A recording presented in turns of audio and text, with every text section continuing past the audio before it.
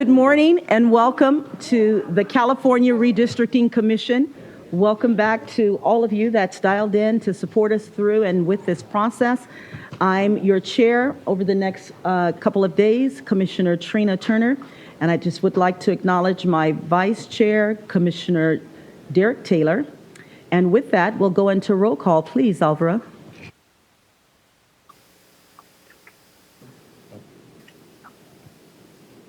Actually, Chair, we have Robbie online. Ah, Robbie, we miss you. Roll call, Robbie. Thank you, Madam Chair. Commissioner Vasquez? Here. Commissioner Yee? Here. Commissioner Ahmad? Here. Commissioner Kutagawa? Here. Commissioner Anderson? Here. Commissioner Fernandez? Presente. Commissioner Fuenshari?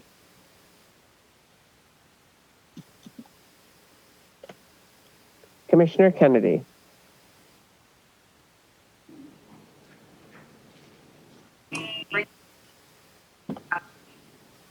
Commissioner Kennedy? Here. Commissioner Lamont? Here. Commissioner Sadwani? Here. Commissioner Sinai? Good morning. Here. Commissioner Taylor?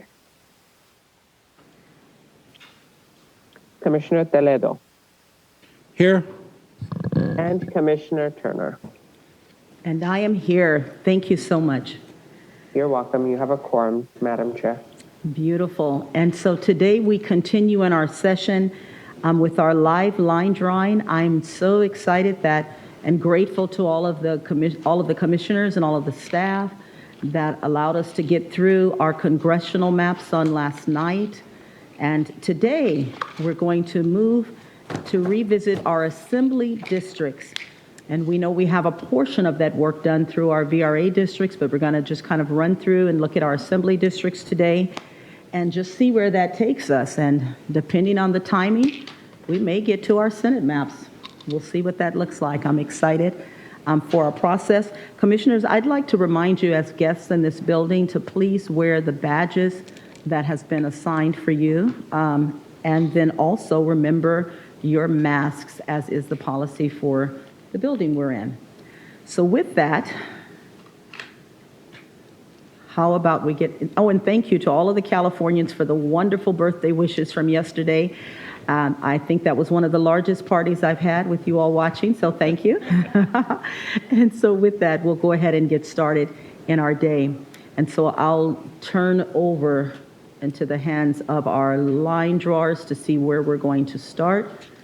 I'm trying to see who's going to start, I guess is what I'll say.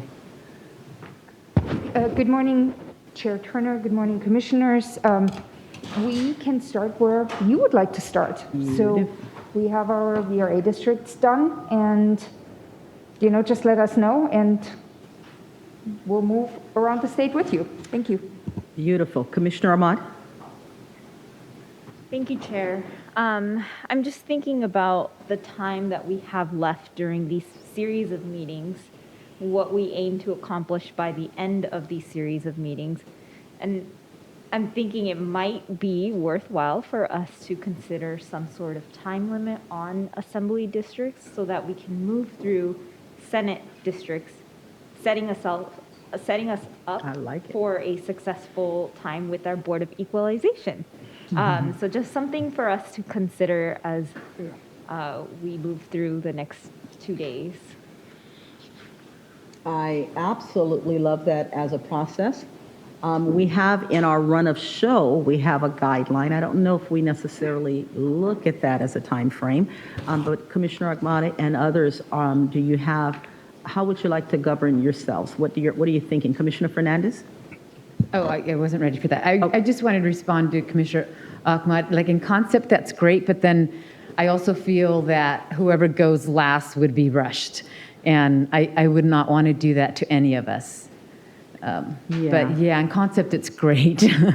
and maybe with that, and to address the way that typically happens, Commissioner Fernandez, is that if we truly stuck with a time frame, it would give the last equal amount of time, so as opposed to being rushed. So we'll see. Commissioner Ahmad? Thank you, Chair. I guess my question to that, Commissioner Fernandez, is what does it mean to whoever is going last? I don't understand that we're all working on this. No, so what I meant by that is, let's say we're going to give ourselves 6 hours, and maybe like the first 5 hours, we're still in LA and Southern California. And so then you've got the whole Central and Northern that get the last hour. I mean, that's what I meant in terms of being rushed. Thank you.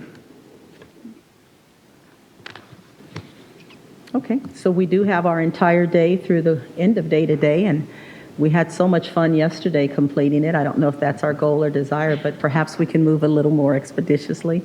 I dressed and am ready for whatever we need, but I think we can do it sooner. And what I'm hoping is that no one, we want to be mindful of wherever we start in the state.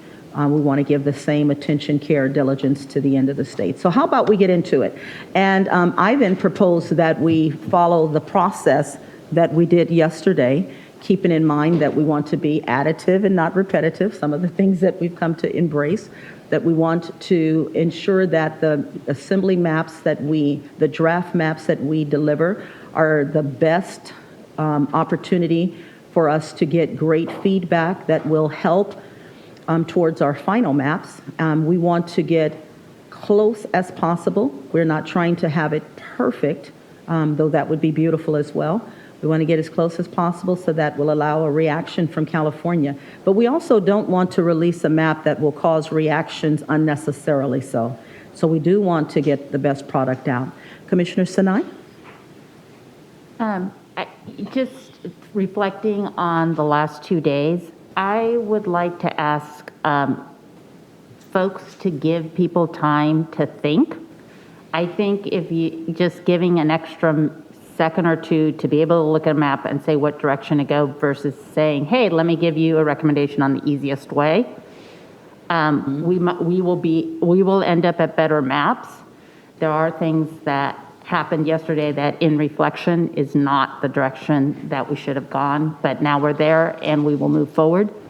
But please give us breathing and thinking room, because I think in the long run, even though it feels like it's slow, it'll actually be faster.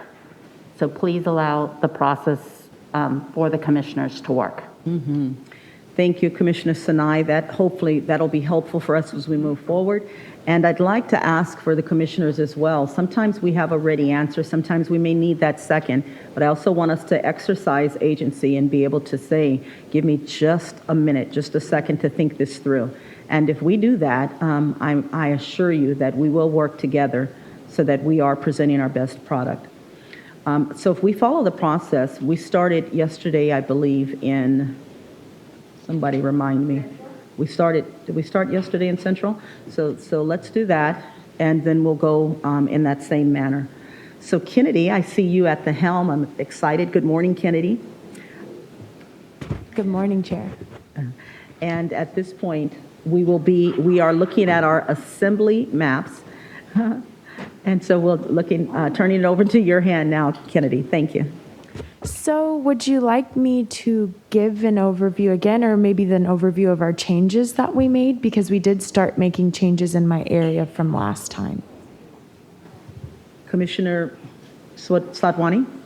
Yeah, I think what would be really helpful is especially if we're starting in the Central Valley, is to start with those VRA districts that we made changes to. Just remind us a little bit about where we left off.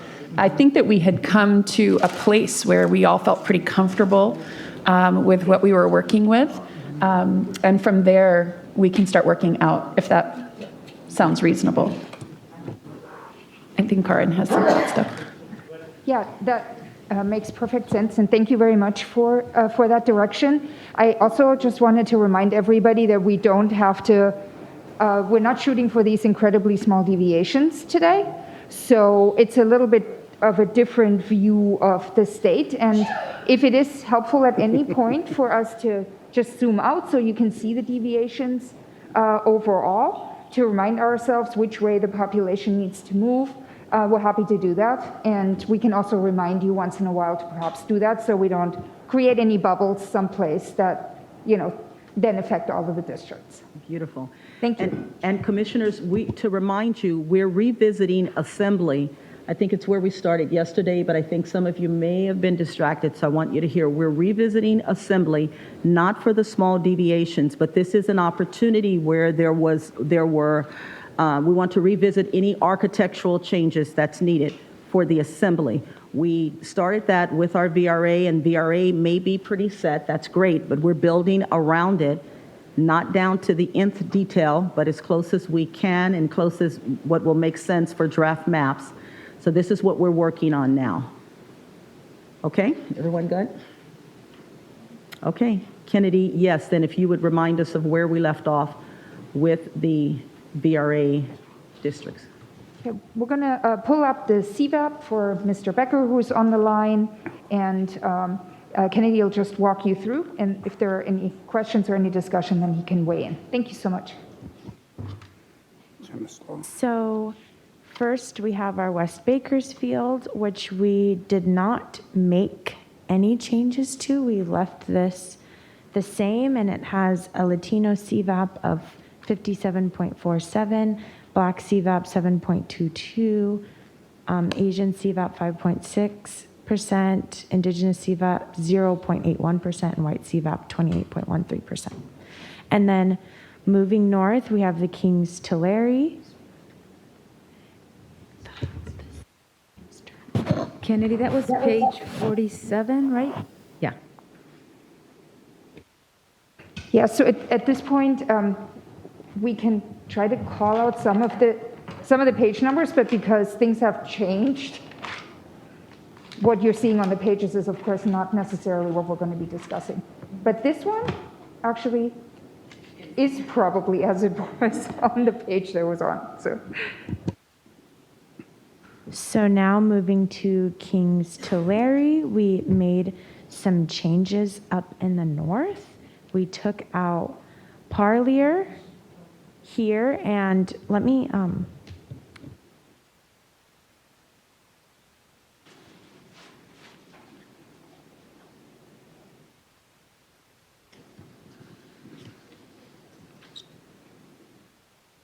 one moment.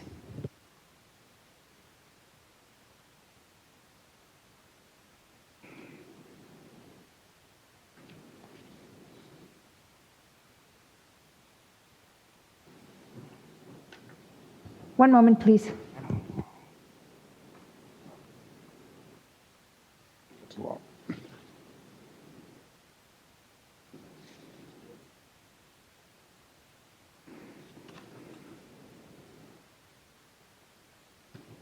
One moment while we bring up the old map before the changes so that we can look throughout the state, because we made changes in a lot of my region up to the north too. So one moment while we pull that in as well. Okay, Thank you, Kennedy. that's better.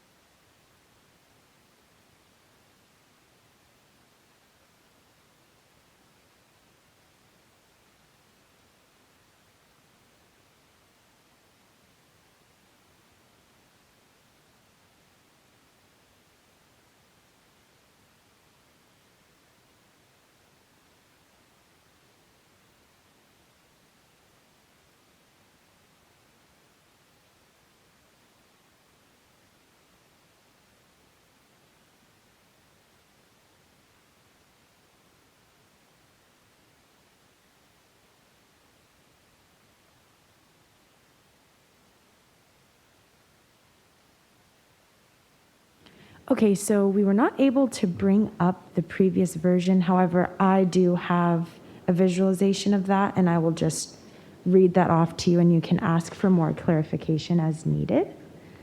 So here in Visalia, we also had a tiny bit of a change.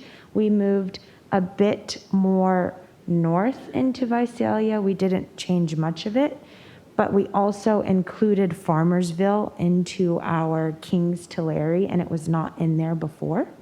So Farmersville moved up, a little bit of Visalia did as well. And then moving north, Parlier was in this visualization and we took it out. We kept Reedley whole. Selma is on the other side. Kingsburg is in. And then here to Lanier and Riverdale, that was a part of this Kings Tulare, but we moved it up and added it into the Fresno area. And those are the changes that we made within this visualization of Kings Tulare. The Latino CVAP went from 54.10 to now at 54.08, so not a big change. We have Black CVAP at 3.07%, Asian CVAP at 4.29%, Indigenous CVAP at 1.35%, and White CVAP at 36.18. And if Mr. Becker wishes to comment on this, he can do so now. I don't think I have any specific comments about this one. I think why don't we go through all of the VRA and then we can, I can probably make some broad general comments about them. Sounds good. So Thank you. Now we are going to continue moving north into this Fresno visualization, which previously we brought the CVAP up, which it was previously at 52.27 for Latino CVAP, and now it's at 53.12% Latino CVAP.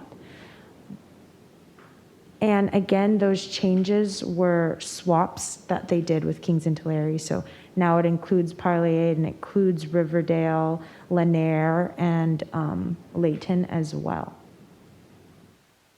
And then in the north, we did not make any changes because unlike the congressional visualizations, Old Fig Garden and Sunnyside were out, but this time in Assembly Visualization, Sunnyside and Old Fig Garden were together. We took a look at taking out this part of Clovis, but for CVAP, we decided to keep it in and keep that split in when we did this last time. And that is for this Fresno one. Again, deviation at 1.92%, Latino CVAP at 53.12%, Black CVAP 7.71%, Asian CVAP 11.08%, Indigenous CVAP 1.15%, and White CVAP is at 26.23%. And then now moving into the Merced Fresno. Give me one moment while we see a bigger picture. We made a very minor change in the north in Fresno, and I'll zoom into the northern border of Merced County. And before, Livingston was not in this visualization, and we brought it in. And our CVAP went from, Latino CVAP went from 50.62 to 50.95%. And then we have a Black CVAP of 5.19%, Asian CVAP 7.32%, Indigenous CVAP 0.96%, and White CVAP is 34.45%. And that is the general overview of the minor changes that we made with these VRA consideration districts. I don't have a lot to add here. This is very similar to what we discussed before. Some of the percentages, the Latino CVAPs were increased. This is an area where we're seeing consistent racially polarized voting and where Voting Rights Act implications exist regarding Latino populations. The Merced Fresno district is still a district that's on the lower boundary of Latino CVAP. It's likely that the makeup of the district overall is sufficient to protect Latino voting interests, but as usual, I'd certainly invite further public testimony on that.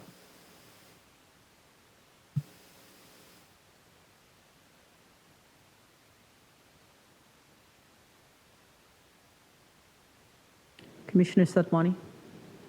Yeah, could we, I don't want to make major changes here at this point, but can we just zoom in and take a closer look in that Tulare-Kern district in the neck of Bakersfield?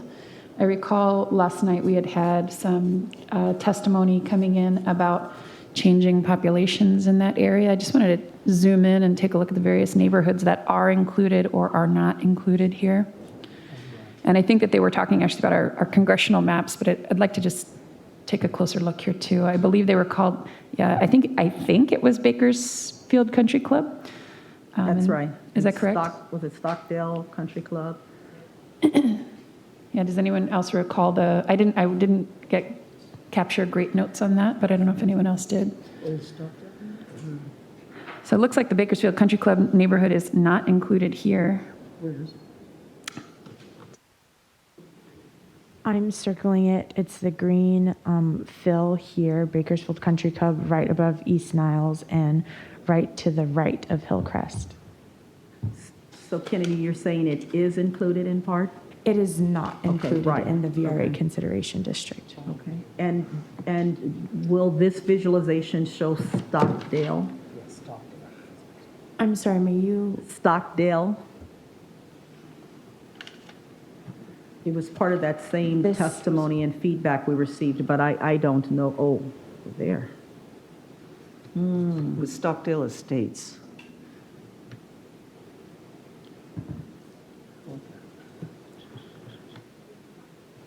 Would it be possible to pull up Latino CVAP underneath this district? Yes, one moment, please.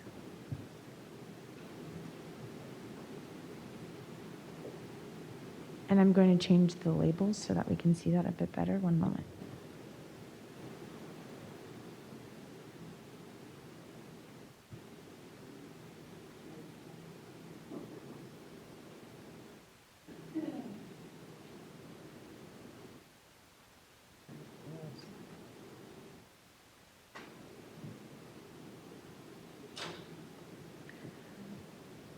Yes, so it was the Country Club, Stockdale Estates, Sunnydale. That's what we're trying to look for, if anyone It's right sees. by Cal State Bakersfield. Old Stockdale, right, is where I'm circling in this area. Yeah, let me have a look. Where's Old Stockdale? Yes. So with that, I don't Kennedy, know if it is by oh, Old Stockdale. Commissioner Satwani?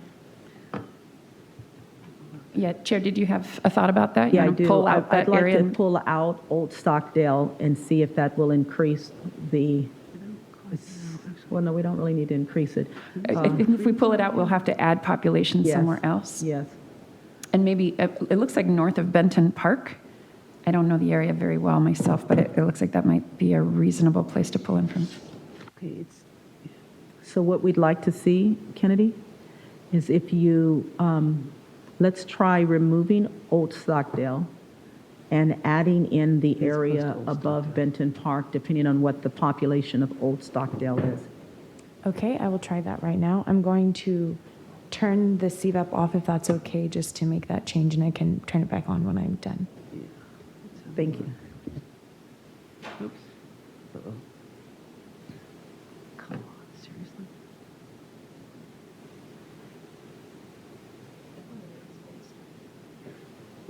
Yeah, it is by that. If you, don't.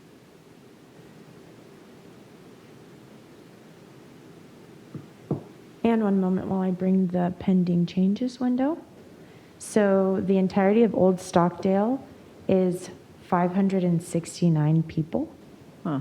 So bringing it out doesn't do much to the deviations by itself, but I can also take some blocks around it to make it look more of a square. Marcy, will could, you? Could you move in on that send- a little bit, please? Marcy, will you remind me who is on today? I don't have my email up just yet. Ashley's on right Okay. now. Ashley, can you bring up COI testimony in regards to this area? And we're looking for Stockdale is the way it's referred to, and I'm hoping it's the same as Old Stockdale all of the testimony I read didn't necessarily call it that way. And Sunnydale.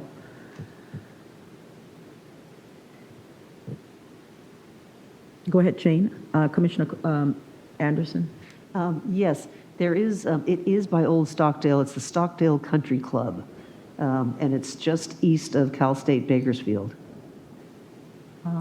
And it's, let's see, off the 99. It's just west of where 58 hits the 99. So if you could put freeways on there, we could sort of see that it is, I believe it is by the Old Stockdale area.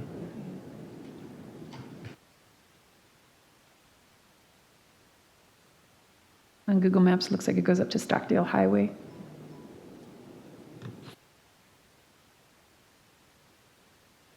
That is the area.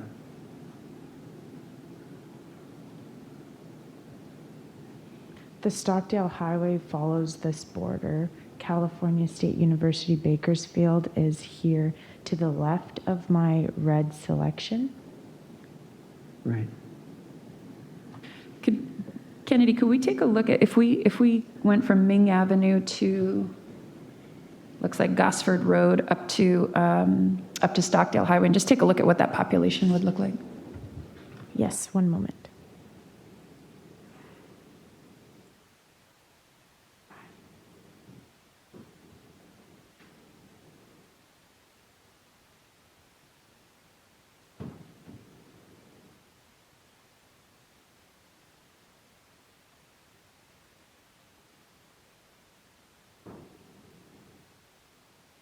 So here we have a population, including the old Stockdale selection from before. It is now 3,195. And that brings the Tulare Kern, moving this into Tulare Kern, brings the deviation to negative 1.57. And then this West Bakersfield that it's coming out of, it brings it to negative 2.87. And the Latino CVAP goes up a little bit in West Bakersfield from 57.47 to 57.88.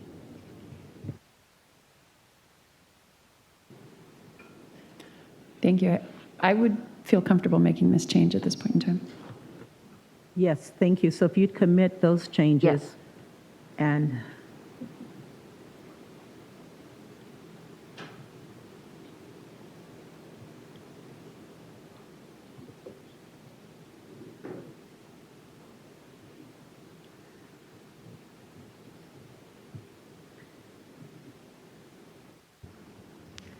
Where would you like to go next? are we okay with the deviations on both sides, or do we need to put back in population? We're fine for now? Okay. There was, since we're in the same area, Commissioner Fornashari? Yeah, I'm looking at the Google map where it says Kern City. It's another country club right there. So I was thinking we could just go down to Ming and over to New Stein Road and move that out. But I think we need some guidance from the people of Bakersfield to give us a little more detail on how we had to split their city. So maybe for now we're okay, but hopefully we'll get some feedback as to what makes the most sense.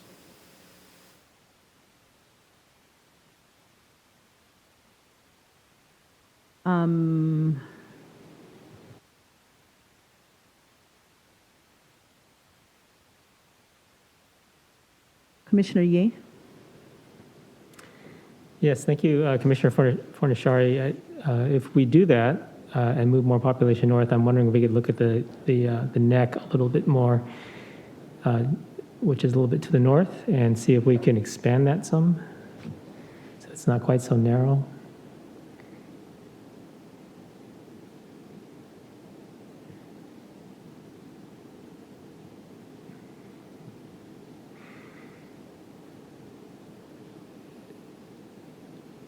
So, for instance, could it run closer to the border of Oildale, the south eastern border of Oildale, and come down? but I think that's the downtown area, is that not? So it's probably pretty dense. I can try that out. Surely more dense than the country club.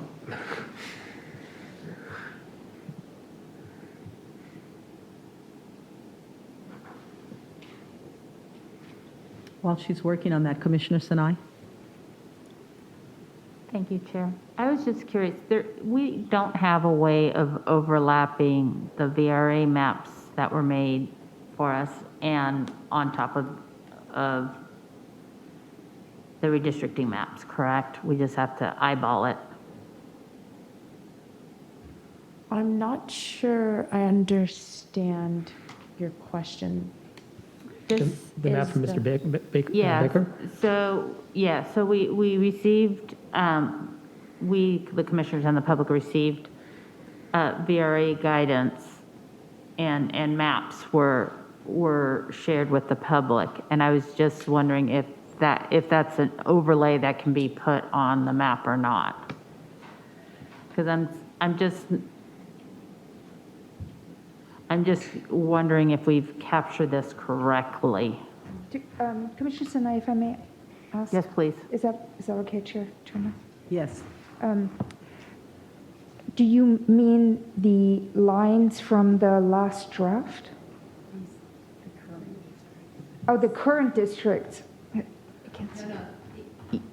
It was, well, it's based on the current districts, but it was the VRA, the VRA considerations for the state of California.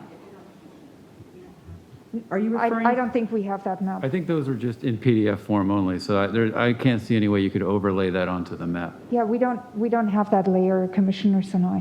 Okay. Yes, because I do feel, okay.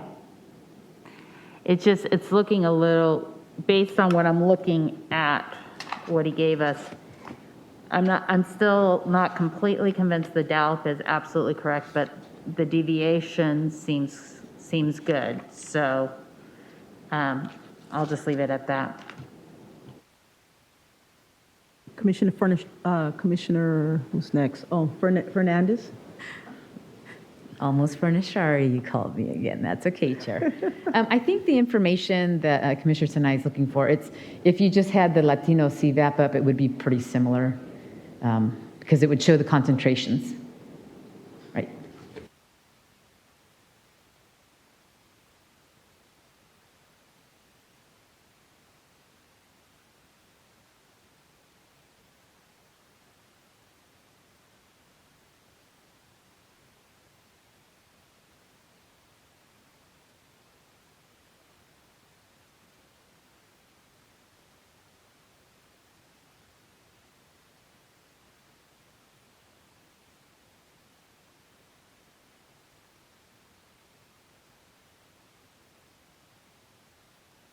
Would you like us to zoom in or move the map around? Please just let us know. No, I think she said that's what she wanted to see. And Kennedy, you were in the middle of working on something. We're ready when you are. I was not sure if I should start making that change to broaden the neck underneath Oildale. Is that what you would like me to do? I thought we were at the point, no, not necessarily. Was it you, Commissioner? That was me. Oh, Yeah. okay. I think that's worth exploring. Okay, one moment.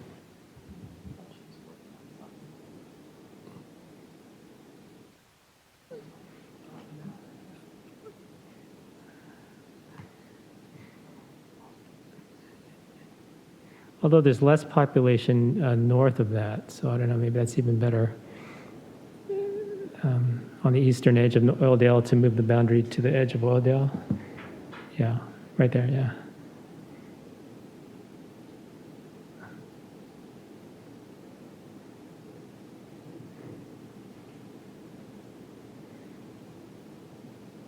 Perfect.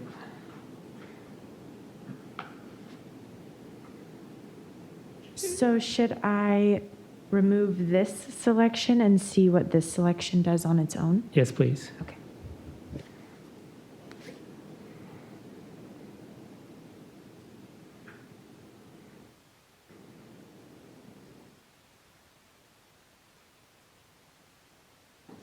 So this does not change the deviations too much. Here at West Bakersfield, we go from negative 2.87 to negative 2.86, and Tulare Kern stays at a negative 1.57 in deviation. Our CVAP would stay the same in West Bakersfield at 57.88. Excellent. And could we go back and pick up Commissioner Fornashari's Before you remove that one or do anything different, let me see what the other, the difference in the CVAP for the other, let me see the other CVAP for Black. I don't know that there's an Asian population there, maybe. With this change? Yes. Okay, one moment.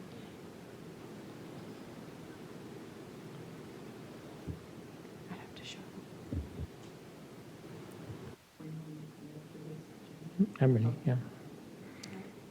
But also to pick up Neil's suggestion.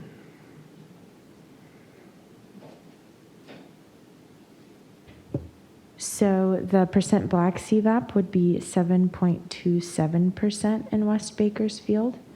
The Asian CVAP would be 5.63%. The Indigenous CVAP would be 0.81%. And the white CVAP would be 27.63%.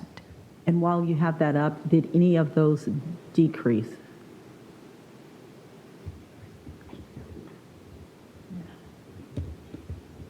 They do not. They all stay the same. Okay, thank you. Go ahead, Commissioner Yee. Okay, returning to Commissioner Fornashari's suggestion. Right below the word Bakersfield there. To expand that, yeah, to the east. So that would have to be two separate actions. So I would have to commit this first and Okay, then. do commit this one. Okay.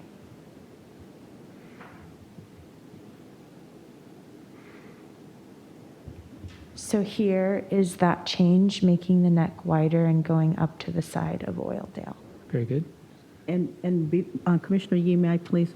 Thank you. Ashley found the COI testimony that we're looking for in regards to the old, regards to Stockdale and that community. And it was basically do not include Stockdale Estates in Bakersfield with the district that has Delano, Arvin, and Wasco.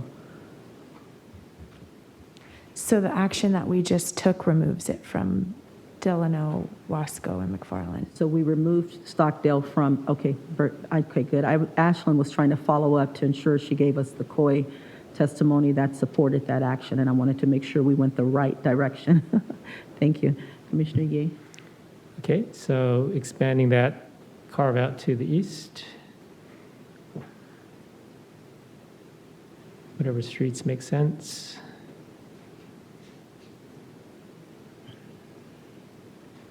And I'm going to turn on the terrain layer.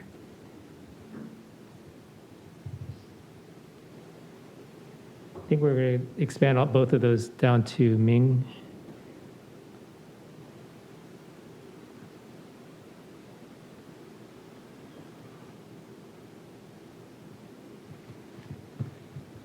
This change puts West Bakersfield from a negative 2.86 to a negative 4.09, but moves the Tulare Kern to a negative 0.34%. And we also see a slight increase of CVAP when removing this as well, from 57.88 to 58%, 58.4% in West Bakersfield. But it's still within the 5% deviation. Yeah, I was going to say, I also add where Amberton is there, but we're getting kind of high. So I don't know, Commissioner Fornashari, do you have a thought on this?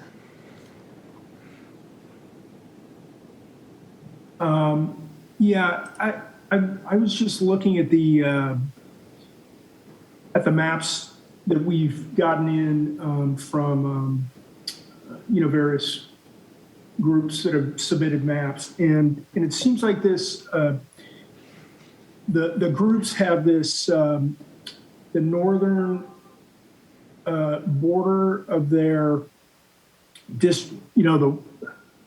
so this is where the borders of the Stockdale Highway, they have it much further south than we have it.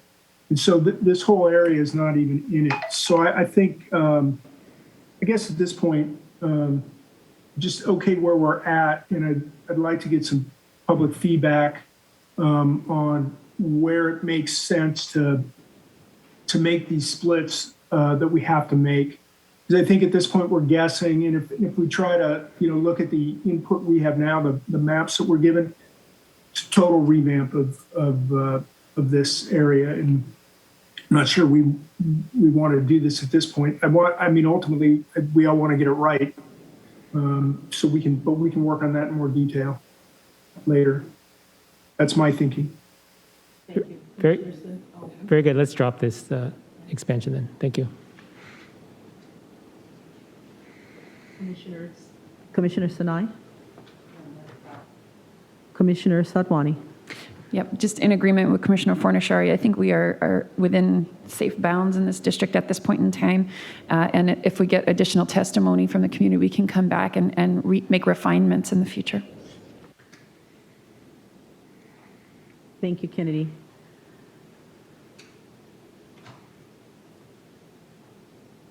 Okay, so let's move into commission. Let's see, this was all of your VRA districts, right?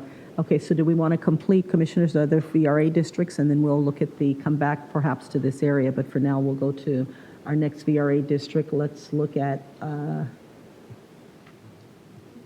Kings Tulare. Tulare.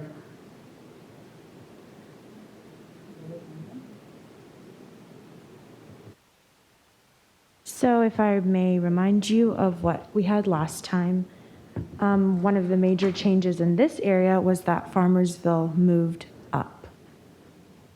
And before it was included in Tulare Kern, but now it's in Kings Tulare. Commissioner Fornashari? Yeah, it looks like we also added Wood Lake.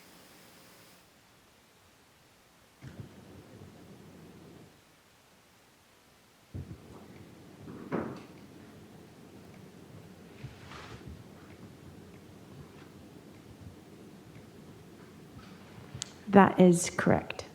Wood Lake and to Farmersville.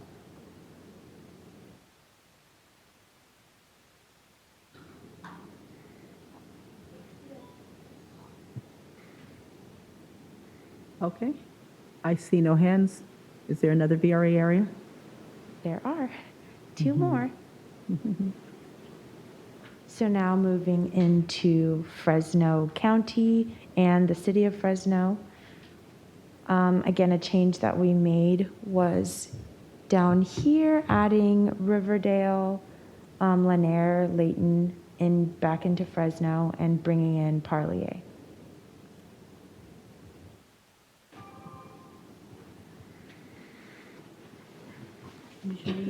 Commissioner Yee? I'm sorry, could we go back to Kings Tulare? I'm looking at the split of Visalia. If we make Visalia whole, will that even out the populations in the two districts? I can show you what it will do. There's probably a reason why we did this that I'm forgetting. Move the border north.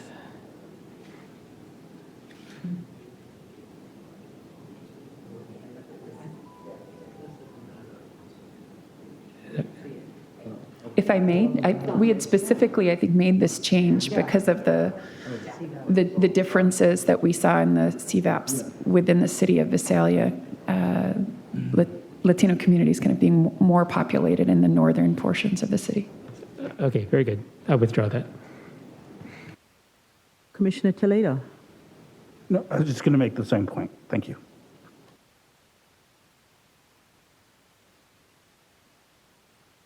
Commissioner Yee? Oh, done. Commissioner Fornashari? So Commissioner He brought up a real good point. And we had talked about having someone kind of track our thinking process here. Is that being done in the background? Do we know? So that we can kind of resurrect our thinking? Staff or I'm sure the line drawings aren't, is there any tracking of kind of philosophy or why we're moving changes? I don't know that that direction's been given. Is that happening automatically? Yes. Marcy? So staff have been provided direction to capture the notes on the direction to line drawers.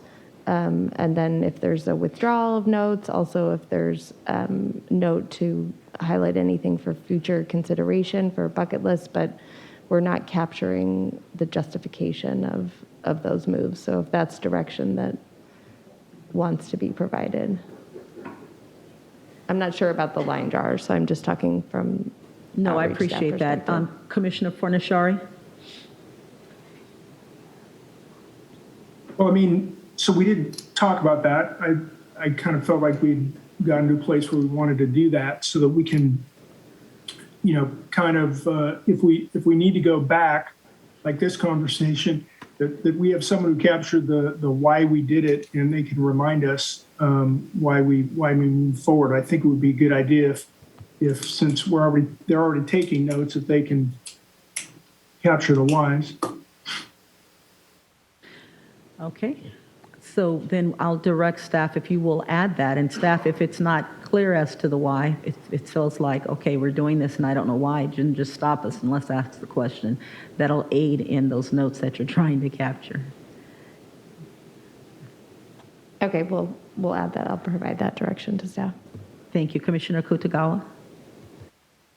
Yeah, this conversation gets me thinking. I think in capturing these notes, I think it would be helpful to also remind us when conflicts and COIs come up, where we're making choices, and then to go back and to revisit what those choices were, and then to reweigh again against other COIs that may come up, the feedback that comes up from the inputs that come up from the community, why we're making certain choices. Because I think this is so fast moving, and I think we're giving direction, and I think sometimes even we forget what we gave previously. And so I think not just notes just for the sake of why we made a move, but I think if there's a way to capture the context in which those moves were made would also be helpful too.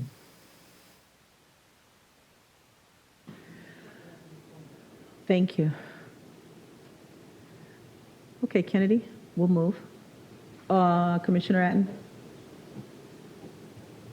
Commissioner Anderson? Yeah, I was just going to add, yes, that is extremely important because that's part of the report that we will be drawing as the whys.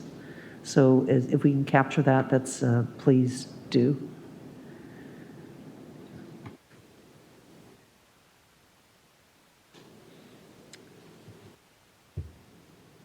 So moving back into Fresno, we have Riverdale and Layton and Lanier that were brought back into Fresno from Kings to Larry, and then we brought Parlier into Fresno as well. And then we took a look at keeping Clovis whole, but we wanted to keep the Hmong community COIs together, so we kept that together as well.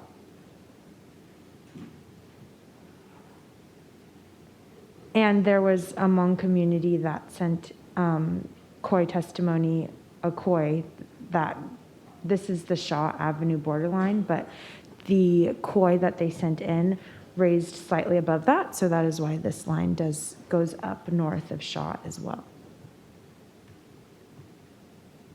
Okay, and we'll continue to receive feedback to refine this area later, but I think we're okay with this. So now moving on to Merced Fresno. The main change that we made was up in the Merced's Northern County border in Livingston, we brought Livingston in, and it increased our CVAP from 50.62 to 50.95, increased Latino CVAP.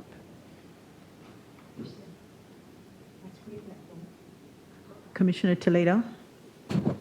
Yeah, I believe council said this CVAP was a little bit on the lower end. Is there, can we put the Latino CVAP and take a look at it and see if there's any other places we might be able to add to this area? And do you have any suggestions to try to increase Latino CVAP that wouldn't be too drastic, but minor changes that we can make that wouldn't impact other areas too?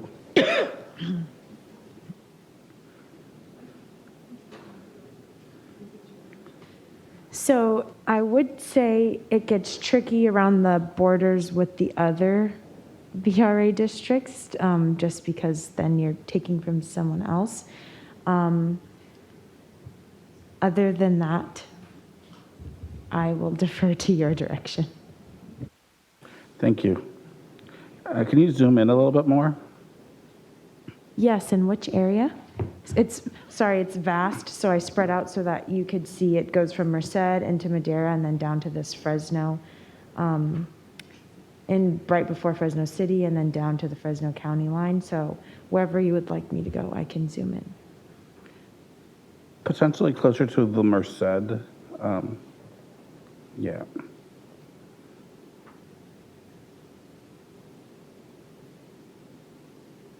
And I do see there's CVAPs up above that as well that are low as well.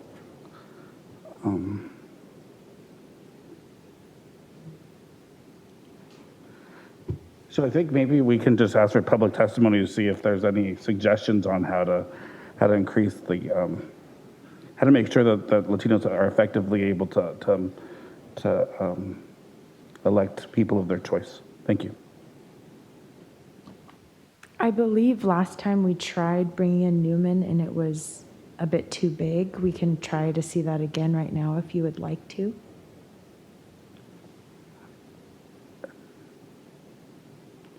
I'm not sure. Well, maybe a neighborhood in Newman if we thought it was too big. But I'm not sure if the population's enough to actually make a difference with CVAP. In your assessment, do you think, would it make a difference? We can try it out to see. What? Because both districts are a little bit low, I think the best thing to do would be to try to get public comment on this and see if the CVAP, if the public feels that and the advocates feel that this is sufficient CVAP to ensure Latinos have an opportunity to elect a candidate of their choice. So let's just leave it at this. Thank you. Okay, thank you, Commissioner Toledo. Commissioner Anderson? Yeah, thank you. Along the lines that Commissioner Toledo was going, I believe we did look at Newman, but could we go a little bit further over by Madera? That junction, right?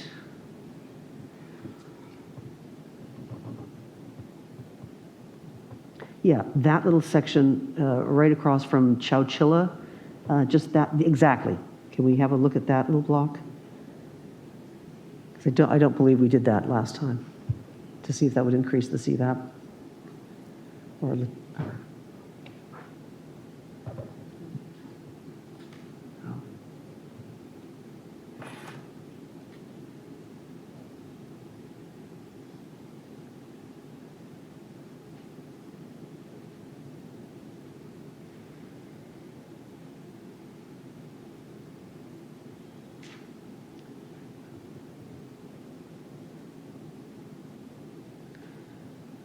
So adding this section here brought us from a 50.95% Latino CVAP to 50.96.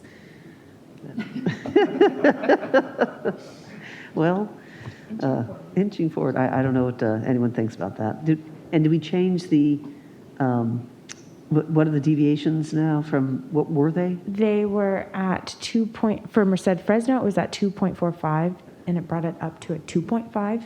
And then Calaveras to East Fresno was 3.74 and went down to a 3.68. Well, what do people think? Well, I think we should wait probably, as Commissioner Toledo said, on more testimony instead of just making the arbitrary change. There may be a different way to do it that gets us more. All right, great, thank you. Commissioner Fernandez? Sorry, I'm not being additive, but that's what I was going to say, because I think in order to get that CVAP number up, we'd have to take parts out. So it's going to take more architecture. So yeah, I think receiving testimony is a great way to go. Thank you. We are not committing the change.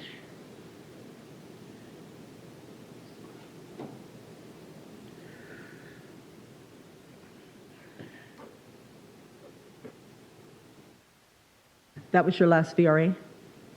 Correct. Okay, let's go to the next VRA district. I think is what we did yesterday. Is that Tamina? Commissioner Fernandez? No? On the way, just 1 second.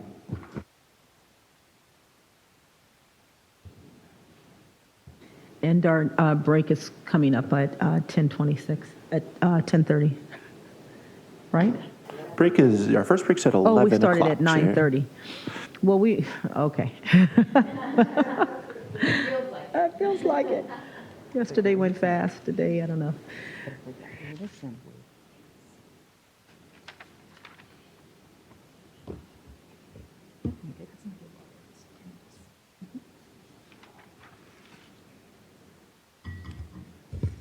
Good morning, Chair. Good morning, Commission. Ready when you are. Good morning. We're starting with your VRA districts.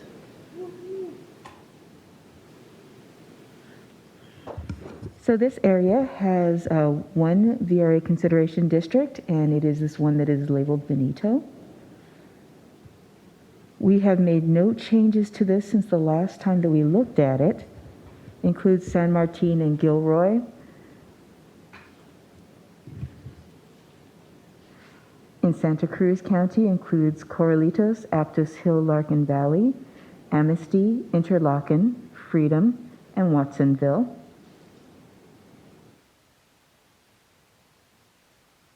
Sorry, Tamina, do you know the page number by chance for this one?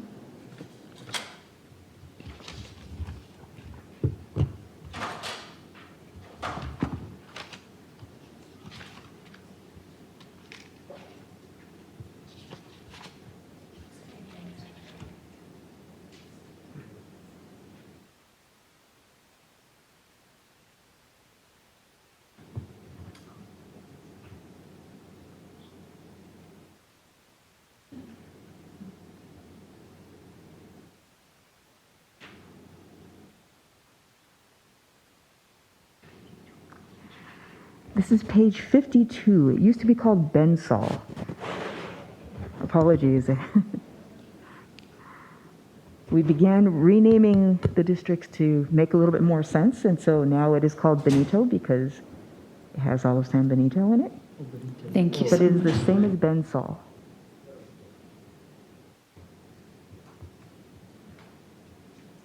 As I mentioned, we take all of San Benito County, and then the part of Monterey County, which starts at the county border, comes down the 101 corridor, all the way to King City.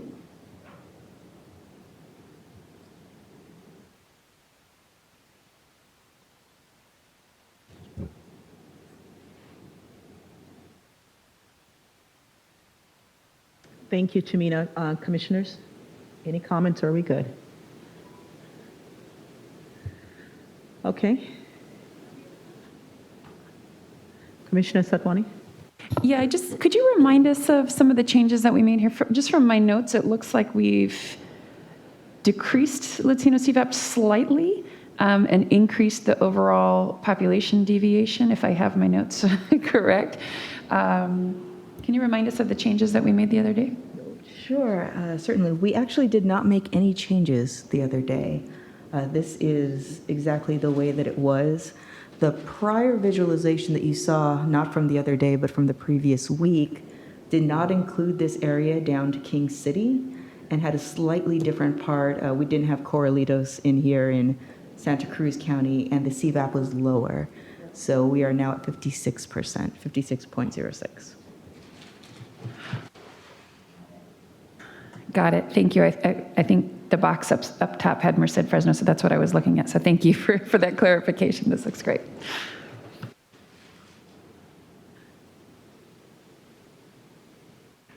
Okay, and you said this was the only VRA for the area that you're covering. Okay, we're ready then for, I think, Jamie.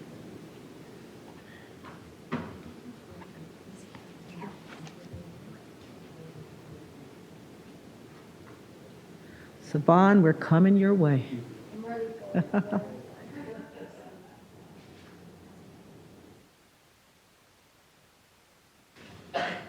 Commissioner Fornishari? Yeah, I have a question for Karn, if that's okay. Sure.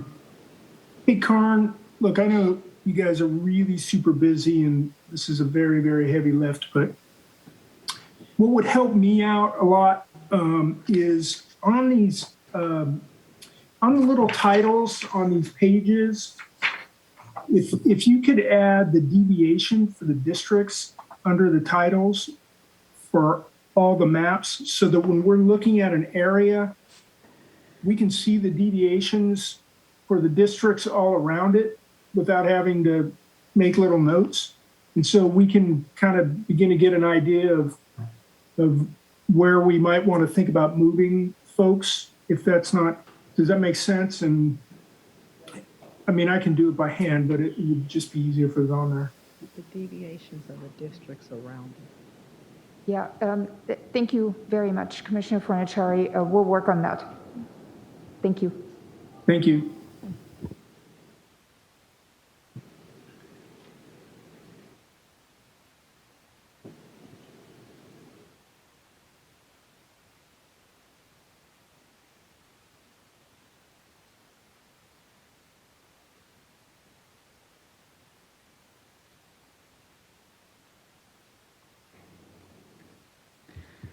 Okay, good morning, commissioners. If we could. Good morning, Jamie. We're like, move on with the work, I guess. Sorry.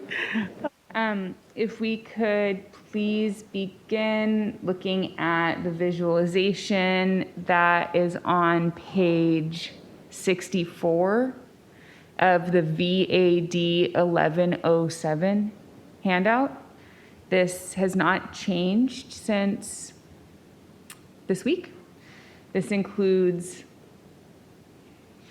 Hawaiian Gardens, Lakewood, Bellflower, Paramount, part of Linwood, the northern part of Linwood, Southgate, Bell Gardens, not Bell Gardens, I apologize, but it does include Cudahy, Walnut Park, Huntington Park, Maywood, and Vernon, and it's a negative 3.5% deviation, or excuse me, negative 3.6% deviation. That's on page 64 of the VAD 1107 handout. And I won't make comments on each of these. I think we've discussed these before, but obviously we can make some comments in general at the end and answer any questions with regard to specific districts. Moving on to page 65 of the VAD 1107 handout. This one's called AD5 corridor. It's a 0.56% deviation. It includes Montebello, Pico Rivera, Commerce, Bell Gardens, Downey, Norwalk, Santa Fe Springs, and La Mirada.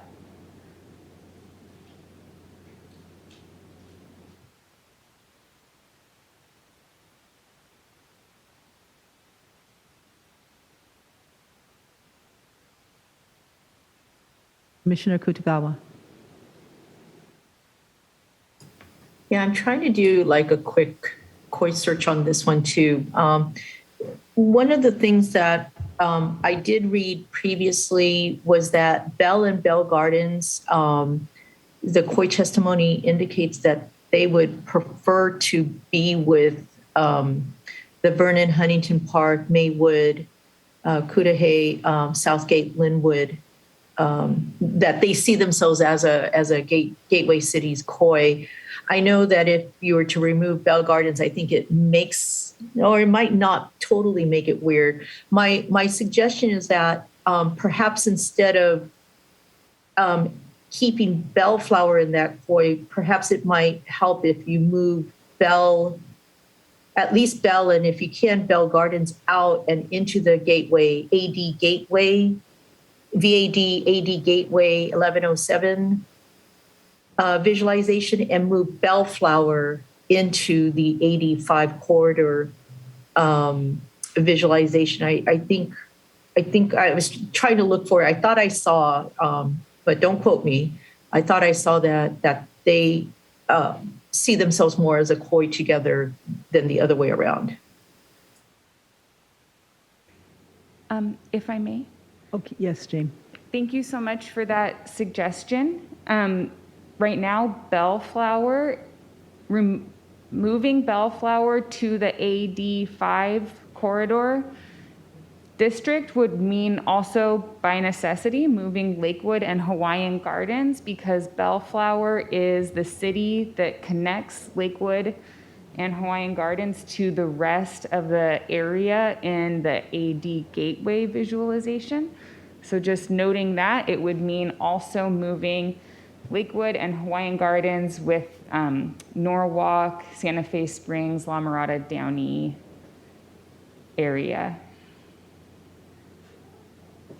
I'll try to look up the Coy quickly. I don't know if Ashley can look it up, but that may be better, and that perhaps up on the top. And I don't think it'll impact the Latino CVAP, because my other thought is then if you would move Bell and Bell Gardens, perhaps would it totally throw it off if you also move Commerce with it?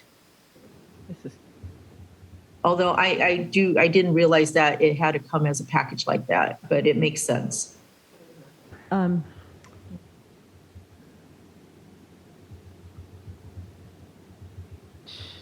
Yes, we'll go, Commissioner Sabwani. I was just looking for a minute. I got lost with all the black lines. I wanted the hands or something. It's kind of hard to see what area we were talking about. There's Commissioner Sadmani.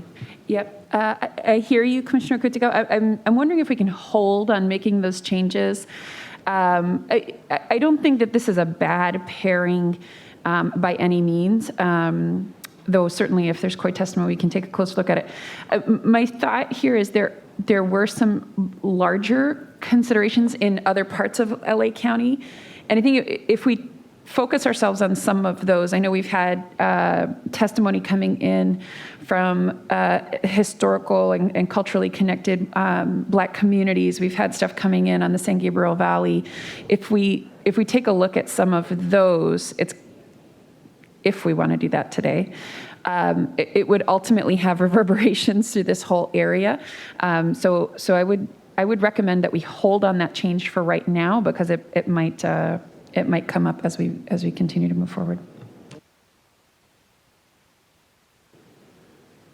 Commissioner Kutagawa. Yeah, I guess I'm not seeing what you're talking about, Commissioner Sadwani, in terms of the reverberations, since the changes would be kept solely within the 85 corridor and the 80 gateway. May I respond? Please. I think if we make changes north, east, or west of this area, we might end up needing to break up some of these districts in any case. So we've had testimony coming in from the Nila area. We've had stuff coming in from South LA. We've had it coming from San Gabriel Valley. If we want to take on any of those, it might ultimately lead to changes in these two districts as well. So that's why I'm suggesting this is a small swap as far as I see it. But if we want to work on some of those larger components, it might impact this area in any case. We might get to the same point.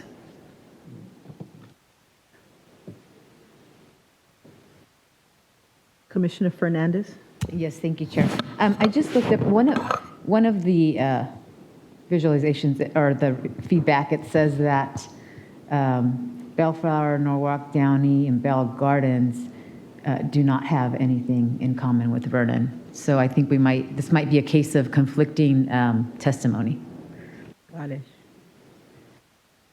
Commissioner Vasquez? Oh, yeah. Well, trying to be additive. I think that whole Gardens, Bell, Cudahy would Commissioner Vasquez, interest. yes, yeah. Oh, man. Okay, I hope we can help troubleshoot that because we really want to be able to hear what you're saying. Okay. Maybe she's dialing back in. No, Jamie? Thank you. Next, if we could go to page 74 of the VAD 1107 handout. This is AD 60 corridor. This is a 0.78% deviation. This includes Walnut, Diamond Bar, Roland Heights, the City of Industry, La Puente, South El Monte. El Monte is split here. Southern part of El Monte is included in this visualization. Avocado Heights, Rose Hills, West Whittier, South Whittier, East Whittier, and Whittier, Hacienda Heights, and La Habra Heights. Thank you. Next, please. Thank you. Next, if we could please go to page 73.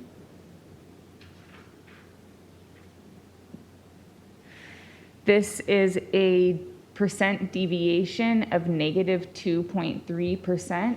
This includes South San Jose Hills, Belinda, West Puente Valley, Covina, West Covina, Charter Oak, all of the city of Glendora, all of the city of Azusa, Duarte, which is split at Angeles National Forest, and the southern part of Duarte is in this visualization. Irwindale and Baldwin Park are also included in this visualization. It's a negative 2.3% deviation.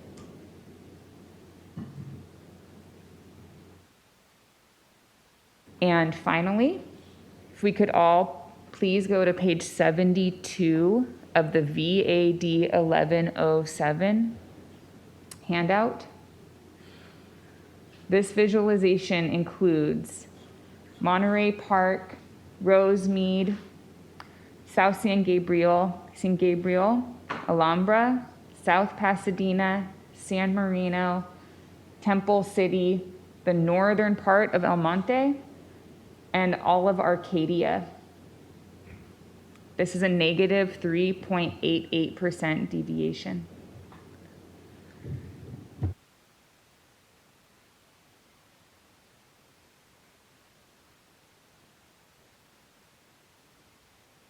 Okay, let's move. Thank you. And that's, those are all of them. Okay, well then we'll make a shift to Savan. Thank you.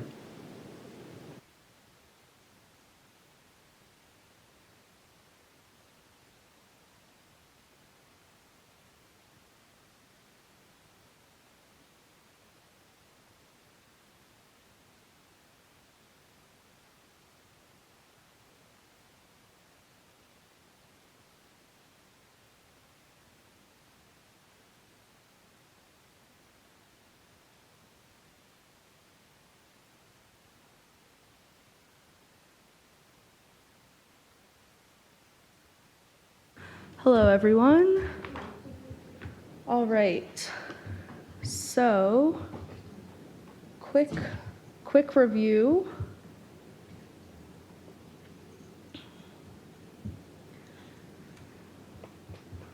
So we made some pretty big changes to, yes, we made some pretty big changes to this first visualization, SEC, which you can find on page 85. And just as a reminder, this visualization used to also include this kind of East San Diego County portion, but we created a hard line at the county to exclude this portion and instead included more of this eastern side of Coachella Valley. And it still stretches up to capture that Colorado River Basin and Needles. Mr. Becker, will you just interrupt me, or would you like to say something? No, I'll wait till the end and answer any questions if there are any. Okay, thank you. Next visualization that we looked at that has potential VRA considerations is on page 86, and this is the Pco visualization.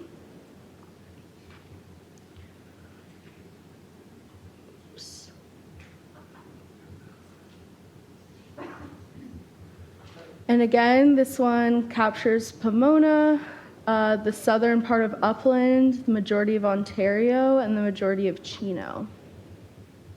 This is at a bit of a negative deviation, but the Latino CVAP is quite high. So we could definitely look at moving some population into this district to lower that deviation a little bit. The next one is RCFR, which is on page 87, and that's just slightly to the east of this PCO. And this one captures Fontana, goes around Bloomington to Rialto, and then also includes the majority of Rancho Cucamonga. The next one is on page 88, and it's called SBCHR.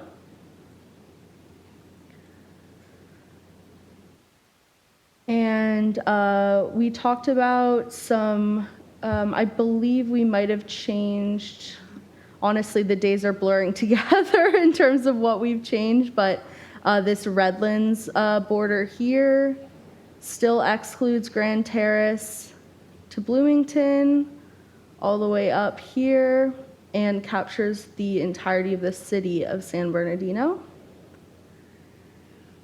And then on page 89, we have JRC, which is the Jurupa Valley Riverside visualization. And this goes as far south as El Cerrito, captures much of the city of Riverside to High Grove and all of Jurupa Valley. And the next one is MPH, which is on page 90. This one is definitely on the higher side of the deviation and the lower side of the Hispanic CVAP, so this one might need a little bit of tweaking. But this one captures Paris, as well as Good Hope, Meade Valley, all of Moreno Valley, all the way to San Jacinto, and both East Hemet and Hemet are included in this visualization. Sivan, can I interrupt just for a second on this one because this CVAP is a little bit below 50%. I'll just note that Black CVAP here is slightly over 14%, and we have seen some evidence of cohesion between Black and Latino communities in much of this area. This would be another good place to get some input from the community to see what they think of this. Mr. Becker, the final VRA consideration visualization is going to be skipped ahead to page 107, and this is the Chula Vista San Ysidro Cvsy visualization. Again, that's on page 107. And this one now includes all of San Ysidro, that southern part of the city of San Diego. It also wraps around to include Imperial Beach, all the way up to National City, including Bonita, and all of Chula Vista. And I would note that this is at a 0 deviation currently, so very well balanced, and also at a pretty solid Latino CVAP percentage.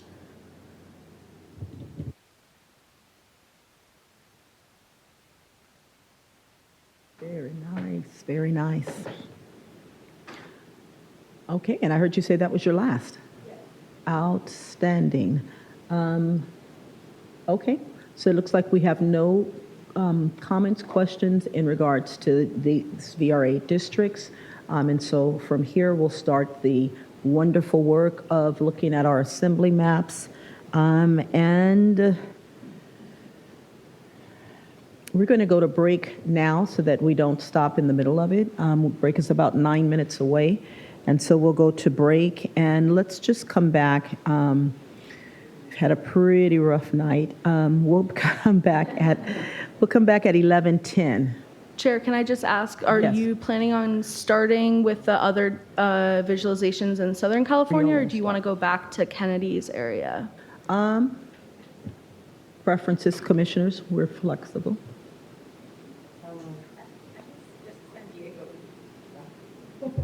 There you go.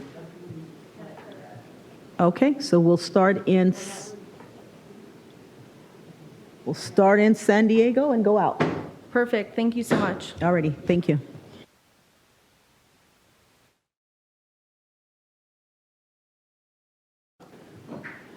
Thank you and welcome back. We are in our live line drawing session with Savan. With San Diego is where we're starting for our assembly districts. And we are ready now to take a look at possible architectural changes for this area. So we are now looking for hands for commissioners for this area. Oh, Commissioner Sinai. To feign surprise.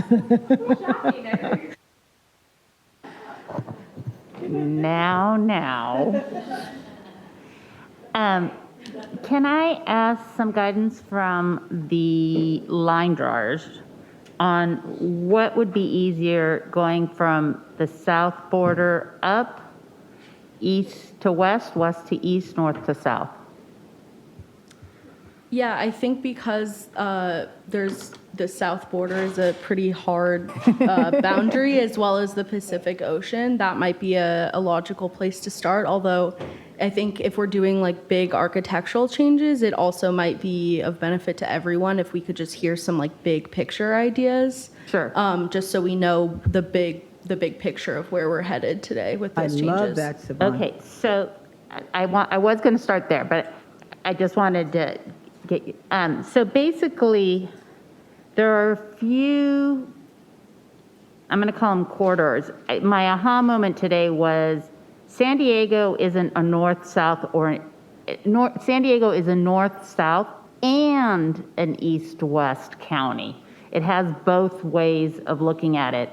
And so I think that's where things get a little complicated sometimes, and we just need to figure it out. So there is the East County that we've received, a lot of requests to keep the East County together, and so that would be one.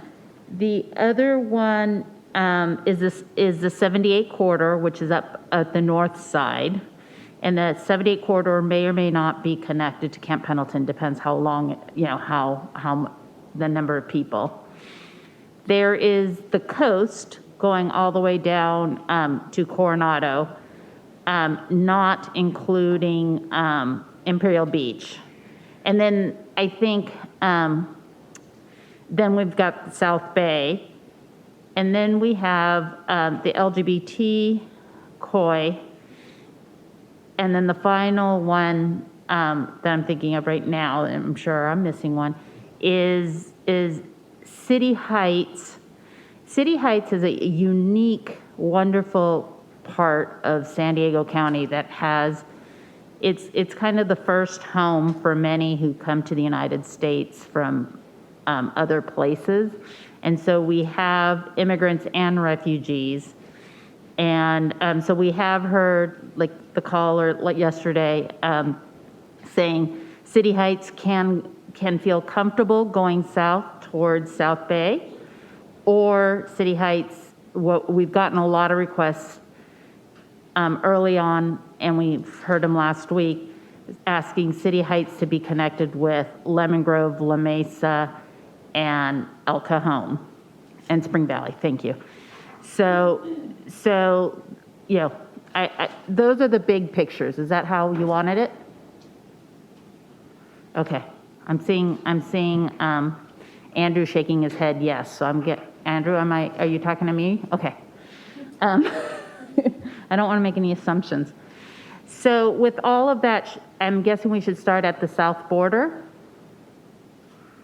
even though that's looking pretty good. I just wanted to confirm that Chula Vista, that one, is the Chula Vista Assembly District going all the way to the border, or is it stopping?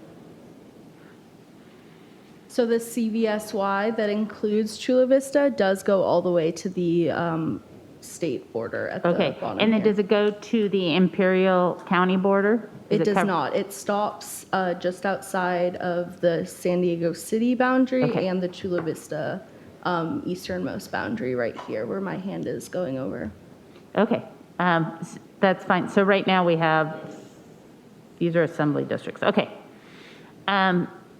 So the Chula Vista one's looking okay. Where I would move, can we move over to East County?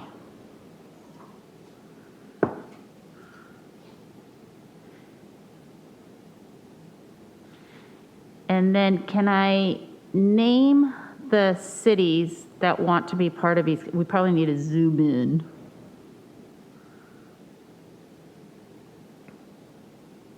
So the counties the cities, that are part of East County traditionally are El Cajon, and we've talked about splitting El Cajon since there's 2 COIs, if that's possible. Santee, Hamul, Lakeside, Ramona, Borrego Springs, Poway, and then you can also include Valley Center and, all the others kind of going east.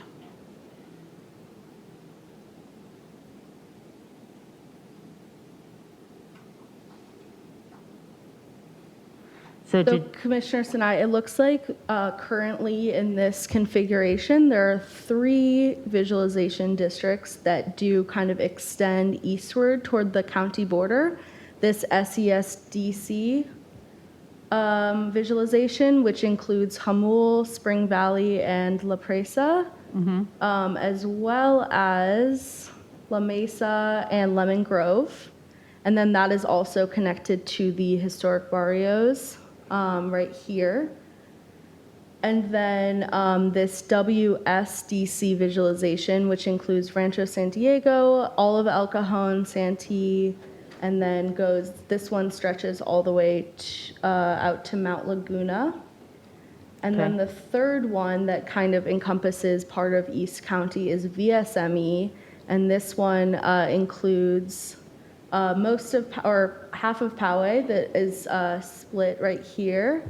Also includes all of San Marcos and Escondido, and goes all the way north to the county border here to include Fallbrook, Rainbow, Paula, and this is a quite large geographic area, but includes a lot of those cities that you mentioned. That last one does that one go all the way down to the coast? This last one, no, it stops short of the coast. It goes as far west as Carlsbad and Vista, but does not include either of those cities. All right, well, so what I think one of the ones that might help is if we look at the 78 corridor, Oceanside, Vista, San Marcos, and Escondido.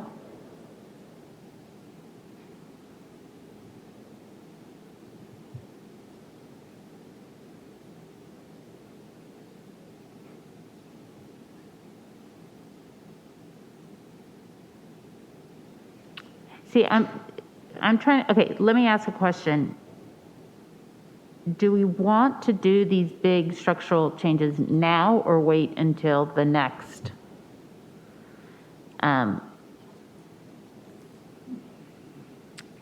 Because for assembly,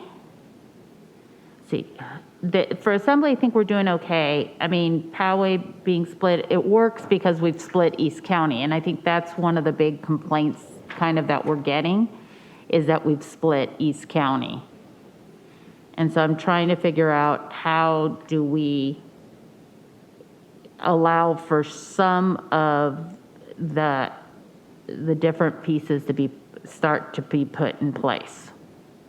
Commissioner Sinai, why don't we have you think about specific directions you might want to start with while picking up a few more comments from others. So think about that, and we'll hear from Commissioners Toledo, Fernandez, Anderson, and Akutagawa, and Fornashari. So quick question for my colleague. When you say that certain communities want to be, are asking to be put together, do you mean that they wrote letters stating that, or is it community of interest testimony, or just want clarification on that? Thank you. Sure. We've received lots of requests from East County through the visualization form and listing out these counties in particular, these cities, sorry, in particular, wanting to be put together. And we've received multiple, like almost 100. Thank you. Commissioner Fernandez? Yeah, no, I was just trying to take a bird's eye view, and I'm hoping Commissioner Sinai has noticed this, but there's quite a few districts that are overpopulated, so I don't know if that's something you want to look at, but then also if you want to just wait until we receive more input, that's fine too. I was just trying to look at the overall picture. Commissioner Anderson? Yeah, can we turn on the tribal layer to make sure that in our shifting around, we don't split any tribes? Tribal lands, please.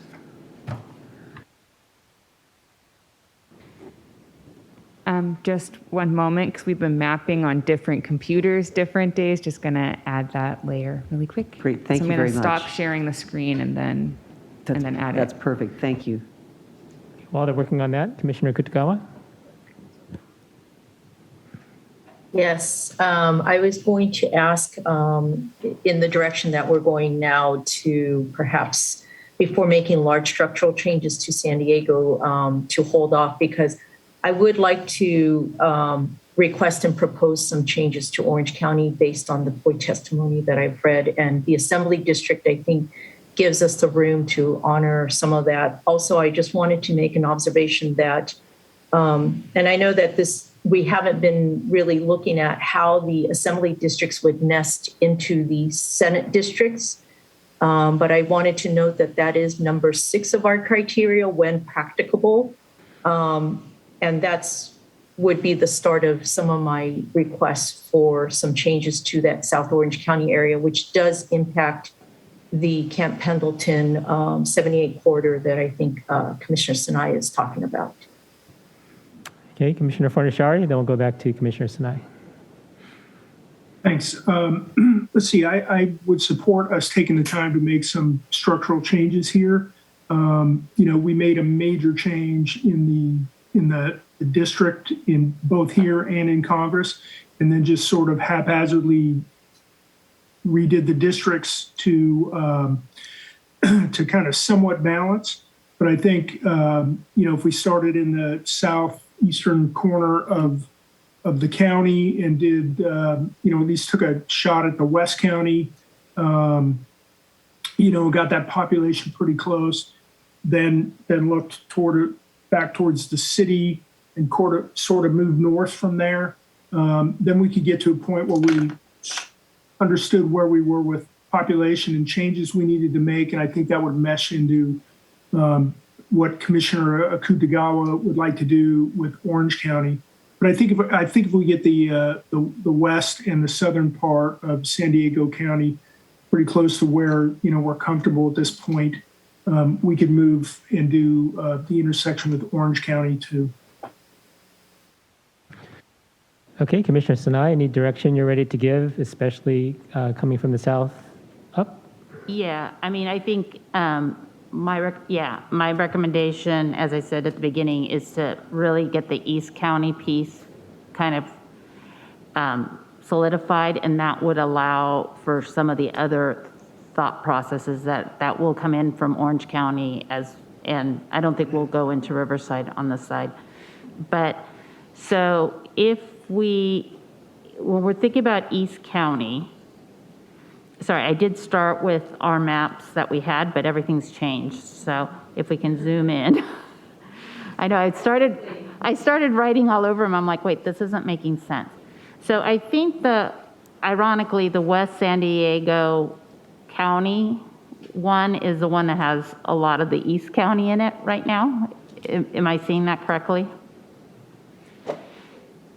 Yes, I believe you're referring to the WSDC, which for everyone's reference is on page 94. And that's, the old version, yes. The old version is on 94, and the new version is where I'm waving my cursor. So did you want to say something, Alicia? Did I hear your voice? Yes, and I'm sorry, you probably said this already, but just so that I can see where you're going, what do you consider the East County, what would be your boundary, I guess? You might have said it, but. It's not necessarily boundaries, it's cities that kind of come together. Right, so what area? Okay. Yes. Perfect, thank you. So as I had said, El Cajon, Santee, Jamul, Lakeside, Ramona, Borrego Springs, Poway, to the Imperial Valley border.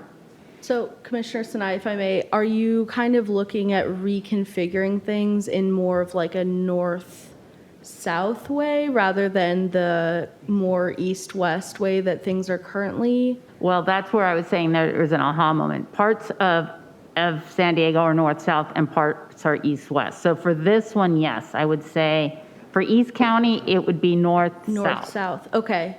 So maybe you could give a direction to make that change, and we could start looking at kind of excluding things that are closer to the city and more orienting a corridor like this, more or less. So if you take everything out that's from the city of San Diego, that's in that West SDC right now, and put it into San Diego CY.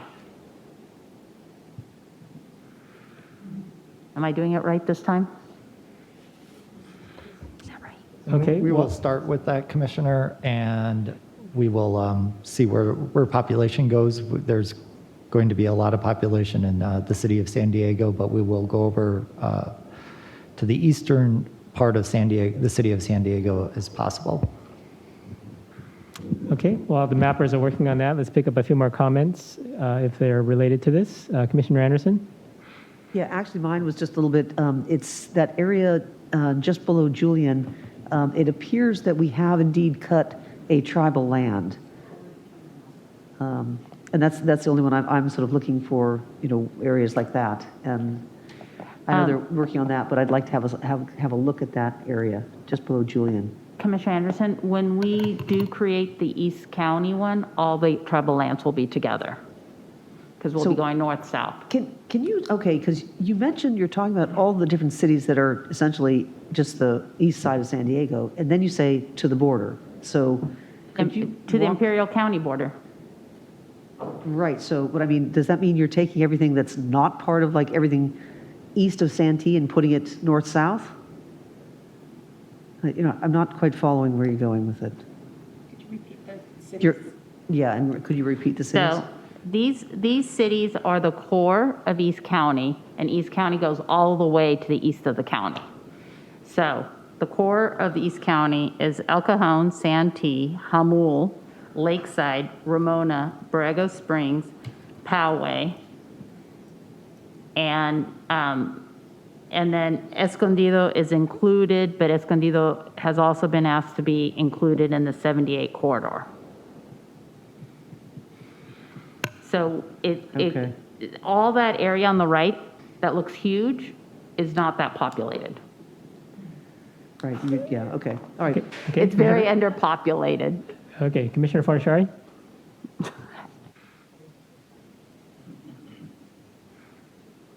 Yeah, I was just going to say, just to offer, it might be easier. I mean, the districts on the right side of this visualization are random. We just threw them together yesterday with no specific reasoning or thought other than equalizing population. So I don't think we should get wrapped up in what it looks like now. I think we should just blow the whole thing up and start over. And so that's my thought. All good. Commissioner Toledo? Yes, on in terms of blowing it up a little bit, for the SDCY map that we have right there, we have received significant testimony trying to unify some of the LGBT community, specifically Balboa Park and Mission Hills, Bankers Hill, Hillcrest, University Heights, North Park, South Park, Normal Heights, and downtown San Diego. And if there was a way to unify that in a not so, to unify those populations, it would be, it'd be something that I'd be interested in looking at. Thank you. Thank you. Okay, Commissioner Sinai, please proceed. Go ahead, Jamie. Pardon me, if I may? Yes, please. Thank you. So what we're hearing from a couple different commissioners is that it sounds like the desire is to have a couple districts based in the city of San Diego, keeping certain communities in the city of San Diego together, and then additionally to have some districts that are based in the more rural East County areas. And may I suggest to that goal that we sort of start in the southeastern corner of rural San Diego County, can start building out districts from there based on the East County areas that you would like to see in a district together, and then can start sort of from that border piecing together different areas that you would like to see in districts together. Does that sound okay? Does that work for you, Commissioner Sinai? Okay, let's do Yes. that. But we're now still in the middle of the city of San Diego direction. Do we want to? So Go ahead, Jamie. We removed that selection. And a suggestion might be for now to bring, so the SESDC visualization currently has some of the city of San Diego in it. So a suggestion could be for now to add that area to the SDCY visualization. Then we'll know about how much population we need from the rest of the East County communities to be able to bring the SESDC visualization to an appropriate population size, and can start balancing from there. Does that sound okay? Yeah, it does sound, it sounds okay, but is there a way to take the city of San Diego, Spring Valley, and La Mesa out as well? Absolutely, yeah. We'll start working on that right now. I'll start with those changes. Thank you. Thanks.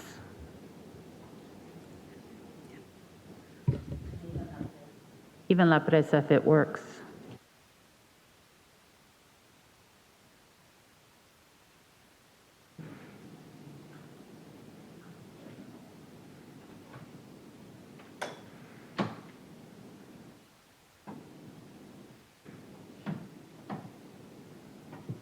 And thank you for making this a collective building effort. Everything we do is collective. It's a remodel. Aren't remodels more painful than just an initial build? But they are more fun.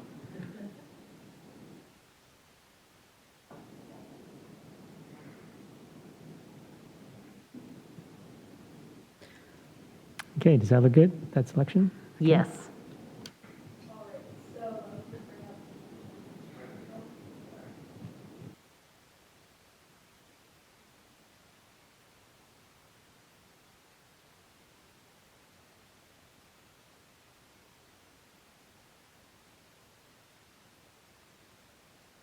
So with this selection added to the SDCY, we are going to be at a pretty crazy deviation, but I would urge the commission to just accept this change, and we'll start moving some big pieces around if that's okay.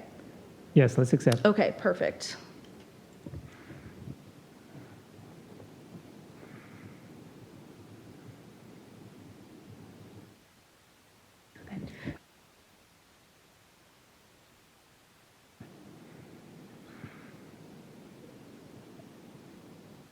Okay. So following here, Commissioner Sinai, I was going to start selecting some of these East County cities that you had listed that are in the WSDC visualization. Would you like me to start? Yes. I was going to kind of work inward and see where our population gets us to before going back too close to the city of San Diego, if that makes sense. Yes. Okay, one moment.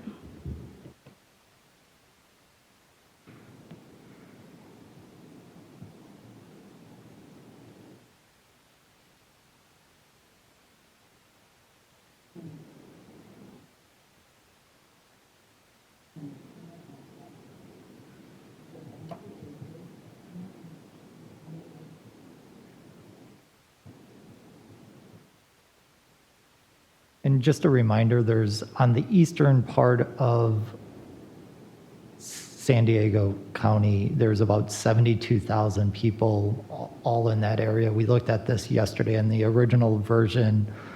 So that we're selecting at a bigger level tracks, not just cities. This is the court reporter who was just speaking. This is Andrew Dreschler.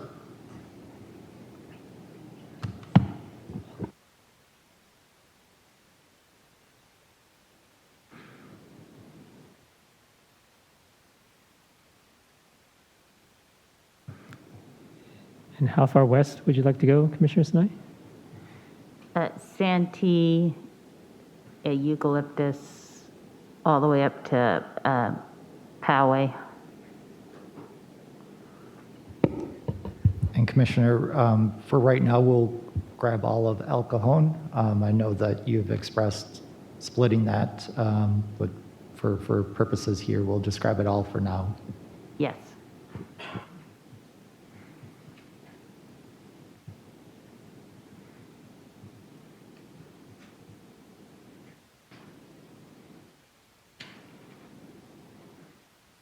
And that's up there. Oh, because of that. That's already in the, okay, I'm sorry. Okay, at about negative 20%, 21%. So additional population. So we still can keep Chair, going up. can I? Please, Commissioner Fornashari. Commissioner Sinai, I just want to check in. Don't you want this to go all the way to the northern border? So should we grab all the way to the northern and eastern border and then start working west so that we can make sure we grab all that, grab all the native lands, and then start adding cities that way? Does that make sense? Yeah, that was going to be my request is, start going towards Ramona and then all the way up to the,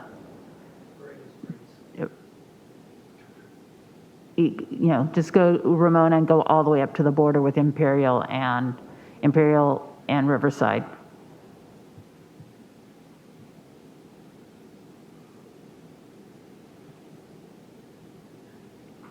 Making sure we don't, and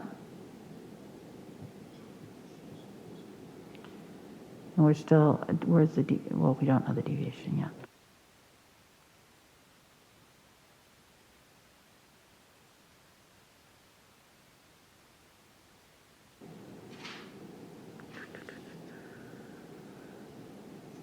All right, Commissioner. So in adding all of this area, this new Eastern County District is still negative 10.99% under deviation. Where would you like me to start selecting from next?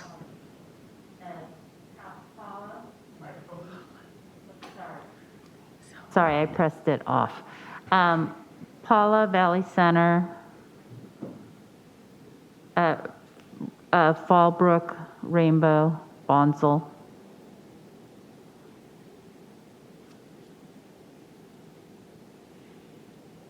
Okay, we're getting pretty close.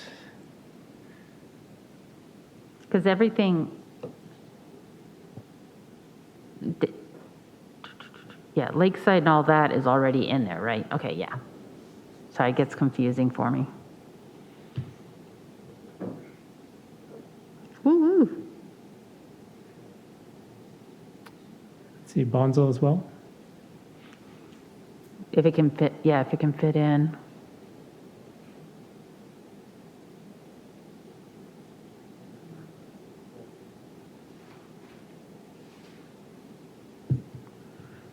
I think that track is going into Camp Pendleton or not? The one on the, Just one moment, please. okay, sorry.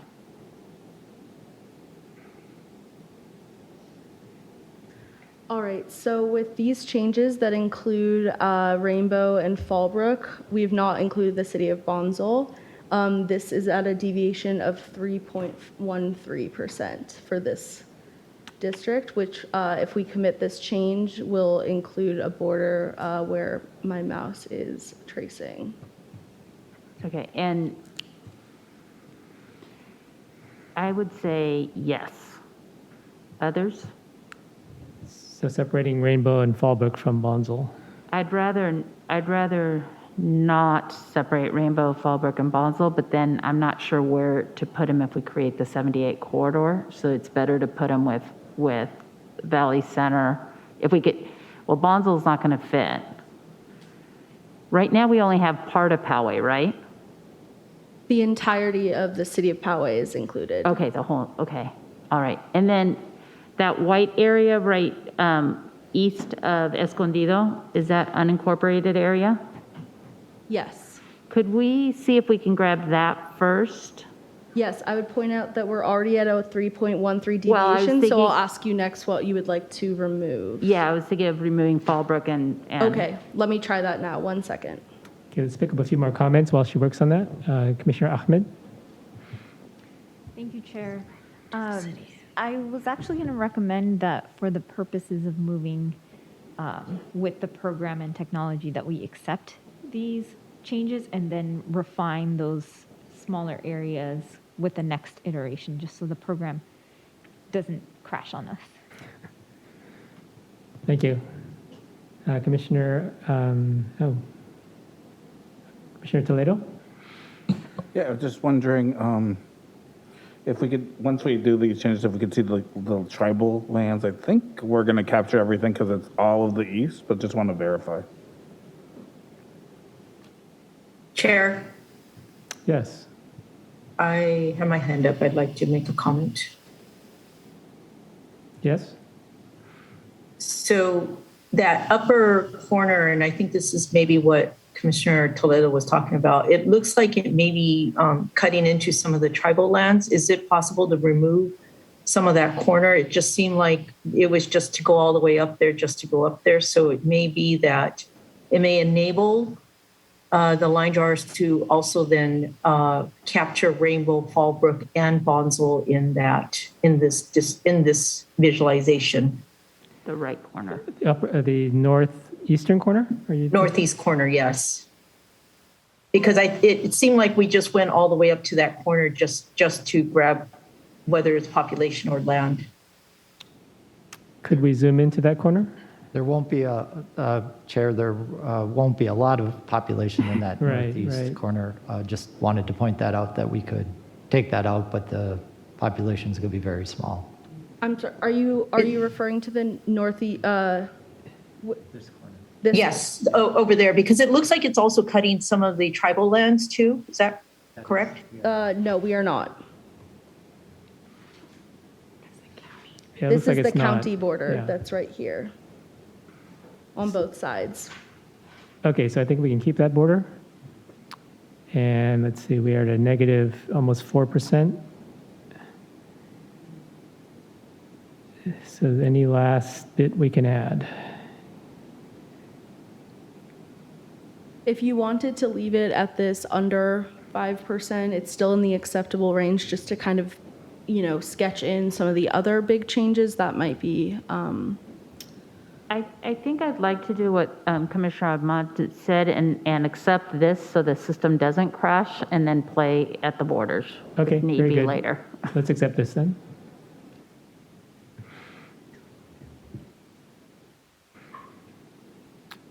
Okay, further direction.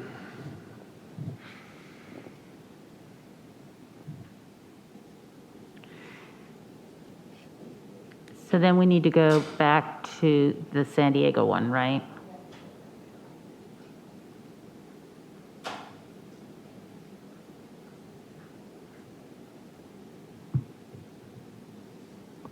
So right now, the SDYC visualization, which includes much of the city of San Diego, La Mesa, Spring Valley, La Presa, is 96.06% deviation.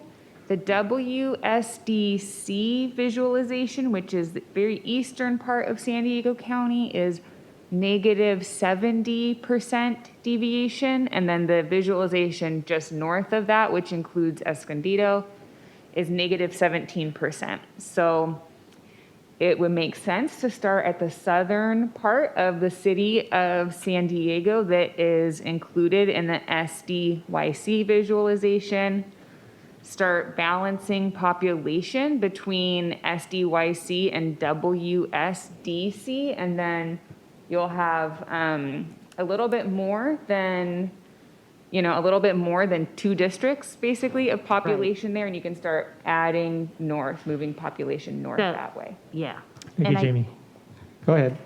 No, I think that will be really helpful. So if we have La Mesa, Spring Valley, La Prensa going east to capture City Heights, so further south, it'll be on the 8. Oh, that is the 8, sorry. And then capturing City Heights and the barrios. So I guess taking out, so the question would be, can you take out the, I'm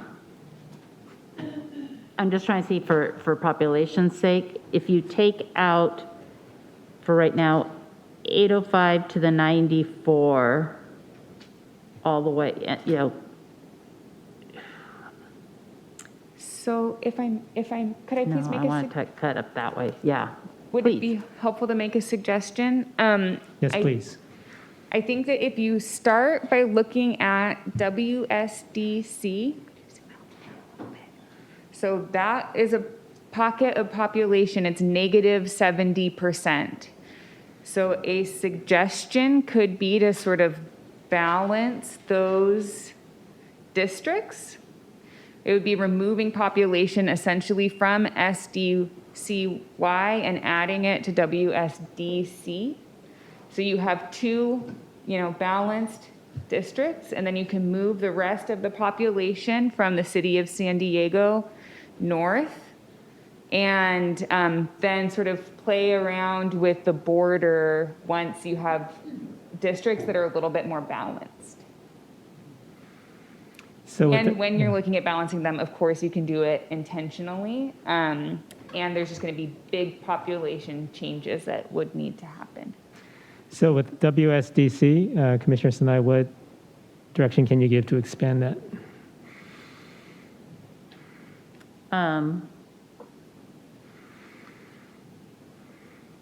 Okay, so thank you. So I think to extend that, because it is tiny, it's a funky shape too. Can it go up to kind of the 78 corridor? Oh, wait, I got another idea. So you need to take from WSDC, I mean, you need to take from SDYC to WSDC, Yes, right? exactly. Okay. Yep. So So let's go down. highlighted in red is where we want to pull population into the green. Right. So maybe starting at the north, considering a lot of those communities that you mentioned are down already below. intact. Yeah, below, exactly. Yes, okay. Yes, please. So the best would, so you want to pull, so you need to go, so take that red, yeah, just start going. Yeah, so Sivan will select area to move into WSDC. And Is that Ms. Clark speaking? This is the court reporter. Yes, it is. Thank you for enabling your. And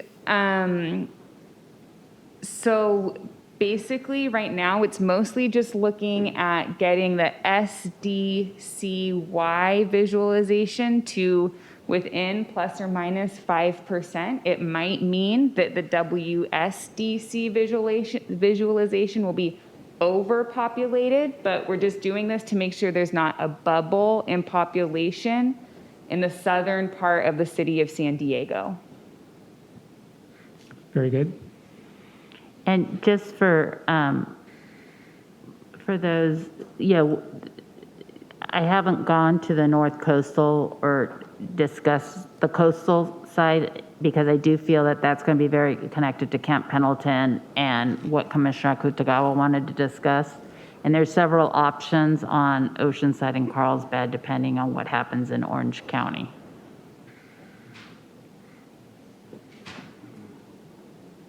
All good. So what's being selected now, Commissioner Sinai, does that look like a reasonable addition to WSDC? Yes. Except I think we're going into the LGBT community. Oops, lost some.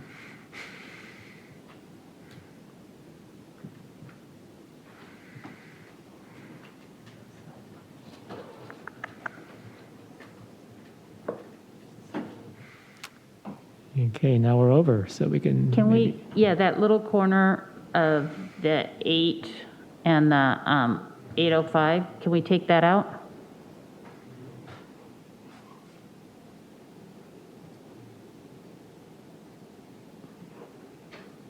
So we just wanted to stop here for just a second. Okay. To see that the SDYC is getting closer to deviation, but we're still over, we're at 20%.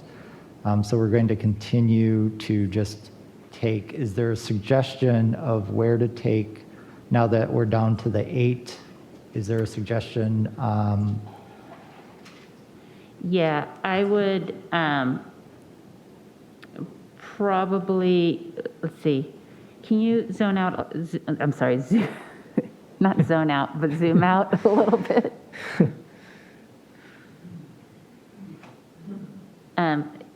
So probably the area around Del Mar,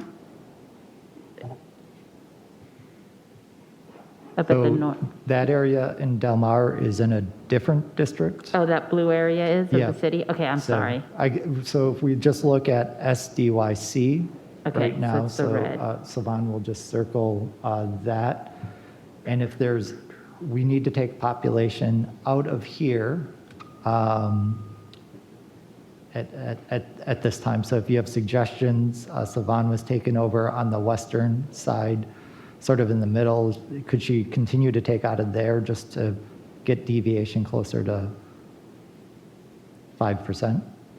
Okay, we may have to change it, but yes. Yes, and this is just a start? Yes. Okay. But let's see, we'll also be working on the north side of the San Diego district, SDCY as well, I believe, right? So So that's all. we can make adjustments on both sides, north and south.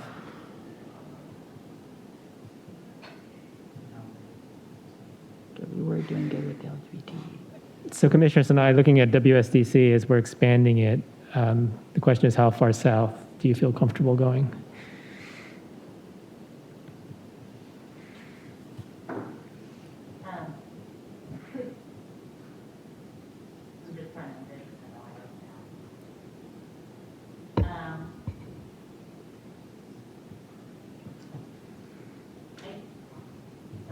Sorry, I wasn't on the mic, my bad. How much further do we need? Oh, we're still, So right now, we are under population. So I think if we wanted to look at, we can accept this change, and then if we wanted to tweak around the borders, that's something we could do. But I know we're leaving city heights largely intact, I believe, and Okay. then barrio. So if we wanted to accept this change, and then, this will give us some opportunities to make some changes around the borders. I Okay. would, yeah. Go ahead, Commissioner Fornashari, then we'll back to Commissioner Sinai. Yeah, I was just going to ask,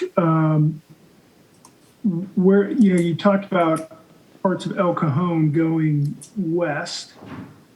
Where were you thinking of that going? Into the La Mesa part or the WSDC part?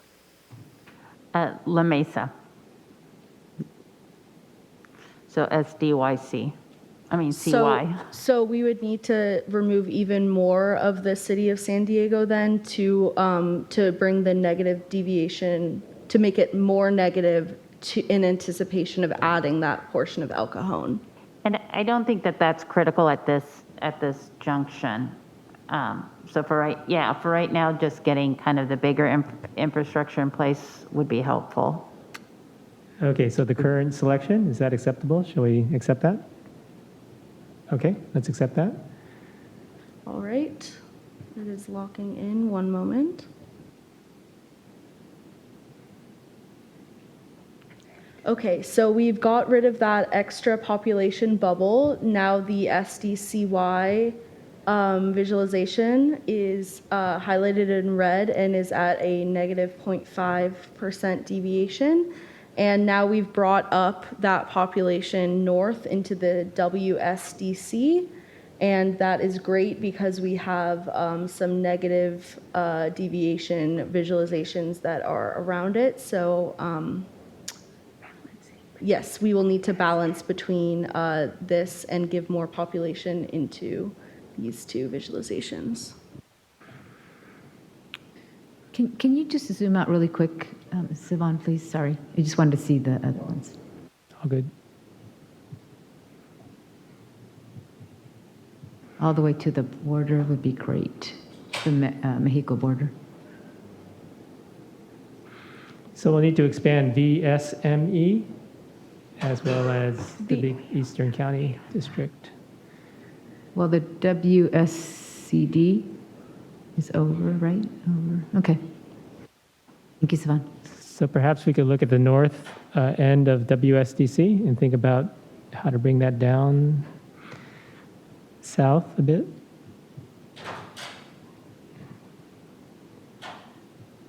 Don't we have the WSDC, right? We're moving population from WSDC into VSME. Correct. So let's zoom in to that border.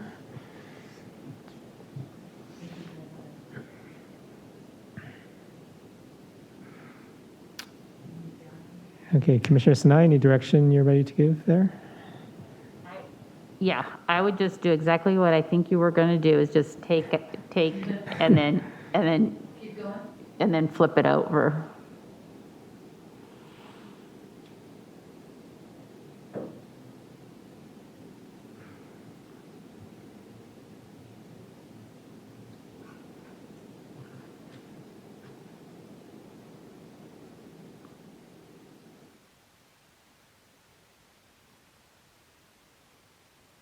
Is this acceptable, or do you want me to keep bringing a little more population from, or if you could give me more direction on where you would like me to bring population in, that would be helpful.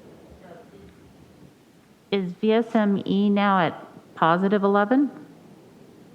Yes, but keep in mind we will still have to keep bringing population other places. It's just to balance out the WSDC since the population can't go anywhere but up or potentially into SESDC. Right. You can't zoom in any further, can you?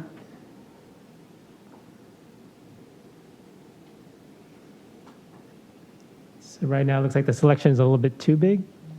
Is that correct? Is it considered too big right now? No, because she said we need to move it up. Let me try removing one more, but right now we're at negative 0.67. And that brings us to a really good That looks good. deviation right there. Yeah, that looks good.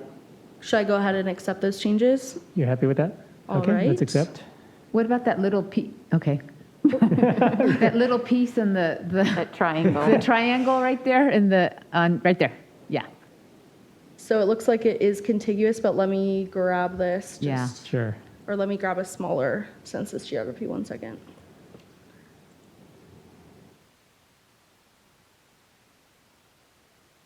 Oh. All right. Perfect. In San Diego, I know we're breaking up some neighborhoods right now, but I'm looking forward to hearing from you. We all are.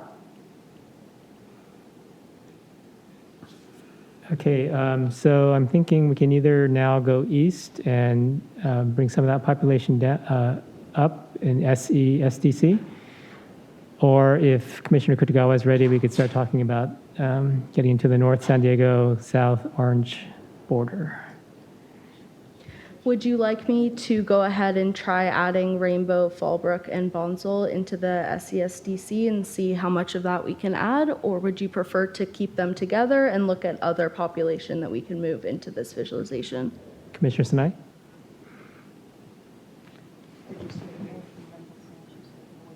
I can repeat that if that was unclear. No, it was really clear. Could staff check? I think all our COI input on Bonsall, Fallbrook, and Rainbow is that they want to be together. Now, sometimes they say they want to be with Temecula and sometimes with Escondido, but I believe they all want to stay together. Okay, so I would recommend then, since we only have about -4 or 4% deviation to work with, we're not going to be able to add all three into this visualization Right. unless we then make some swaps down here theoretically. But in continuing this kind of upward push of population, maybe we can look in the this kind of northern peninsula of the city of San Diego. What I would keep the city of San Diego out, kind of from the city of San Diego and East County. That would, what I would consider, so where's Escondido? It's right there, the pink, right? Yes, my mouse is moving around. Okay, there where we go. Escondido is. All right. So, and we've taken most of the, how about like the unincorporated areas and hidden meadows? That. All right, I will do that now. 1 moment. By the way, Commissioner Kutagawa has had to step away, so we should really just focus on this for now.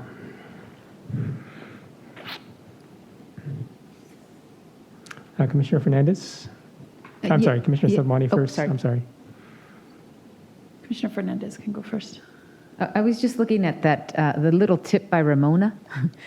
I'm not sure what that is. And then the little tip, that she's doing right now. But I was just thinking that maybe that little tip could go into the SESDC because it's City of San Diego though. And so.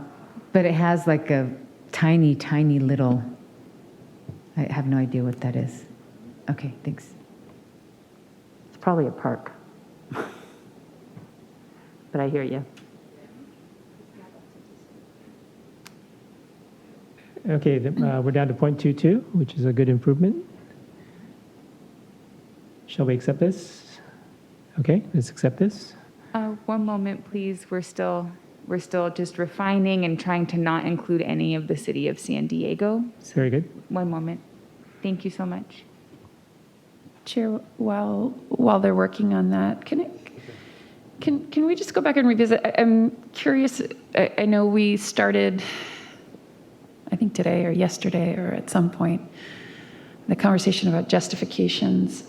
If I recall what we're looking at right now, I'm trying to wrap my head around all of the changes that are happening here. It looks like we're separating El Cajon from La Mesa. Just wanted to revisit that piece So we've and ask gotten- about that justification one more time, if that's the right So we've path gotten forward. COI testimony. The East County COI testimony we've gotten. I'm calling COI in public input we've gotten. They all want El Cajon with the East County, and then we've also gotten testimony, public input from the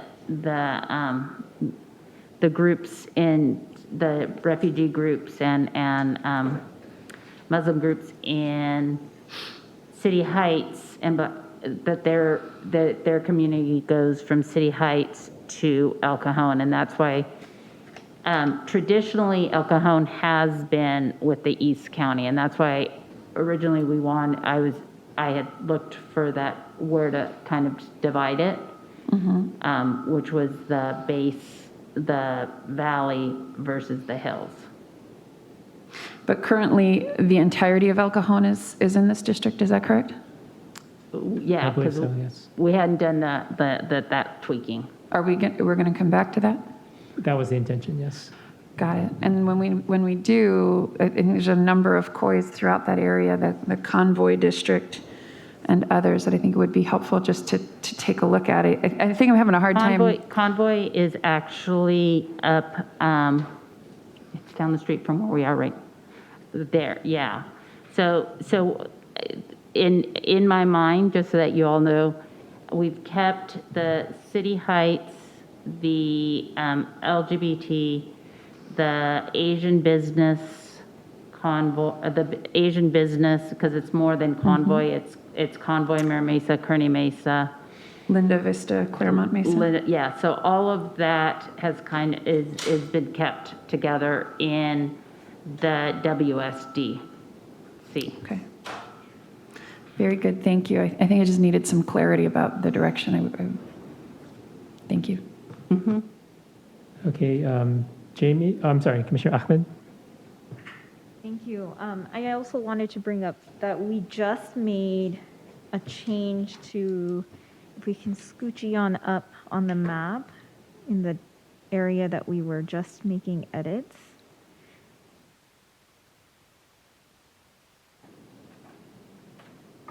So we just worked to move Hidden Valley out, is that correct? Right next to Bonsall?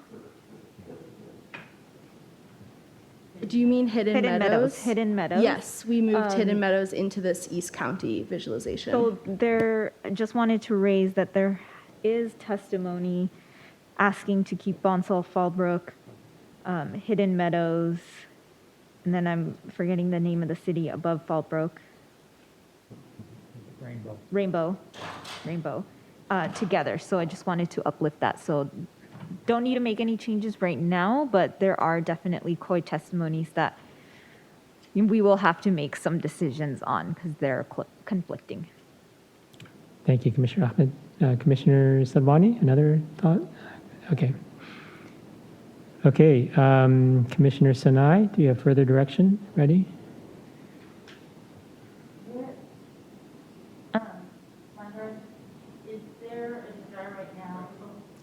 Mike, please. Sorry, I keep hitting the button and it doesn't turn on, I'm sorry. I kind of feel like I can't make any more until we have the conversation about Orange County and seeing what the ripple effects are about Orange County. Sure. Does that make sense? All good. Perhaps we can then return to El Cajon.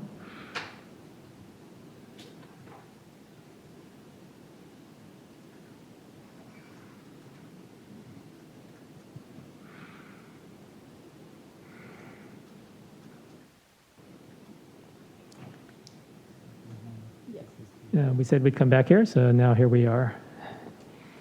Your thoughts? So on El Cajon, where we had been looking at before was Hamishaw.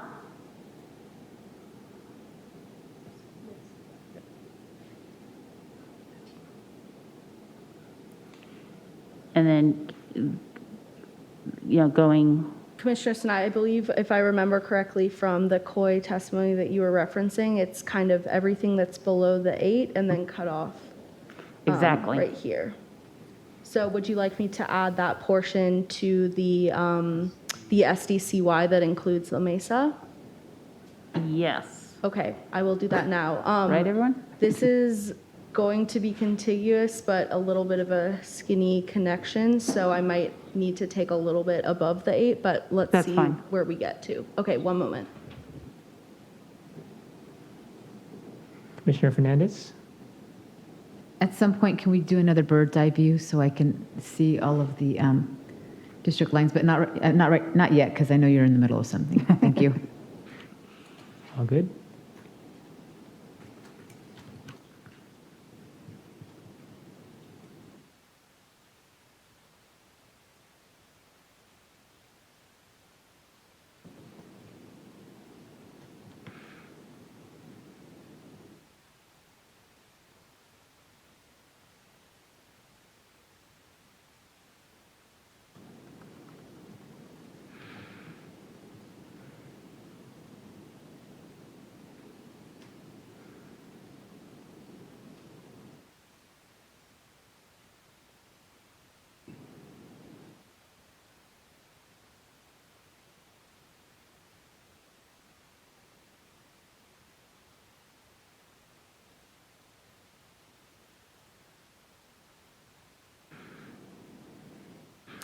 By the way, how long till our next break? Remember? 12:45?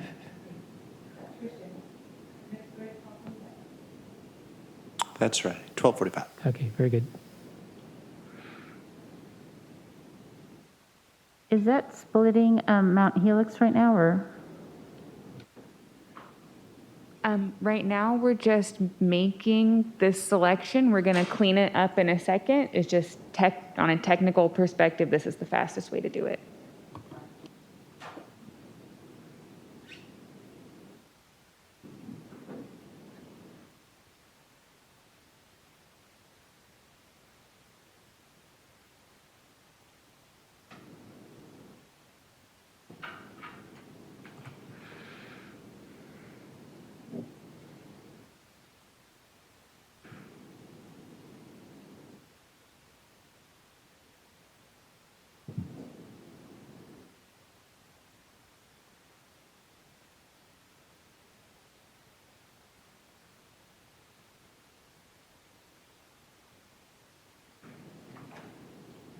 All right, so adding that selected area of El Cajon will make the SDCY visualization 11.47% over deviation and negative 10.77 under deviation for the Eastern County visualization.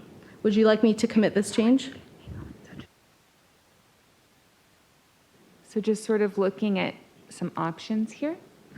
Yeah, because I don't so- like that little. So Sivan, zoomed out, we would add to this SDCY visualization. That would become overpopulated, and to fix that, we would add population to the VSME to the north, and then trade out for, something, maybe the Hidden Meadows or something in that area in the very northern part of the county to do sort of a three-way swap is how this would, the population would need to move.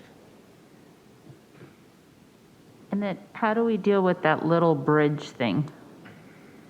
So I can just add a few more blocks to kind of strengthen that contiguity. That'd be great. How far up would you go, Commissioner Sinai, on the bridge? I would want you all to have a say on that, on where we feel comfortable for contiguity.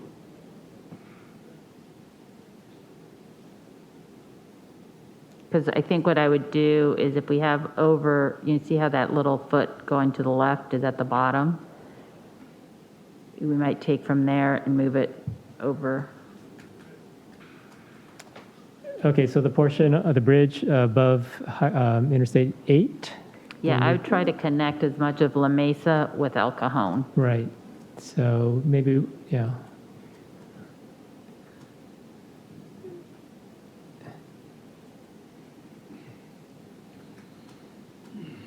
And then take from the southern part.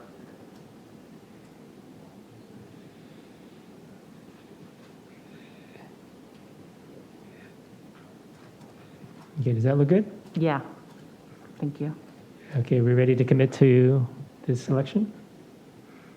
Yes. Okay, let's commit. And did you want Mount Did Helix? we want to, well, Yeah, we did you want committed. Mount Helix also added? No, No, okay. no, because it's already over. Okay, perhaps Jamie, you could remind us what your thinking was for our next step?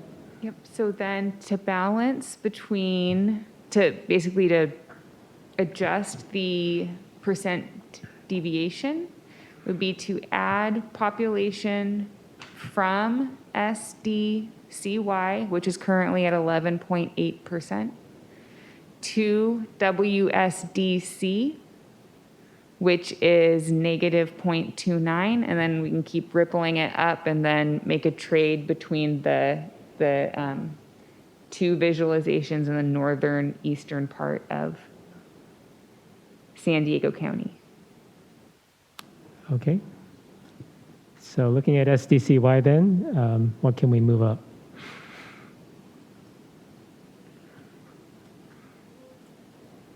Okay. Trying, sorry.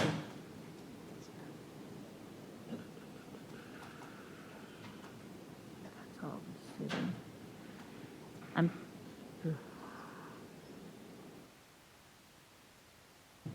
Okay, so we need to go from SDY CY to WSDC. Correct. So we could start here. Does this look a good place to start? I don't think I would go in that triangle. Okay. So Because that's all kind of connected. So let's take a look Can at we this. go Go ahead. further to the west?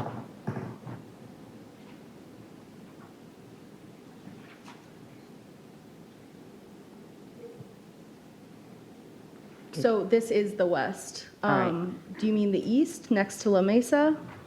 No, I meant that. I was hoping. Going southwest? Yeah, southwest. So Yeah, there we go. southwest, I would remind you that this is where Barrio Logan and those Right. other areas that have asked to stay with La Mesa and Spring Valley. Would you like me to still pull from this area? No, Okay. no, because I want to keep all that. I want to keep that. We want to keep that. And then that's the, okay, so you need to go, We need to shrink SDCY. right, and right, okay, so what I would, okay, what if we took the, I'm just, oh no, those, I was gonna say the LGBT neighborhood's already over on the other one.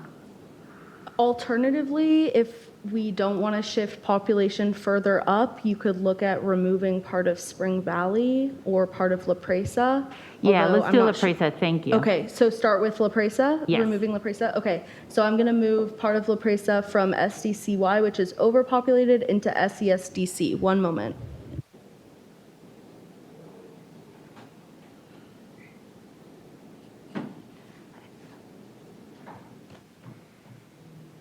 Commissioner Toledo?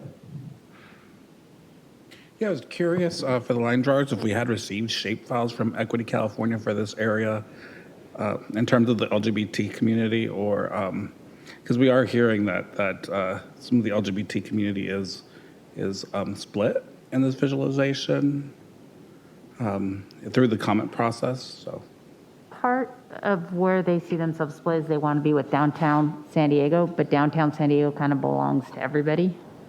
The heart of it is more in the fifth, where we were really splitting them was when we had the 163 going right through their community. So Balboa Park, it's kind of the 94, 15, 8, and then 5 over So, where it says San Commissioner, Diego. I have selected the city of La Presa to add to SESDC, and if we make this change, the deviation of SESDC will become negative 3.99, and the deviation of SDCY will become 4.69. Would you like me to commit this change? Okay, let's commit. Oh, I'm sorry, Commissioner Ahmed? Thank you, Chair. I just wanted to also echo that I would be curious to look at how the shapefiles look like from the LGBT community in this area. Something doesn't feel right here, but I will let the process play out, but I'll definitely be coming back to revisit this area. Very good. Okay, thank you, people of La Presa. I think Jamie has something. Oh, I'm sorry. Jamie? Yes. Thanks. Just in response to your questions about the koi layers, the shapefiles in this area, because we've been working on different computers and there's just so many kois that have come in, we don't have every single shapefile loaded. We can take a look at that and let you know what we find once we've had a chance to load those in. That'd be great. So we Thank could you. offline look at those and Maybe during lunch or something. Yes. Oh, Okay. Thank you. If someone from the CRC staff also could do that research, that would be really helpful, and could email it to one of us if they find a shapefile. That would be great. Very good. Okay, having moved La Presa, anything else in that area that might move eastward?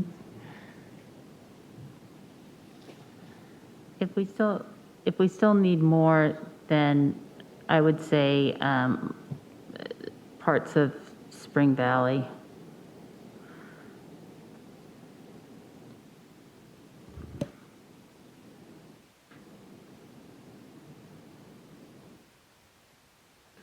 Okay. Would you like to try moving all of Spring Valley or start moving part of Spring Valley into SCSDC?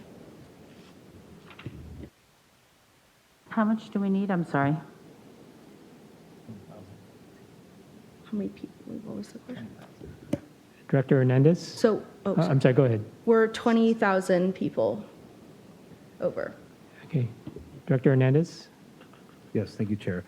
Savon, just for clarification, what are you requesting the shapefile from staff?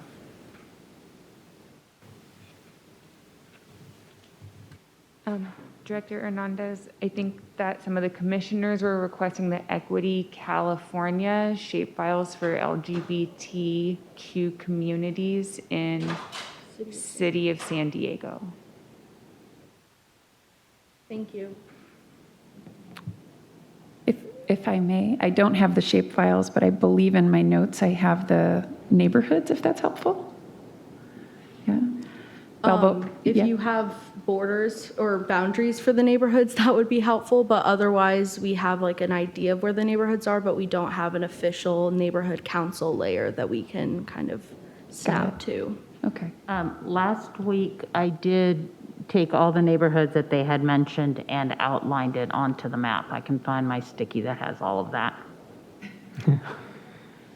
But at this point, I have it a little memorized. Yeah. But if we have the shapefiles, of course, that would be the fastest way. So, I do want to bring up that they, in the past, when they have brought up and shown us maps, they have been the districts the way they are now because they're envisioning how to be elected. And so they're they have included parts that are not the heart of the LGBT community, but the coastal area and the city of San Diego. okay, so let's return to Spring Valley. Selecting it all. Let's see the scoreboard. So if we take Spring Valley and move it from SDCY into SESDC, that will make the deviation of SESDC 2.31% and SDCY negative 1.6%. Would you like me to commit this change? Yes, please. All right, committing this change.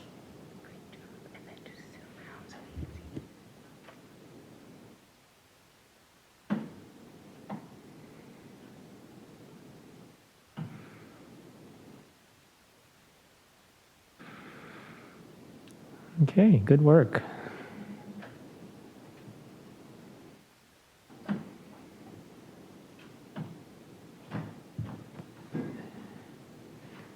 Okay, I believe Commissioner Akutagawa is still away, so I don't know whether we want to proceed northward or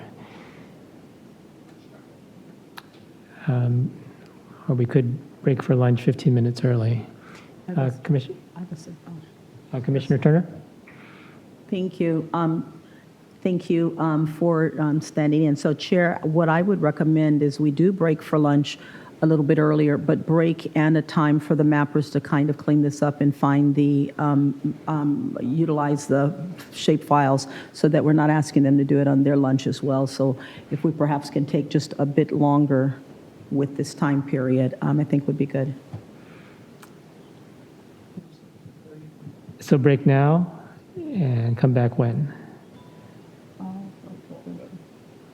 30 to 1:15. Break now and come back at 1:15. I think is that 45 minutes? Well, come back at 1:30. 1:30. Okay, everyone good with that? Okay, we'll break till 1:30, and then Commissioner Turner will return as your chair.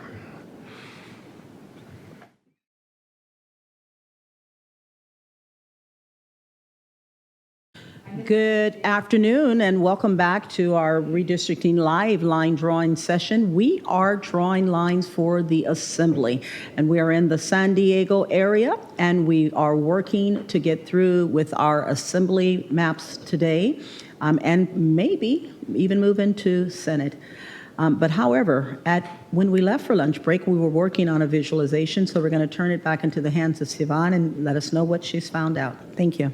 Thank you so much, Chair Turner. All right, so while we were at the lunch break, we took a closer look at the submissions from Equality California and their LGBTQ area of interest. And because the majority of it is already kept intact within the WSDC visualization, we decided that it made a little bit more sense to just grab this portion of SDCY and bring it into the WSDC visualization rather than vice versa. This also opens up some flexibility if you wanted to look at adding back Spring Valley. And I will just bring over the pending changes box. This is what the deviation of WSDC would become 2.18%. If we made this change and added the highlighted red portion into the WSDC visualization, and SDCY would become negative 4.07. Would you like me to commit this change? Check with others and see where we are. I think it looks good. I was wondering if we can zoom in a little bit closer. I don't know if we can see detail on this map or if we have to do the Google interface. Yeah, I can turn on the Google base map. One moment, please.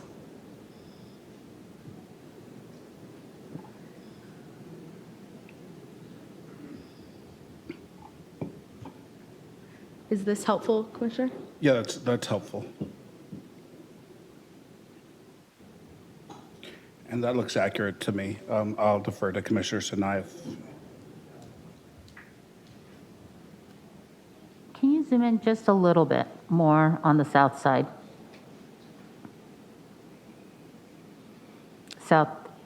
East side, sorry, Talmadge.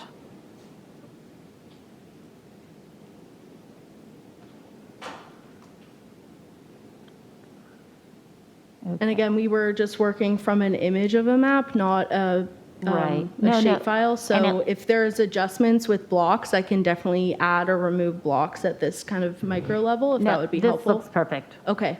Thank you. Okay, please accept these changes. And as we move forward, we don't want to get to the end and be rushed and out of time. And we know that we are working on draft maps so that we can move forward. So we're going to balance what's needed in our architectural changes and work to ensure that we give all districts a good chunk and amount of time. Commissioner Sadwani? Yeah, thanks. I'm still trying to just get in the close-up on that visual. Are we including University Heights in this? Yeah, it was already in there. It's already in there? Okay, thank you. That's what I wasn't, thank you. Beautiful. So yes, you committed the changes? Yes, changes have been committed. So now the deviation is 2.18% for, let me move this out of the way, for the WSDC visualization, which now encompasses the majority of the city of San Diego. And the SDCY visualization is at negative 4.07. So obviously this is within the 5% plus or minus deviation allowance. So we could move on to other areas, including Orange County, or if you wanted to consider re-adding Spring Valley to lower the deviation of the SESDC and raise this negative deviation, that would be another option. Thank you. At this point, I'd like to move on to South Orange. I see hands, Commissioner Sadwani, Commissioner Sinai.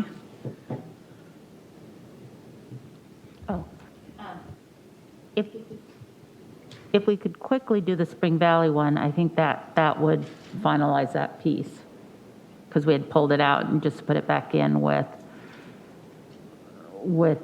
its neighbors for that one koi from City Heights all the way to El Cajon. Okay, Savon, let's do that. But Commissioners, I do want to balance. We have to get through all of this, so we will not be able to fix all of the areas. We can note them. So please, you said Spring Valley, Commissioner Sinai? Yes,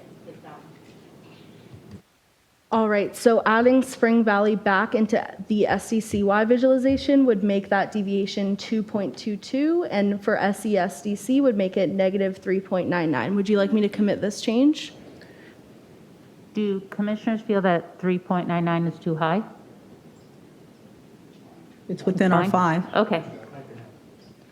Okay, Yes. thank you. So once we commit there, if we can move to the South Orange County, please.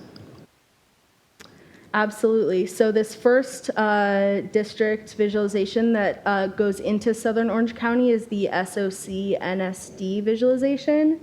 And you can find what this looks like pre-live line drawing on page, one moment please.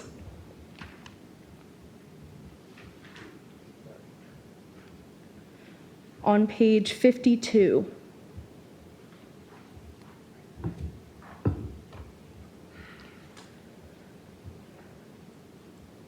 So this visualization includes all of the city of Vista. This was a change from last time. We reunited the city of Vista with Oceanside and Camp Pendleton. It goes north into South Orange County coastal cities, including Dana Point, Laguna Niguel, and San Juan Capistrano, as well as San Clemente.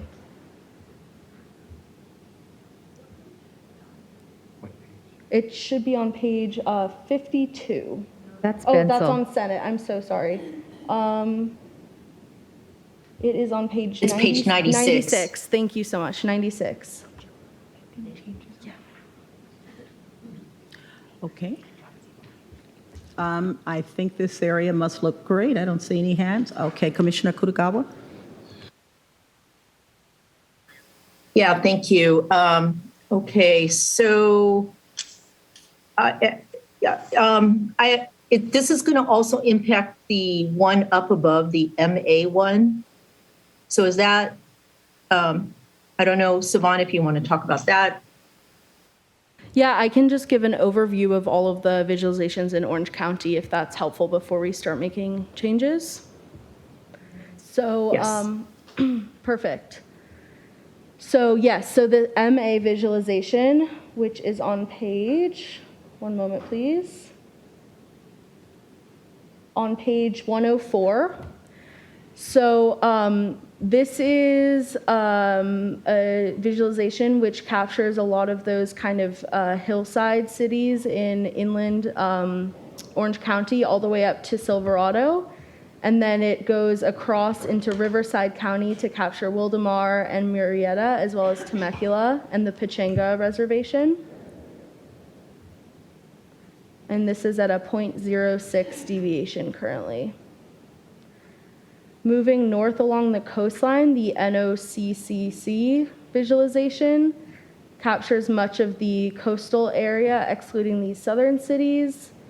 And it goes from Laguna Beach up to Aliso Viejo, Laguna Hills, Newport Beach, cuts Costa Mesa in the southern portion, Huntington Beach, and goes up to include Seal Beach, Rossmore, and Los Alamitos. Then we have the Ggw visualization, which is on page 99. It has a negative 0.33 deviation currently, and this is capturing all of Westminster, Midway City, Stanton, Garden Grove, the westernmost portion of Santa Ana, and goes and captures also the majority of the city of Costa Mesa. Should I continue, Chair? Just with I think there's 2 more. Please. Okay, or 3 more, pardon me. Okay, so next is the SAA. This looks a lot like the visualization we were looking at last night in Congressional, where it captures a lot of Anaheim Valley, as well as the majority of the city of Orange and Santa Ana. NOC is on page 100. And this goes slightly into LA County to include Artesia and Cerritos, also includes Buena Park and Fullerton, and the other portion of Anaheim Valley, as well as Cypress. LAOSB is on page 101, currently at on the higher end of the negative deviation, so could add a little bit more population, but includes La Habra, Brea, Placentia, Anaheim Hills, Villa Park, as well as the eastern portion of Orange, goes a little bit into the mountainous area, and then wraps around to grab Chino Hills and goes into Chino slightly, again, just to kind of lower the negative deviation. And the last visualization is IRV, and it's on page 102. This keeps Irvine, Tustin, and North Tustin together, along with Lake Forest. Thank you very much. So commissioners, what will be helpful is what I think Commissioner Furnichari was reminding us earlier. So if you give us an idea of what overall it is you're trying to accomplish, and then let us know how you want to go about it, I think it'll help you bring all of us along with any vision that you're trying to create or shift. Thank you. Commissioner Kutagawa? Yeah, thank you. And it was helpful to see all of it because here's what I'm looking to do. I am trying to honor the different COI testimony. I think there is, I'll call it debate as to whether or not Costa Mesa belongs in the GG one, or even I would say whether or not it goes with the Newport Beach coastal community. We've certainly seen several different testimonies about including Costa Mesa with Irvine. So what I'd like to do is, and then also looking at what is the LAOSB and its impacts to, or I take that back, looking at MA and the impacts that adding, if we were to add Costa Mesa to Irvine, it would mean having to push some cities a little bit southward. I have a vision of where the swaps can happen without hopefully overly impacting anything negatively. I just want to see if I can play this out in terms of the swaps that I have in mind. So let me start with Costa Mesa and moving it into the Irvine district.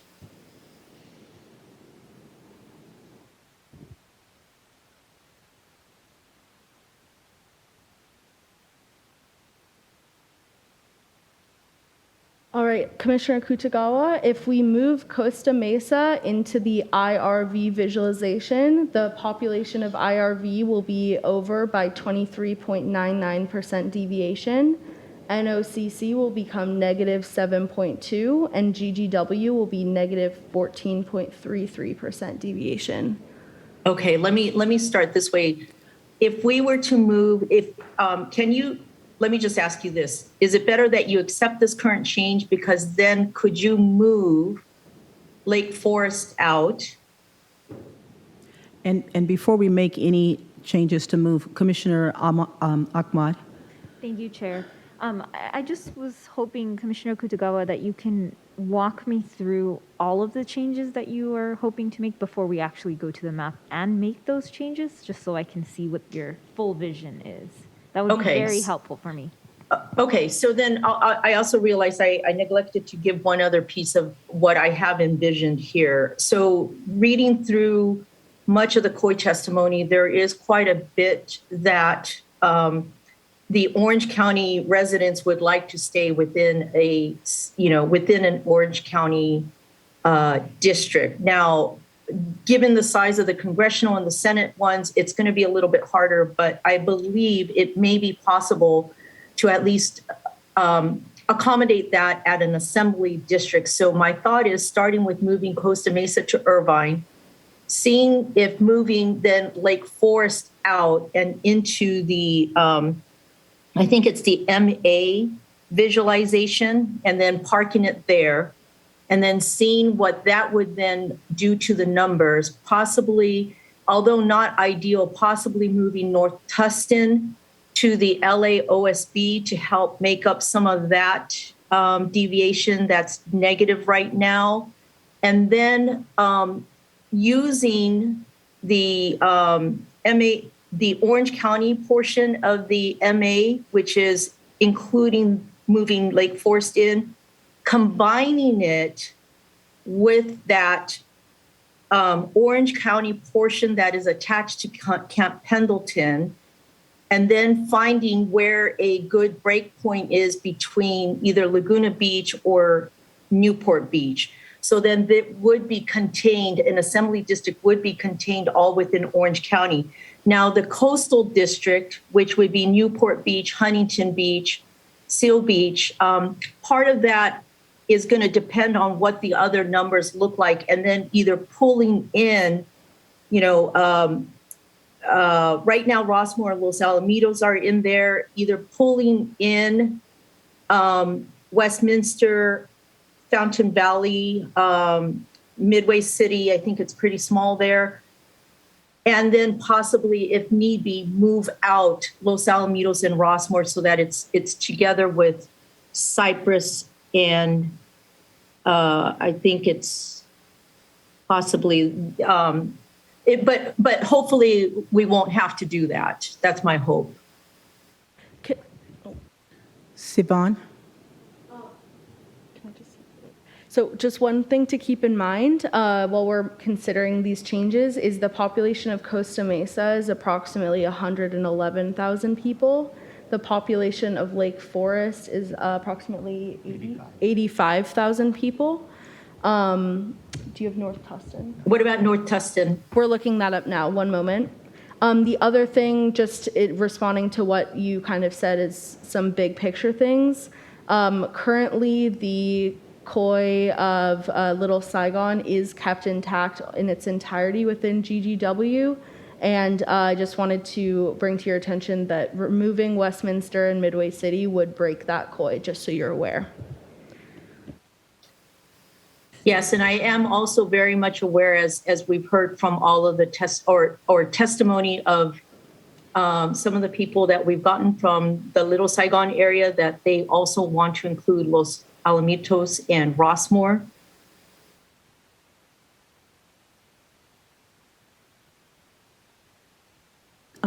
Commissioner Sadwani. I just had a few clarifying questions for Commissioner Kutagawa. With GGW, if we remove Costa Mesa, can you remind me which direction then are you adding to the Little Saigon area? Right now, I'm trying to go in a clockwise direction and seeing what that would do to the numbers. So does that But mean it could be possible that Los Alamitos and Rossmore would be moved into the GGW.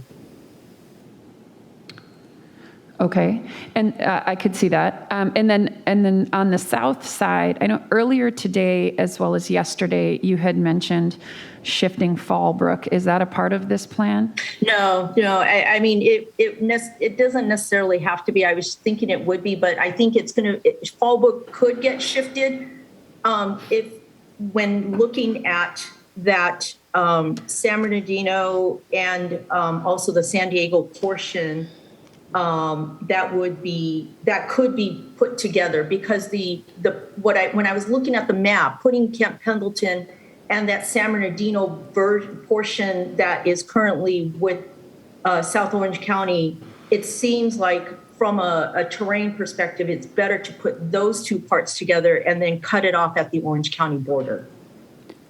And also specifically because of the COI testimony, there's quite a bit about, from an assembly district, there was COI testimony to keep, there was mixed in the sense that people wanted to stay within Orange County.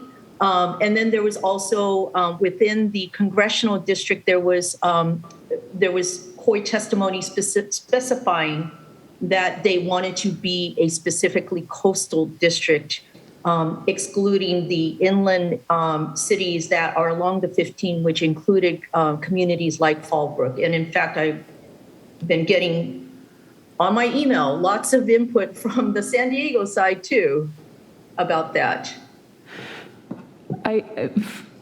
Based on the court testimony we had received over the summer, I think for Fallbrook, we do have conflicting testimony regarding that area. I had gone back and looked at my notes on that. I would very much oppose putting Fallbrook into a coastal district. I don't think they go together. I have additional notes on that if it's helpful for an explanation of why, but I think a lot of the other pieces that you're mentioning make a lot of sense for Orange County. Yeah, and I am not asking to put Fallbrook in with the coastal side. Right now, I'm just suggesting, I was just mentioning that I realized that when I was saying about remove Fallbrook, I was mixing it up with the congressional. But for right now, I'm hoping to see if we could create an assembly district that would be a South Orange County assembly district that would stop at the Orange County border. And that would include a portion of coastal South Orange County, but also a portion of inland South Orange County. However, based on COI testimony that I've read, that is not something that people are opposed to. Yeah, I'm not sure where the population comes from then, though, into so then the South, or excuse me, the SOC NSD, I think that's South OC, North San Diego, that gets split at the border, and then what's populating the North San Diego part? It's getting put with something else? It'll get put with something else. When I looked up the population of Camp Pendleton, it wasn't in the thousands. So it shouldn't be too much, but this is why I'm asking to have these visualization changes made. I think it also includes the city of Oceanside, though, which I think has a greater population, I would imagine. Yeah, and that's why I asked about whether or not the changes that were being done and the time that was spent was going to be something that needed to be done, because I did say that I wanted to make changes. Similar to what you said, Commissioner Sadwani, about the earlier when I asked about making those other changes, that there is ripple effects. Same thing here. And so it was an option, and it was, people opted to focus on San Diego first. Mm-hmm. I mean, I would support starting with the Costa Mesa change and maybe seeing where that gets us. I'm a little concerned because I think it is going to have a really big ripple effect, but I agree with that change.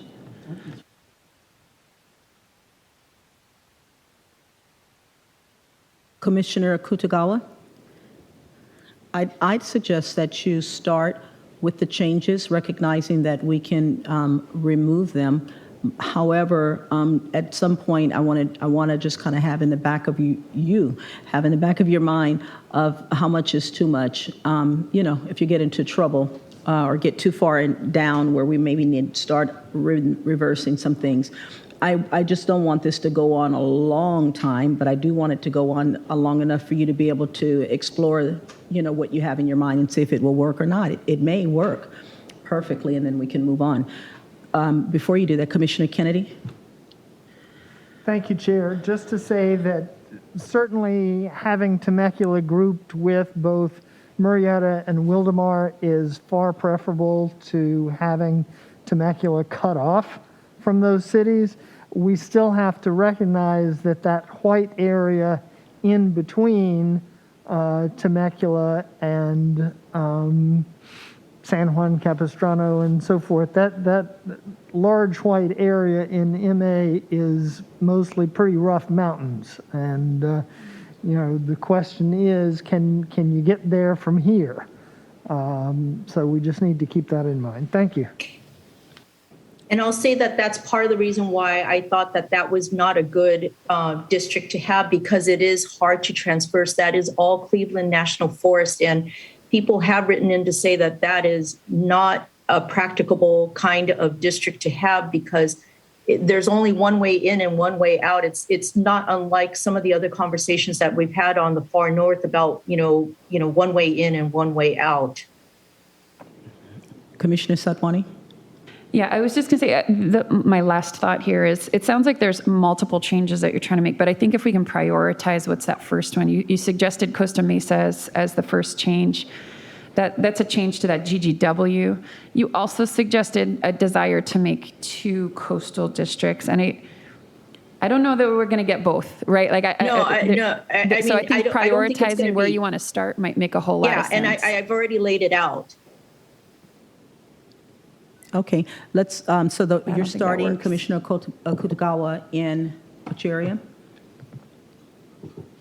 Well, I've asked to start with Costa Mesa. I mean, we could start somewhere else, but I think as I was looking at it, it was possibly moving Costa Mesa to the Irvine district that would then have the changes. I understand what, were you able to find out what the number for North Tustin is? Yes, so again, North Tustin is about 24,000 people. Costa Mesa is about 111,000 people, and Lake Forest is about 85,000 people. So they're roughly an even swap, but it looks like they would be going to different districts if you're assigning Lake Forest to MA and North Tustin to LAOSB. So, yes, so let's move Costa Mesa, and what order do you need to do this in terms of accepting changes and being able to undo it? Oh, pardon me. So because they're all in different districts, I will need to make those changes one at a time. So starting with adding Costa Mesa to IRV from GGW, would you like me to commit this change first? All right. Commissioner Fernandez? Okay, go ahead, Commissioner Kutagawa. And yes, that change. Okay, and then let's move Lake Forest to the MA.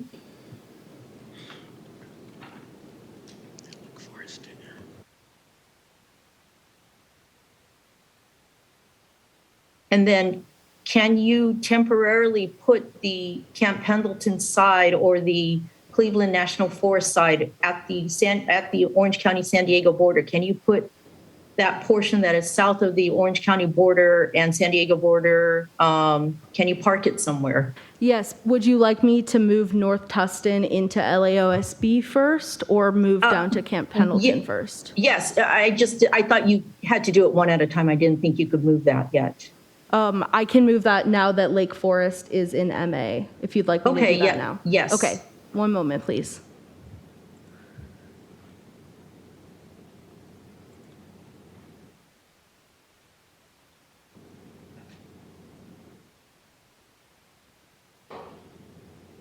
Okay, so now the IRV visualization has a deviation of 1.32. LAOSB is at 0.66 deviation, and MA is at 17.46. And I'm now going to move the map down to look at the Camp Pendleton portion.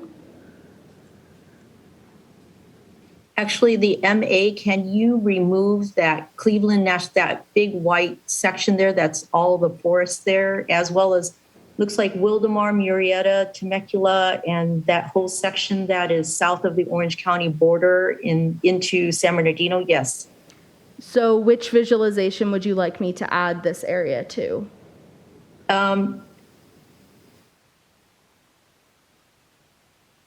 And I'd just remind you that this is a VRA consideration district, as is MPH, that one? as is, yes. So these two are VRA, so I would recommend either moving it into Southwest Riverside or into the VSME just temporarily while we assign. Yes, let's do that. Which one, Commissioner? Go into Southwest Riverside. Okay, I will assign this area to Southwest Riverside. One moment.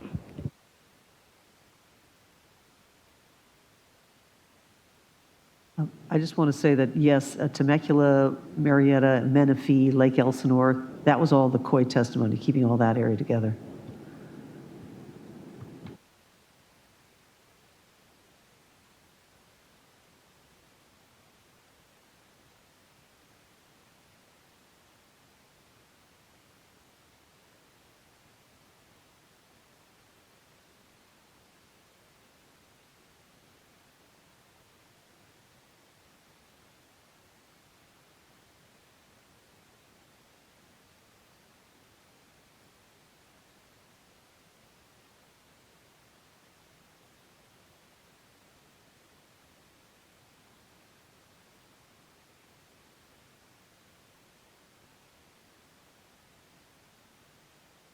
All right, so with those changes, it would cut at the Orange County Riverside border. Southwest, the SW Riv would become 54.8% overpopulated, and MA would become 41.59% underpopulated. Would you like me to commit this change?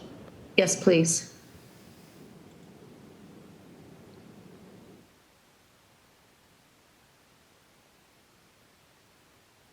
All right, I'm ready for your next direction, Commissioner.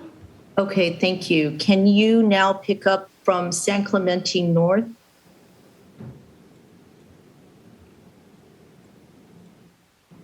Before you do that, can you add, can you go up just a little bit more? It looks like Aliso Viejo and Laguna Hills and Laguna Woods.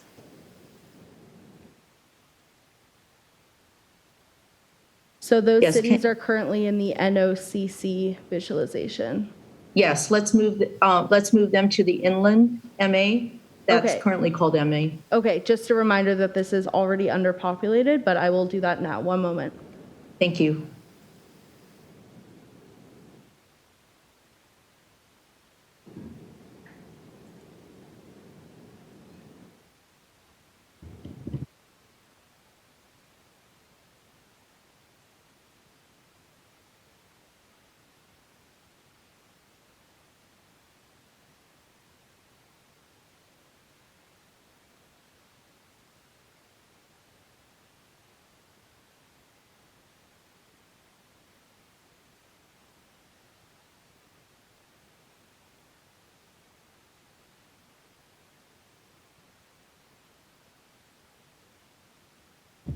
All right, so adding Laguna Woods, Laguna Hills, and Aliso Viejo to MA would make the deviation of MA 21.09% under deviation and Noccc 27.71% under deviation. Would you like me to commit this change?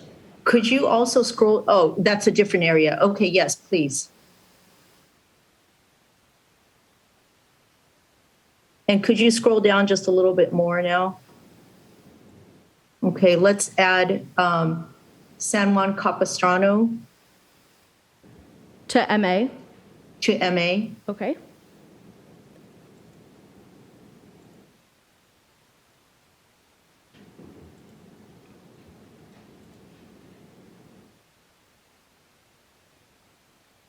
That would make the deviation of SOC NSD negative 3.46, which is within our deviation range, and MA would become negative 13.95 deviation. Okay. Let's go ahead and let's add San Clemente to that and see what happens. Please commit that change.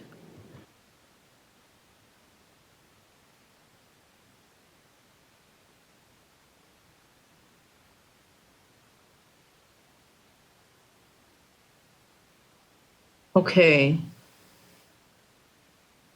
So we now have a non-contiguous portion of the SOC NSD. Okay. Because this is Yeah, cut off. I realize that. Could you add in Dana Point?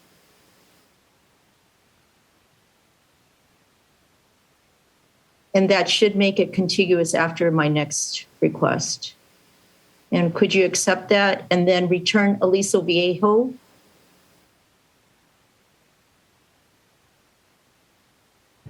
Return Aliso Viejo back into NOCC? Yes, please. Okay, one moment.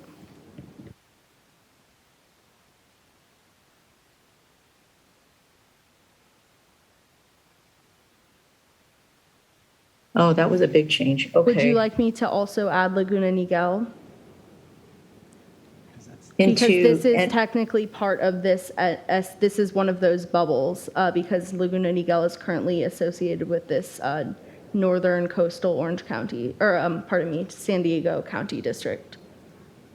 Oh, I see. Okay. So before adding Aliso Viejo, it was, if you undo that change, I thought Laguna Niguel was part of the NOCC. Okay, if you could add Laguna Niguel to the NOCC, what would that do then? So that would make the deviation of NOCC negative 14.67% deviation and SOC NSD negative 36.24. And again, that's the visualization that includes Camp Pendleton, Oceanside, and Vista. Okay, but the MA visualization is just 5.79% over, it looks like? Yes. Okay. I see, okay. That means it's, okay, so it's too much then. Yes. Correct. Okay, and Aliso Viejo was smaller when you had Aliso Viejo selected and Laguna. If you accept this into the MA district, is that where it is, or is that in the NOCC? So the pending change right now is adding Laguna Niguel into NOCC. Would you like me to change that to add Laguna Niguel into MA? Oh, no. I'm sorry, I'm getting confused then. Okay, yes, please accept it to put it into the NOCC. And then the MA will be 5.79. Is that correct? Okay, then if you add. Commissioner Kutagawa, 5.79 is still too high for MA. No, I know. Okay. I thought we were So I'm moving. going to take away from NA. If you take away Aliso Viejo from NA, how much will it bring down? Would you like and me then to how much will it add Aliso Viejo into NOCC? Yes. Okay, one moment. Yes, that will lower the deviation to negative 4.78%, which is within our acceptable range. Would you like me to commit this change? It'll also put NOCC within our acceptable range at negative 4.1%. And Commissioner Kutagawa, one moment, please. Jamie? Yeah, thank you so much. Just so Sivan just kind of zoomed out of the map and just sort of taking a look at where we are right now. The GGW, which is the Garden Grove based visualization, is negative 14%. So is the NOCCC. It's about negative 14%. And then additionally, there's some underpopulated and overpopulated districts going on right now in Riverside County and northern San Diego County. And yes, absolutely, making the change that's on the table right now would balance population between NOCCC and MA. However, there would still be this GGW visualization, which again is the kind of Garden Grove, Westminster visualization that would additionally need to be balanced. So if I may suggest that balancing that GGW visualization first and then moving further south and balancing the rest of the districts would prevent any bubbles of population occurring that would need more refinement later. Okay.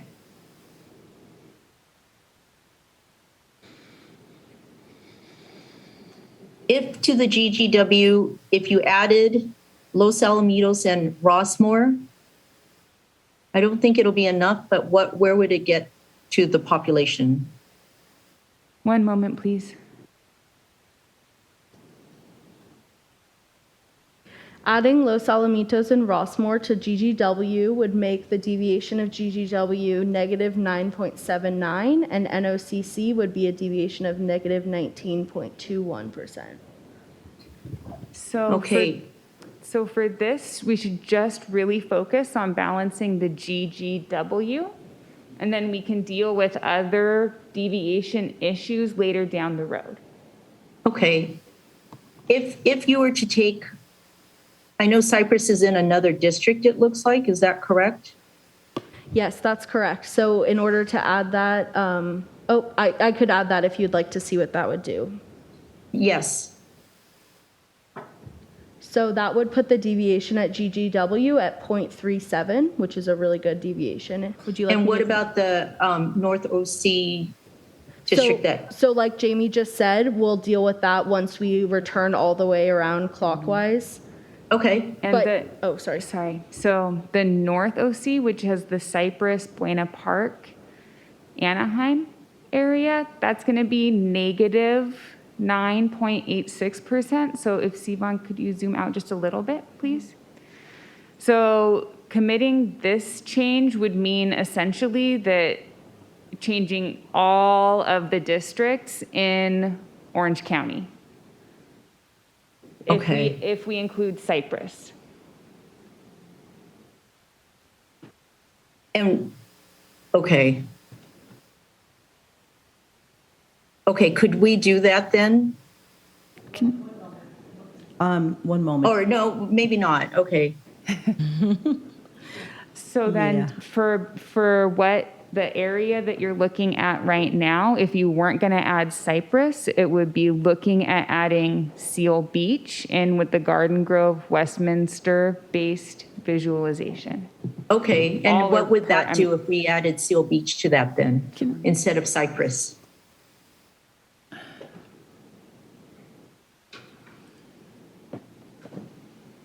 So I've just selected to add all of Seal Beach, and that would put the deviation of GGW at negative 4.68%. Which is within the range? Yes, and it would put NOC at 0.31%.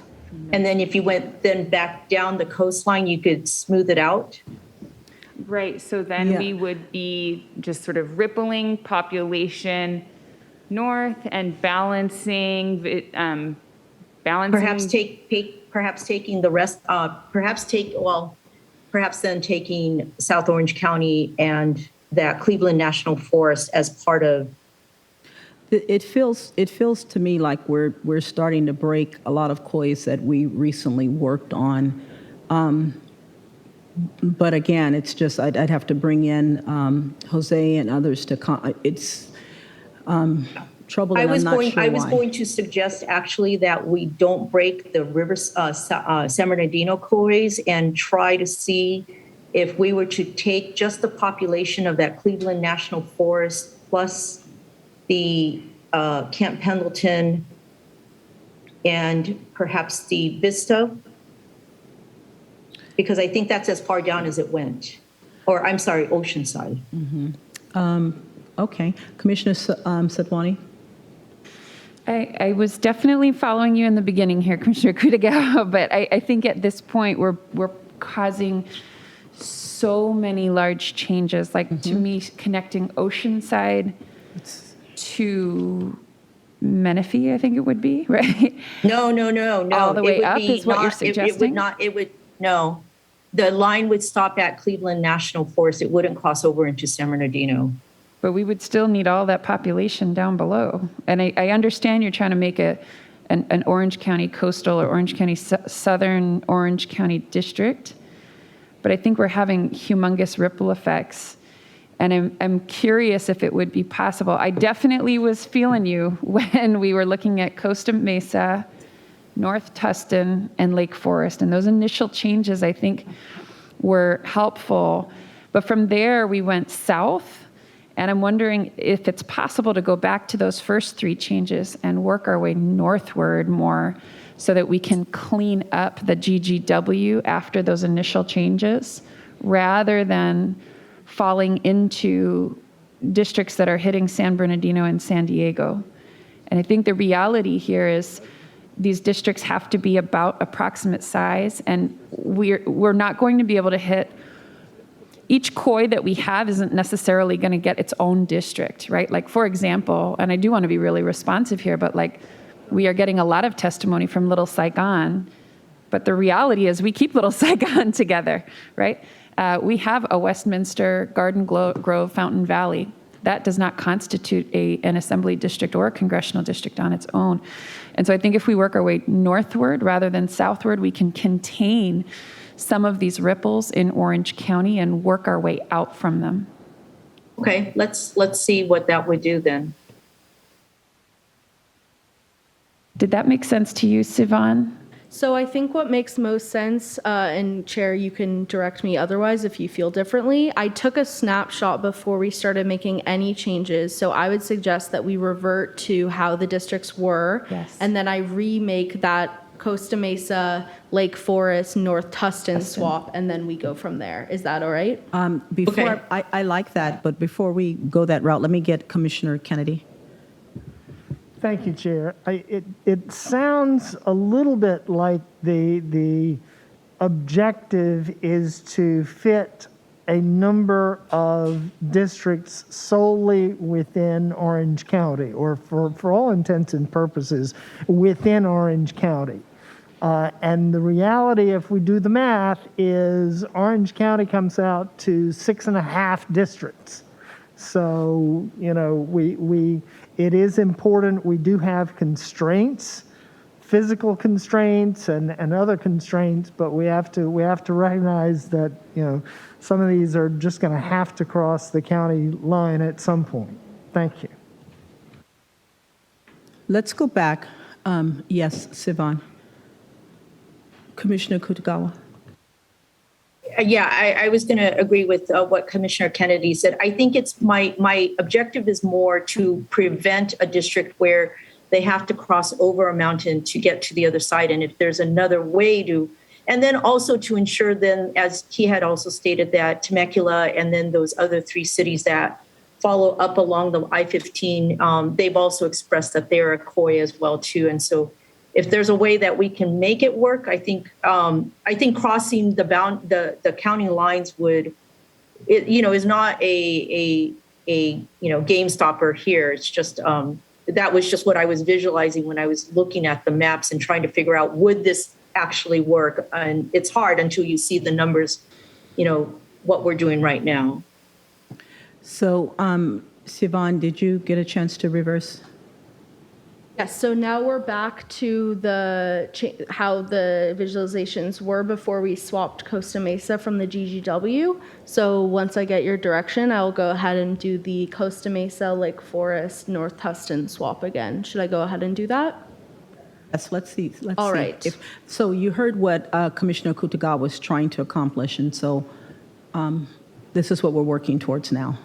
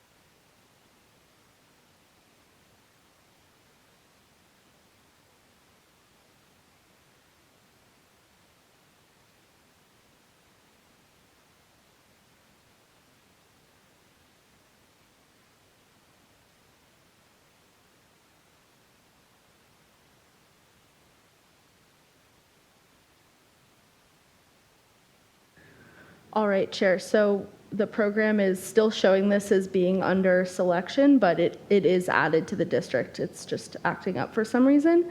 But now Costa Mesa is part of IRV, Lake Forest is part of MA, and North Tustin is part of LAOSB.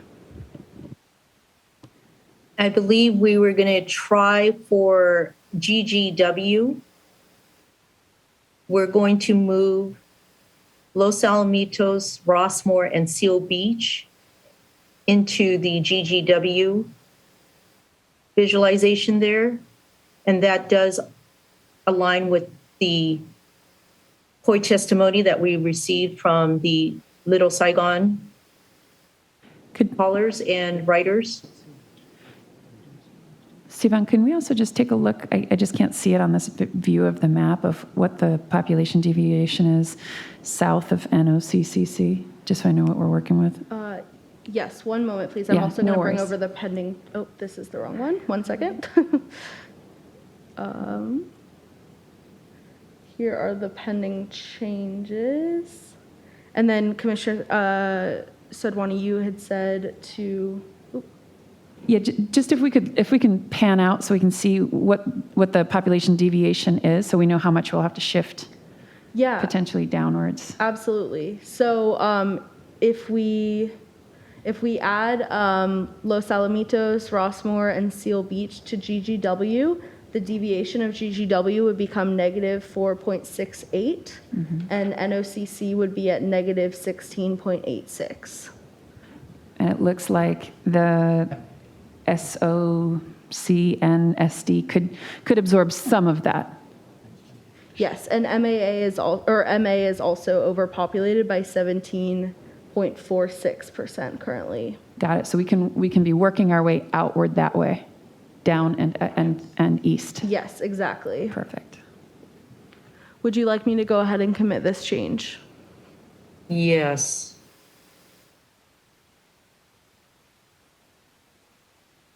All right, I'm ready for your next direction. Could you zoom in on that South Orange County area? I believe it's over by Laguna Beach.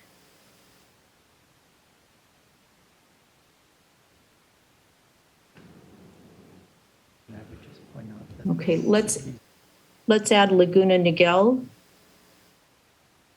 And let's see what that does to the numbers. So I would actually recommend shifting from MA into NOCC to balance this high positive and this high negative deviation first, and then making some smaller adjustments just because this is within our acceptable range and these are very much not. Okay. So which cities would you like to move from MA into NOCC? Let's I start with Lake Forest and Mission Lake Viejo? Forest. Yeah, let's move them. One moment, please.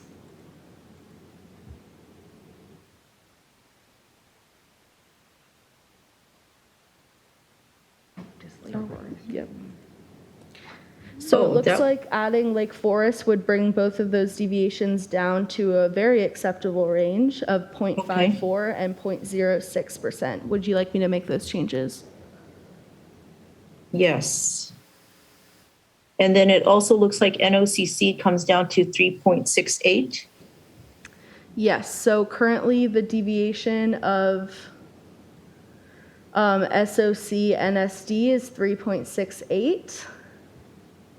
And that goes south again to Vista and Oceanside. Okay, but I just realized it doesn't really solve the problem of MA including Wildomar, Murrieta, and Temecula, and then them also being separated from their preferred COI, and that Cleveland National Forest is still the big barrier, physical barrier between the two communities.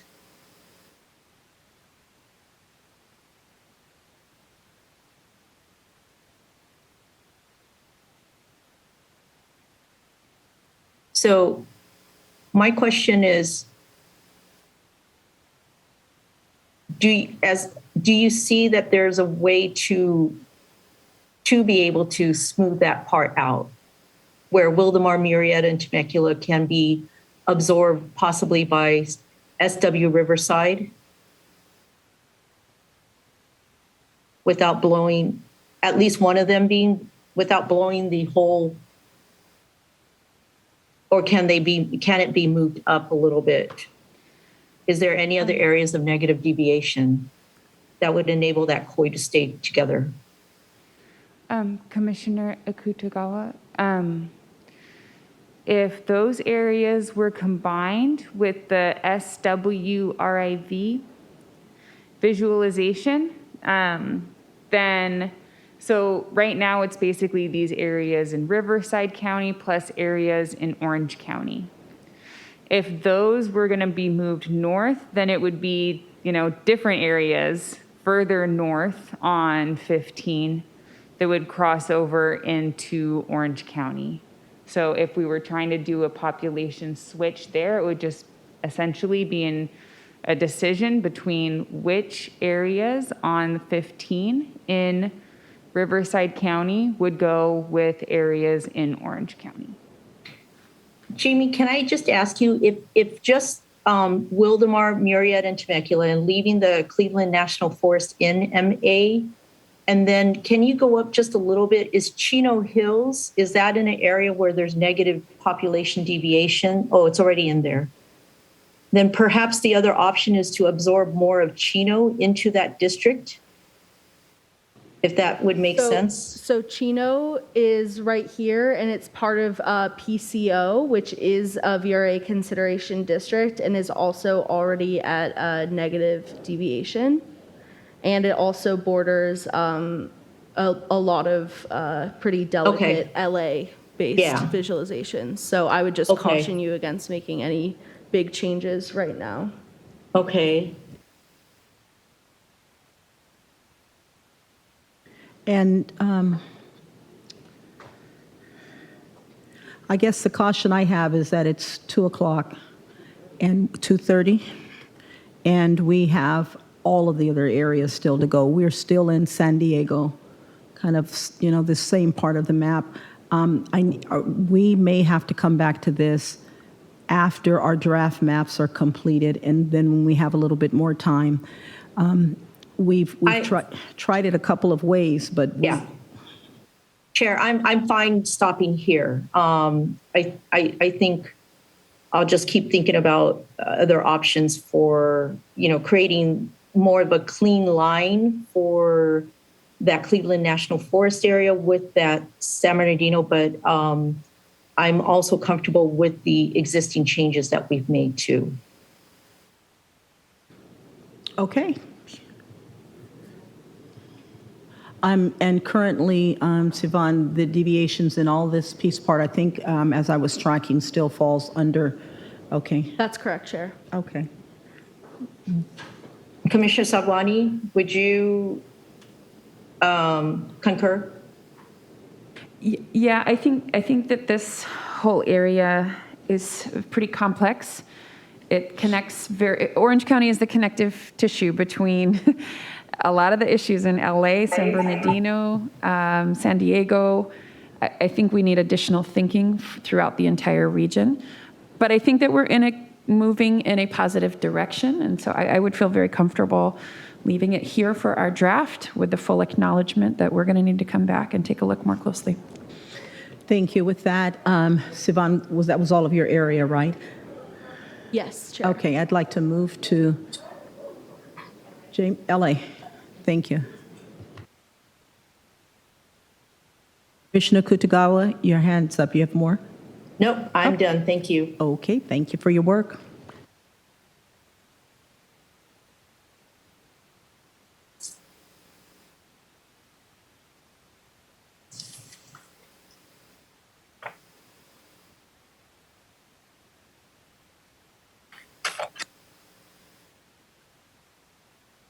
Just give me one moment to switch over here.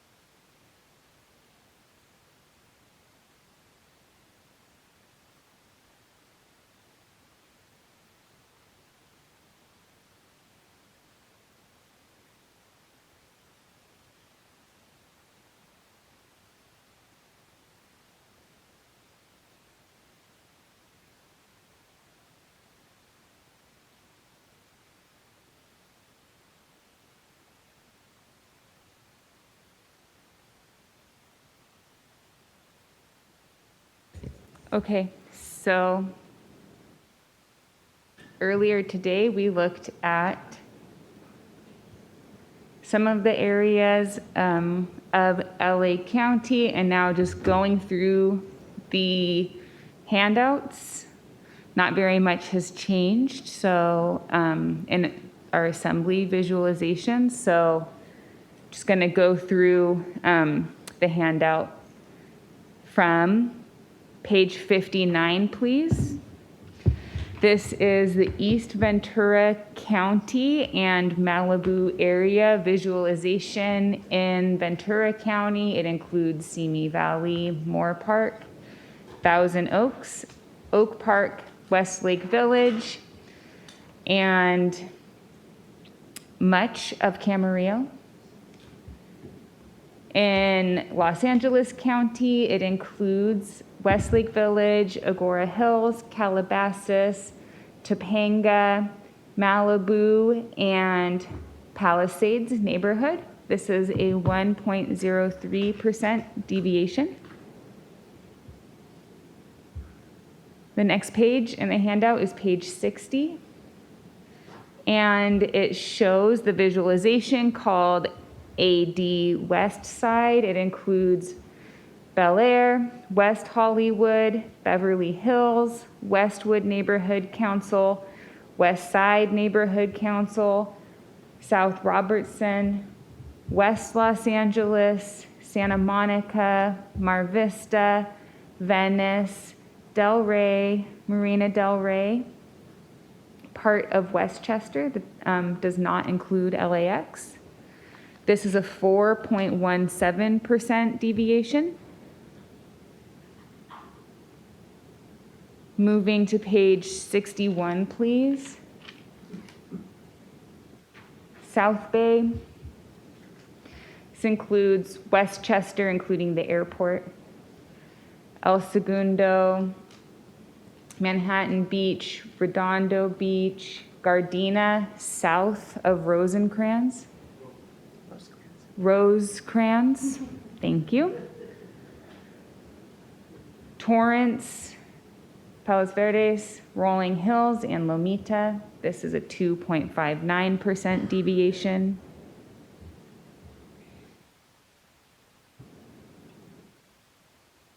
Next is page 62. Page 62. This is South LA. It includes San Pedro, Wilmington, Harbor Gateway South Neighborhood Council, West Carson, Compton,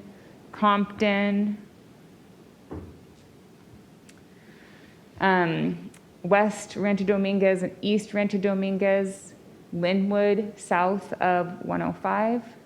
This is a 2.86% deviation. Next, please, page 63. This is just the city of Long Beach plus the city of Signal Hill.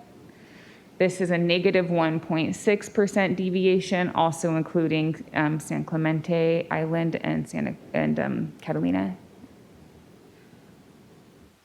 And next, we are looking at page 66 of the handout. This is it's called 110 LA.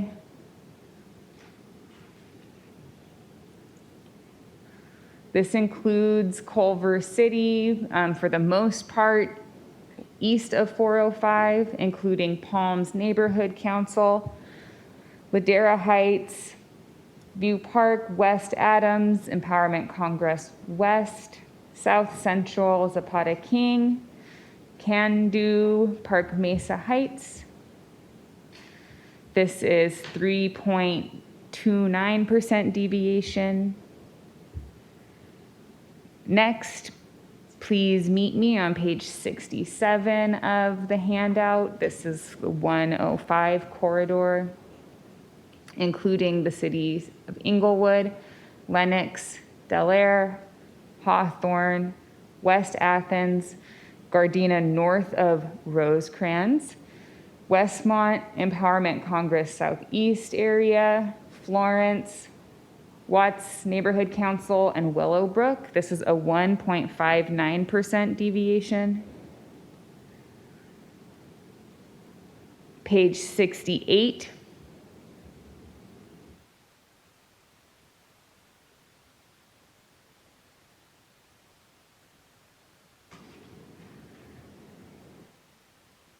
This includes Mid-City West, Greater Wilshire, Koreatown, Rampart Village, Historic Filipino Town, Pico Union, Olympic Park, Pico, Mid-City, Jefferson Park, Empowerment Congress North Area Neighborhood Council. This is a 3.99% deviation. Page 69, please.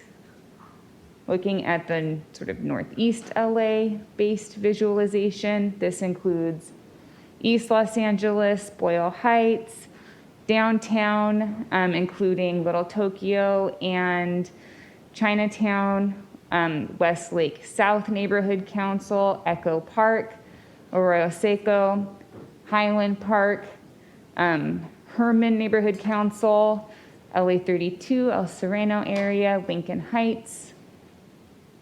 This is a percent deviation of 2.88%.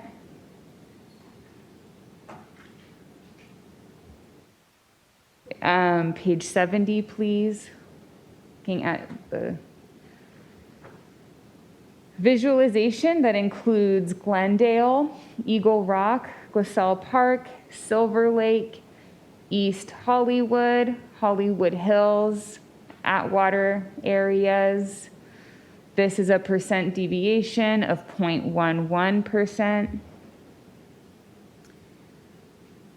Page 71. This is 210 corridor. This includes La Crescenta, La Cañada Flint Bridge, Altadena, Pasadena, Monrovia, the northern part of Duarte, San Dimas, Laverne, Claremont, San Antonio Heights, northern parts of Upland and Rancho Cucamonga. A difference in this visualization is just to balance population with areas in San Bernardino County. It includes Running Springs and Crestline. This also responds to commission direction to include ski towns with other ski towns, and includes areas of Angeles National Forest. This is a 1.57% deviation. We already went over some of the other visualizations, so now skipping to page 76, we're headed to the San Fernando Valley.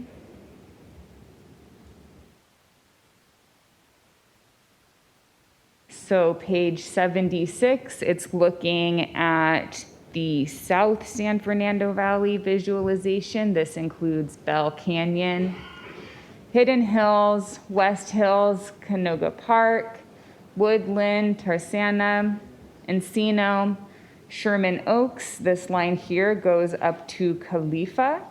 There's differing COI testimony as to whether the Poso neighborhood goes up to Oxnard or Khalifa. Oxnard is a couple blocks north of this. And there's a differing COI testimony that includes all of this with Van Nuys and other neighborhoods to the north. Its visualization also includes Sherman Oaks, Studio City, Greater Toluca Lake, Valley Village. This is negative 4.46% deviation. Page 77, please. Central San Fernando Valley. This includes Reseda, Lake Balboa, North Hills, much of Panorama City and Van Nuys, Greater Valley Glen Council, NoHo West, NoHo Neighborhood Council areas. This is a percent deviation of negative 4.79%. Moving on, please, to page 78. looking at this East San Fernando Valley-based visualization. This includes Silmar, Mission Hills, Arleta, City of San Fernando, Pacoima, much of the Sun Valley area, City of Burbank, Foothill Trails, Sunland Tahunga, and areas of Angeles National Forest. This is a negative 1.04% deviation. Moving on to page 80, looking at the Santa Clarita based visualization. This includes Castaic, Valverde, Santa Clarita Valley areas with Granada Hills, Porter Ranch, Chatsworth, North Ridge. And this is a percent deviation of negative 3.24%. And finally, moving to page 81 in the handout. This visualization includes Antelope Valley, and in Kern County, it includes Rosamond, Mojave, California City, Edwards Air Force Base areas, and includes Tehachapi out to Bear Valley Springs. This is a percent deviation of 0.86%.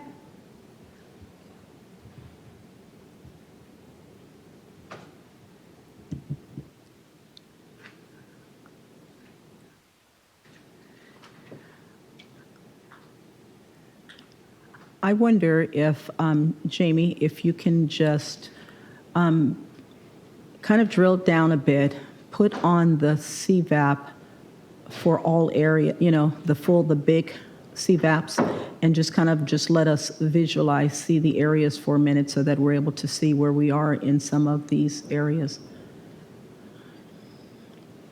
The CVAP on the district label? Yes. Okay, one moment, please.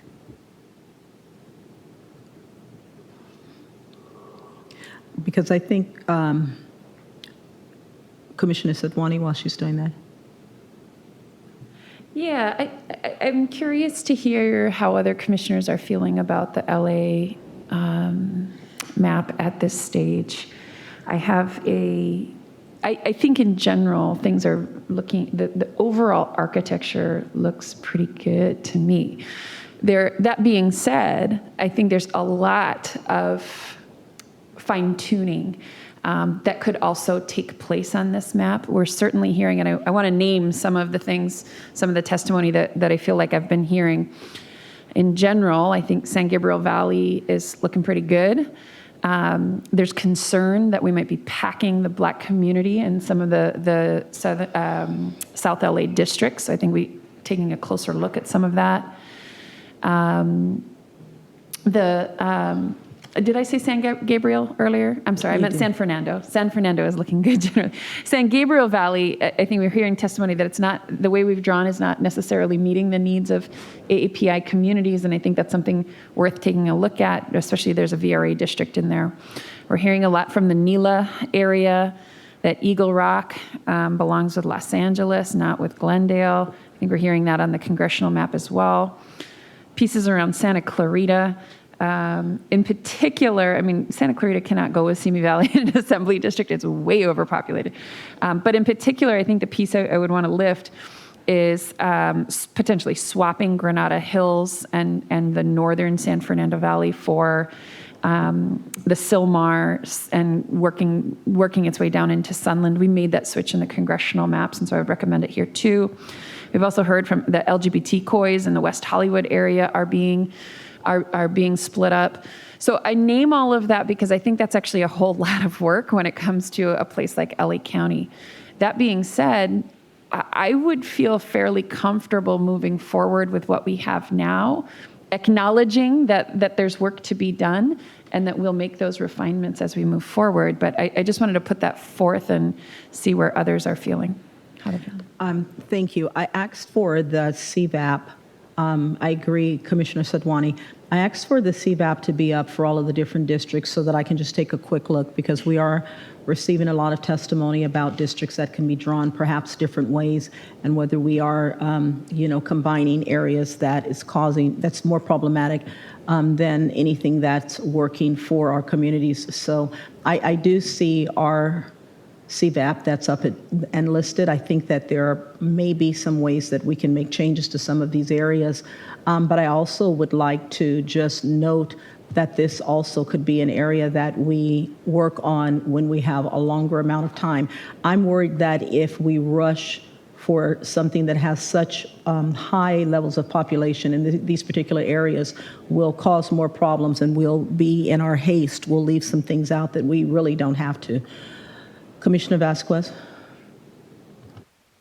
Yeah, I was going to agree generally with Commissioner Sadwani. I think we're definitely in a place architecturally that I think we will be able to fine tune things sort of in one sweep, sort of once we gather more feedback on these maps. I think actually these maps probably did really good at soliciting that kind of helpful feedback where, here, not here, this, these go together, not these going together. And so, yeah, I think I generally agree that the architecture of these maps in LA feel pretty good and feel like they will, we'll definitely be changing them, but not the kinds of big architectural movements that we were doing in other parts of the map today. So, yeah, and I also just wanted to note that a lot of the San Gabriel Valley comments we were getting are mostly on the congressional districts, at least from what I read and remember, particularly the AAPI community in the congressional district. So just wanted to flag that I hear that. I anticipate again that we will be going back to those maps and making some changes. But these assembly maps feel good to me. Thank you. Commissioner Sinai?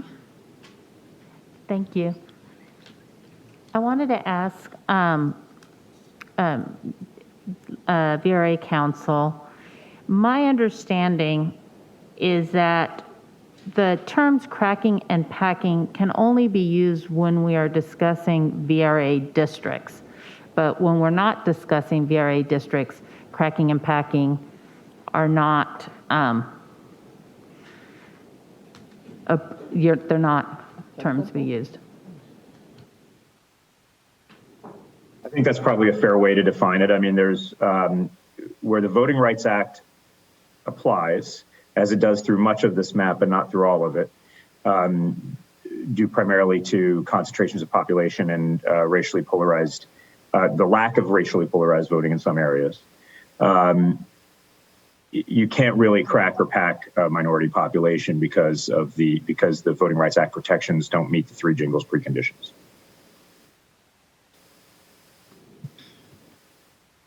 Thank you, Commissioner Toledo.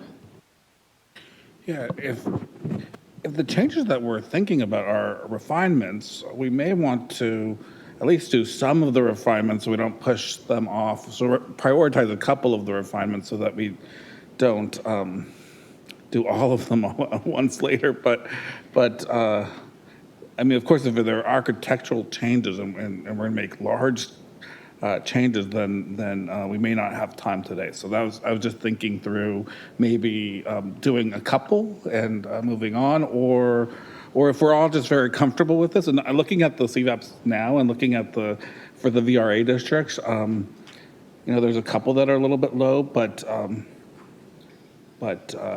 overall they're probably very good, and so I'd be comfortable moving either way, but recognizing that there are some refinements that need to be made to make sure that communities are fairly represented in these maps. Thank you. I think before I go to Commissioner Yee, just in kind of response to that, my thought process in having is just basically, I think what will make a difference in how we move forward in this area is for us to have the discussion we keep talking about, I keep talking about, as far as how are we weighing community of interest and how are we're each researching on our own and separate and not necessarily have had an opportunity to discuss it as a commission. And I don't want to start making changes to this area where I'm holding testimony that I've received, 11,000 different pieces of testimony. There's a chance that I've missed some of it, and I don't want to respond just on the parts that I'm hearing and someone else is responding from their point and we're ping-ponging back and forth. I really think we have the time to be able to discuss what we've heard for this area because it's so heavily populated, so dense population, such a dense population. And I think that if we do that, it may inform how we make these changes and be able to hold the whole of what we're hearing. Commissioner Yee? Yes, I'm very happy with where we're at right now. Of course, lots of adjustments, small adjustments, but I mean, overall, a lot of good work. Every district could be changed and improved, but we have to balance all the different considerations. So last night, there's one area, though, that after Mr. Becker had to leave, some of the changes we made created districts that were less compact. And I'm wondering if he had a chance to look at any of those and give us some thoughts on that. Obviously LA is probably the most complex area of the nation, and it's going to lead to districts that are less simple for sure, and that's probably a good thing. That's definitely a good thing, but just wondering if we are straying into non-compactness to a degree that we really need to pay more attention to that. Commissioner Yee, that's in the congressional maps from last night? Yes, but even some of these. So I'll just say I haven't had a chance to look at all of the changes that were made after I left to the congressional maps last night. I think I'd also suggest that if we want to have a conversation about compactness as it relates to specific districts, that's probably best left to a closed session. Very good. Commissioner Sadwani and then Commissioner Ahmad. Yep, Chair, and just in response to the comment you had made, my suggestion would be that we really dedicate at least 2 days post November 29th to LA County to have that discussion and begin to really make those refinements. Thank you. Absolutely. Commissioner Ahmad. I just wanted to express my agreement with what's been stated already. They look pretty okay. I know that there will be changes. I know there will be changes because people will have a reaction to them. So at this point, I'm comfortable moving forward in this region as a draft with the intention of coming back. Thank you. Commissioner Yee? No? Okay. Jamie, with that, unless you have something more for us, okay, we're going to move. We're going to go to break, though. Oh, no. It's getting close. But we are going to move to, I think, is it Tamina? Okay. We can do that.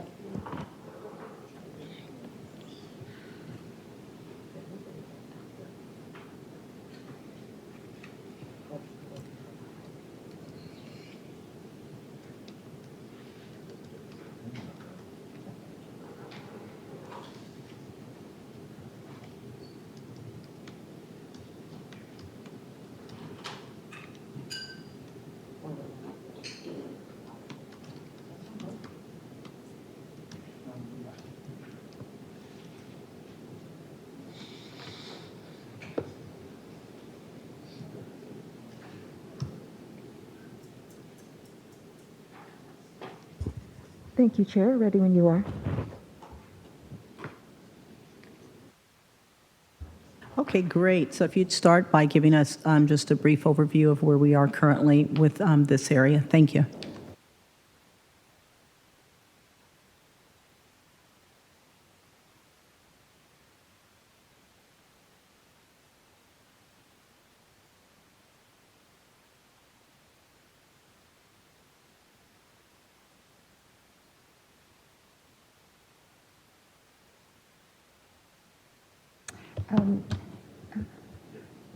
Chair Turner, if I may.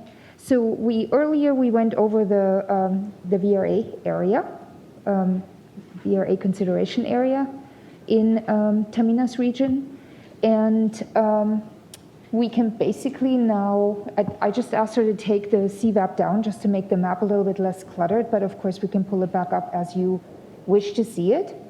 And would you perhaps just like to take a look at the deviations for that area right now, or would you just like to start at the top or the bottom and then just work your way through through the various districts as you wish? Mm-hmm. Thank you. Yeah, let's start at the top. Start at the top, okay. Could we have the deviations though on it? Just the deviations, so when we look, we can see the areas around them. Sure. Just one moment.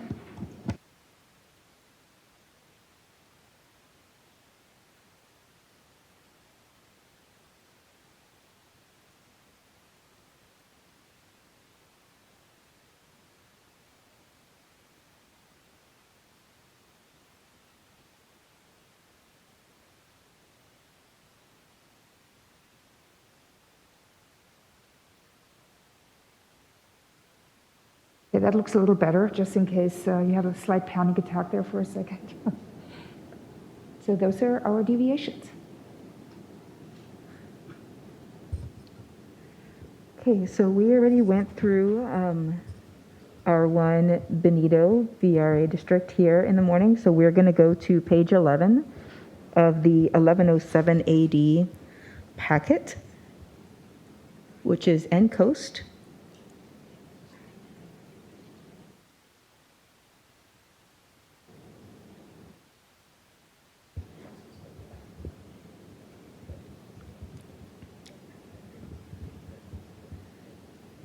And for Coast, the direction was mostly in the Sonoma break over here.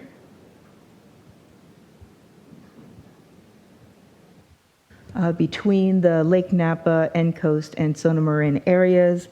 The request was to use move Novato to the coastal area instead of being in the wine area, and put Hot Springs to Napa into this area, along with Watsonville and the unincorporated areas. I'm sorry, that's Hot Springs to Napa, / other district. So the movement that we had was along the borders here between these districts.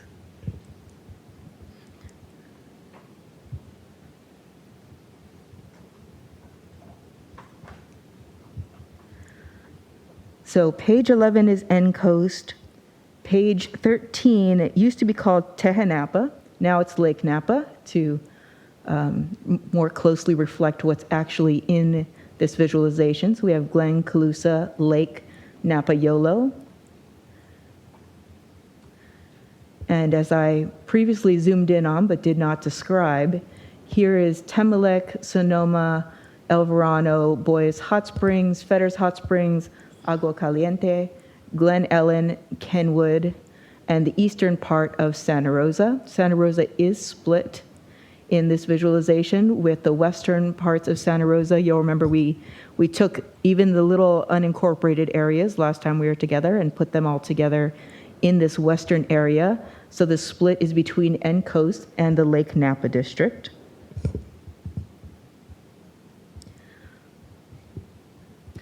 Tamina, before you move, Commissioner Fornashari. Yeah, Coast, you also moved Tehama into the Coast, right? Yes, Tehama is in Coast in this visualization. So, I mean, to me, I guess I'd just like to check in. It seems to me the major changes are a result of the direction to get rid of that little district, the edge of the populated edge of Marin going into southern Sonoma. We got rid of that district, and so that percolated up, and it changed the whole coast in the Central Valley pretty dramatic. That's correct. So the direction that I received back for 1107 was, if you'll recall, we had the Sonomarin district over here, and I was to cut it in half, place half of it in the Moore Wine district and place half of it in the End Coast district, which then had this ripple effect that kind of created all of this.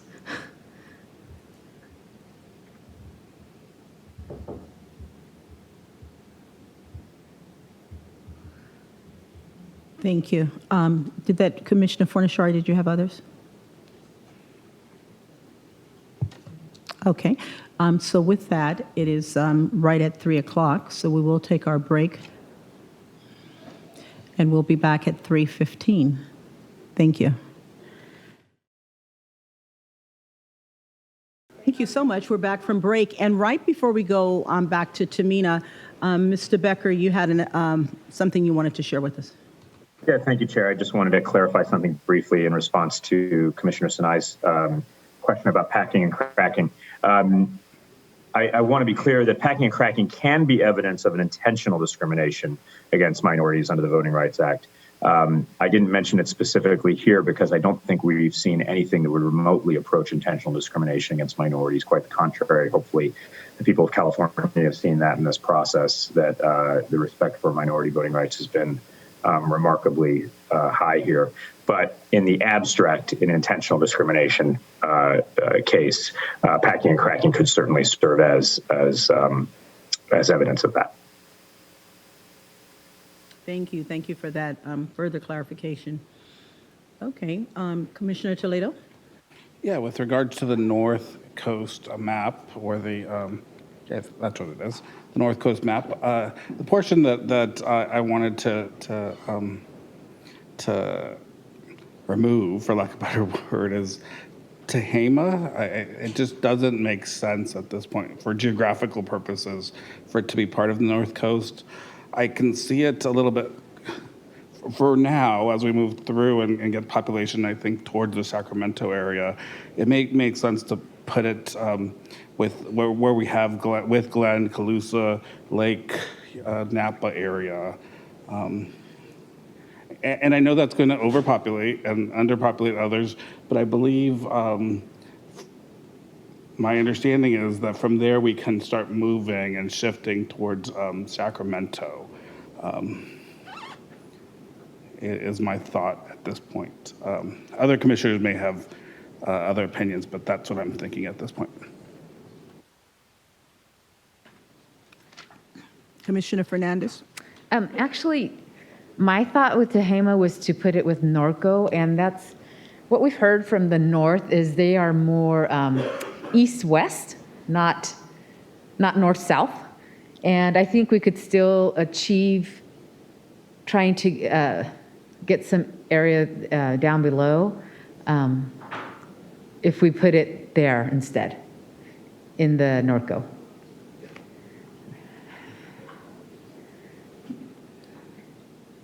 Because I mean, like the Lake Napa, it's growing on me. It's kind of looks okay right now. Commissioner Fornashari? So I'm kind of with Commissioner Toledo on that.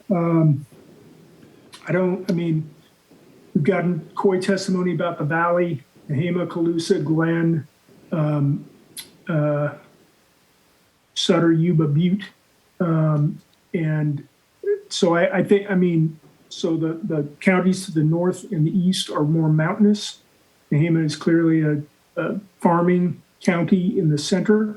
But I guess, when I made my initial comment, I said my initial comment for context as to how we got to where we are. I was kind of thinking if we could sort of look at the whole North State and see where, before we start moving stuff, kind of see where things are, because we moved some stuff near Sacramento yesterday or the day before, and kind of take it all in sort of current state context. Okay, so it almost, now Commissioner Anderson, your hand's been up since you returned from break, so I don't know if it's a placeholder or what are we doing? Yes, I definitely have portions in mind for this area, but I do agree with Commissioner Fornashari. If we could back out just a little bit and have a look at some of the large areas And, like ECA affects everything in around the Sacramento area. There's a portion of ECA, a portion that's been added from Sacramento to ECA, which I don't quite understand. I would like to put that into Sacramento, but then you have to pull something out of, and maybe that the Placer SAC, or, that, no, I guess it's with now it's called Sutyub Sierra Nev. Oh, thank you. Yeah, that little portion in, I understand you might want population, but I don't quite understand where it came from, why it came from Sacramento. Okay. And then also down, but I agree with Commissioner Fornashari, because the center area is affected by both sides. And we have the same issue which we had on the congressional, with that portion of Sacramento has been thrown, the tail of Sacramento has been thrown into Solano. Also, the Marin, that area was supposed to go down the portion that comes down from Mendocino of Norcoast was supposed to go down the coastline, not inland at the Lake Napa County line. So I would like to switch that. So let's do this then. And I see we have the dynamic duo ready. Why don't we have them talk to us about the entire area, and then we can give, because it sounds like, again, we're going to ping pong back and forth between Tamina and Kennedy for this area. So, from last time, we did actually start making changes in Sacramento, if you remember, and so I think this is stemming from the Sacramento area and moving Elk Grove north and then just pushing population north. And what we did last time, Mono, Inyo, Alpine, all the way to Sacramento were connected, but we took those out and then kept this Calaveras, Tuolumne, Mariposa, Madera. We kept those together and including some of Stanislaus, which, by the way, Stockton, Tracy, and Mountain House are all together here. And then we have Sac to Stanislaus. Let me zoom in further.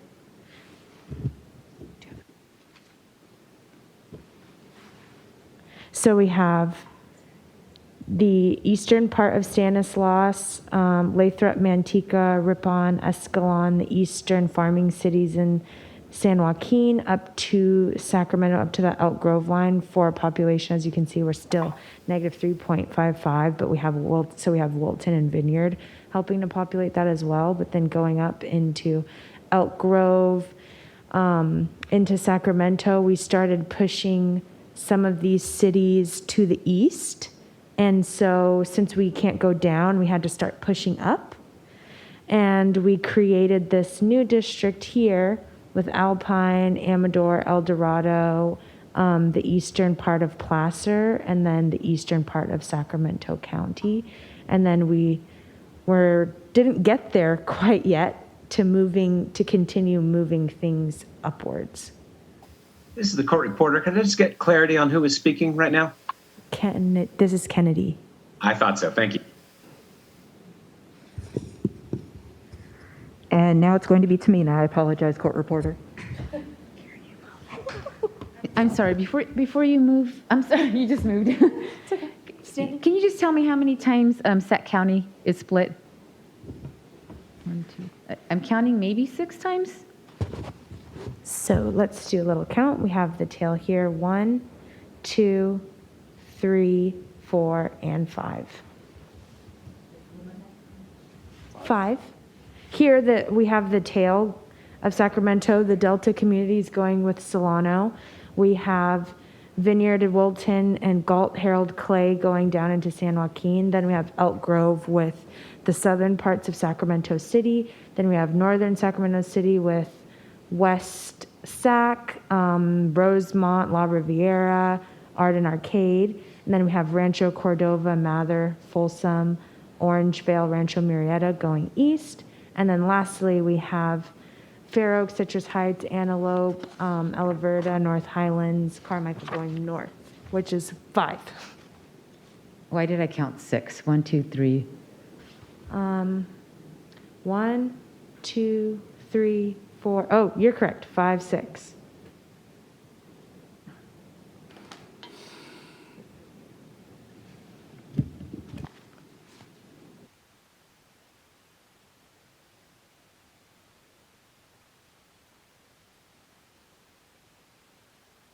I'm sorry, Tamina, while you are making a switch, Commissioner Fernandez, you want to say more now? No, yeah, it's a county of 1.5 million, and it's split 6 times, so that's a little concerning to Okay. those that live in Sacramento County. Okay, So please call in. Commissioner Toledo? Yeah, I'm wondering if we could get some guidance on from the line cars on where to start some of this visualization, some of the changes that we're thinking, right? It sounds like we have some consensus on Tehama moving to and I hope it's consensus, North California. Sounds like the rest of the North Coast looks pretty good. We may have to make some changes for population purposes. Sonoma Marin makes sense. The Napa, Yolo, Glen, Calusa, farm worker areas make sense. And the areas we're going to make some more additional changes to would be more in the Sacramento, Yolo area. So given that, where do you think we should start? Well, first, I'd like to mention that these deviations are actually, in my non-VRA opinion, VRA lawyer opinion, good because we are in the assembly. So we have up to plus and minus 5% as a safe harbor. We're down to 0 point something in Sacramento. So deviation-wise, we are actually okay with this map. Want to tell you a little bit about just an overview of the area and how we got to where we are. And that is really due to 2 big moves that happened in the last set of directions. The first was the movement of West Sac. West Sac used to be in this area, and then West Sac was returned to Sacramento. And then all of the movement that you've done around Sacramento has really moved some things around. So that's one big piece. Whatever you do in Sacramento is going to ripple across this entire area. A second big piece is what you do really with Sonoma over here. If you'll remember before, we used to have Sonoma Marin as a district that was over here. And then the direction was to split up that district to get rid of it completely, move half of it up into Napa and half of it into North Coast. And so that's what happened. And that overpopulated the district. And so we had to create a second one here to not go over the Bay Bridge. The population was to be transferred over to Sacramento area, which is why Kennedy has that new district over in that area, and that's what pulled all of this over, including Tehama. So you can move Tehama, but really until we figure out exactly what's happening with Sacramento, it's just going to pull everything back over. So are you suggesting that we start in Sacramento? Yes. Okay, so let's start in Sacramento. Yes, I'm sorry. That was my recommendation. Tehama? How do you really feel? If I could just add, I think, is this the one, Tamina, and I don't remember if it's Tamina Kennedy, didn't we make some changes to the San Joaquin also? I believe, and that's what pushed population, we kind of moved things. I think that started the ripple effect going up. Okay, so and I apologize because we might reverse some of the direction we gave you last time, but shouldn't we deal with Tehama first? Because that's going to impact. Well, I would say that dealing with Sacramento, you're most likely going to be pushing population north. Okay, thank you. Okay, so can we zoom into that Sacramento area, please? Thank you. I think Mr. Becker has his hand up. Mr. Becker? I was just going to make a suggestion. This is a really underpopulated area of California, and you might hear my dogs behind me, so apologies for that. And Sacramento is such a huge population center. my recommendation might be a little different than Tahima's, which is to start outwards because you don't have a lot of population flexibility on the northern and eastern and western parts of this area, and move inwards because honestly, you can try to keep Sacramento together. That's going to create some huge districts that are going to be on the outskirts of Sacramento from the west, north, and east. And that might be what you want. I just want to suggest that and that's totally fine, obviously, but you might want to, you just don't have a lot of population to work with on the, once you move, north of Sonoma County to the northern border, down east to Lake Tahoe. There's just not a lot of population there.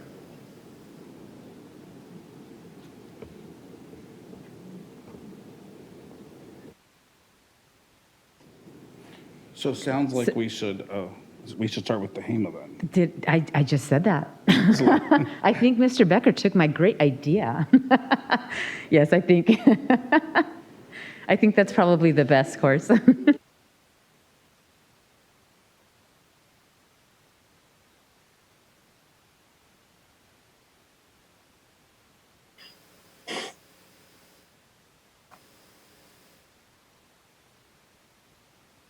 So shall I start by moving Tahima back over? Right before you do, let me just check on Commissioner Anderson, Commissioner Satwani. Yeah, thank you, Chair. Yes, I think I agree with Mr. Becker. we need to work at the edges because you can take portions of Sacramento in little bits, but the area that I did not realize and I would really like to fix is that Mono and Inyo just got shunted over to be with Fresno. Okay, but before we move, we're not trying to move. I was just trying to see if you were going to comment on this area. Yes, I am, because this is Mono Inyo has been cut from Alpine and added into the Cal Fresno, and it should be up with Alpine, El Dorado, Placer, and it's not much population at all, and that's going to change a little bit of the stuff that we do in the north. And if we don't address that now and we adjust everything, then they're stuck. We're being represented in an area where they literally cannot get to. I mean, in the winter, and they also can't get to because they don't have broadband. Okay. So, Commissioner Fernandez. Thank you. I would disagree with that. All of the community's interest information that we've received from Placer, El Dorado, Nevada, is they go west. They take Interstate 80 and 50, and they go towards Sacramento. So, in my opinion, I would not agree with moving that. Commissioner Sadwani? Yeah, I agree with Commissioner Fernandez about starting in the top. I think we got to just choose an area and start there, and then we can make our way through. There's a lot of issues in the Northern California area that we're going to touch. I wanted to just make a broad comment, around Commissioner Fernandez. I know that you mentioned a concern about breaking up Sacramento County into numerous districts, and while I hear that, I just wanted to lift, it is a county with 1.5 million people. It is an urban area.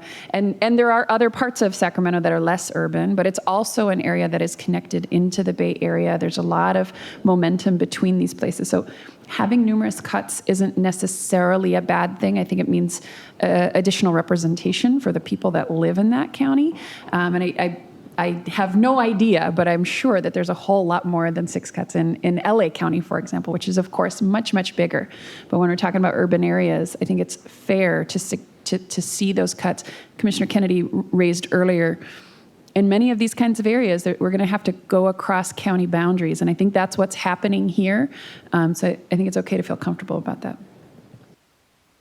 Commissioner Fernandez? While I do agree there's one piece that it's 5,000 people, and if I can get that into Sac County, then that's only 5 cuts.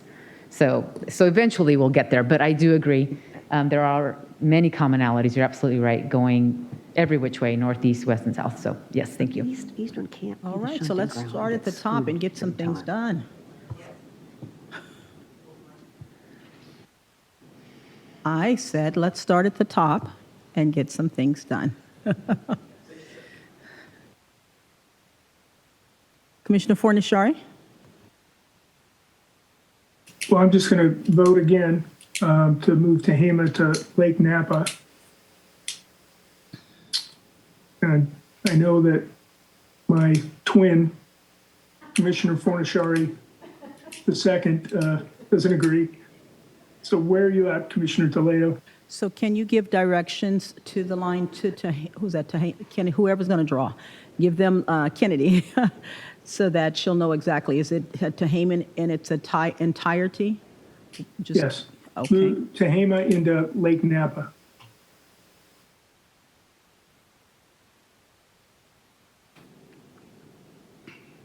And I'm willing to go on this journey with you to see what happens. Not that I'll agree all the way, but I'm up for an adventure. And I'm willing to go on it too. Just want to make sure that American Canyon down below gets added to Napa because Napa's split. But other than that, I think this all makes sense to me. It's not mountainous and it's agricultural. So I'm willing to go along with this as well. So, after selecting this county, the county of Tehama, this would bring Lake Napa to an 11.39% deviation. And then it would take North Coast from 3.7% deviation to a negative 9.66 deviation.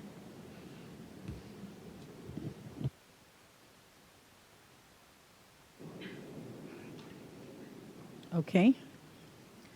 Kennedy, let's go ahead and lock that in. So we got a lot of movement, looks like.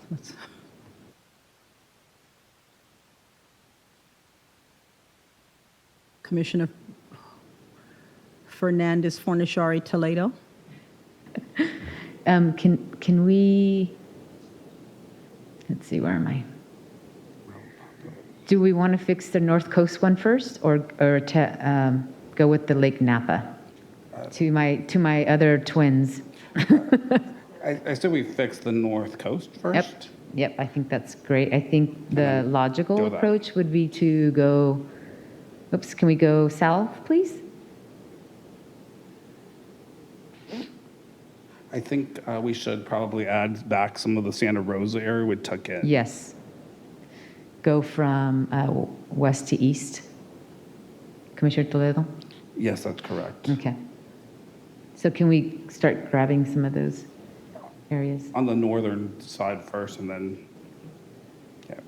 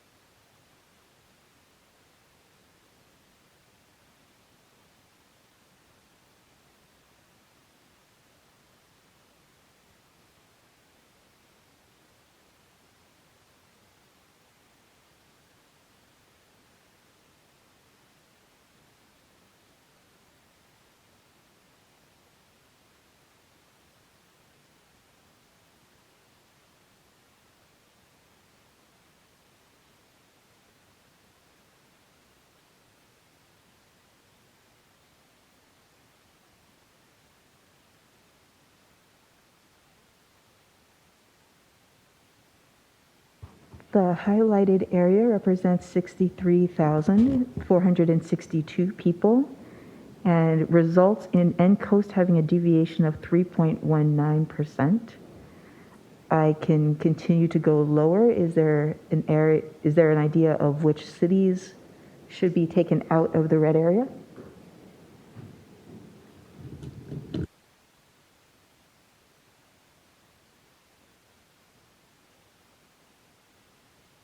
I think this is I think okay it's fine, yeah. for now, because we're gonna have to move some of Santa Rosa down.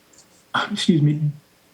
Actually, though, no, we need to take some more, because I think we're gonna move into we're gonna have to go the okay. Napa. Yeah, Right. I got you. Yeah.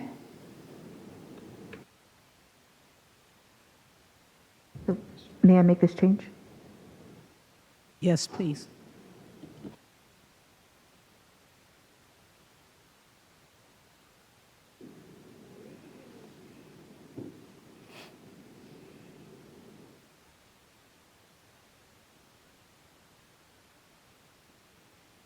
And then do I understand that?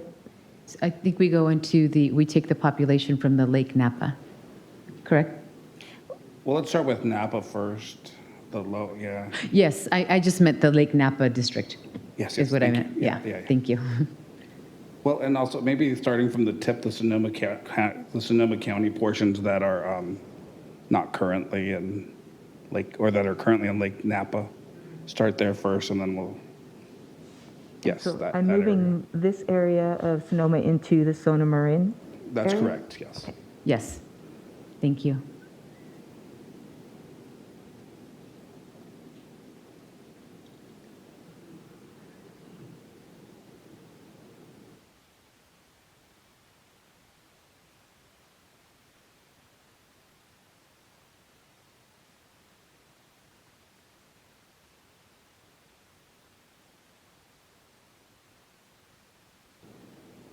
Oh, wait, okay, that's fine.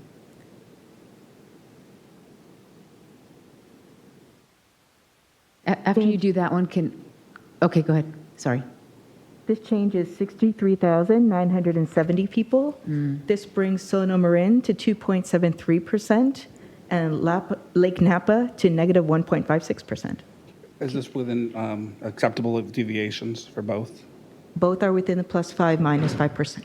So I'd say let's lock it in. Can I? Oh, but let's hear Commissioner Fernandez first. I realized that, can you go up, please? I wanted to see how far, that includes Yolo, Napa, I'm just trying to see which counties we have now in there. Yolo, Napa, Lake Calusa, and Glen and Tehama. Okay, can you go down to Yolo really quick, please? My other thought was potentially moving West Sacramento back into Yolo County and making Yolo County whole. So I don't know how you feel about that. I think we can look at that, but we've got to fix Marin first. Yeah, let's fix Marin, and then we can. And then we can massage the middle. But that's going to go into the lake, that same district, into the Lake Napa district. Right, but we got to take some out of Lake Napa and put some in Marin. Because Marin's like an island.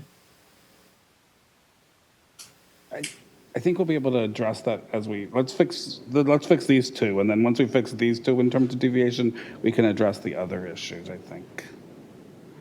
So let's, if everyone's okay with it, let's accept this change. Chair, are you okay with that? I am, thank you.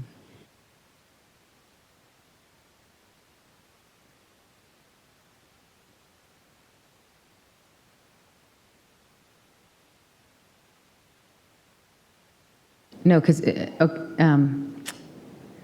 Tamina? Tamina. I didn't know if it was Tamina or Kennedy. What would the impact of moving West Sac? It's going to take it over.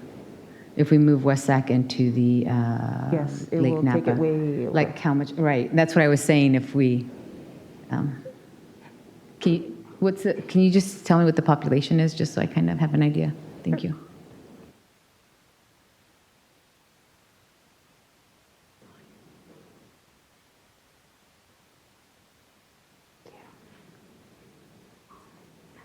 Thank you.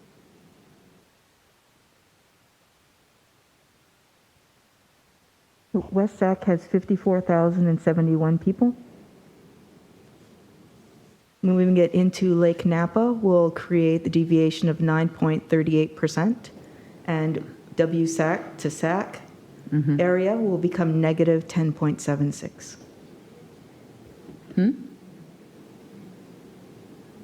Yeah, but where are you going to put Tehama? And then that will require rejiggering of Sacramento.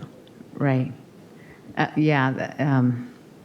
That's kind of why I wanted Tehama to go into the other district.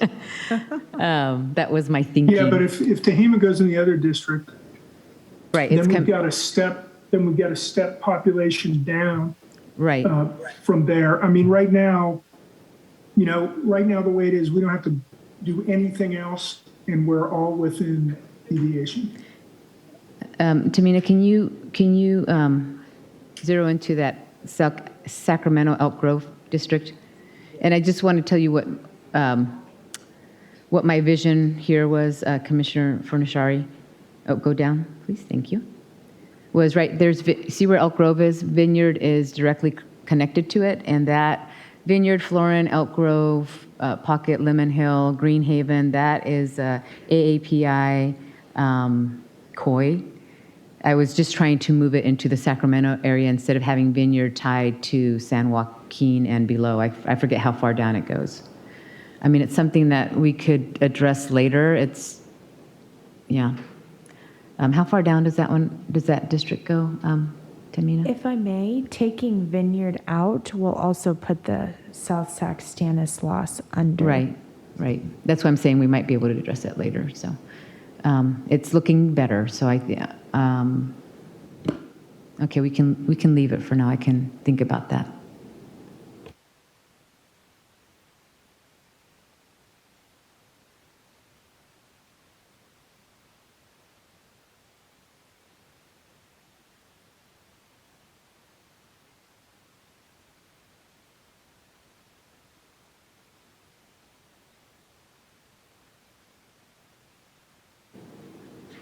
I think I'm done. Are we done? I had one other. Okay. American Canyon is split from Napa, although it's part of Napa, and I just it's a small community. No, it's with it. It's with it. Oh, is it? I thought in my map it looked a little bit. Okay, if it's included, I'm fine with this map as is. Thank you. You know what? I did have one more thing. Sorry. Tamina, that little arm of Sac County from Walnut Grove, Isleton. Oh, nope, keep going. Keep going to your right. Keep going. More. To your right there. You see the little, Kennedy, you know the little part that, oops.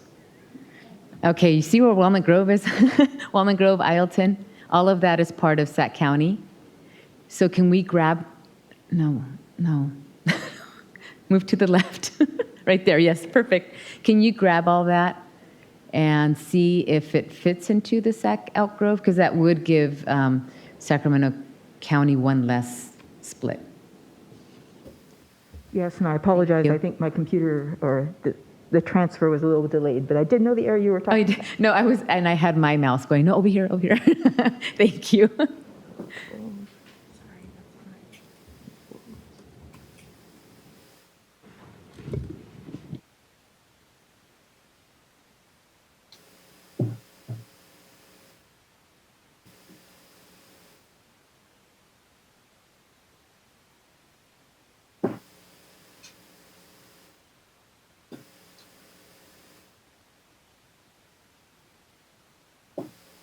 Can I just ask a point of clarification? So the direction is what exactly? Putting that southern portion of Sacramento County with Elk Grove? With the Sac Elk Grove, because that is Sacramento County.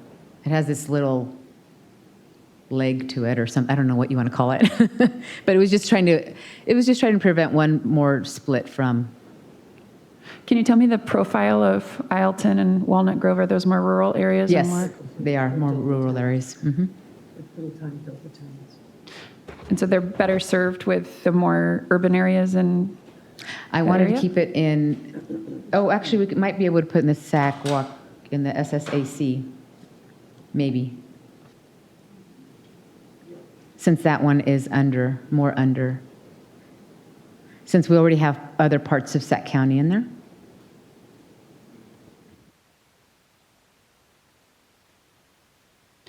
Yes, that'd be. Thank you, Tamina. You would prefer the S? I think, Stannis? yeah, because that one is under, so I think that might be a better place for it. Thank you.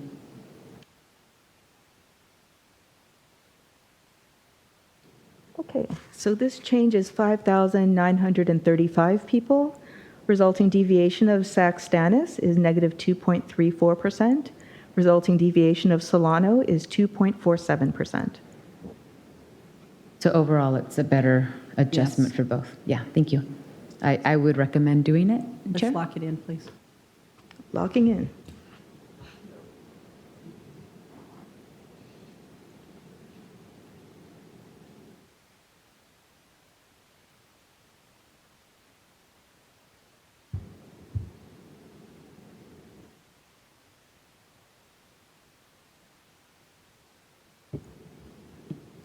Commissioner Fornishari? Yeah, just one more suggestion. I just want to acknowledge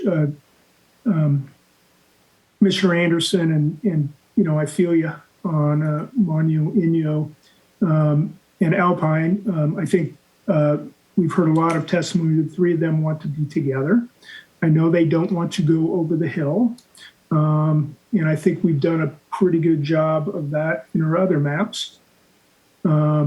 And so I guess my suggestion would be to put Alpine with Fresno at this point, since it's only 1,200 people. But I'm sure Commissioner Anderson has something to add on that, so I'll just let her take the floor. Please. Thank you, Commissioner Fornishari. Yes, Alpine, Mono, Inyo with, Amador, Calaveras, Tuolumne, Mariposa, those are the areas that they're all hoping, that is their community of interest, all of them. And no, we actually haven't, we've kind of cut them off from most of them. Alpine is 1,200 people, so there's no reason not to put it with, because now they're with Fresno, but which means it's instead of being with Bakersfield, now they're with Fresno. So pleased to be together. I think we ignored together, unfortunately. I don't know how many people are in Amador County, but that would, I'm not sure. You can get a few people from as you fix the north, I guess. Yeah, how many would that be? That would, yeah. Yeah, that's too many. So Amador is the lone out by themselves. So they do have a lot in common with El Dorado, which would be wonderful. If we could do, that doesn't affect anything, really, not at all. So let's put Alpine, please, with Fresno, at least. But then, can we go back to Solano? Oh, sorry, could we make that change? Could we put Alpine County in with Fresno, please? Thank you. Yes, please. And then could we go over to Solano, that one, please? Because in this, originally we were tying Vallejo in with Contra Costa because we were thinking of going along Highway 4 and that sort of thing, but we're not doing that anymore. So we have, if you could zoom in on the section right there, and please, right there. Hercules, Pinole, Tar Hills, those are all in the West Contra Costa School District. And to have them put up with Solano County really doesn't make any sense. Now, I know that I'm seeing that both these are slightly over in population, and I do not know what the population is there. Commissioner Anderson, while they're checking that, excuse me for a minute, we are going to public comment today, and I just do need to make that announcement that we are going to public comment before we close today, so that means in probably about 5 or so minutes. Great. And, yeah, it's already 4 o'clock. Yes. Sorry, could you tell me, Tamina, please, what is the population for, in just actually in that little section, 2 things, the entire section, the population there, and then also just Hercules and Pinole. Actually, why don't we start with Hercules and Pinole first, please?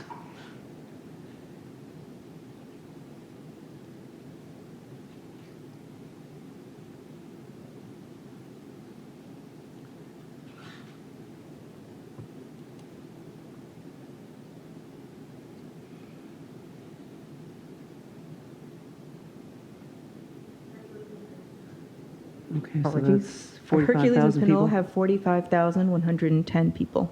Okay. That is too much to just tuck in anywhere quickly. And then Rodeo Crockett, the rest of it, the Rodeo Crockett and the unincorporated? Well, if you just hit the total area, we can subtract.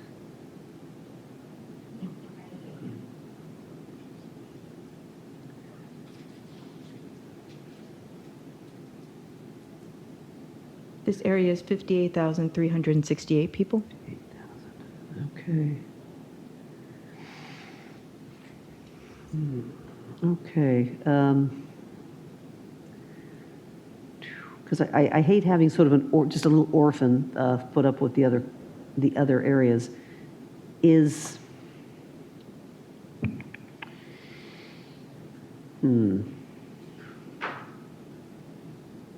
Could we pull back out just a little bit to see the whole area? Thank you. That's really tight. That's really high. Yeah, the numbers are, it would require more reconstruction. I'm going to pause at this time.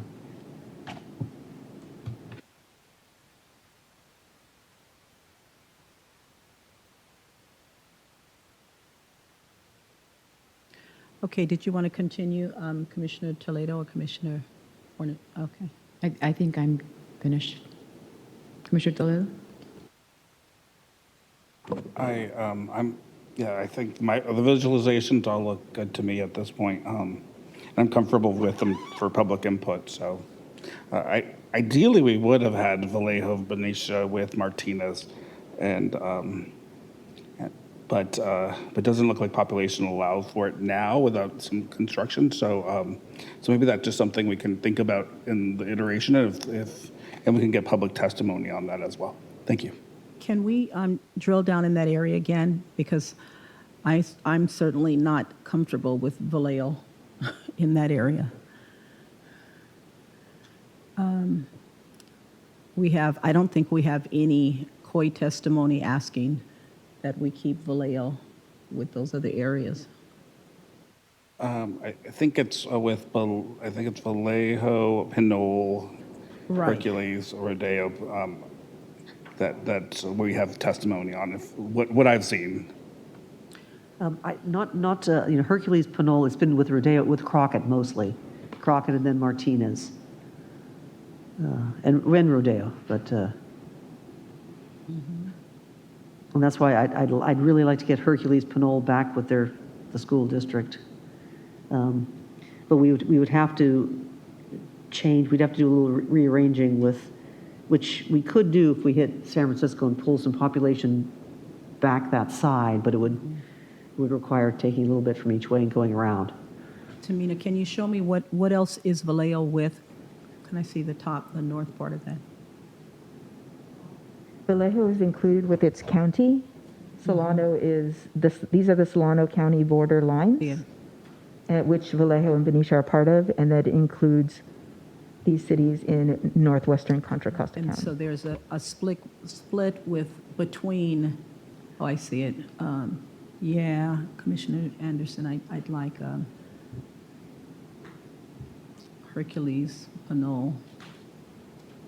Okay, well, why don't we prepare to go to public comment now, and perhaps even some of those comments would help with those areas. We're going to go to public comment, and then we'll come back to this area. And so, Christian. Sounds good, Chair. Just a moment while we get some screens ready. Chair, just to confirm, will lines close at 4:30?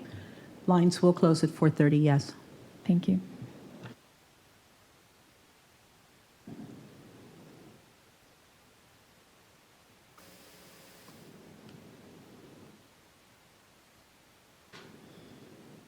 All right. Katie, are you there? I am. If you could please invite the public to comment. Absolutely. In order to maximize transparency and public participation in our process, the commissioners will be taking public comment by phone. To call in, dial the telephone number provided on the live stream feed. It is 877-853-5247. When prompted to enter the meeting ID number provided on the live stream feed, it is 875-2728-4951 for this meeting. When prompted to enter participant ID, simply press the pound key. Once you have dialed in, you will be placed in a queue. To indicate you wish to comment, please press *9. This will raise your hand for the moderator. When it is your turn to speak, you will hear a message that says the host would like you to talk and to press *6 to speak. If you would like to give your name, please state and spell it for the record. You are not required to provide your name to give public comments. Please make sure to mute your computer or live stream audio to prevent any feedback or distortion during your call. Once you are waiting in the queue, be alert for when it is your turn to speak. And again, please turn down the live stream volume. And we will be giving a warning at 30 seconds and 15 seconds remaining on the 2-minute public comment period. Right now, we will be starting with caller 0637. And up next after that will be caller 7863. Caller 0637, if you will please follow the prompts to unmute by pressing *6.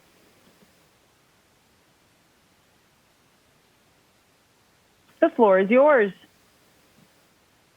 Hi, this is Amy Neal. I'm a 27-year resident of Albany, California. I'm sorry, my comment, I've been waiting in the queue for a couple days, is about the congressional districts.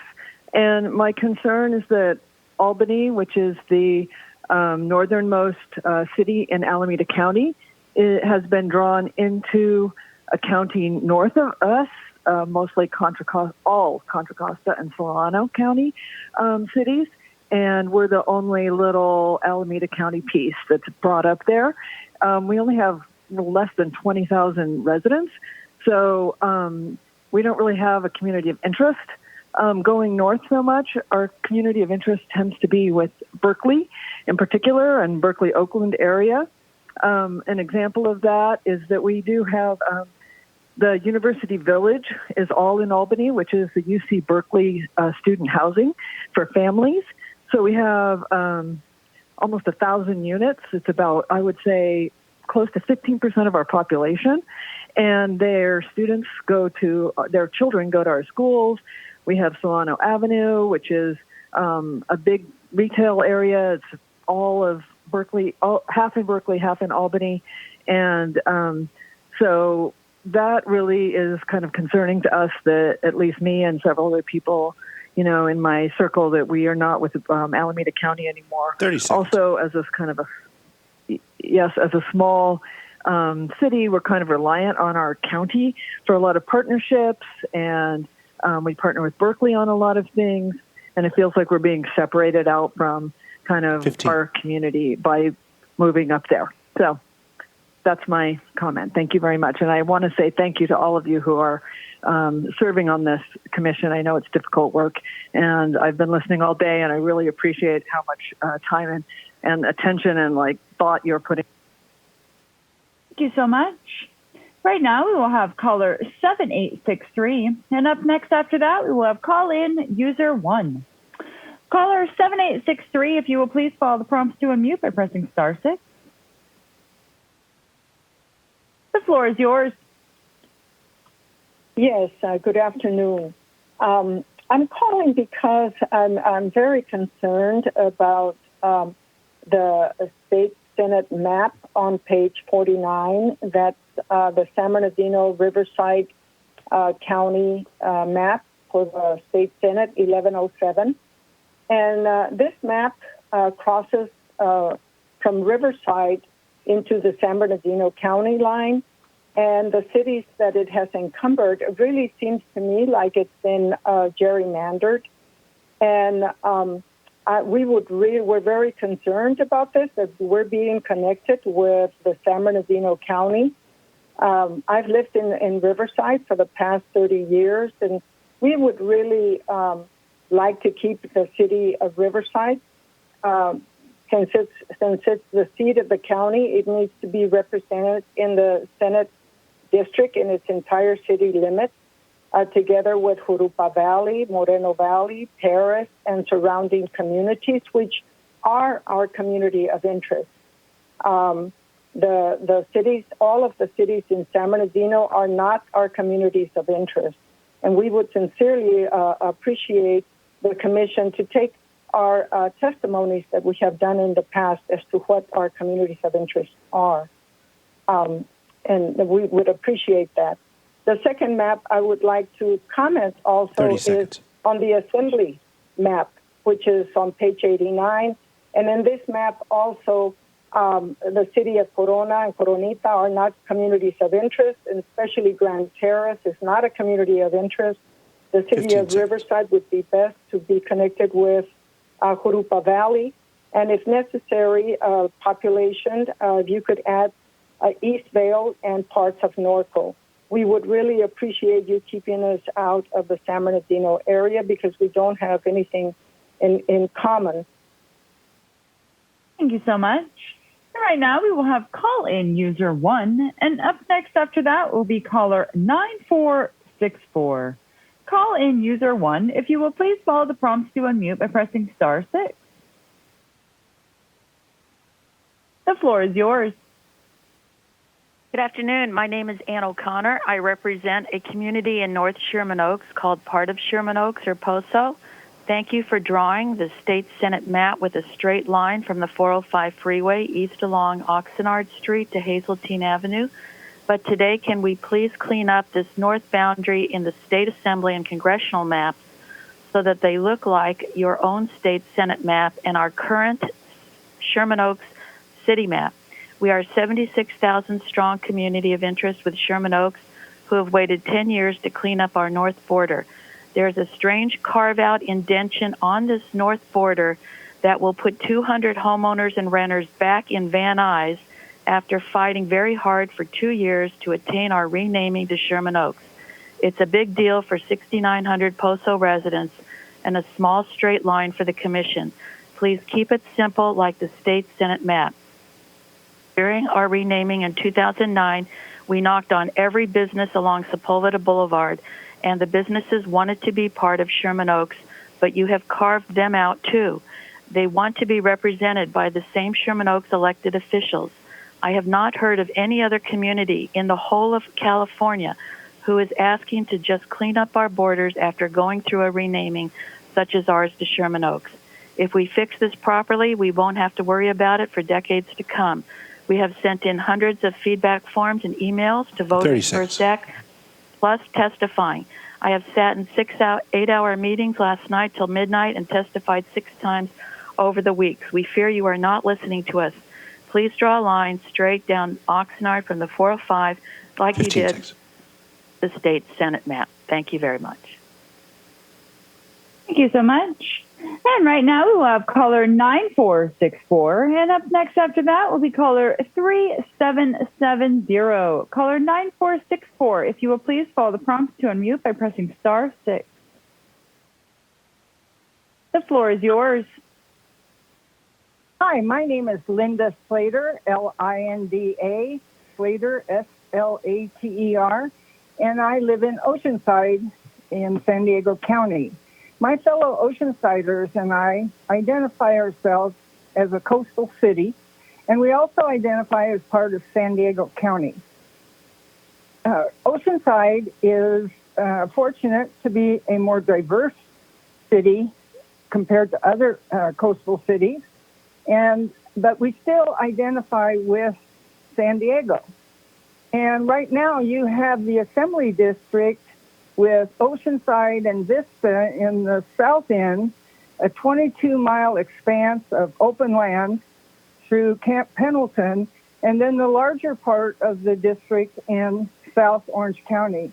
And this puts Oceanside and Vista in a situation where we will have essentially no influence. So we don't identify with the Orange County. We identify with San Diego County, and there's a big span between us that would exacerbate the problem. So I ask that you reevaluate the map, page 96, and put Oceanside with the coastal North County areas. The coastal district doesn't need to go down to Coronado or Imperial, because those are not considered part of North County. Thank you very much for all your work, and I appreciate the opportunity to speak. Thank you so much. And right now we will have caller 3770, and up next after that will be caller 1940. Caller 3770, if you will please follow the prompts to unmute by pressing *6. And the floor is yours. Thank you, Commissioners. My name is Sam Garrett Pate. I'm calling on behalf of Equality California about the Assembly Visualizations in Los Angeles County.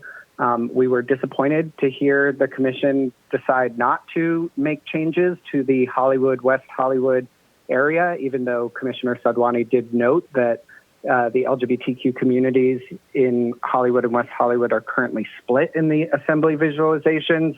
Unfortunately, those November 7th visualizations, as the Commissioner noted, inexplicably divide the LGBTQ plus community centered in Hollywood and West Hollywood between three different visualizations, 80 West Side, Glen LA, and N10.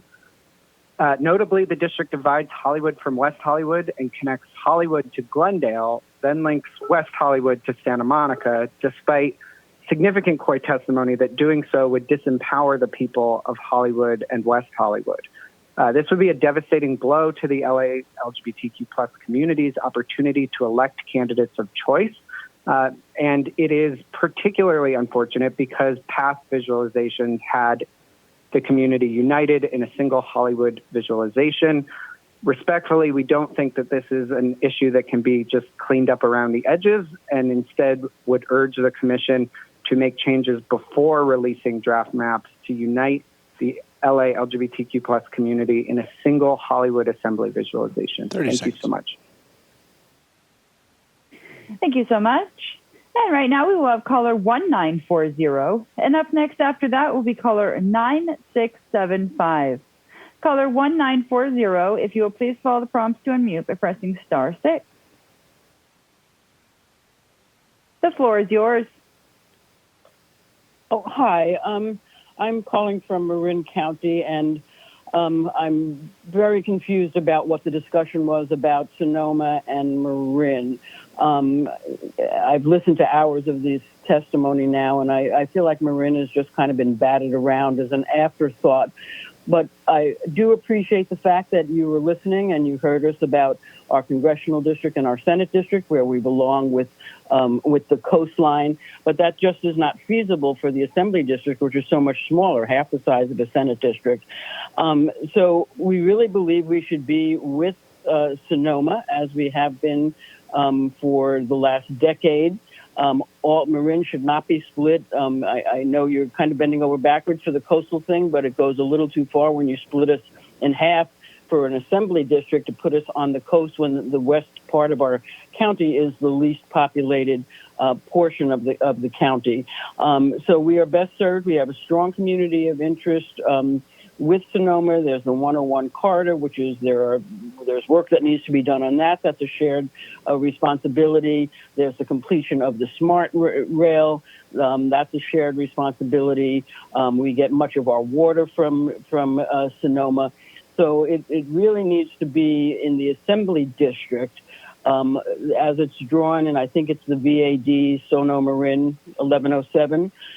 It should really be Marin and half of Sonoma, preferably with part of Santa Rosa thrown in just as a balance between the two districts, whatever district is formed to the east of us. But we should not be drawn south. We should not be drawn west.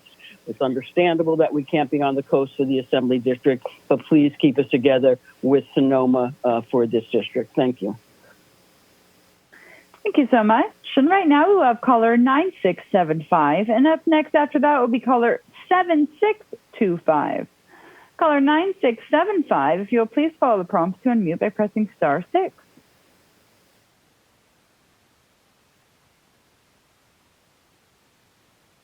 The floor is yours. Thank you so much. I'm calling from the unincorporated area of Ashland, which is within current Assembly District 20, to say that I strongly oppose the current proposition to have our unincorporated area merged with the areas of Livermore and Pleasanton and all those areas across the 680 corridor. It is highly different from us. We do not share services. We do not share communities. And it makes our current district go from 20% white and 80% people of color to 40% white and 60% people of color. And the propensity for voting changes immensely when you put us in a district with Livermore and Pleasanton that has traditionally and historically voted for Republicans or folks who are not Democrats. That would harm all the people of color who live in this area, who reside on the other side, the west side of the 680 corridor. I want to offer a suggestion that we maintain our line parallel to 580 and stay with Castro Valley, Hayward, all of our incorporated being together, Union City, and San Leandro. Combining us with San Leandro would mean that we have a community of interest that is strongly tied historically, geographically, and as well as our commuting. Putting us with Livermore and Pleasanton, we just have nothing in common with that area, and those areas can be best served if they are combined with Dublin and with Stockton. We deserve a chance to have our votes count and not completely washed out by being combined with people who do not share our interests or our communities or our children's future. 15. We have never been in partnership with Pleasanton and Livermore. Please do not send us over there. Thank you. Thank you so much. And right now we'll have caller 7625, and up next after that will be caller 7693. Caller 7625, if you will please follow the prompts to unmute by pressing *6. The floor is yours. Hi, my name is David, and I'm calling on behalf of Bay Rising, and I'm actually calling with a very, very similar comment to the last one that was made, just calling for those areas west of the hills to not be included with those in the east. There is a map put together by AASRC that has an Assembly District 20 that's perfect for it. The areas of Hayward, Ashland, Cherryland are absolutely not similar or should be included with those of Pleasanton, of Livermore. These maps, looking at them, just don't make sense at all for these communities. The one that was submitted by AASRC includes San Leandro, San Lorenzo, Hayward, Union City, Newark areas. I think that's a really great map. There are other ones that we've seen that really make sense.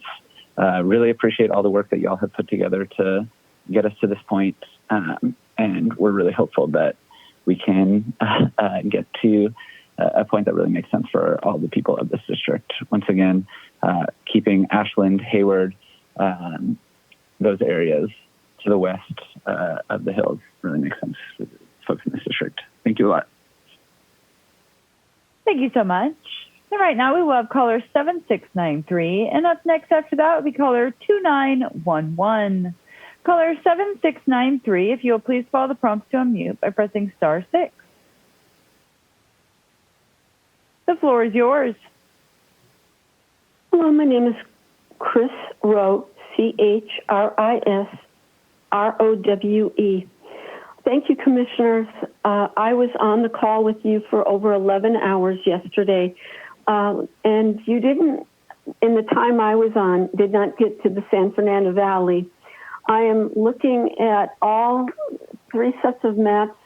I know today you're focused on the assembly maps. So I'll speak to the San Fernando Valley, the district, VAD South, SFB 1107, and I have no problems really with that, although I would like to see what's called contiguous compact communities of interest. And so really I'd like to see the boundary lines drawn as you've drawn it in this visualization at the boundary of LA County and then to the 405. And then, so what you have is a South Valley district using the neighborhood council boundaries, West Hills, Canoga Park, Winnetka, to include Reseda and Lake Balboa. Then go north of there and keep the San Fernando Valley whole within the valley. Don't take it into the Santa Clarita Valley. And then go east of the 405 and put Van Nuys, Greater Valley Glen, North Hollywood with Sherman Oaks, Studio City at Toluca Lake, because they have an Armenian population over there that's a major concern for them. And then go north to the East San Fernando Valley, where you have a more Hispanic population, but you have a more rural district that can go into the Santa Clarita area. Please use the 405 as the dividing line. I'm also very, very concerned. Please don't, for my Senate district, do not put the San. Thank you so much. And right now we'll have caller 2911. And up next after that will be caller 0396. Caller 2911, if you'll please follow the prompt to unmute by pressing *6. The floor is yours. Commissioner. Good evening, commissioners and staff. My name is Janine Ericat. Thank you all for your tireless work today and throughout the past year. Again, I'm a policy associate at PANA, and I've testified multiple times in front of this commission representing Black, Arab, Middle Eastern, Muslim, South Asian, refugee, and immigrant communities who PANA serves across San Diego County, but especially in the neighborhoods of City Heights, La Mesa, Lemon Grove, Spring Valley, and El Cajon. I called last week with concerns around the visualizations and see that the current visualizations have similar issues. I am alarmed that visualizations continue to pair our COIs of Lemon Grove, La Mesa, Spring Valley, Southeast, and El Cajon with Santee. Many of the residents in City Heights, La Mesa, Lemon Grove, Spring Valley, Southeast, and El Cajon are refugees, immigrants, largely Black immigrant people of color communities who have shared needs such as increased affordable housing, equitable transportation access, and language access, all of which is not a concern for many Santee residents and be detrimental to map El Cajon with Santee. There is not an overlap of community, and similarly, our communities of interest don't have shared concerns with coastal and downtown areas. We urge you to keep our COIs together and not map us to Santee or downtown areas. Thank you for your time. Thank you so much. All right, now we will have caller 0396, and up next after that will be caller 1618. Caller 0396, if you will please follow the prompts to unmute by pressing *6. The floor is yours. Hi, thank you, commissioners. My name's Austin, and I'm a lifelong Kings County resident. I'd just like to comment on the communities of interest there. I believe Kings County is better whole. It has a dominant Latino presence throughout, and it should be kept together to ensure that Latino community has fair representation in Congress. As well, the Kings Area Regional Transit connects much of Kings County by bus, including Avenal, Kettleman City, Stratford, Lemoore, Hanford, and Corcoran. So I just think it's really important to keep Kings County whole. Other than that, I'd like to thank you for all your work on the map so far. Thank you. Thank you so much. And right now we will have caller 1618, and up next after that will be caller 8158. Caller 1618, if you will please follow the prompt to unmute by pressing *6.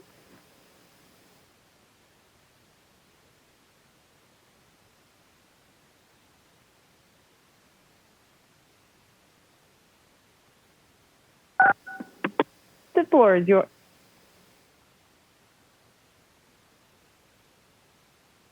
Caller 1618, if you'll please press *6 one more time.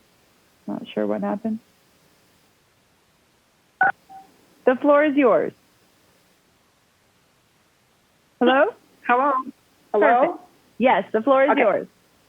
My name is Regina Still. I live in Riverside, in Riverside County. I am here to talk about the Assembly Visualization, VAD MPH 1107, and Senate Visualization, VSD SBRC 1107. That protects the community of interest of the African American community. We would like to thank the Commission for hearing our voice in past public hearings. We ask that you finalize these two visualizations Any changes made would weaken our voting strength. Thank you so much. Thank you so much. And right now we have caller 8158, and up next after that will be caller 1986. Caller 8158, if you will please follow the prompts to unmute by pressing *6.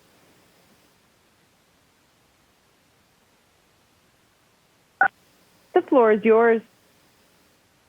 Hi, I'm calling in regards to the Long Beach area. I wanted to say that any efforts to put Long Beach more into the Orange County area, specifically like Seal Beach and Huntington Beach, would just be a disservice to the Long Beach community. Long Beach is very diverse, and when you go into Orange County, it's completely different. Our schools, our restaurants, our everything, the housing, the needs of Long Beach are kind of on its own, and we're the third largest city in LA County, fifth largest city in California, and Long Beach should not be broken up into different areas because we have our own needs in Long Beach, and anything short of that would be a disservice to Long Beach and the community. And when you start going into Orange County, those are completely different, and there's nothing. Long Beach and Huntington Beach are so different, and if you break those up and you start breaking up Long Beach, or you start putting Long Beach into Orange County, then the focus is not going to be on the Long Beach community, and it would really harm our community that is already struggling now since the pandemic. So thank you. Thank you so much. And I would like to make a brief announcement to all those out there listening. The lines are closing at 4:30, approximately 4 minutes. Please, if you want to make comments this evening, dial in now. Right now we have caller 1986, and up next after that will be caller 8800. Caller 1986, if you will please follow the prompts to unmute by pressing *6. The floor is yours. Hello, Commissioners. My name is Alyssa. Thank you for taking the time to listen to our community of interest testimony. Kings County is a collection of small rural towns economically driven by their agriculture industry. Kings County towns should have the same representatives because their demographics and local economies are largely similar. Kings County is not large enough to be its own legislative body, but the community belongs together. Please keep Kings County whole. Thank you. Thank you so much. And right now we have caller 8800, and up next after that will be caller 2567. Caller 8800, if you will please follow the prompts to unmute by pressing *6. The floor is yours. Victor, thank you for taking the time to listen to our testimonies and the work you are all doing. Communities of interest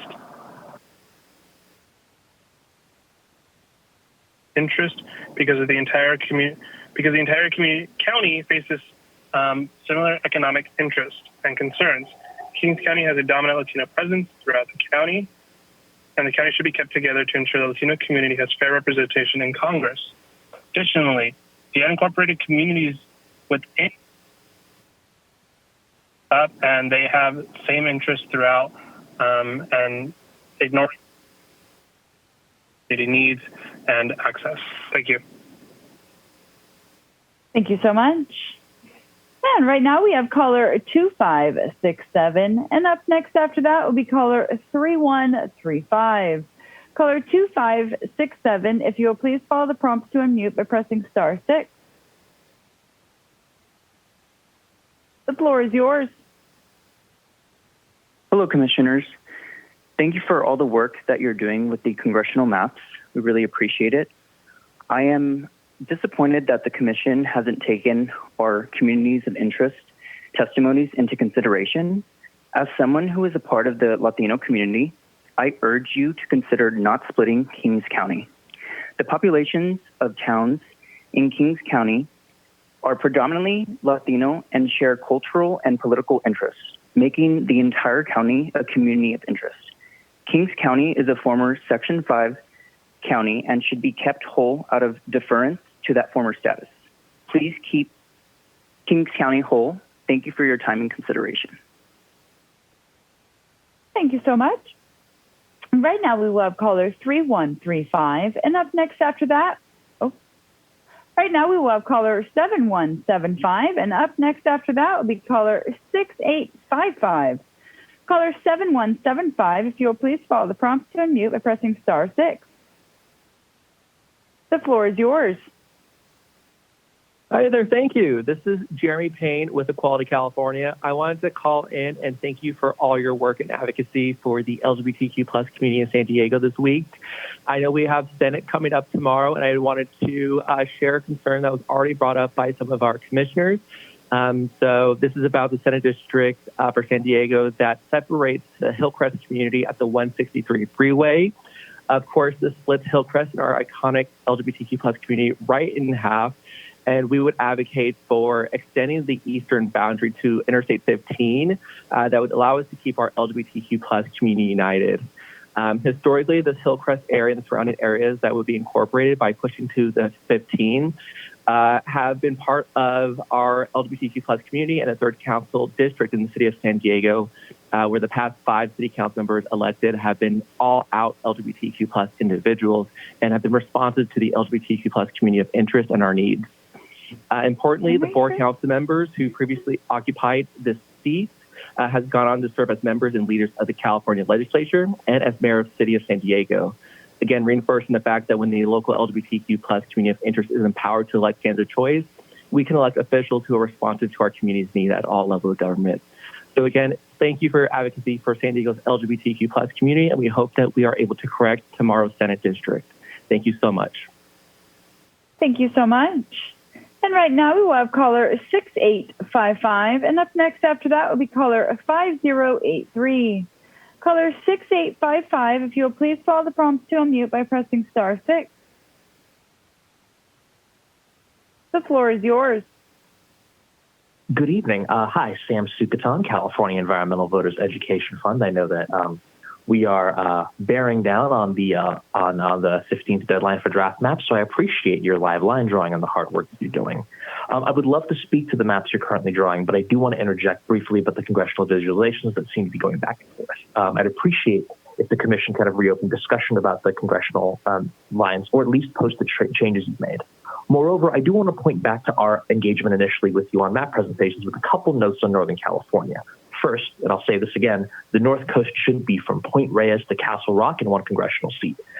We actually, you probably got a letter from the Karuk tribe about expanding that into western Siskiyou County. We support that as well. The Sierras from Tahoe to Manzanar should also remain together, distinct from the Central Valley.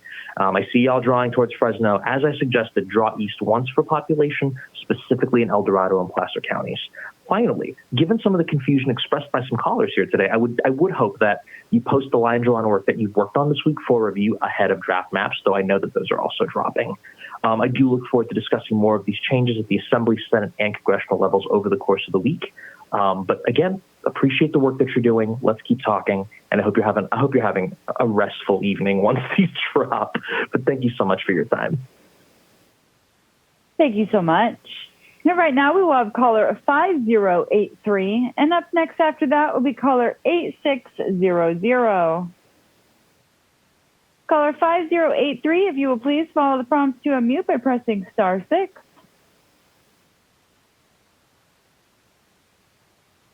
The floor is yours. Hello, I'm calling from Orange County, California, specifically Rossmore. I thank you for allowing me to call in today. I'd like to call to voice my concerns with being lumped in with Long Beach in all of the maps, especially our congressional district. Right now, that's how it's drawn. And Rossmore, Los Alamitos, Seal Beach, we have a very different values as a community from Long Beach, and I don't think it makes sense to cut up our community and put us in with Long Beach. We share these 3 cities, Los Al, Rossmore, and Seal Beach, share a school district, and it doesn't make sense to have some of them lumped in with Long Beach and others lumped in with the rest of Orange County. I lived in Long Beach until I was 4. My parents were born and raised there, and we left that area because it didn't align with our values. So I think it's a little unfair for our community to be cut up and placed with a community where their votes, their voices drown out those of ours. So I would strongly urge the commission to keep Orange County intact, specifically Rossmore and Los Alamitos and Seal Beach, and group them with cities like Cypress or Huntington Beach farther south. Thank you. Thank you so much. And I would like to remind all of those that have called in to please press *9 to raise your hand, indicating you wish to give comment. It will please help me in my moderating the queue. Right now we have caller 6251, and up next after that will be caller 2115. Caller 6251, if you will please follow the prompts to unmute by pressing *6. The floor is yours. Hello. My name is Joel Engardio from San Francisco, and I want to comment on Congressional District 12. I want to thank the committee for drawing the new lines that you did. I think it's very important to connect the LGBTQ community in the Castro with the growing LGBTQ community on the west side of San Francisco, which historically has not had many LGBTQ residents, but more are moving there. And so it's nice to see consistency and grouping them together in the way you have with this current line. So I thank you very much for the way the line is drawn. Thank you so much. Right now we will have caller 2115, and up next after that will be caller 4535. And again, one more time, please, those that have called in, if you wish to give comment, please press *9. This will raise your hand. Caller 2115, if you will please follow the prompts to unmute by pressing *6. The floor is yours. Hi. The community is doing good and important work to make sure that Latinx voices are being equitably represented in our community. But I want to point out a potential error. For the last decade, the Latinx community in Bakersfield has been well represented by being combined with Delano and Wasco, and not the Stockdale and larger portions of Southwest Bakersfield. I'm concerned that if the commission continues to add more of Western Bakersfield into VCD, Kings, Tulare, and Kern, our district risks losing its VRA status and its Hispanic representation before another commission has the opportunity to rectify it. I would recommend that the commission include Stockdale with Rosedale and Oildale in VCD Fresno Kern, so that the Latinx community is able to maintain its representation of choice. Thank you. Thank you so much. Right now we will have caller 4535, and up next after that will be caller 5178. Caller 4535, if you will please follow the prompts to unmute by pressing *6.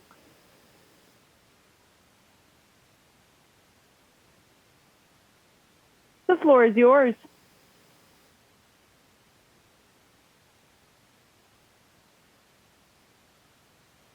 Caller 4535, you are unmuted. Can you hear me? I'm sorry, I was muted. Perfect. Right there. There you go. The floor is yours. Sorry about that. I'm a Yorba Linda resident, and I've submitted comments before about the importance of keeping North Orange County together. And last night, I saw the commission completely disassemble North Orange County and basically split it up into 3 congressional districts. I just kind of want to make it clear that this makes very little sense to anyone who lives in this area. If you live in Yorba Linda, Brea, or Anaheim Hills, you know how similar these cities are. If the goal is to keep these communities together, then any maps should have these cities in 1 congressional district. Instead, now we're arbitrarily connecting Yorba Linda all the way down to Irvine and Mission Viejo. 1 representative should represent these cities. Thank you. Thank you so much. And right now we will have caller 5178, and up next after that will be caller 9708. Caller 5178, if you will please follow the prompts to unmute by pressing *6. The floor is yours. Thank you. First of all, thank you all the commissioners, especially thank you Commissioner Sinai for doing the bulk of the work in San Diego. My name is John Wong.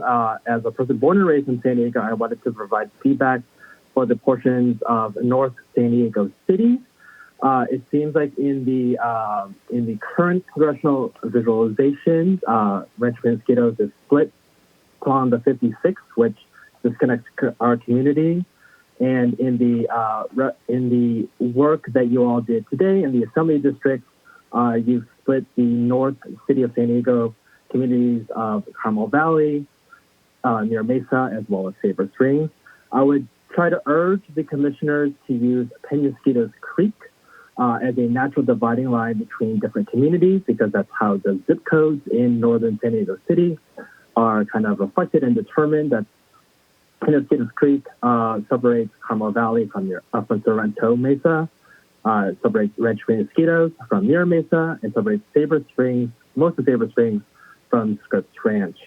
I know you don't have like the community mapped on like San Francisco or LA in San Diego, but if you can just use Google Maps and use Penasquitos Creek as a natural dividing line, that would be great, because it also separates school districts as well. It separates the San Diego Unified School District from the Poway Unified School District as well. Thank you. Thank you so much. Right now, we will have caller 9708, and up next after that will be caller 1784. Caller 9708, if you will please follow the prompts to unmute by pressing *6.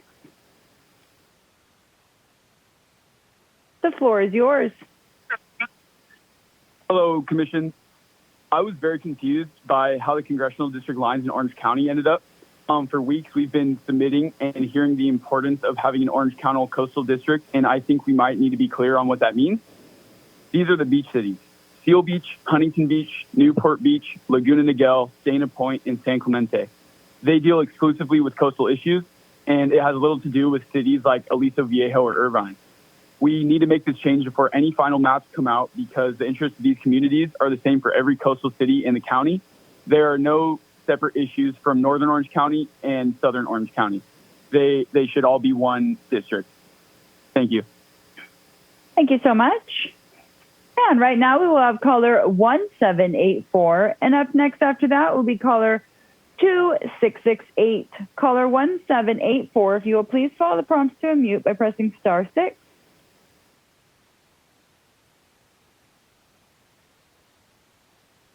The floor is yours. Hey, Commission. I'm a lifelong resident in Stanislaus County. Been waiting for a couple days to talk to you all. Some crazy late nights. I definitely envy your, or don't envy your task. I just wanted to call. I don't want to be among the voice of complainers today. I want to commend you all for the work that you've done in San Joaquin and Stanislaus County, especially on these assembly visualizations. I want to talk about the SAC to Stanislaus district. That's the district where I live in. It is not, wouldn't be the ideal district that I would draw, but I understand that you guys have to make compromises, and we're running out of time. Parts of the Delta that I would prefer not to be in the district, but again, I understand you have to make compromise. And I think you guys have listened to us well, bringing in the eastern sides of both San Joaquin and Stanislaus into an ag district.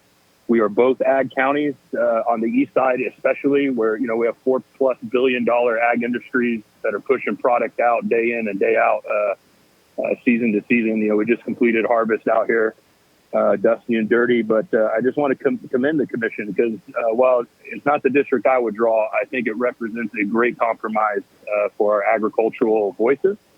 I think nothing's going to be perfect. And I hope everybody who's calling in and has gripes and complaints remembers that you guys as commissioners can't make perfect the enemy of the good, and you guys got to do good for all the people of California. So I just wanted to call and commend the district, even the changes that you made today.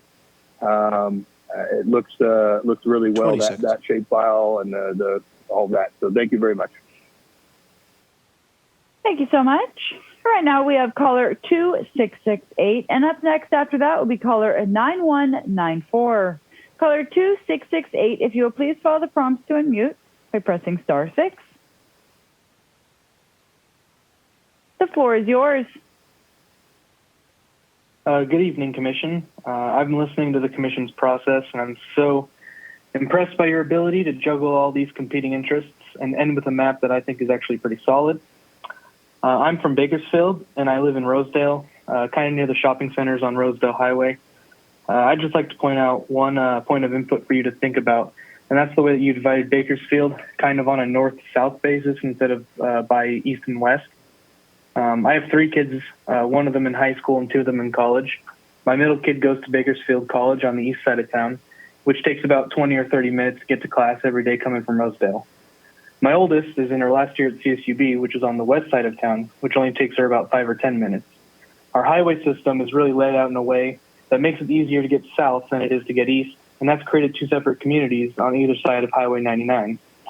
So I think it would make a lot more sense for the commission to divide the district that way instead of on a north-south basis along Stockville Highway. Thanks so much. Chair, we are up against a break. Thank you, Katie. We'll take our 15-minute break now and be back at 5 o'clock. Thank you. We invite you to hang out for 15 minutes. Thank you.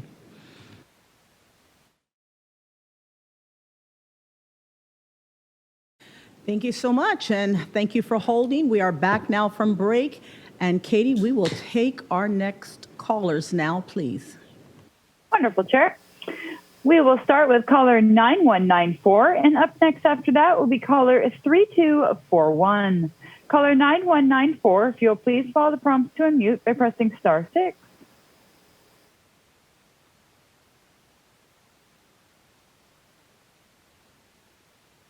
The floor is yours. Hi there, can you hear me? We sure can.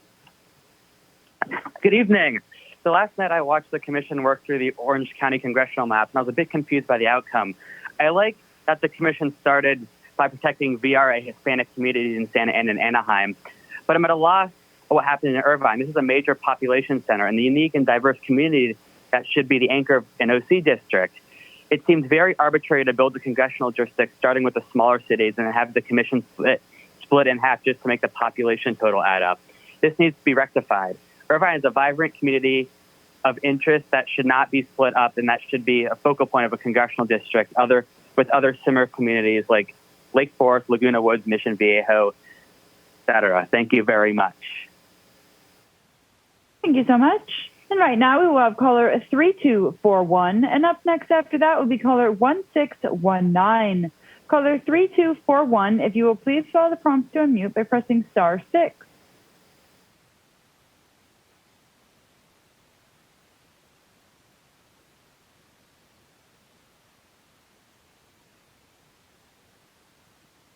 And one more time, caller with the last 43241, if you will please follow the prompts to unmute by pressing star 6.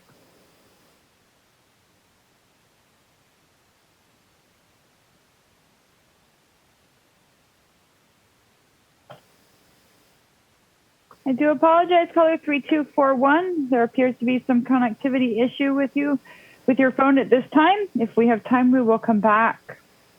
Right now, we will have caller 1619, and up next after that will be caller 8852. Caller 1619, if you will please follow the prompts to unmute by pressing star 6.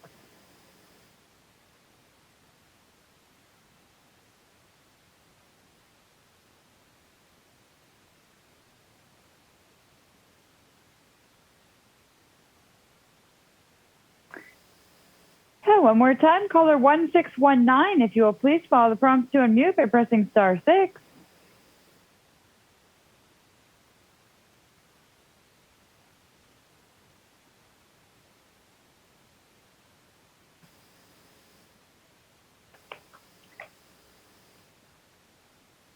Caller 1619, I will have to try to come back to you. If we have time, there appears to be a connectivity issue.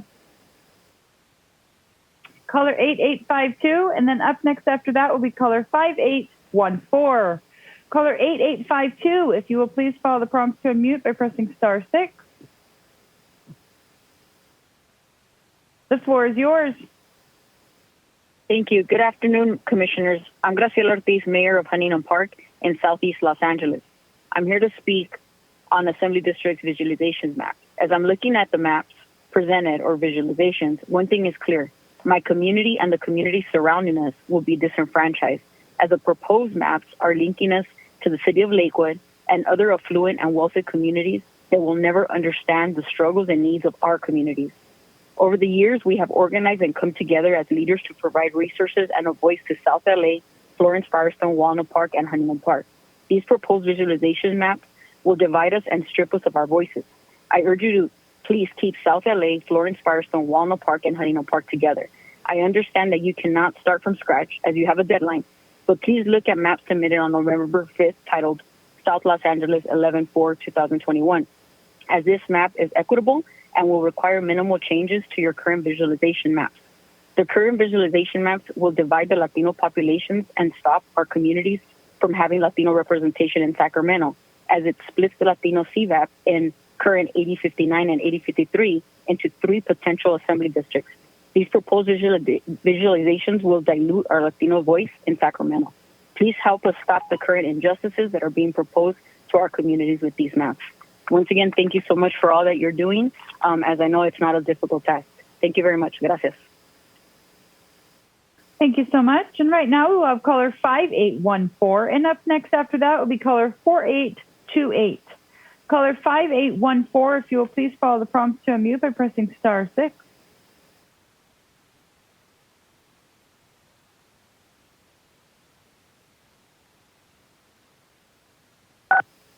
The floor is yours. Hi there. Last night, the commission ended with congressional district lines that split up the community of Irvine. And as I watched, I was in awe that the commission arbitrarily split up Irvine right at the end of drawing the Orange County lines. You know, it almost seemed like the commission was running out of time and just wanted to end the meeting and decided to split up Irvine just to move forward. Irvine is the type of large and important city that should start congressional district lines, not one divided up because time is running out. I hope that you can reconsider the importance of Irvine when drawing these congressional lines. Thank you. Thank you so much. Right now we have caller 4828, and up next after that is caller 0313. Caller 4828, if you will please follow the prompts to unmute by pressing *6. The floor is yours. Good evening, commissioners. As you know, the Los Angeles Latino community is clearly the majority in LA, a city with over 4 million residents and a county with over 10. For decades now, the Latino communities in Los Angeles have fought and thankfully found our voice in the state legislature through representation by 2 assembly districts, currently AD 51 and 53. Although there is much in common in communities that span from Eagle Rock to the north to portions of South LA, Pco Union to East LA, the population of these Latino communities deserve to be represented by at least these 2 districts in the assembly. We ask that you look at the current assembly districts and reference for new maps. We have worked so hard to get to 2021 and just to lose our Latino representation by merging 2 seats into 1 as proposed by these initial visualizations and decimating the work, struggle, and accomplishments of our communities and our advocates. We demand 2 strong voices in the legislature for these communities of working families, our communities.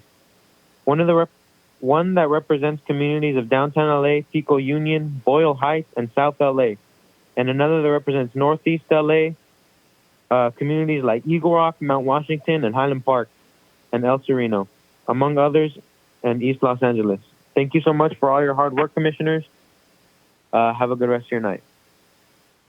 Thank you so much. Right now we will have caller 0313, and up next after that will be caller call-in user 4.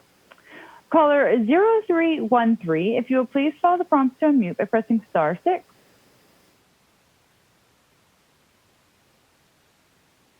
The floor is yours. Good evening, commissioners. I wanted to call from South Fresno County in favor of having Fresno County districts at all levels be with other Central Valley communities. I do not think it is fair for Central Valley communities to have parts of cities of Hollister that are parts of San Benito County and Monterey County be represented in Fresno County districts. Currently, the Senate map S. Ben Merced Fresno 1107 has Monterey County and San Benito County part of Fresno County, with communities like Salinas, Hollister, are not similar to Central Valley communities like Herman, Fresno, Madera. And so I would urge the commissioners as they draw their maps tomorrow to keep this in mind as they're drawing Central Valley communities, to keep Central Valley communities whole. One other thing is I understand that the Central Valley is diverse in its own right, and to please keep in mind to separate communities like Fresno and Clovis, who, while share close boundaries, are very different and from socioeconomic status. But nonetheless, I would rather have a whole Central Valley district rather than a Central Valley district that has coastal communities that do not represent and share interests relating to water, agriculture, and just the rural resources that we need here in Central Valley. Thank you.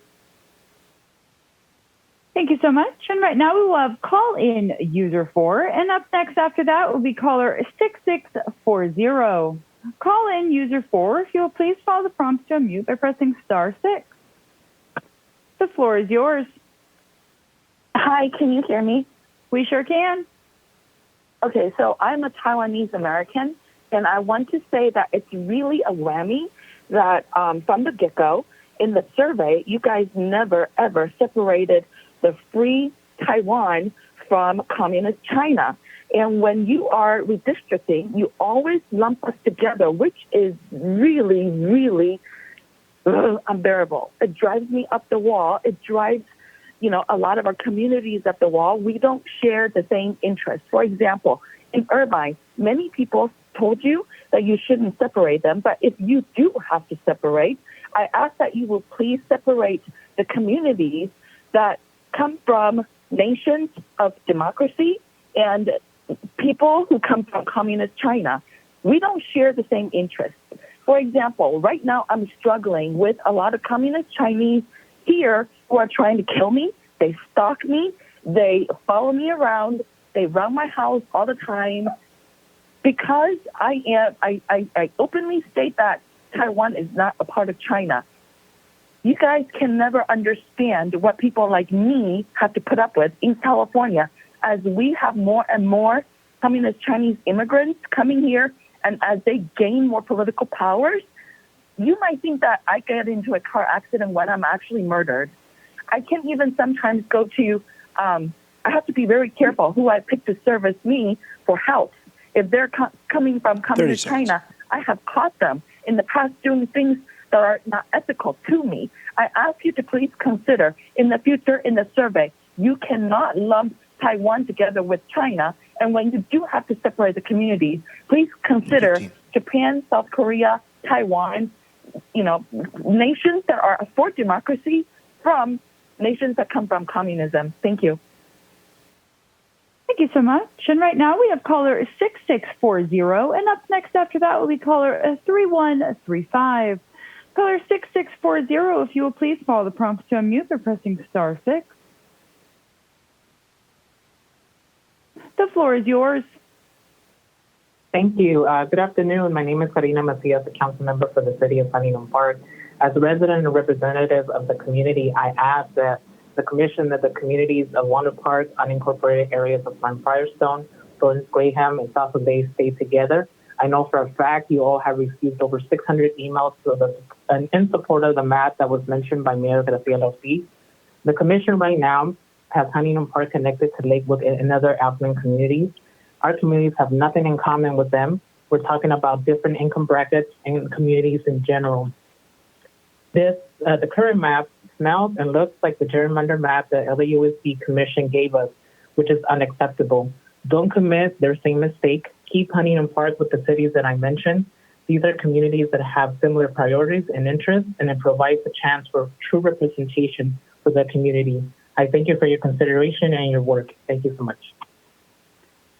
Thank you so much. And right now we have caller 3135. And up next after that will be caller 9399. Caller 3135, if you'll please follow the prompt to unmute by pressing *6.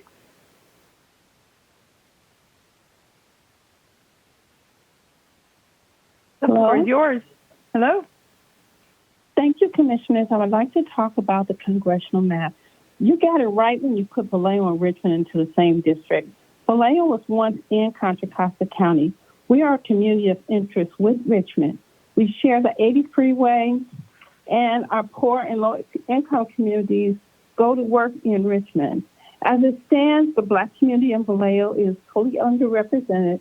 We can never elect a congressperson because of the way we're disjointed. We can never hire an elect an assembly person, nor elect a state senator.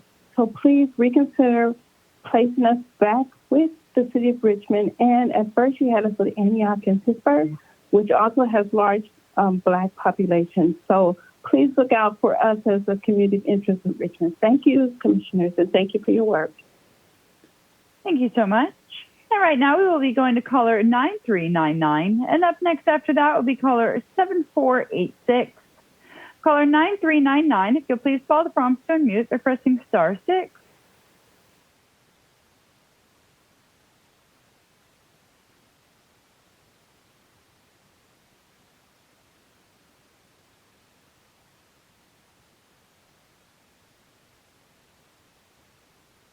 One more time, caller 9399. The floor is yours.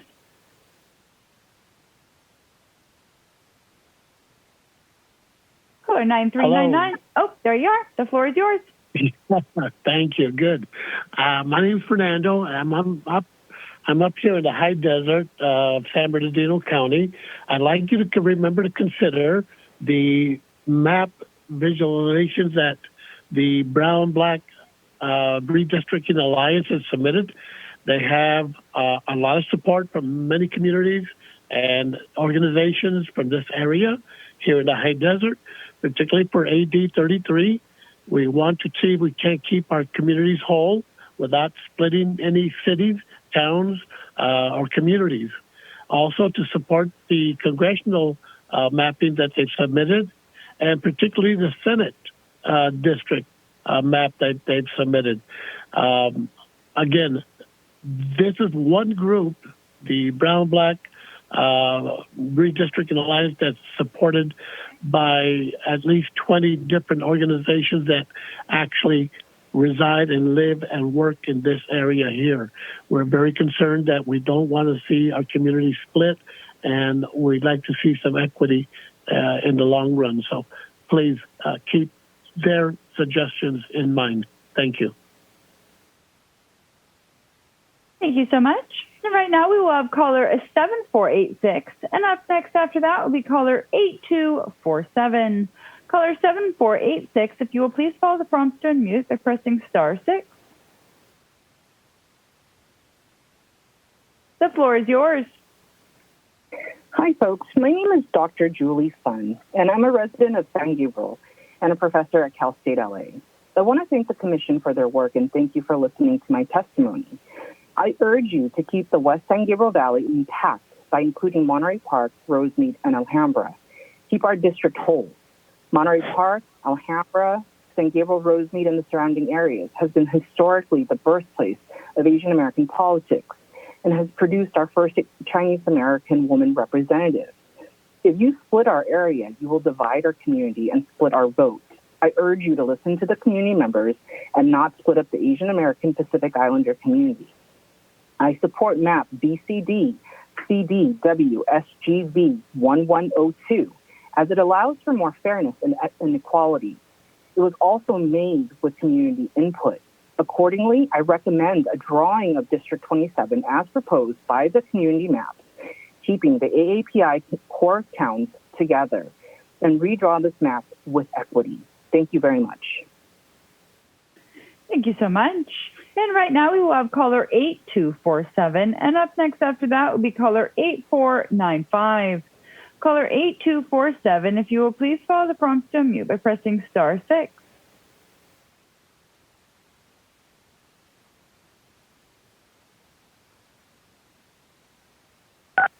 The floor is yours.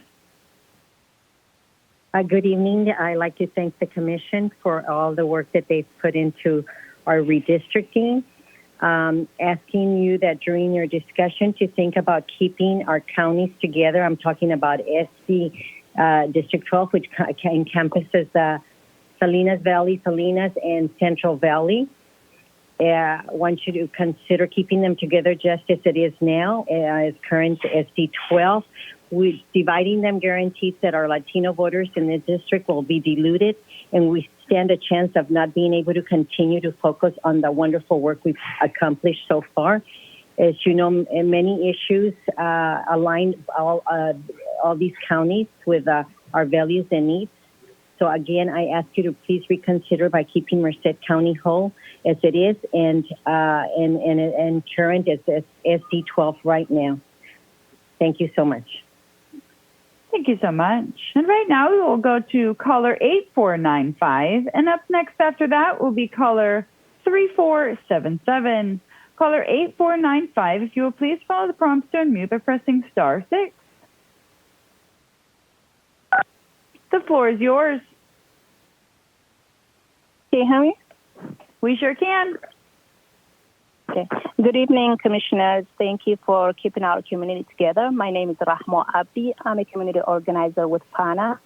PANA serves hundreds of immigrant refugee and families across San Diego County, especially in the neighborhood of City Heights, La Mesa, Lemon Grove, Spring Valley, and El Cajon. We have worked hard with Black Hub and community members to draw a map that accurately reflects our community's shared values and interests, which is why it is concerning that the visualization part of pairs COIs of Lemon Grove, La Mesa, Spring Valley, Southeastern San Diego, El Cajon, with Santee and parts with downtown.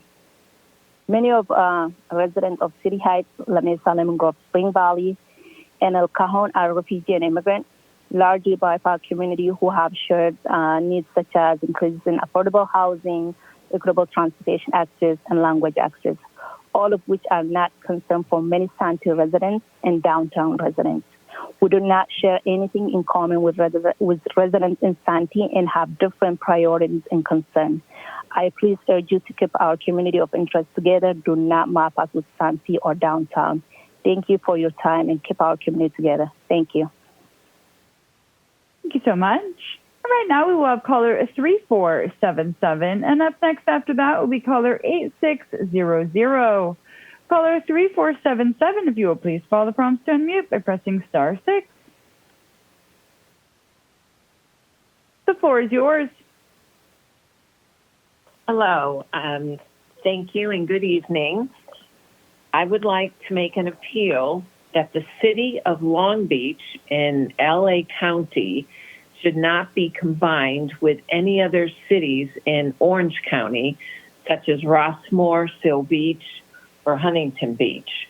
For 25 years, I have been both a renter and a homeowner, first in Rossmore and now in Long Beach. Long Beach is its own unique, diverse, large and beautiful city, and its communities, demographics, school districts, transportation, housing, water, and energy needs couldn't be more different. So again, please keep Long Beach intact and in LA County and out of Orange County. Thank you. Thank you so much. And right now we will have caller 8600, and up next after that will be caller 4967. Caller 8600, if you will please follow the prompts to unmute by pressing *6. The floor is yours. Hi. Good evening, Commission. Thank you so much for hosting this. I'm just calling in to advise you to separate Bakersfield from the east to west along the 99 instead of north to south along Highway 58. The way that you have it divided from Bakersfield in the current visualization separates Rosedale from Stockdale, Gosford, and Southwest Bakersfield. When we have a lot more in common with those communities than downtown Bakersfield or Delano or Wasco. With Western Bakersfield, we share shopping centers, schools, churches, recreational centers, restaurants, but we share very little with the east side of town. And so I just really hope that you guys and the commission looks at my comments and considers changing the way that Bakersfield is divided. Thank you so much. Thank you. And right now we will have caller 4967. If you'll please follow the prompts to unmute by pressing *6.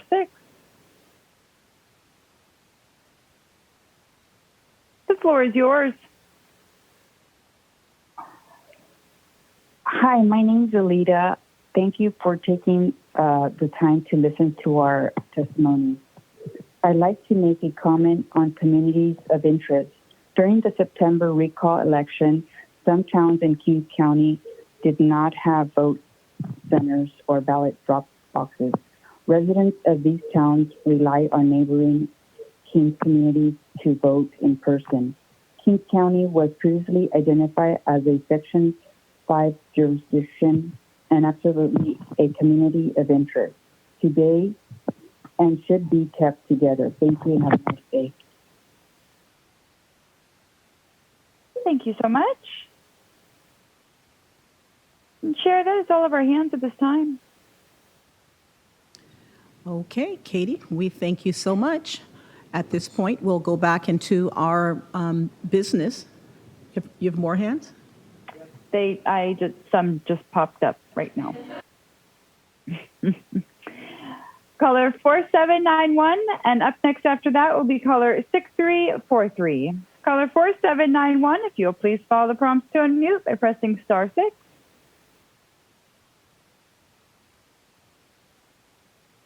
The floor is yours. Hi, I'm a citizen of Brea in Northern Orange County. I'm concerned about the breakup of the North Orange County cities. The most recent visualization congressional line separates the North Orange County cities of Brea, La Habra, Yorba Linda, Anaheim Hills, and it makes little sense. Our communities deal with the same traffic, the same infrastructure issues, and the same economic trends. North Orange County should all be a part of the same congressional district in order to empower our community and what we need from our representatives. I hope the commission understands that leaving that line separates intertwined communities. Thank you so much for your time. Thank you so much. And right now we will have caller 6343, and up next after that will be caller 4108. Caller 6343, if you will please follow the prompts to unmute by pressing *6. The floor is yours. Hey, good afternoon, Commission. I want to thank you for hearing my comment. I live in the southwest area of the city of Bakersfield, and I just wanted to make sure that you understand that my community has very little in common with the east side of Bakersfield or with Wasco or Delano. In my opinion, we have much more in common with the VCD of Fresno Kern than we do the VCD of the King Tulare Kern.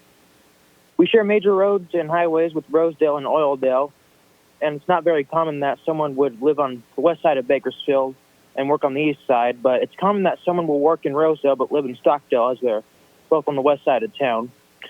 I ask you to please recognize that East and West Bakersfield are two very different communities and should be represented separately. Thank you. Thank you so much. And right now we have caller 4108, and up next after that will be caller 0073. Caller 4108, if you will please follow the prompts to unmute by pressing *6. The floor is yours.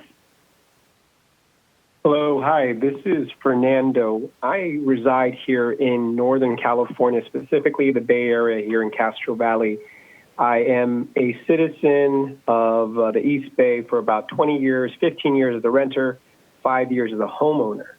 And I'm calling, I want to petition the commission to keep unincorporated areas west of I-680 together with Hayward and expand the population of the north and south in San Leandro or parts of Fremont if necessary. These communities in aggregate are qualitatively different than the inland suburban communities that make up the Tri-Valley. So if anybody's ever been to the Bay Area, they understand specifically that the East Bay is much more different than the Tri-Valley. This is a big chunk of the East Bay. We have very different needs. The 680 corridor is like second ring suburbs and ex-suburbs, and the 880 corridor is urban, and the first ring of suburbs is like, to a greater degree, the populations are super different. The communities face different issues. It's race, it's class, education, public transit, access, development, like the industry jobs, keeping the unincorporated communities in the region together that you do not move our communities over to the east across the ridge of 680, which would go to tri-valleys like Pleasanton, Sonoma, and Livermore, which are very different than Hayward, Castro Valley, and the such. So that is my petition to you today. I appreciate your time. Thank you so much. And right now we will have caller 0073. And up next after that will be caller 8499. Caller 0073, if you will please follow the prompt to unmute. The floor is yours. Hi, Commissioners. My name is Mike I with Equality California, and I'm calling to ask that the LGBTQ plus community of interest in the Coachella Valley be kept together. Coachella Valley Congressional and Assembly Visualizations, we ask that you unite the Coachella Valley's LGBTQ plus community on both sides of the 10 freeway in a single Assembly and Congressional district, as it was done in the Senate Visualization, rather than putting communities north of the 10 freeway like North Palm Springs, Cathedral City, and Desert Hot Springs into a district with Imperial County. For the Coachella Valley Senate Visualization, we greatly appreciate how you have united the LGBTQ plus community. We think that the San Bernardino communities like Big Bear Lake and Yucaipa would belong better in San Bernardino district rather than the Desert Coachella Valley district. Thank you. And right now we will have caller 8499. And up next after that, we will be retrying caller 3241. Caller 8499. If you will please follow the prompts to unmute by pressing star 6.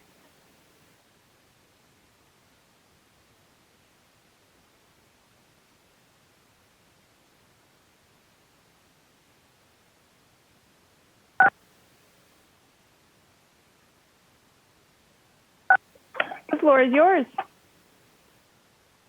Hi, I've lived in the town of Bakersfield my entire life, specifically the Rosedale area.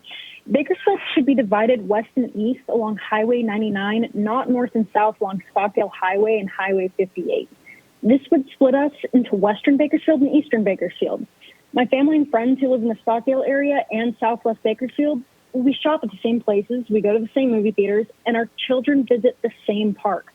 I urge you to consider dividing Bakersfield along Highway 99 rather than along Highway 58 or Stockdale Highway. Thank you very much. Thank you so much. And right now we will have caller 3241. And up next after that will be caller 6575. Caller 3241, if you will please follow the prompts to unmute by pressing star 6. Can you hear me? We sure can. The floor is yours. Hi. When I was watching the committee last night, I saw that they were trying to put Irvine in one of the congressional districts. Irvine should be in its own separate one or like the center of another one because Irvine has all these special interests that are not related to the coastline. The coastline has very, very vastly different priorities than Irvine or any city nearby. So I think Irvine should just be separated from the coastline. Thank you. Thank you so much. And right now we will have caller 6575. And up next after that will be caller 6836. Caller 6575, if you will please follow the prompts to unmute by pressing star 6. The floor is yours. Caller 6575, you are unmuted. Can you hear me? Please double check your phone and make sure you are not on mute on your telephone. Oh, now you are muted again. Let's try this one more time. The floor is yours. May want to double check and make sure your phone is not on mute. You are unmuted in the meeting. Hi, can you hear me? We sure can. Great, thank you so much. My name is Lisa Schottenfeld. I'm a resident of Alameda County. Thank you so much for all of your work. I'm just calling because I'm concerned about the ways that the Alameda County maps have been drawn in a way that doesn't ensure that communities within assembly districts share common interests and share common representation. I think it's just incredibly important to keep the unincorporated areas in Alameda County together with Hayward, with San Leandro, with Fremont. As you know, in the current maps, the unincorporated towns and Hayward are grouped together with those inland suburban communities of Livermore and Pleasanton. And just the populations of these areas are totally distinct. They face totally different issues based on race and class, education, transit access, so many other things. And so just really urging you to ensure that those unincorporated towns are kept together with Hayward and San Leandro and Fremont. Thank you. Thank you so much. And right now we have caller 6836. And I'd like to give those who have not spoke this evening one last opportunity to press star 9. Right now we will have caller 6836. If you will please follow the prompts to unmute by pressing star 6.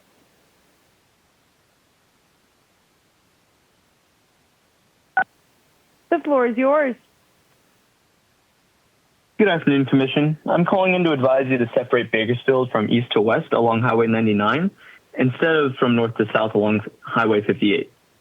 Rosedale has a lot more in common with areas such as the Stockdale area, Gosford, and southwest Bakersfield than areas like the downtown area and Delano and Wasco. We shop at the same places and we all go to the same schools and those types of things. Most of us know a lot of people in those areas and generally don't know people in the other areas. So I'm just asking that we once again divide from Highway 99 north to south instead of from Highway 58. Thank you. Thank you so much. And at this time, that was our last hand. If you have not spoke this evening, please press star 9 now. Otherwise, it will be in the chair's hand. Chair, we do not have any hands. Okay, thank you so much, Katie, for all of your work and diligence. I'd like to start out by saying to all of our callers that's called in, if you ever feel threatened or unsafe or unwell, we recommend that you call 911, please. We want to ensure that you have access and are aware of what resources to call if you're feeling threatened or unwell, or if you are feeling like your life is in danger. Please call 911. Thank you. At this time, we will go back into our assembly live line drawing. We were in our northern area, northern kind of also central inland. And so commissioners will be back in the hands of, looks like Tamina. And I think we were moving from the north area into maybe the Central Valley a little more. Line drawers, where were we?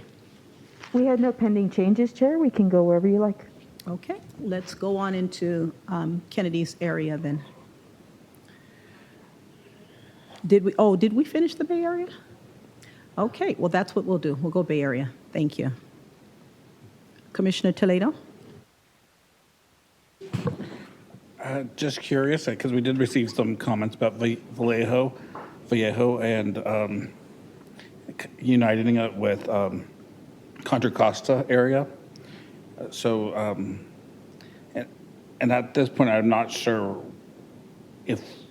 how we can do that at this point, given the population deviations, but that we were successful in doing that on the congressional map. We haven't been able to do that in the assembly map, and I was curious if there's an interest in trying to do that at this point. Yes, I think we continue to hear that. So we have Commissioners Anderson and Yee that will perhaps address that.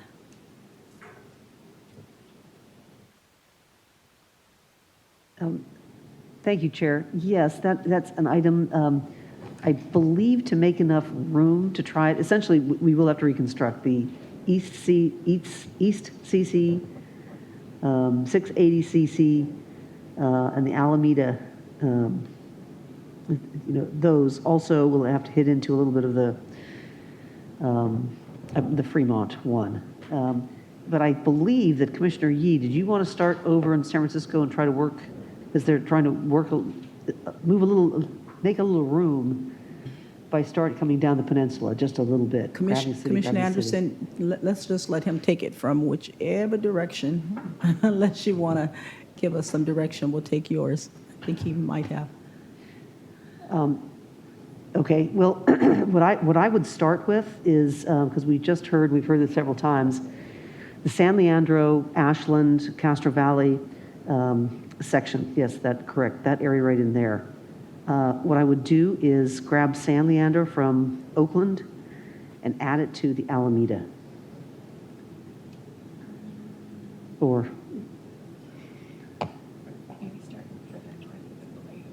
Okay, all right, I'm being told to start further north with Vallejo.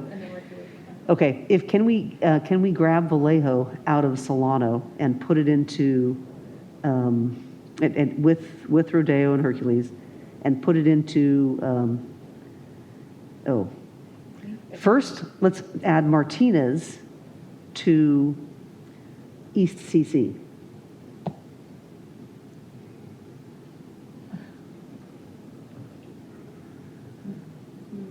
Maybe we can talk big picture. Okay, The overall big picture? Yeah, big picture here.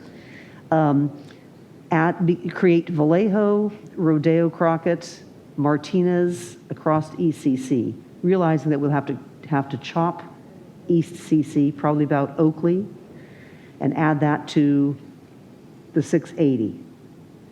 And then we'll have to do... Commissioner Anderson, let's start with telling us what you're trying to do. That's exactly what I'm trying to do. Not just overall big picture of what is, not just where to move it. What are you trying to accomplish? Is it just the population? That's what I'm trying to understand, because I'm hearing trying to create areas. Okay. Go ahead. Trying to create I guess the Highway 4 corridor. Again, this would be the populate for, it has its delta and its refinery area. It's also more common working class, that whole scenario. It's east, across the top of East Contra Costa, is atop the northern portion of Contra Costa County, going across that way. Then moving down, we'd like to try and restore as much as possible the Tri-Valley, and adding then on the west side of the hills, Hayward to the northern portion of Fremont in there. And that would create, so the play would be, you'll end up with two districts across at the eastern Alameda and essentially it's rather than kind of going, we're sort of have east-west, kind of going north-south.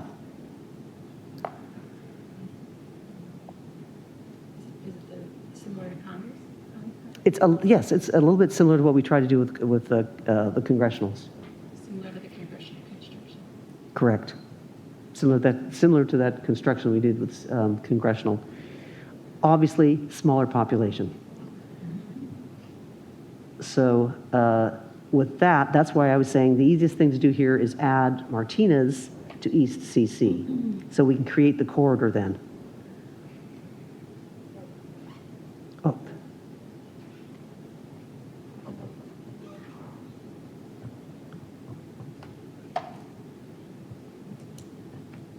Is that a visualization you're asking to see, or you want to see? So she wants to explore Kennedy to Mena? And then Vista. Oh, there we go. Can I see into it? Correct. Okay.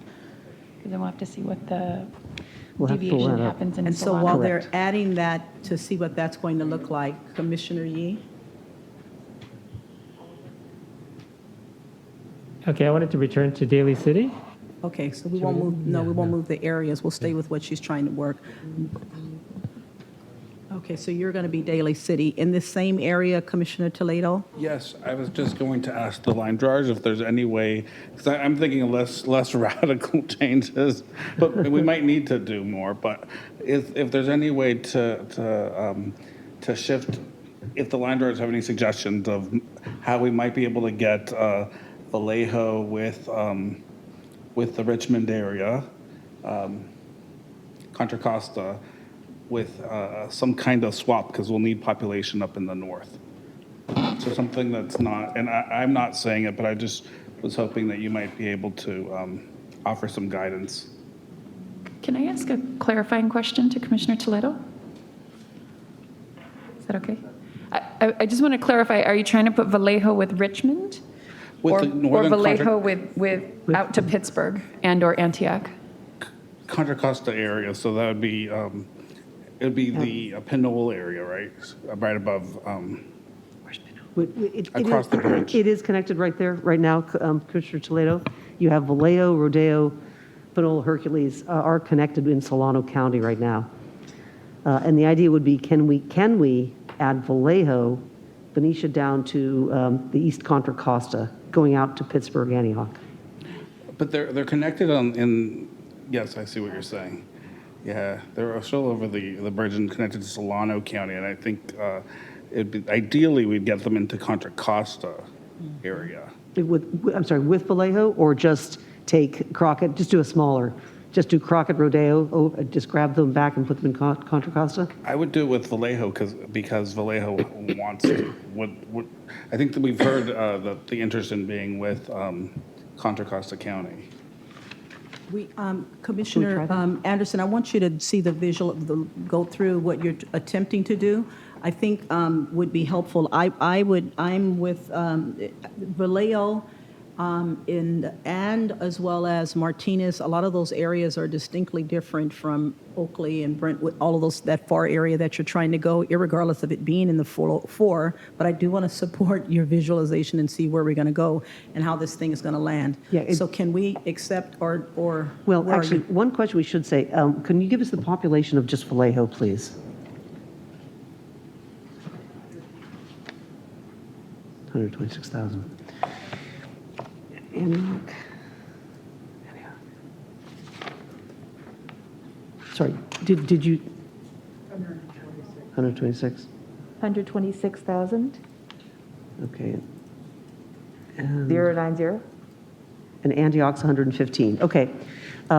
Yes. Could we go ahead and grab Vallejo, the Crockett, Hercules area, and add that to, well, just for right now, let's add it to 680 OC, please.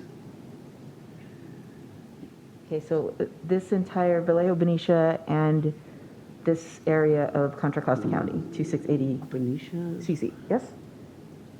This is the court reporter. Could the mapper please turn their camera on? Sorry, court reporter. Not sure we can do that. Adding Benicia as well. Yes, let's just try it for a visualization.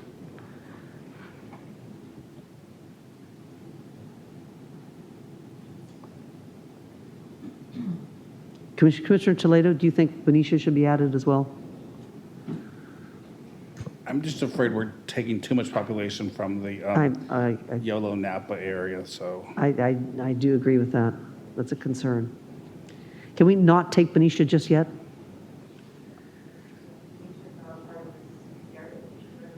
Yeah.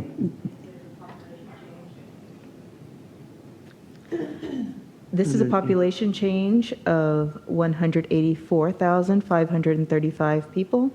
Okay. Resulting deviation to 680 CC is 40.77%. Okay. And Solano goes down to negative 34.89%. Could you look, just hold that and go over and tell us population from Antioch through Byron, Bethel Island, please?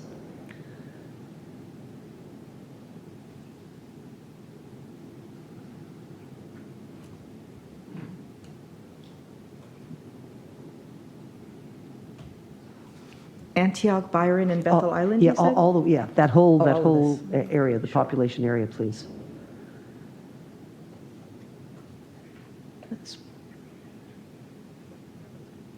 This area, and I can include the unincorporated as well, is 243,665. Okay, could you take Antioch out of that, please?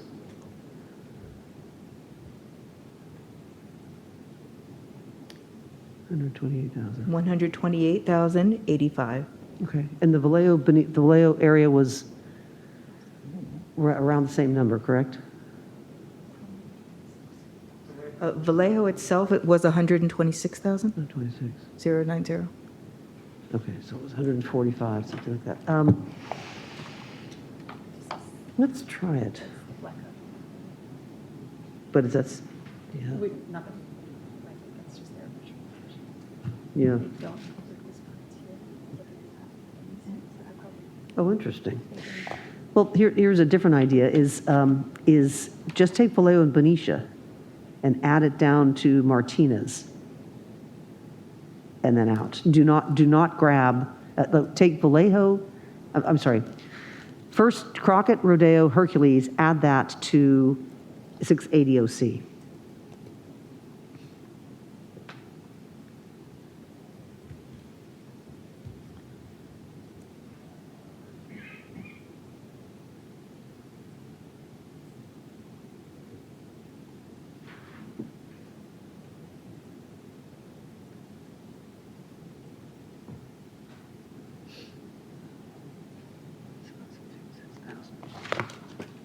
This change going to 680 cc is 58,368 people. Okay, just do that, please, for right now.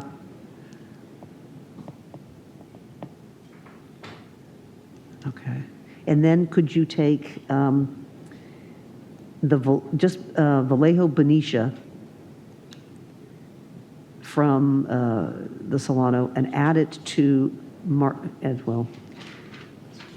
put Martinez with East CC, please.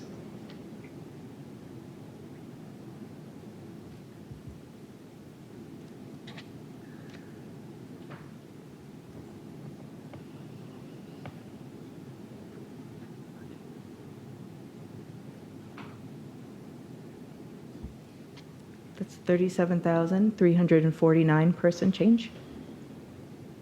Okay, please do that. Okay, now can you grab Vallejo and Benicia and add that to East CC? Okay. I have to grab.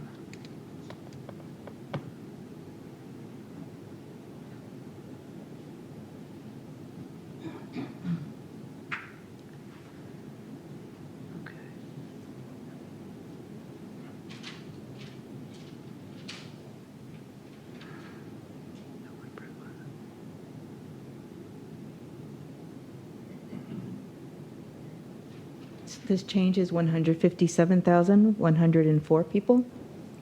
Okay. Good. Go ahead and add that, please. Just we can just go click, click, click. You did take a snapshot before this, correct? So we can just go undo. We're undoing things? Oh, I will take a snapshot right now.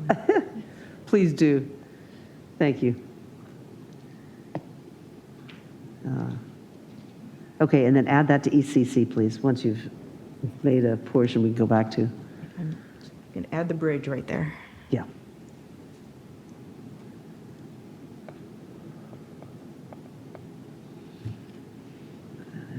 Okay.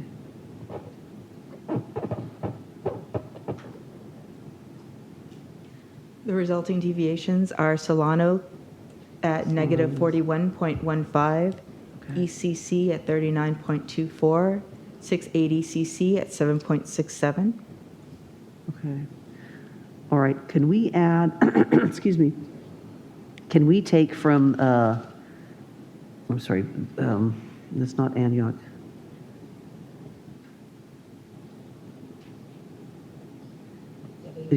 Oh. Going through Antioch for the district. Yeah, that's why can we go from back from just beyond Antioch out of the and put that? Oops, sorry. Back in again. Yeah, Brentwood, Oakley, Knights End, this Byron, up to Bethel Island. Oh, we took that little that tab section of Sacramento out, didn't we? Yes, we did. Okay. Yes. Okay, because I was going to put that up with there. I didn't realize you'd taken that piece out. Can we? What's the population of Sacramento? Where did that one go? That went to Stanislaus.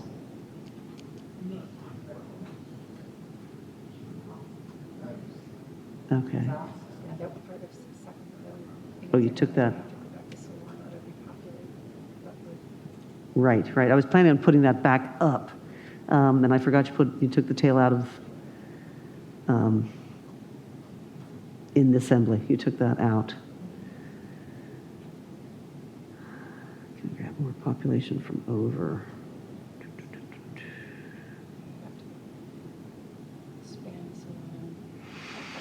We'd have to shift from Marin into Lake and then out. Okay. Well, we can do that, but not right now. We can't. So let's just undo it. Or sorry, do you want to? Well, yeah. Can we zoom in and look at it again?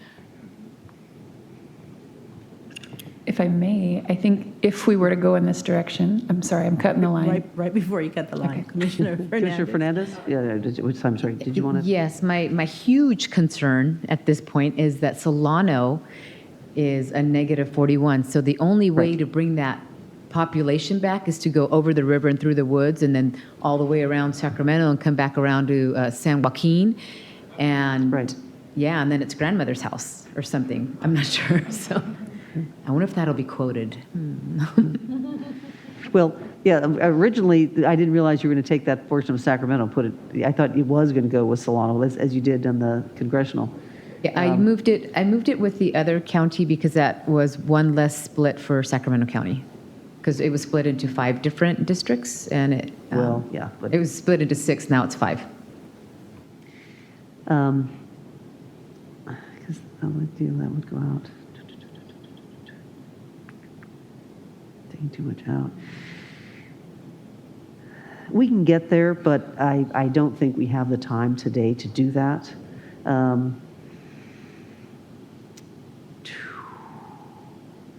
Tamina, can we zoom in again? Yeah, what I believe, there isn't enough population. You can do it if you shift all the way around. You can grab from here, and you could make that happen. It would be a lot of work. I don't think it's, at this point, I don't believe that's worth our time at this right now. What I would like to do is we'll leave Vallejo and Benicia with Solano. I would like to grab the bits of Contra Costa back to put it in with Contra Costa. And I'm sure we can kind of work that through the area somehow. So could we? Right before we move back, Commissioner Fernandez? No, I agree that we move back because what this also does is in order to get this community of interest, you're also going to potentially break up other communities of interest. Well, we've done that many times. So, yeah. I mean, that's happened I just want to make sure in many that portions of aware. the state. But yes, at this point, if we could just add, please put Vallejo and Benicia back with Solano.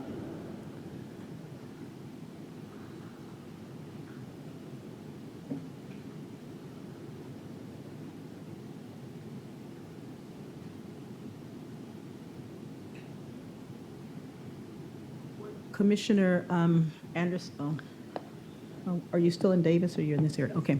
Commissioner Anderson? Yes. For the area that you're at, if we left, if we pulled Vallejo, Benicia down into the area that you're trying to, if we did not look at this, if we looked at it as from like communities and not necessarily the I-4, which some of this is not on I-4 any longer, would we be able to, would you be amenable to combining some of the Oakley Knights and Brentwood with the Alamo coming this way? With going, you mean out to Stockton? Or I'm sorry, what? Going west. Am I saying it the right way? Yeah, there, right there. Well, yes, the issue though, Commissioner Turner, you're yes, but the issue is you have to put population back up to Solano, and that's where it's hard. So we can't push down, huh? Oh, because they need the 41. Correct, they'd have to push something up. But so let's just put Vallejo back with Benicia, but we can grab at least the Contra Costa and restore it with Contra Costa. You know, we can. Yes. So could you go ahead and please do that one? Put Vallejo back with Benicia. Yes, this change is 157,104 people. The resulting Solano is negative 9.35%, and ECC is 7.44%. I have one more idea for your area, Commissioner Anderson. Oh, go right ahead. Go right ahead. If we moved Oakley, Knights, and Brentwood up into Solano. Yes, but to do that, you have to add Ileton, the tab of that portion. You'd have to add that Ileton area that was Sacramento County, which is now been put with Sac-Stan.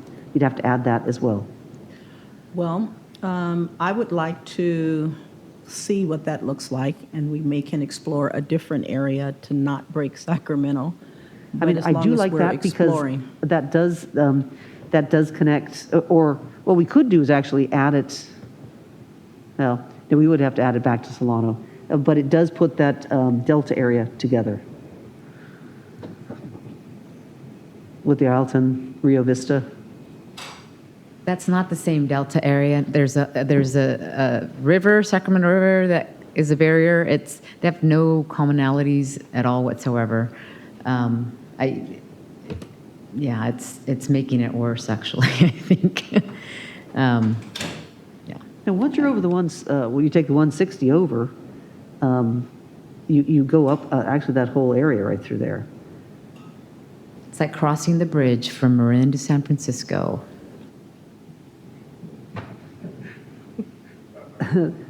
What's that current, oh, there we go. What's that population? This current change would be 50,428 people. Resulting deviation of Solano would be 0.86%, and East CC would be negative 2.32%, and SAC stands would be negative 2.79%. Pardon? Oh, yes, yeah. No, this whole area out here is rural. And then, I'm sorry, what is it? Oh, yeah. So East Stanislaus. I say we do that, but Chair, it's up to you. Well, I'm trying to get a consensus from everyone. I like it as well. I understand the several splits, so I would want to work to see a different split. I think it feels to me like a lot of those communities, it is, and I didn't have the issue with crossing the other bridge either, but I'm looking for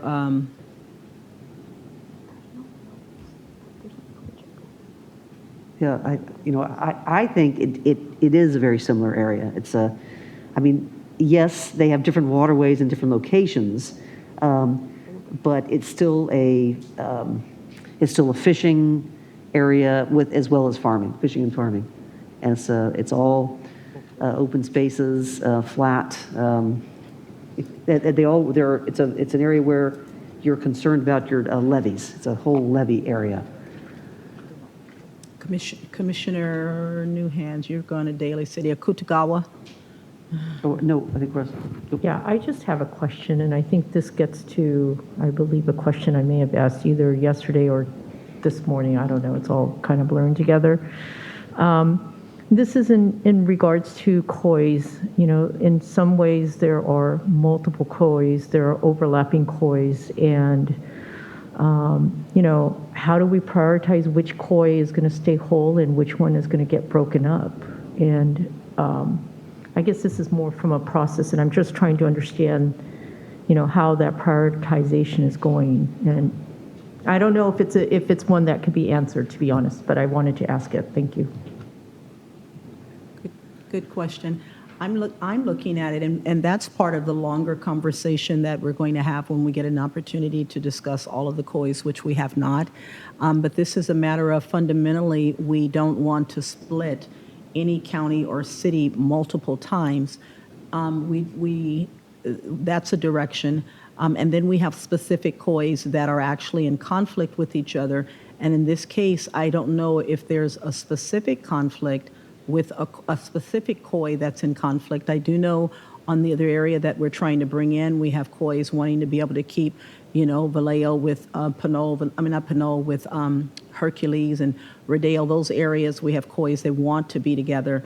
And so trying to make that happen, if we have COI testimony that is this area not being with Rio Vista, or, you know, do we have specific COI, or is it a matter of us just trying to keep areas together? That's, I guess, what I would want to know, and then we would need to weigh that one way or the other.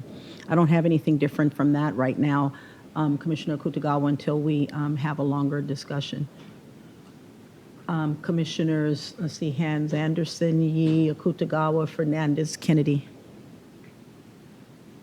Yeah, I've sort of said my piece about this. You know, yes, the Hercules Pinole, trying to bring that into Contra Costa, because just to have those couple of cities in with Solano doesn't make a lot of sense. I mean, yes, they have the 80 corridor, except they're no longer with their school system, and that's and the other than Highway 80, there's no in terms of the public transit which goes through those areas.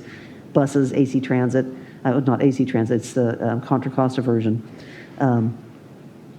It's in another assembly district. So they have different, their issues are different. Commissioner Fernandez and then Kennedy.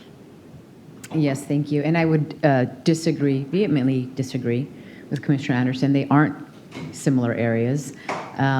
If you're talking about school systems, you're completely breaking up the school system with Isleton and Walnut Grove. That's a River Delta Unified School District that we have received testimony. Again, these are the assembly districts. I've made sacrifices for communities of interest, knowing it's the assembly, so that in the Senate and the congressional, we try to do more in terms of trying to address those communities of interest that in a bigger district we can accommodate instead of breaking up other communities of interest. Again, Chair Turner, you mentioned splitting up, trying to minimize splitting up counties. We're splitting up Sacramento again if we do this. And I don't agree there's a commonality or community of interest. I have yet to hear one regarding Solano and Oakley, Bethel Island, and Knights Inn. Most of the communities of interest has been Solano, either with Napa or with Yolo. So yeah, and it's taking those small little towns again and putting them wherever you want. And I just... Will they be with Solano? They're in Sacramento County. Those communities are in Sacramento County, not Solano County. Thank you. No, Commissioner Kennedy? Yes, Commissioner Kennedy?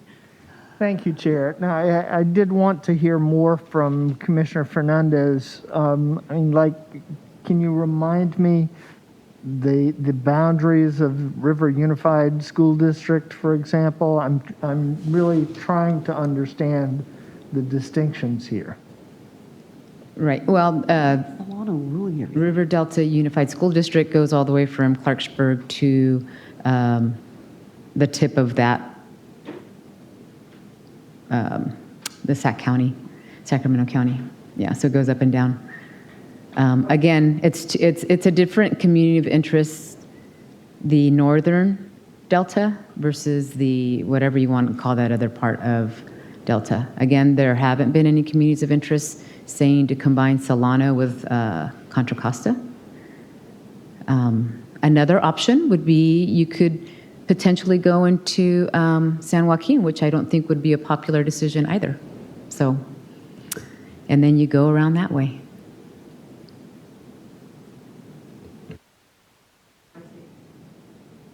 Could I say that the issue is, though, what does, do we ever get any kind of community of interest to say, let's put Rodeo and Crockett with Solano County? No, that's something that came out of, if we do a whole Vallejo down to Richmond, all the way out to Pittsburgh, Antioch, is the only time this has come up.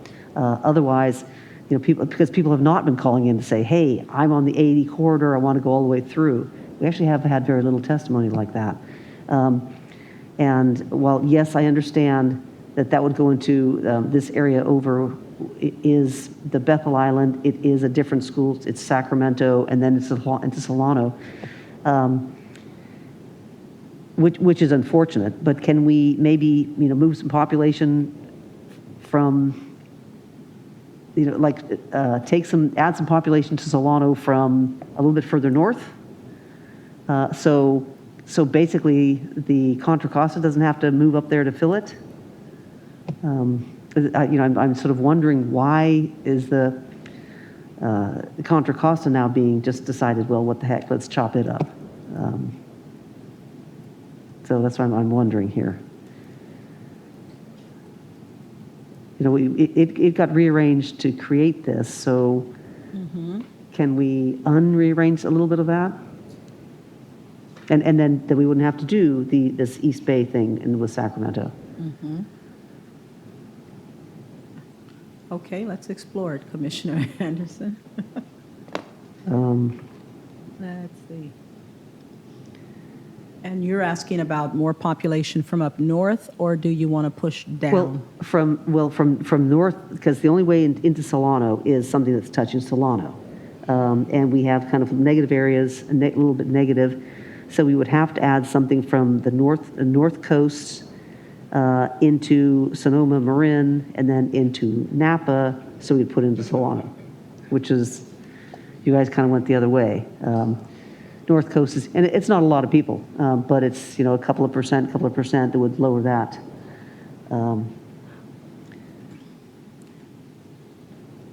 So we've gone back and forth with, whoops, where are we? And this is because we're trying to keep Napa whole? No, I don't know why that was. Because if we go that route, huh? Those.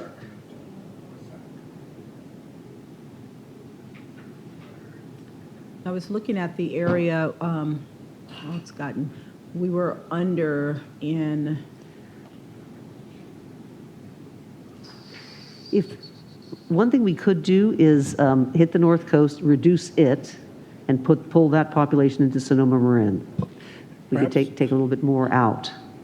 Perhaps we can ask the line drawers if they can see an easier route to getting population to be able to do this, either from Sacramento or from the Yolo Napa, although that'd be difficult if we're not trying to break up Yolo and Napa. But either Sacramento or someplace around there, because we do have the West Sac area that potentially, I believe there's enough population there, but that'd be difficult too, because we wanted that to be with the Lake community, which is Sacramento, right? If we add a little bit of Santa Rosa into Sonoma Marin, and then added some of the wine country into Lake Napa, and then added possibly a little bit of Yolo into Solano, something like that. Or it might have to be a larger area because it isn't as densely populated. But Yolo did want to be with Solano County, so that's a possibility. And because right now Solano's whole, so maybe they'll get to be with part of it and not all of it, but we can explore that and down into all of the areas. Commissioner Sadwani? Yeah, just a couple of observations. It seems to me, and please correct me if I'm wrong, that those northern parts of Solano are more rural. Is that a fair assumption? Solano County. And Vallejo itself is a more urban area? That's right. Yeah. So we have a county that's actually, in large part, being populated. At least a quarter of the population is coming from an urban area. However, at the same time, we have very strong community of interest testimony to link Vallejo inward. And, when we're thinking about this major reconstruction at this point in time, yeah, it definitely shifts things and leaves us with some discomfort. The communities of interest testimony and the county splits are both criteria number 4. They are combined as our 4th criteria. And so I think this is a judgment call that we need to make as a commission. And I think whatever we do tonight is not the end of this process. So if we don't like it in the long run, we can, of course, come back and find additional solutions. So I think it's at the point where we have to make a decision. Are we going to accept this change, feel a little uncomfortable about it for today? Certainly there are parts of LA County that I feel still a little uncomfortable about, but I know that we're going to go back and continue to work and refine. So to me, I think I could see the path forward of including this Vallejo to Antioch district that we've kind of been working on. I know that that's going to probably require, especially for today, given otherwise it's going to require a major reconstruction that we don't have time for tonight. It's going to require cutting back through Sacramento County into Solano, which doesn't feel perfect, but I think that it leaves a lot of opportunity for us in the future to say, okay, how do we minimize that county split? That we've honored communities of interest testimony, and now we also need to come back and honor the county splits as well. So I would support moving forward with this change. I would also, just while I have the mic, suggest removing Concord from that Vallejo to Antioch, because I think it's overpopulated right now. They both are. Right, and then more of that population is going to need to shift northward to even things out. I appreciate that, and given the sort of the resistance and the time frame, we would have to do quite a bit. I can acquiesce and just say undo it, and most people will be happy and know that we have to come back to this area. There are a lot of areas here that are not right. I want to be on the record for that, but we don't actually have time to really adjust all this. But I would like us to really think about it next time, because there are areas here which we've just heard from, and we will hear from again, of the communities of interest are not being honored. Counties are being cut up, and in odd ways that don't make a lot of sense. So if we can just undo it, and I'm willing to move part of it into San Joaquin area. I still want to push to see how we can get this done. So we talked about perhaps, so we have some of those, what was that, Brentwood areas and different ones, because there's a rural part that we're up in that part of San Joaquin anyway. And so if we push down through that way, because what we need to do is to be able to have something that people will respond to. Correct. The only thing, we do need to add more population to Solano as well, though. It's at -9%. So the only way to do that is to drag it across.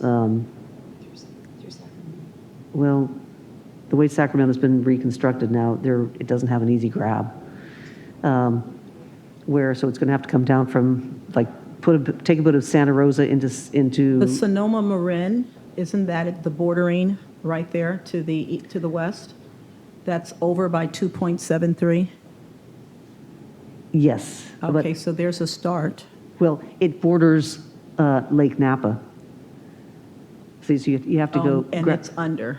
So you have to grab from North Coast into Sonoma Marin, into Lake Napa, into Solano. The quick grab would be, you can reduce North Coast low by grabbing some of Santa Rosa, put it in Sonoma Marin. Okay, let's try it. Okay. Tamina. Tamina, could you please take a snapshot? And then we can try all this.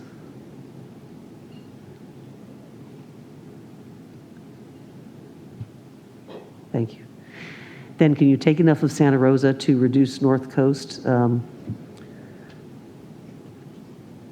Probably say like 4%, so so it'll be like a slightly negative.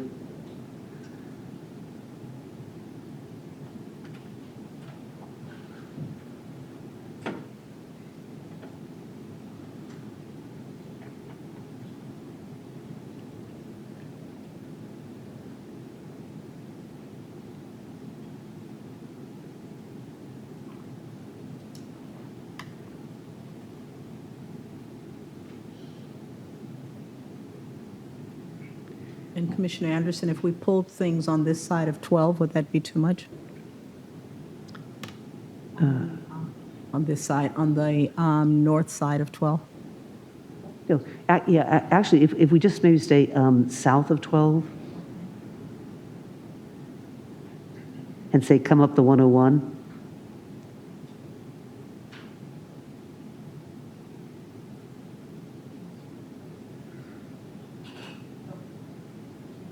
What is the percentage? Yeah.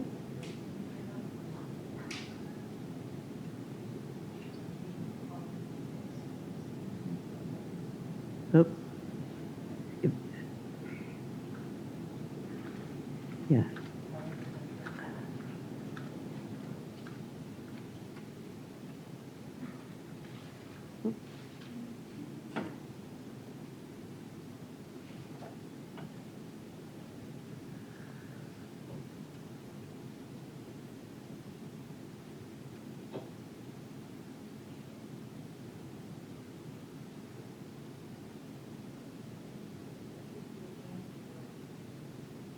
Yeah. This is a change of 12,089 people. Resulting deviation to end coast is 0.75%.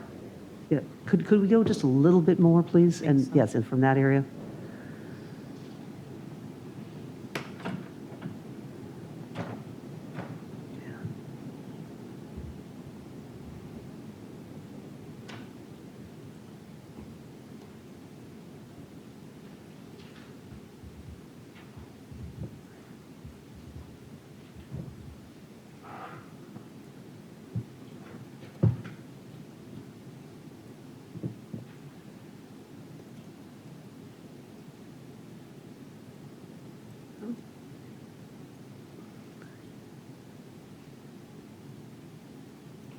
Yeah, grab that block.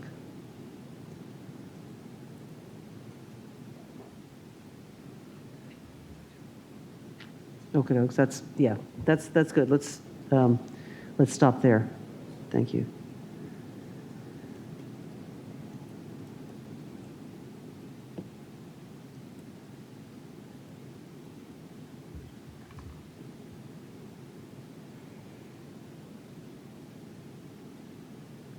Okay. Now, could we add, like, start, say, just a little bit north, start, say, with Kenwood, and go down that line? Oh. Kenwood, Glen Ellen, Felters, that whole area through there.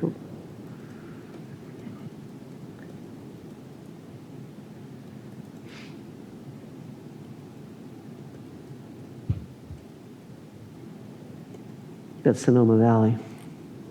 Yeah.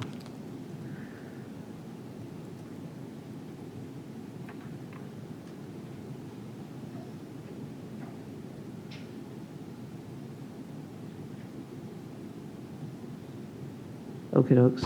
This is a change of 36,519 people. Resulting deviation for Sonoma Marin is negative 1.03%. Great. Actually, Tamina, could you please turn on the highway? Because where's the highway that connects Napa, Sonoma, down to the 12? Can we go down to the 12? Oh, well, not quite that much. Not with the census tract. Just a moment, please.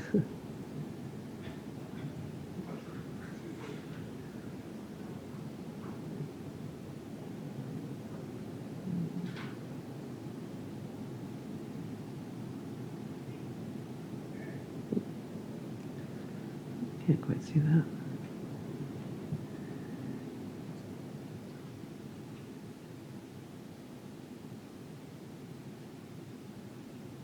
Great. Let's put that in, please, into Lake Napa.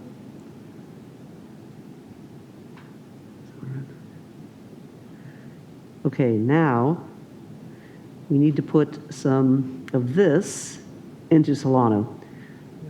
And do we want to, any of Lake Napa? So could we see a little Lake Napa? Yeah. Do we have any areas that we'd like to put in with Solano County? Commissioner Toledo, Commissioner Fernandez for YOLO? Commissioner Toledo? Oh, Commissioner Kutagawa, do you have an idea too? I don't want to skip. We might want to consider putting some of YOLO in. Yes. YOLO Solano. YOLO wanted to be with Solano. The COI testimony we have is YOLO Solano, but I of course, am going to defer to Commissioner Fernandez because we'd want to put, if we could, we'd put all of YOLO together with Solano County. I mean, yes, ideally, that would be ideal. But I know population-wise, it's too many for an assembly. And that's, I mean, right now that lake, you have all of those counties that are whole, which is nice. Very nice to have that. Can you zoom in on that, please? Is that Tamina? Thank you. Zoom in on which part? This Solano. I just want to, so we can see the intersection, please. It's just that it's changed a little since my hard copy. So Solano follows the Solano County boundary? Do you want to grab, go above Davis, Davis Winters, but cut not just right at the border, but,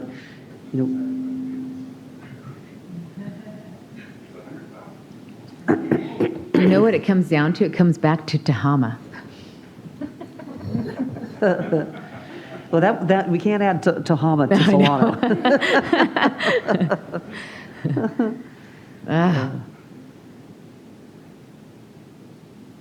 Yeah, because or I guess, or Napa. It's one of the two.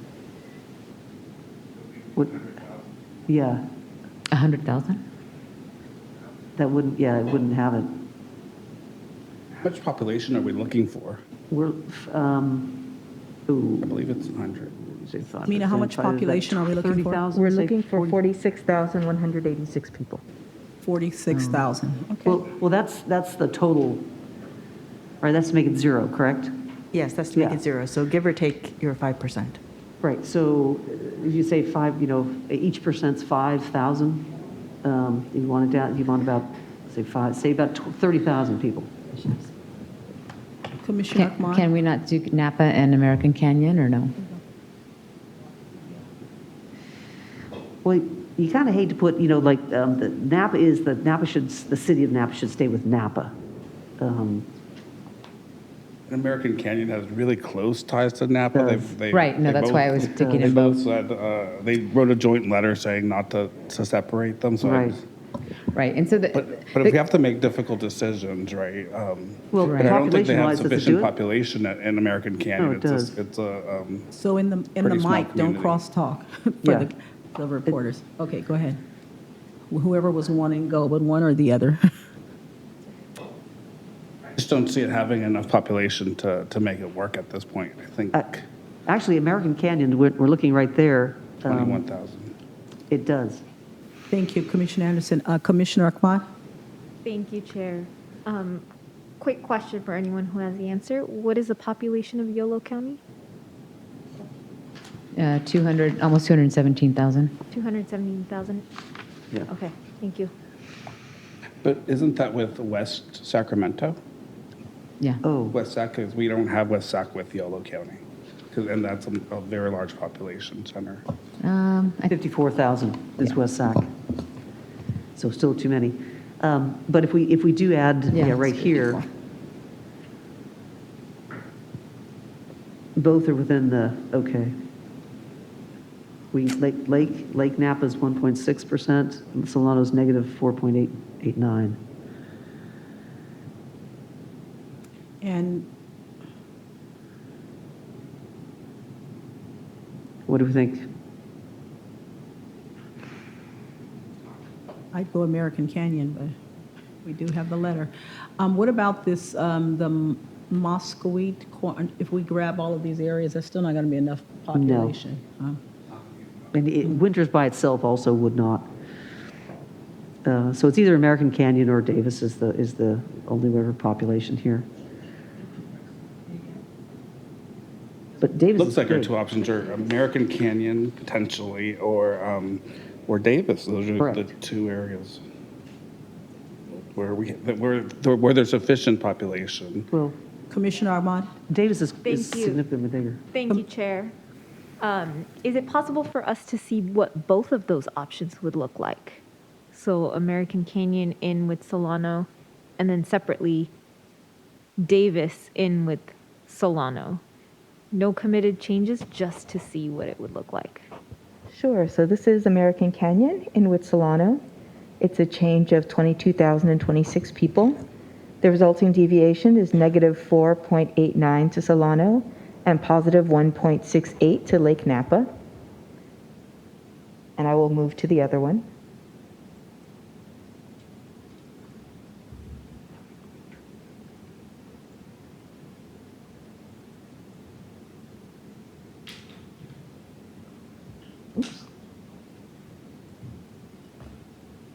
And I'm just going to state right now, like, Yolo County has 4 major cities, which is West Sac, Davis, Winters, and I can't think of the other one, Woodland.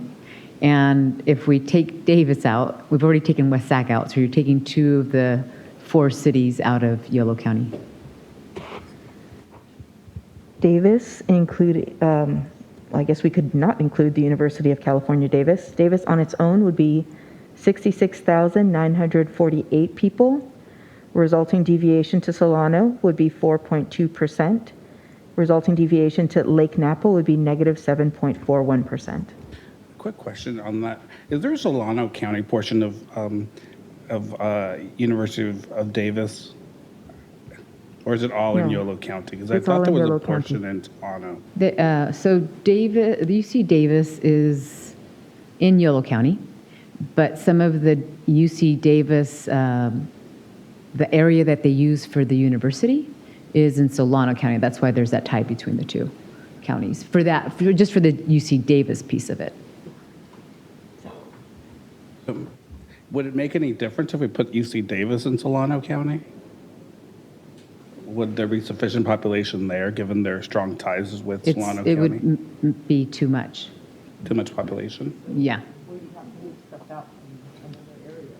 Right. UC Davis change would be 8,530 people. Resulting deviation to Solano is negative 7.62, and to Lake Napa is positive 4.41.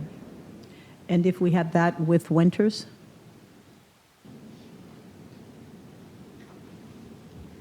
Change would be 15,662 people.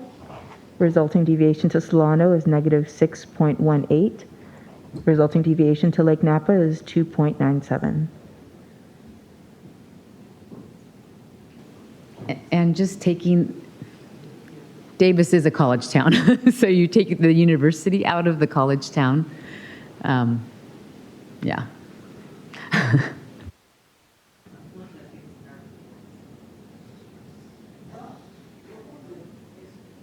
We can do is to take 15 minutes for break while we just run this around in our minds and come back with a perfect solution.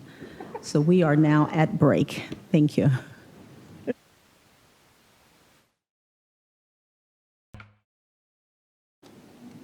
Thank you and welcome back. We went to break while we were discussing population moves in the Sonoma, Marin, Lake Napa, East Bay, East CC area. And I am certain we have some great direction and thoughts about which way we want to go. Who's going to take it? Commissioner Ahmad, yes. Actually, I was just going to ask Chair Turner if you can highlight what the rest of the evening looks like, just so I know how much energy to conserve.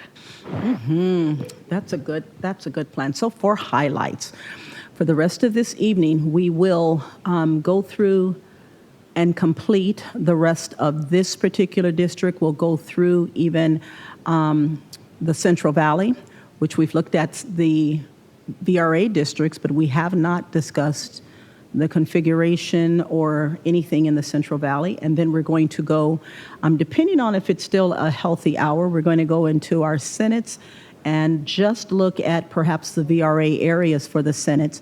And then we're probably going to try and go home a little earlier. Not midnight. We'll see where we are. Unless we just look at it and think we're so close we can get it done. But I think what we'll try for is at least to get through. Thank you.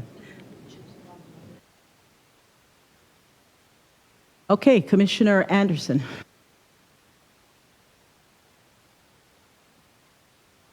Got the answer. Okay, can we zip into the ECC and basically, can we see the Contra Costa, please?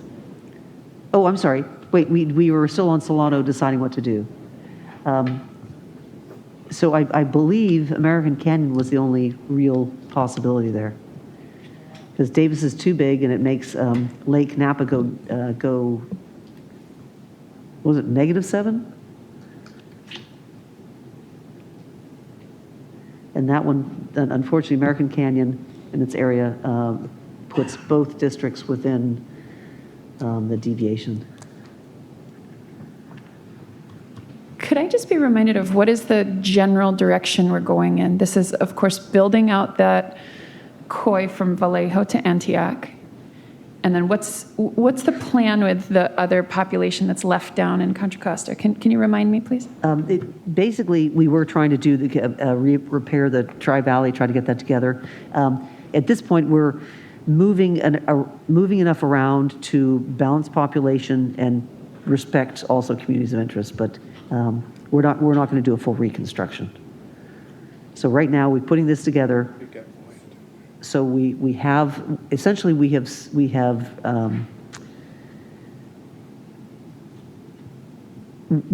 the first step towards building the Vallejo out that whole district for next time, and we're keeping Contra Costa together. Well, at least we're not putting a portion of it, a small portion, with Solano County. And then we are trying to do some basic little slight reconstructions to enable that corridor. Can I get some clarification? So even if we make this change, we wouldn't be able to right now, what this version with the draft maps wouldn't be able to move Vallejo down with the communities that we were intending to in Contra Costa. Is that what you're saying, or am I misinterpreting? Oh, no, remember, we tried Vallejo first, and you can't get there. Okay, so your change would not get Vallejo into Contra Costa County? That's correct. At this point, that's correct. Just wanted to clarify. Thank you. I'm curious, though, if during the break anyone had other thoughts about how to do that.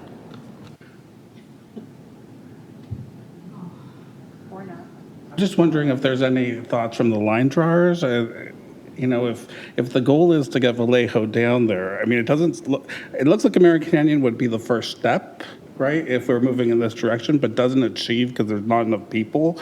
We'd end up with 100,000 people moving into Contra Costa, and then we'd have to move population back up into the Sacramento, Yolo Solano area. Correct. So we're still going to end up with other issues. I'm just wondering if the line drawers have any suggestions for us, any thoughts about how we might be able to do that. So the way we've done this in previous visualizations was by taking this area, taking East Contra Costa and putting it upwards through Sacramento into Solano and keeping this kind of larger, both delta areas together. That's the way we've been able to get Vallejo down before. Mm-hmm. Yeah, because there's not 100,000 people. I guess the whole county of Napa, it would be 100,000 people, 150,000 people about, if I remember correctly. And but we can't, because even just taking Davis out of the Lake Napa district made Lake Napa go too small. That's what I'm saying. We need to get the population out from the Contra Costa area up into the Solano area in order to make any inroads here. Yes. If we're trying to get 100 people from Vallejo down into Contra Costa. Correct. Thank you. Yeah.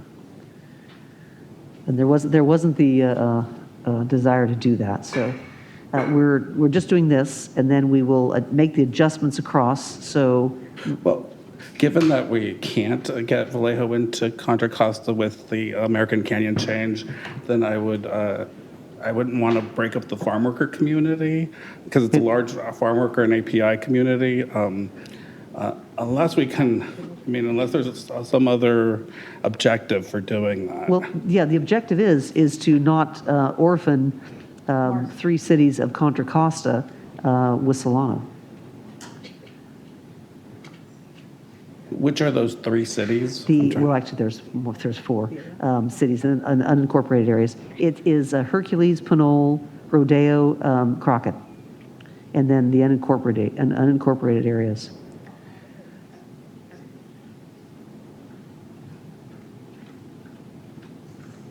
That section that's that northeast section right there of 680 OC right now, that was Solano.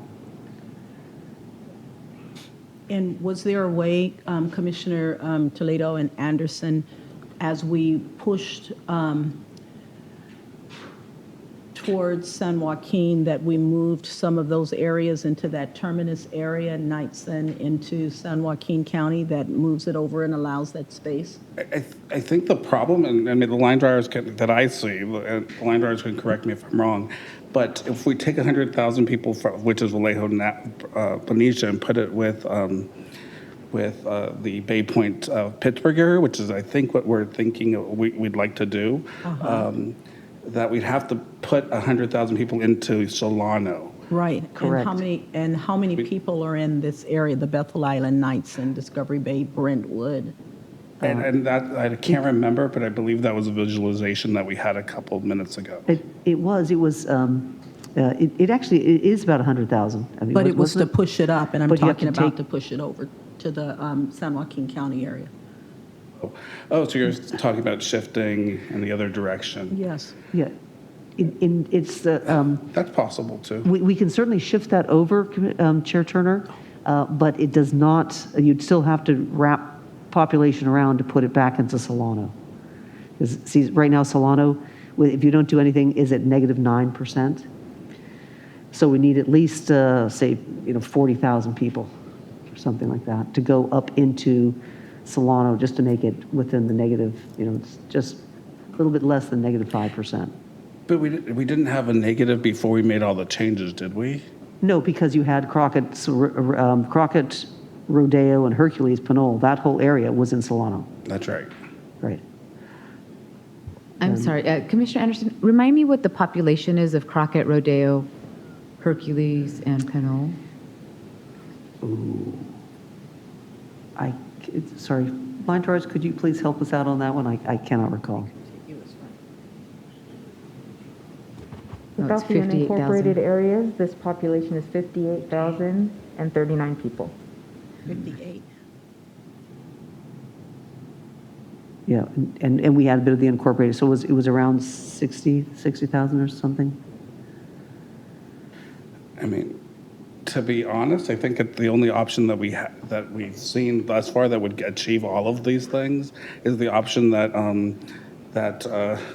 it was the option that goes through Sacramento and essentially connects the Delta areas, but it's also an option that we didn't all agree on, right? So, so that's at this point, that's the only way I see we can get 100,000 people. We can rotate 100,000 people out of those two areas, and I don't know if the line drawers can come up with another alternative. No. Yeah, I don't believe we were planning on doing that tonight because you could do that. It would be a lot of work, and so the idea is we're just keeping. We're getting close to be able to doing that. So next time, and this time we're incorporating Contra Costa County, but we're bringing those back in. Commissioner Fernandez? Tamina, this visualization, it keeps Solano whole though, correct? Yes, it does.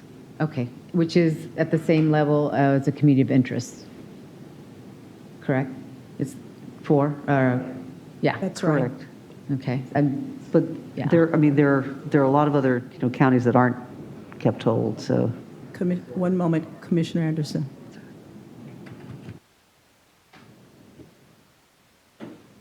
Commissioner Yeager Davis, Commissioner Toledo, you're finished. You have more. I mean, I would want to see Vallejo connected to Hercules and Pinole and that area, because it's a community of interest. Those 3 areas are a community of interest, right? They're not exactly contiguous because you have to go across the bridge, but they're very similar. So that's the yeah. So So I think getting us closer, but it doesn't actually connect us to Vallejo, which is the population center for that area. Right. Commissioner Sinai? So this is one of those areas where we do have conflicting communities of interest. Ever since we started talking about this, we've gotten a lot of do not put Benicia and Vallejo with North Contra Costa. We belong where we are. We don't want to cross the bridge. I know that if you ask, 40,000 people, you'll get 40,000 different responses. But I just wanted to put it out there. I know that we've heard more. I would love to see the North Contra Costa connected better, but I just wanted to just put it out there that we do have communities of interest right now that are saying no.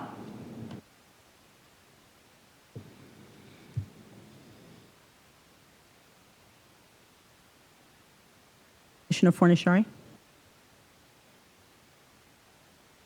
I guess I'd also offer that these are assembly districts, and so they're smaller and much more difficult to do that with. I think we've done that in the congressional district.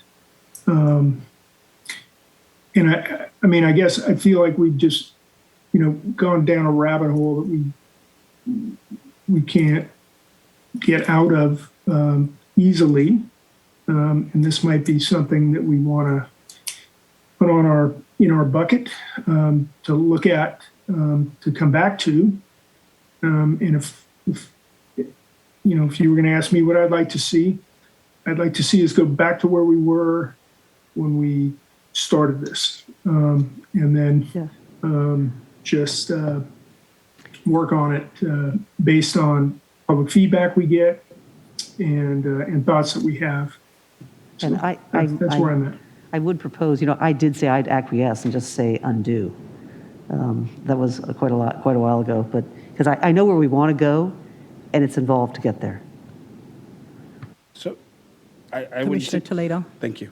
I would suggest maybe not going all the way back, because I do think some of the Santa Rosa area does make sense, but maybe just adding the Rodeo until we can figure out how we can keep those three communities together, Rodeo, Pinole, and Vallejo area, to unite them again by putting them back with Solano, because at least there the three populations would be in one community of interest until we can figure out, or if we can figure out how to get them into a Contra Costa based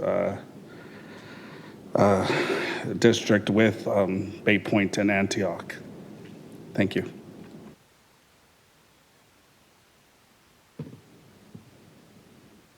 Chair, may I make a suggestion?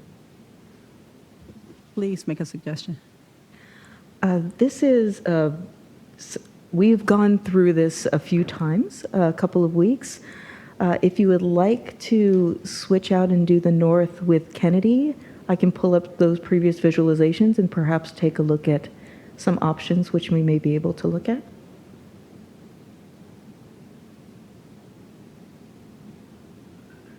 Okay, let's do Or it. not. I mean, no problem.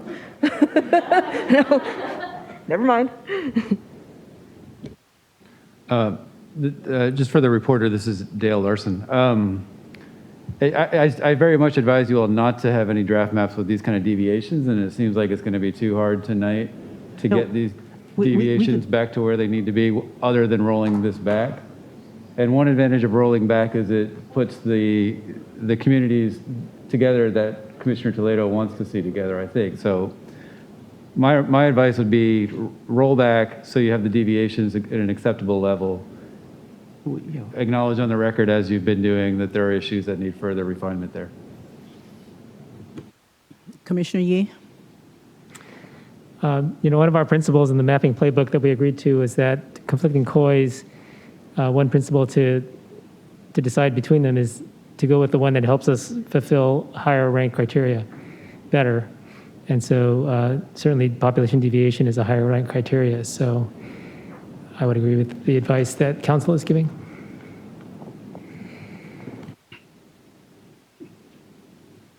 Well, thank you for that, Commissioner Yee, because I was inclined not to follow the advice the council was giving.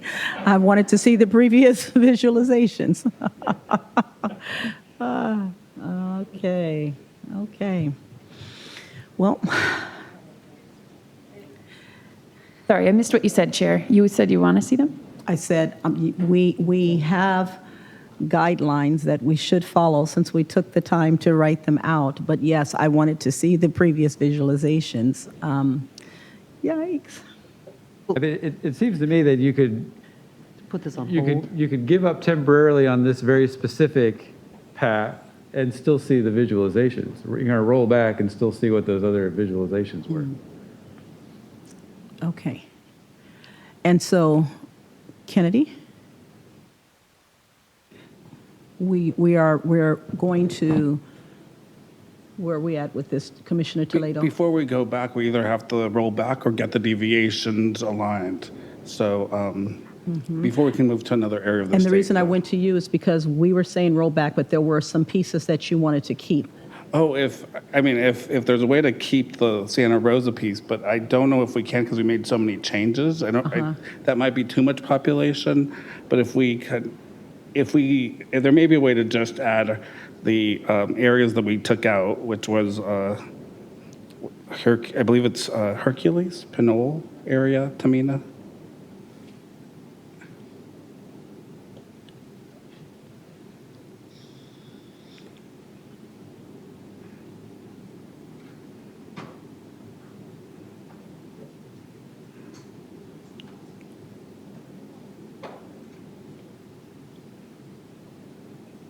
So these are the pink lines are the previous lines before any changes. Yeah. The black lines are where we are now. You know, given that it's difficult, it's probably easier to just roll back all the lines to where we started. To go back to the to where Commissioner Anderson went back, unless unless we can get just the right population to get the deviations right, and I don't know if we can do that Well, right I mean, now we quickly. could. You could do the American Canyon into Lake Napa would be okay. Then you'd have to just do a little bit with East Contra Costa and 680cc. So but- moving up the that Hercules up to Solano County, right? That, no, that wasn't. But or we just roll it back. Let's just roll it back. So I think we're just going to roll it back. So this, we'll have to get there next time. And again, as I did say, there's a lot we could do this, but there's a lot of work. And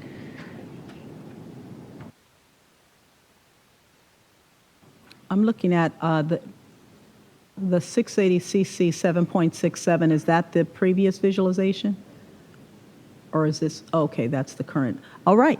Well, here we go. Let's roll it back. Ay, ay, ay. What? Commissioner Sinai? Thanks. I just went through the 66 communities of interest that we've received. Only one or two have said to put it with Contra Costa. There's probably more because I went through them quickly, but one of the first ones we got, and this was a good reminder, it was from the Filipino Americans who, they called over the summer. Commissioner Sinai, let's start over. When you said put it back, they just want you to confirm, what are you saying? So they can, put what back? What are you reading? Didn't put anything back. No, you said, I just went through a lot of the comments and they said to put it. The community of interest, I just went through, said, only one or two of them said that they wanted to put Vallejo and Benicia with Contra Costa. What they predominantly say is keep Benicia and Vallejo together and keep it in Solano. And then the third piece that they say is the kind of a tri-city thing is American Canyon. And then we hear American Canyon with Napa. But American Canyon and Vallejo have a strong tie through the Filipino community. That was one of the first, just reading that reminded me of the call over the summer. Having said that, we have heard it, but I'm not seeing it in the COI testimonies. So I just wanted to share that. Commissioner Sinai, can I ask you a clarifying question? Can you inform me so I can go back and look at those COIs as well, what search terms you used in the Airtable? For this one, I just looked at Benicia. Okay, thanks. I probably should have looked at Vallejo, but I looked at Benicia.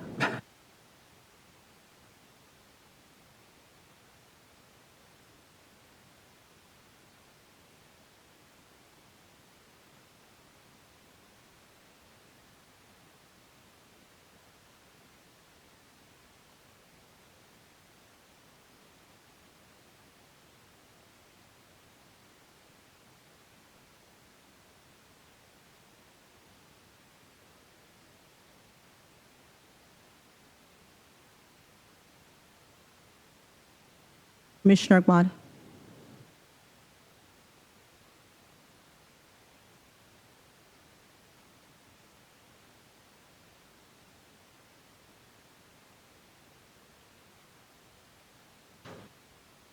Commissioner Sadwani? Okay, so we're just waiting for this to be rolled back and see where we are. Since you called on me, I'll just say I'll definitely keep this on my bucket list because I think it's something I'd like to continue to explore. But as we've seen in the last, I don't know how long we spent, it's going to require some more major reconstruction.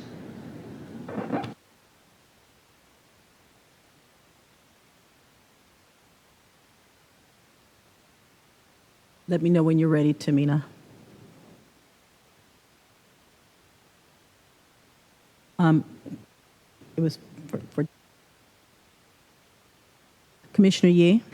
Thank you, Chair. I want to also assure that callers who may be listening who are still concerned about the Tri-City area, as well as the San Leandro, Hayward, Union City area, we are definitely thinking about those. We don't want to try to rework that now live, but we will give that attention and try to think of options for some of the suggestions that have been made. Thank you. Commissioner Sinai. So I'm going even deeper into our searches. This summer was when we started hearing a few times that Vallejo, but on the whole, we've heard Vallejo with Contra Costa. On the whole, though, the newer COIs have been in the other direction. So just, and a lot more have come in saying keep us in Solana Beach, sorry. I'm talking about home now. Keep us with Solana. So just to reiterate, it's just, there is conflicting. And so I think either way we go, we'll be okay, but we should feel okay about taking a deep breath right now.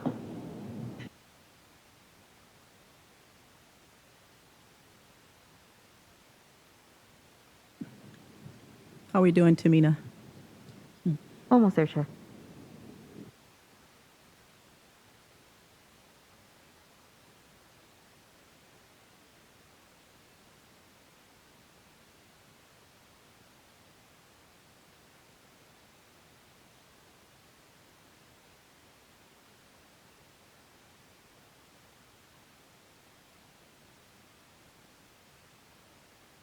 Commissioner Gmad.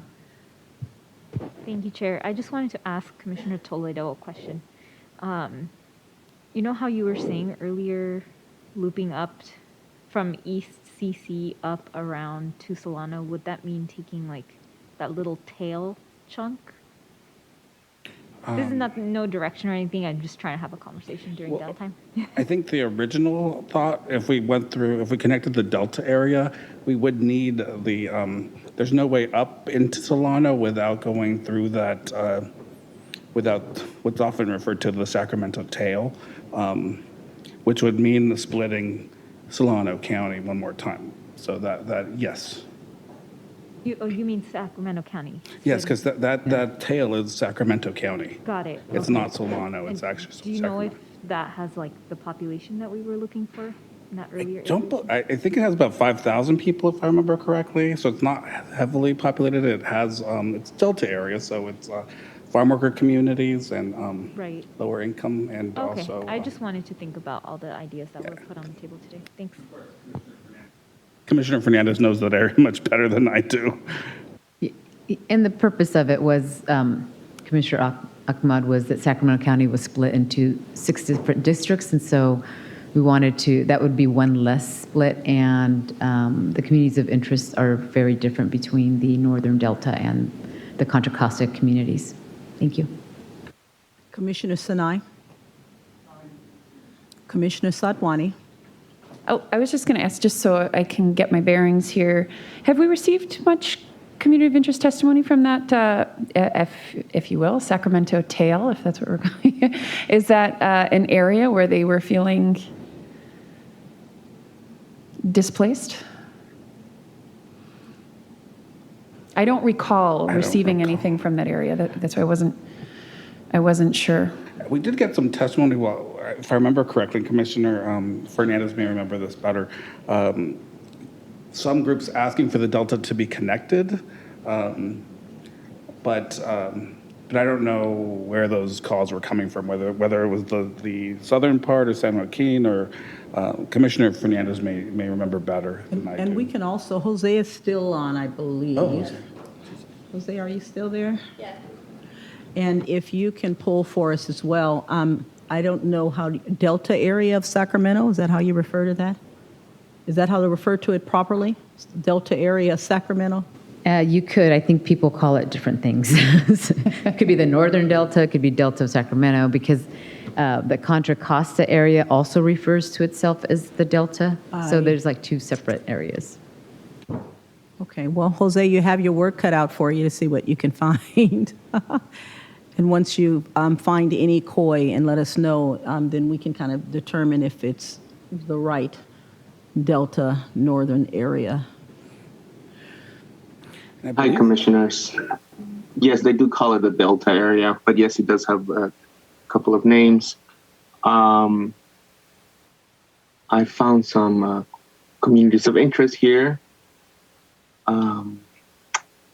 They, one second here.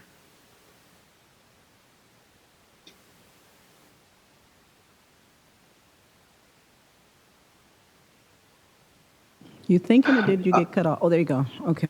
Yes, so it looks like, so it mostly comes from the city of, or the community or of Antioch. Is that the pronunciation? Antioch? Yes, and. Okay, so Antioch is a different Delta. But keep going. Actually, I think we did receive some communities of interest that talked about the Antioch, saying that it was different from the northern part. Right, and that's what it is. Yeah, that's what this, or a handful of COI that we receive is saying that the greater Sacramento are very different from, or which is the northern Delta area, does not, it's completely different from what from their communities, and it is a good number of, a handful of COIs.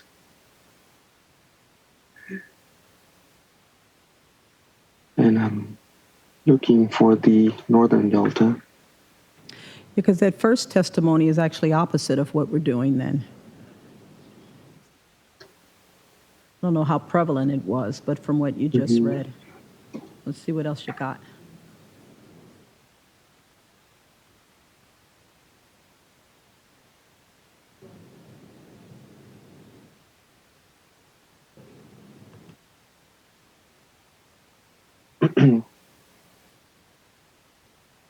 So,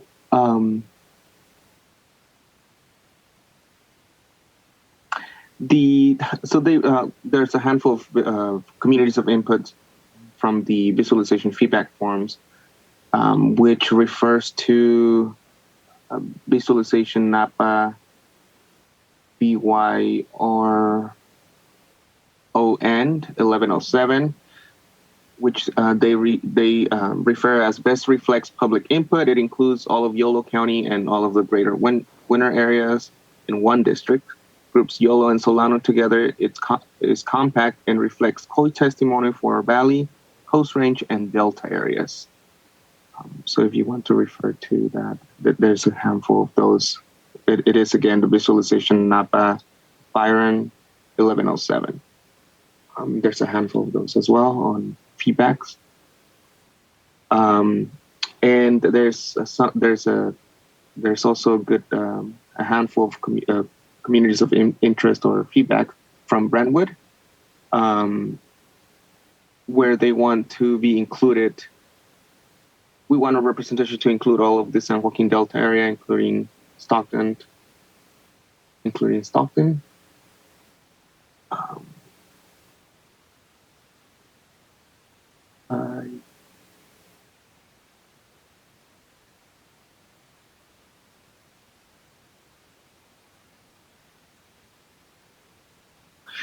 Yes, so there's a good a handful of input too, where there is again from Brentwood and Antioch, where they would like to ask the commission to reconsider grouping the suburbs of Sacramento with Delta communities. Again, these are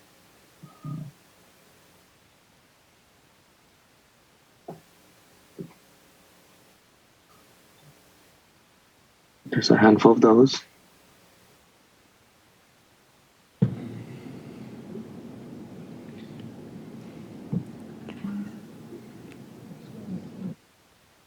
Okay, Jose, thank you. Commissioner Sedwani, is that what you're looking for? For me, I'm just trying to, it's not an area that I personally know very well, to tell you the truth. So I'm basing most of this on community of interest testimony. And I'm looking at the map of the area right now, and I know we've talked about the Delta a whole lot, and I recall, some time ago, Commissioner Kennedy had put together that really great presentation. We had a speaker come to talk about the geography of California. And, as I'm looking at this Delta area, it seems like there are a whole lot of waterways that run through the area. Is that correct? Yes. Is that what I'm looking at? So all of these areas, though they span 3 different counties, are all living with waterways, kind of they're cities that are on waterways. Is that correct? Marinas, and they have marinas? Or they're using water in some way, shape, or form? Yes, they have marinas, and they're little areas where there's little towns, and a lot of it has levees all around the water to them. So then there's a lot of farming in between. And it's all like that, yeah. It's very much, fishing and water, in water communities. So what I'm hearing from Jose is that Antioch is certainly that break point, right, where Antioch stays west. But going further east in this Delta region, even in Contra Costa County, to me, I understand that it is a county line, consideration. But it seems like there could be similarities in these towns that are all along waterways as we move forward for the future. Thank you. Yep, I heard that too. Commissioner Fernandez. Yes, and the communities on the Sacramento side do not have the levee like all the levees and the different waterways. It's more on the Solano, Yolo side. Because the towns of, Walnut Grove and Cortland, they don't have all of the different levees. So I do kind of know that information, but again, regardless of the information that I know, as a commissioner, I rely on the communities of interest information, and that's, as Jose has just read, there is conflicting information. Again, trying to minimize the cuts to the splits to Sacramento County. Right now, Solano County is kept whole. Again, same criteria level as communities of interest, and at some point we do have to decide communities of interest, because we do have conflicting communities of interest of even what to do with Vallejo and Benicia. So anyways, I'm going to go off now. Okay, so what I do want to, what time is it? 7:22. I want to make sure that we look at this area, because with that information, we probably will come back and end up cutting into that area and looking to a different area to minimize splits where it makes sense. Because if that's going to be what solves this issue, then we'll look at it. I don't necessarily want to, unless you all want to continue to explore tonight. That was helpful, and I think we have other areas. Okay, so Californians, you know what we're looking at. If you're in that part of Sacramento, please know that we're considering making that change and would love to hear from you. If you're in Vallejo area, Sonoma, those areas, you heard the long discussion, what we're considering, we'd love to hear from you, because we will need to make a decision about what to do there if we're going to make those desired architectural changes. Tamina, what other areas do you have? Or no, I'm sorry, there was a Commissioner Yee. We can move Daly City. Ready for Daly City? Yeah, Daly City. Ready for Daly City. Okay, this should go very quickly. This is the same change I proposed the other day, but did not have fully worked out. I have it now fully worked out, so it should work very quickly. Thank you for your patience. So for the line drawers, can we please take a look at the South San Francisco neighborhoods of Westboro and Buri. So the goal here is to unite these Filipino-American dominant neighborhoods with Daly City, with Filipino communities in Daly City. Okay, can we go ahead and move those into West San Francisco? Sure thing. One moment, please.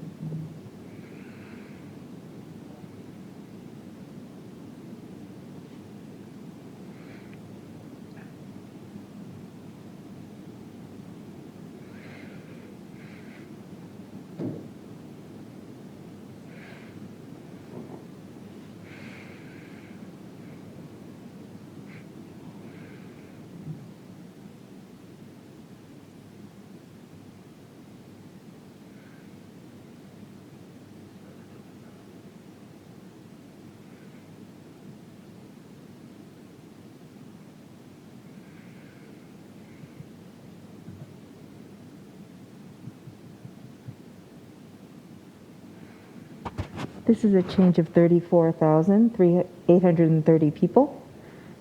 The resulting deviation to West SF is 10.62%, and to S Mateo is negative 3.4%, 3.46%. Okay, very good. Let's go ahead and accept that if we can.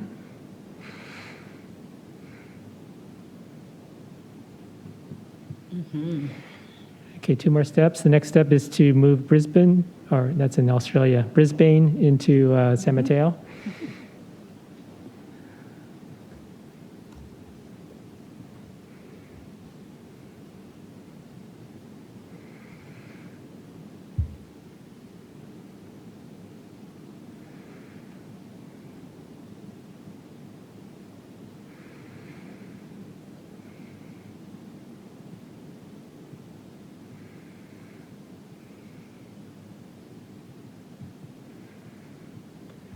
This is a change of 4,870 people. Resulting deviation to San Mateo is negative 4.8%. West SF is 9.64%. Okay, good. Let's accept that. And then let's move to San Francisco, to the Richmond district. And we're going to work on the inner Richmond.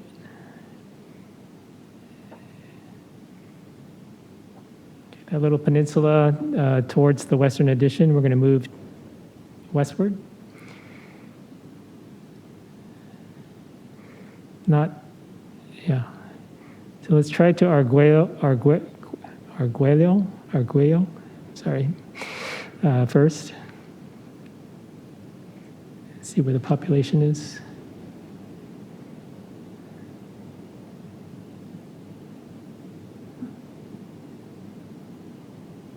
Arguello is back over here. West SF is still overpopulated by 5.31%. Would you like me to walk it back? Okay, let's go all the way to Highway 1.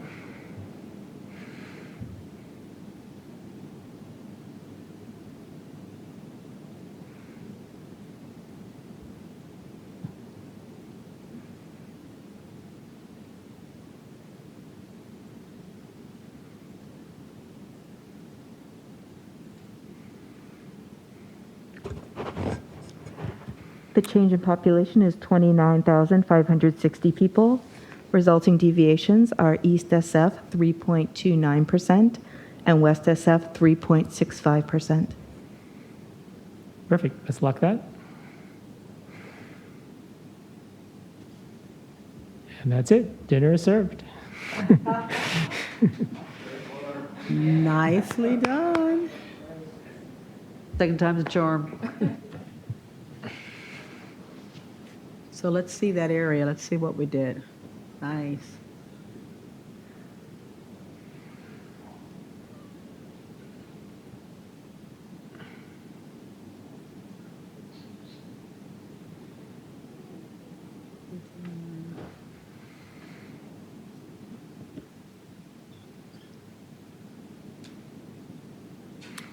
By the way, there was court testimony for Brisbane to move southerly to the peninsula.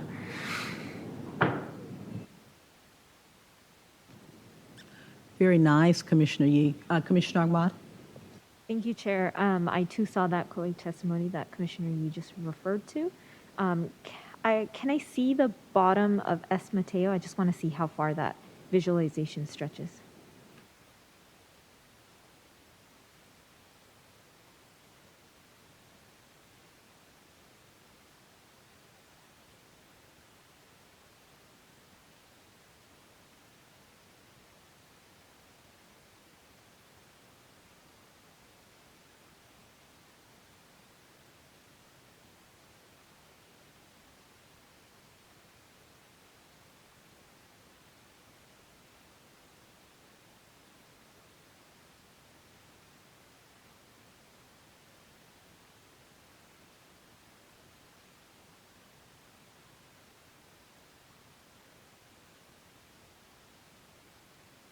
Thank you, Tamina.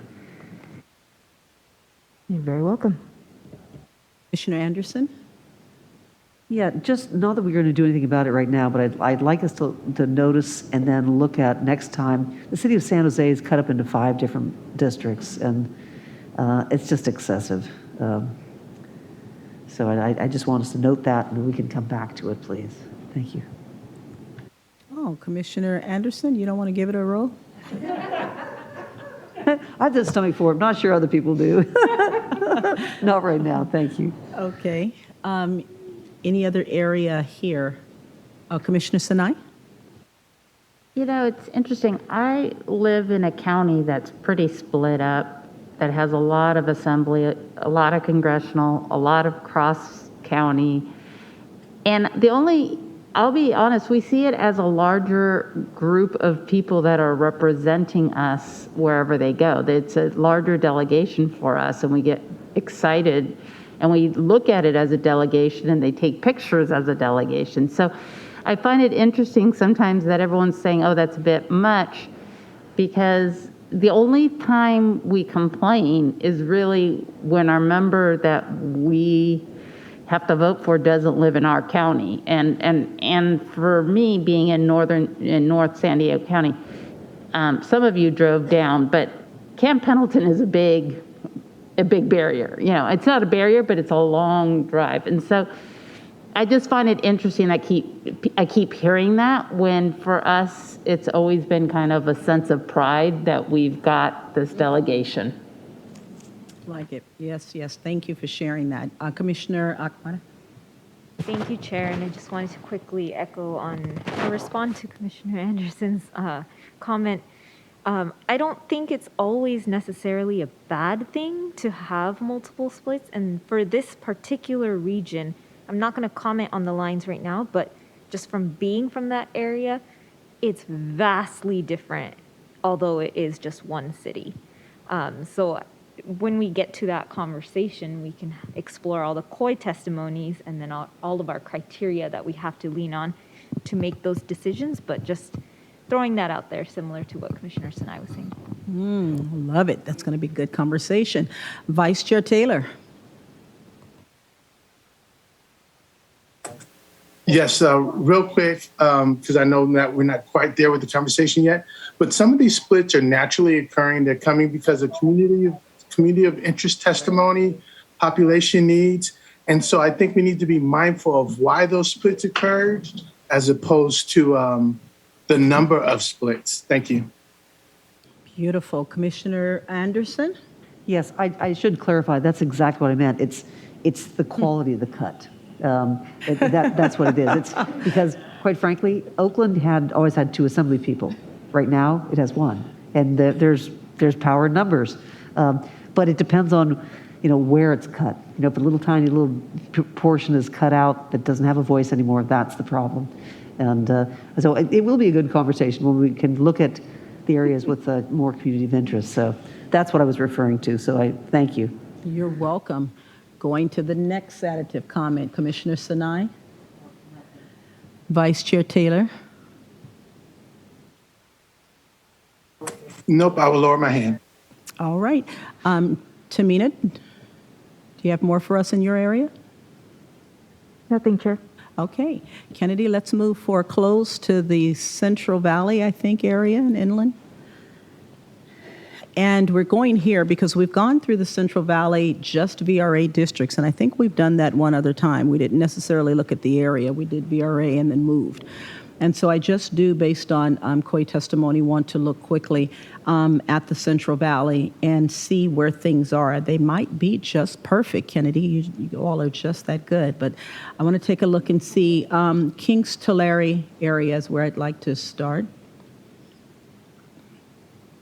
And if you'll just kind of blow up the map in that area a little bit, or what was Kings Tulare, I'm just looking to see Lemoore, Hanford, Tulare, Pixley, Terabella, and see that they're in the same district. And if they are, we can move. So we've made some changes, and I didn't know where any of those things were. So I see. So I Go can ahead. circle it. Lemoore, Hanford are together in Kings, and Kings is not split in this visualization. Pixley, Terabella, and Porterville all together in Tulare in one district. Okay, beautiful. Moving to the next West Bakersfield area.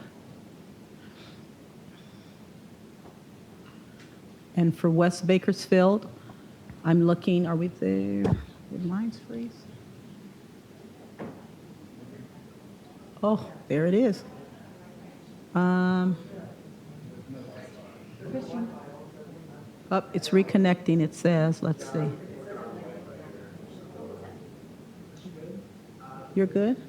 For those in the room using the Wi-Fi, you may want to try disconnecting and reconnecting, please, to the Wi-Fi. Okay. Well, you still have Wi-Fi, Kennedy, right? So I'm looking in West Bakersfield. If you'd let me know if Benton, Cottonwood, Southeast Bakersfield. So here's Benton Park. I'm not sure if that's the same as Benton. We have Cottonwood here, and we have East Bakersfield here in the same visualization. Yep, Southeast Bakersfield. Okay, beautiful. Then for Stockton, let me take a look at that for the assembly. Yes, one moment while I move it. Whoa, I had a question. Oh, sorry, I'm looking at my list here. Commissioner Fornishari? Sure. Can you just turn on the freeways for us? Yes, one moment. I mean, we did hear from Bakersfield today, and I just was curious to see what it looked like. If you could turn on the freeways and the heat map. Yes, one moment. Yep, there's a lot of testimony about that east-west versus north-south. And one moment while I change the CVAP.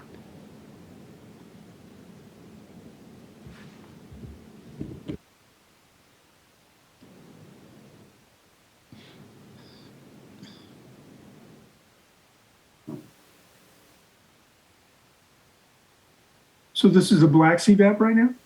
Yes. So it looks like we've left a bunch of the folks there under La Cresta out of our VRA district.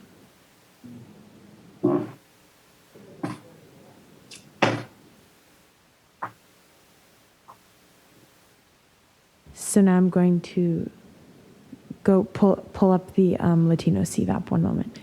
And if you get a chance, Kennedy, can you make the lines of where this district is a little darker or different color or something? Oh. Yes, I can. One moment. Thank you.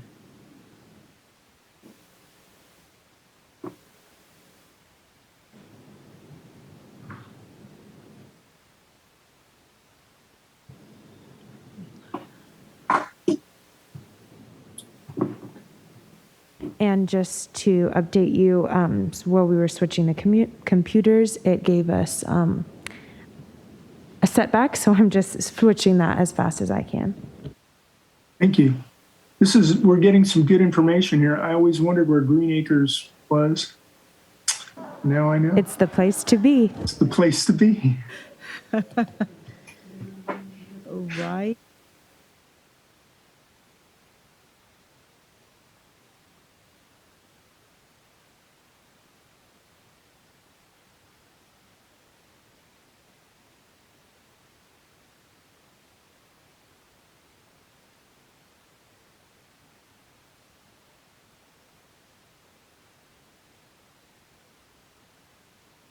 Thank you. This is still not it. My apologies. I know it changed colors, but it's still not the correct one.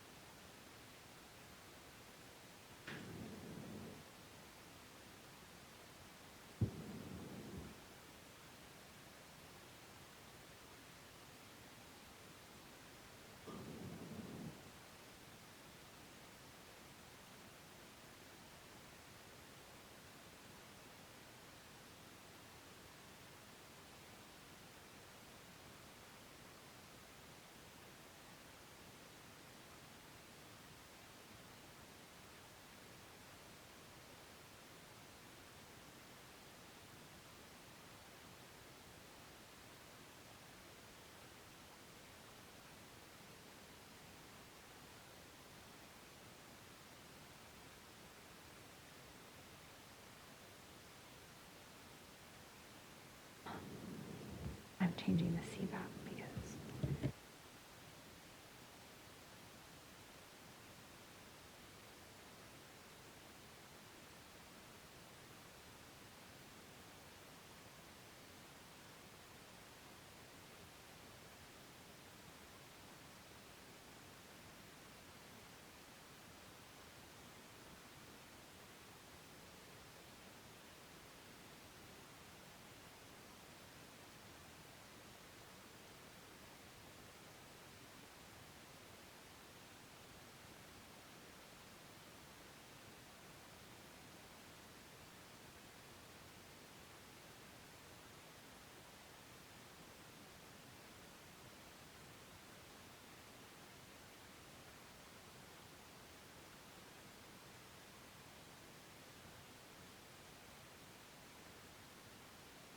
okay, after that long wait, thank you for bearing with me.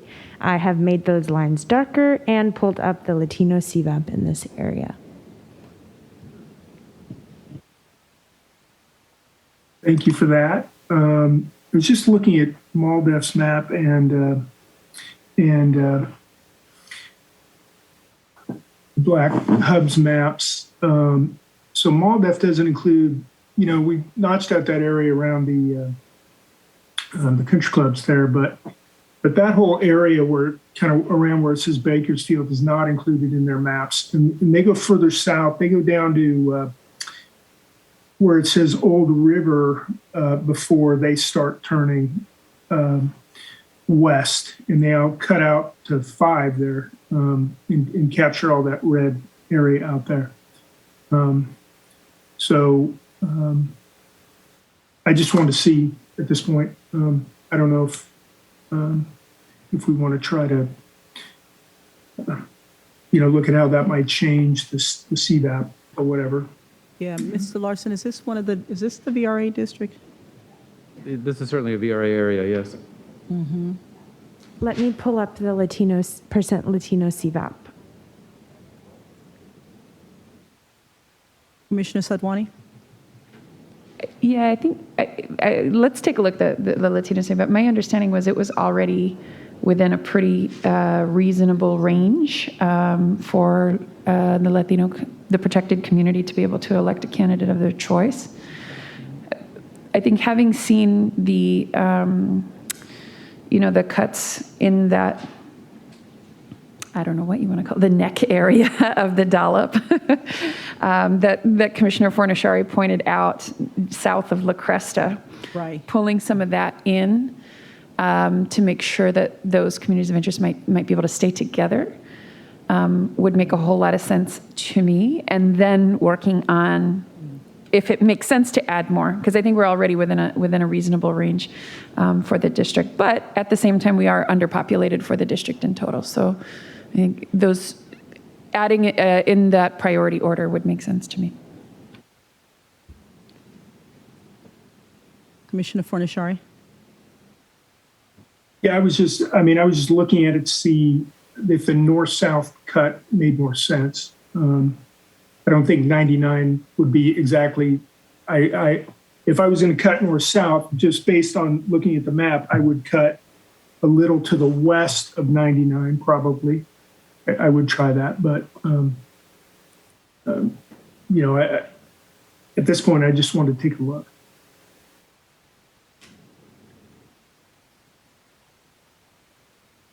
Commissioner Toledo? Yeah, I mean, the CVAP here is almost 58%, which is very healthy. I'm not sure we're going to be able to get it that high anywhere else, but it's worth, if there's interest in exploring. It is a VRA district, and so we do need the CVAP to be within acceptable ranges. Thank you. This is Dale Larson. Just to piggyback on that, we are comfortable with the Latino CVAP percentage right now. So we'd want to keep it in that range. That doesn't mean it's set in stone where it is, but that would be our target CVAP, to keep right around there. I think what I'm looking to see as well, particularly with that first layer for the black CVAP that came on, if we pulled population to the west of La Cresta, what change would that do for the black CVAP? And would it then overpopulate or make the CVAP numbers for the Latino community too high?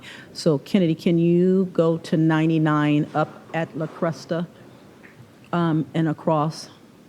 I think that's where it was when we saw it. I will try that now.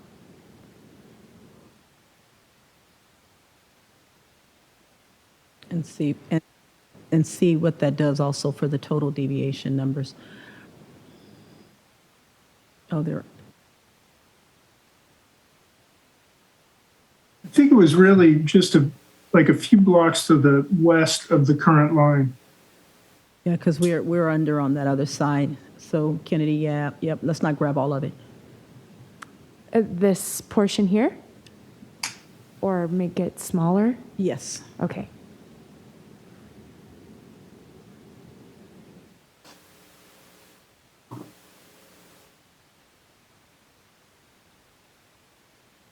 Not in half. I'm sorry. Well, and what is it called? Should we turn the black CVAP back on?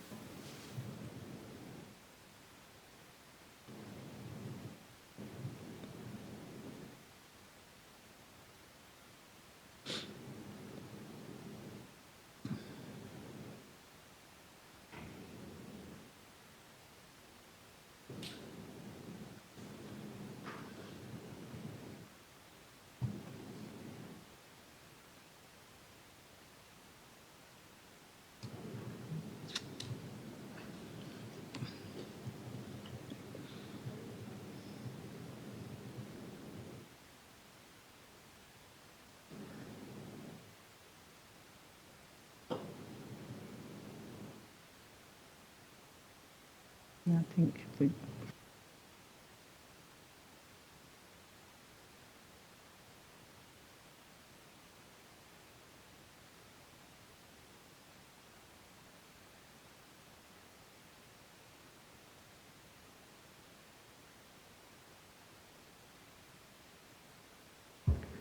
Yeah, so it would need to be just not going out towards 99 at the bottom, but a thinner line, from there down straight. Yes.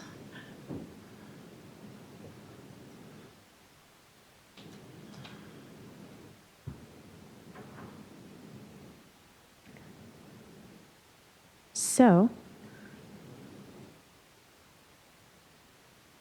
this brings West Bakersfield to a deviation of 0.93%. We have Latino CVAP at 57.24, and we have percent Black CVAP at 8.15. Latino CVAP does drop slightly from 57.88 to 57.24. I think that's still reasonable.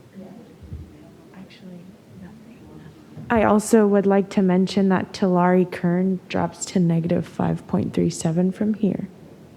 Actually, that was what I had my hand raised for the futures. So I have some thoughts about that. All right, Commissioner Sadwani.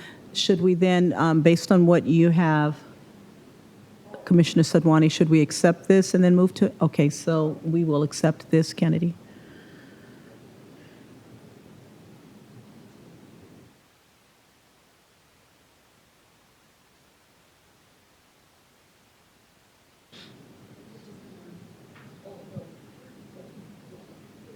The change has been accepted. Mine's is so behind, it still didn't move. Commissioner Sadwani? Yeah, are we done looking at the VRA districts again? Or yeah, I'm just going through the whole area, but okay. yes, so not VRA, that one just happened to be. Got it. Okay, yeah. So, I had my hand raised because I wanted to take a look at the Tulare Kern closer to where it hits up against the Antelope Valley. Okay. District. Because what I had noticed from the get-go was Tulare Kern, and I just want to acknowledge we've had a whole lot of testimony from the Bakersfield area and from these regions, and we're hearing you. We're trying to do our best to also, be responsive and yet at the same time uphold our constitutional obligations. But as we get down, could we zoom out and south a little bit? I'm just trying to wrap my head around it, the Tulare Kern district a little bit better.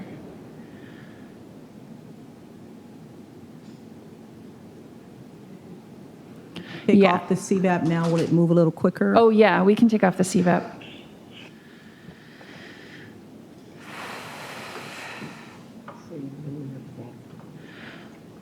So there's this neck, so to speak, here that's very narrow. Yeah. And so I was curious, and Antelope Valley is slightly overpopulated. Tulare Kern is quite a bit underpopulated at this point. And so what I'm wondering is if we can shift a little bit of that population, I believe that's Tehachapi, into the Tulare Kern district potentially, to try and one, broaden that region, as well as shift some of that population. And I'm zoomed out so you can't see the cities, but this smaller pink one is where the Tehachapi area is, and the bigger one is Bear Valley Springs. Could we take a look at the population for Bear Valley Springs? Yes. Could we have the CVAP percentages up there? Yes, one moment.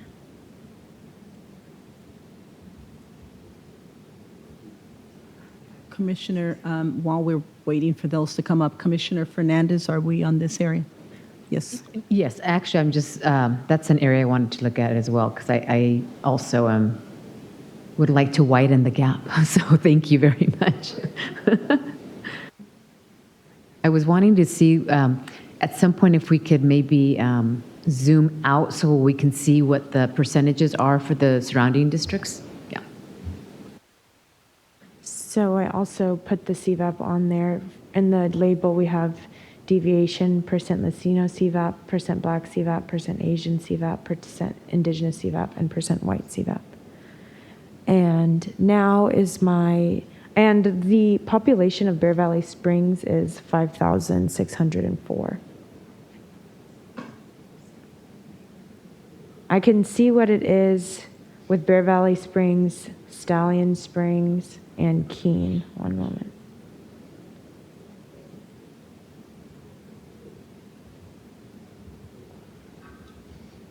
So Bear Valley Springs, Stallion Springs, and Keene altogether, Keene is a total of 9,220 people.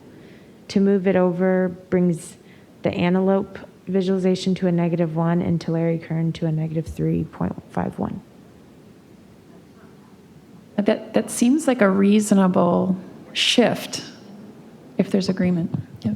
I'm just curious in terms of what's the reasoning behind the shift? Is it because just widening it for the sake of widening it, or is it for population purposes, or just curious as to why? for population purposes, the two districts were a little bit out of balance to begin with, and then we made the shift right in that area of La Cresta just now, pushing the Tulare Kern into a range that's beyond our legal limits. Thank you. Appreciate it. Can we commit to this, please?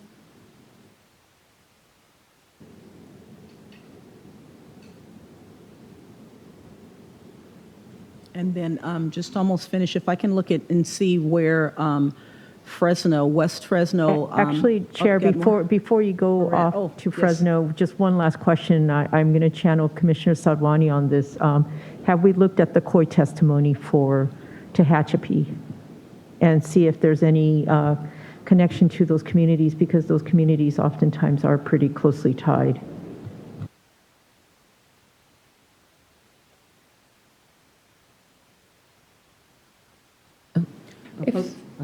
If I recall, and I think definitely this is a place where staff could check it out, some testimony had linked Tehachapi to Mojave and Rosamond as a part of the aerospace network of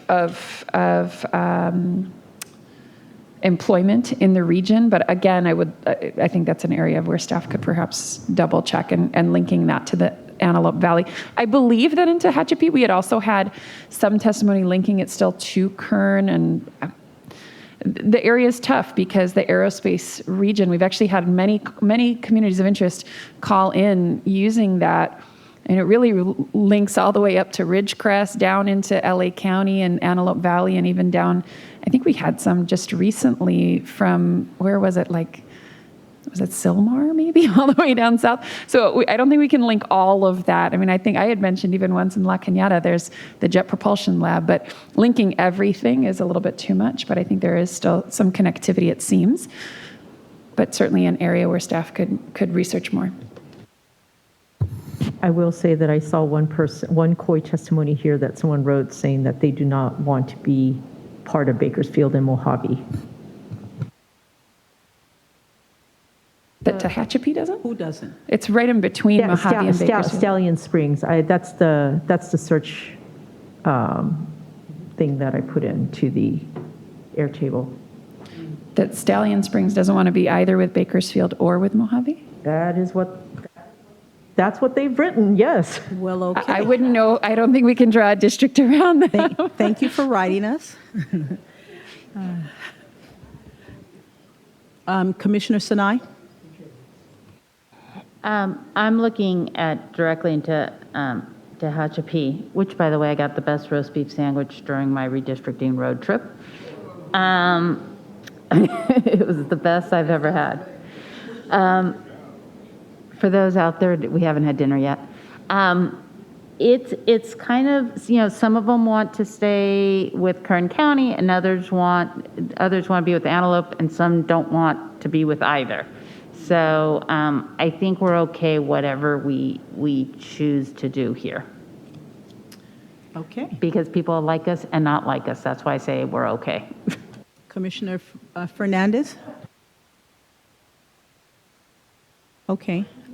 Commissioner okay, good. Kennedy? West Fresno?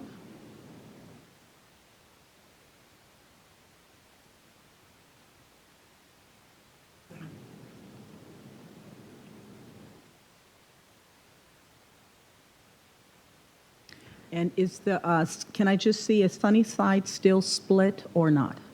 Sunnyside is no longer split, and it is with Sanger. Fabulous, fabulous. The last, two more, and I'm done. Merced had a few splits at one point, but how are we looking in Merced? One split at the moment at the northern border. Atwater and Winton are still with the city of Merced. But Delhi, Pco, Cvsy, those are going north into Stanislaus. Okay. And last one is Stockton area. Where did we end up? Here she is. Hi. Stockton here with French Camp underneath, with Mountain House and Tracy.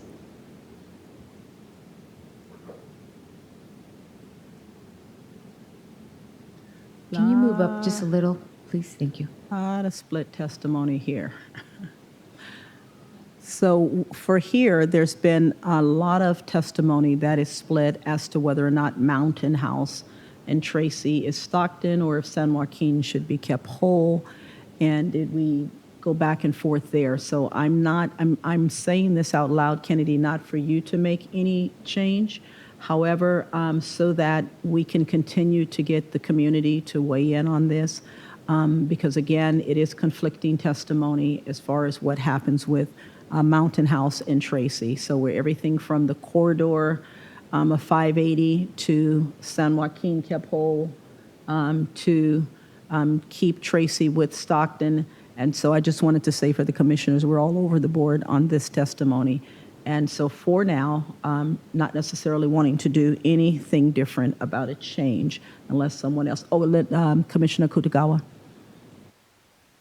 Yeah, it's not on this one, so if you want, I could just wait till you're finished. Nope, I was finished with that one. But maybe Commissioner Fernandez or Sinai on this one.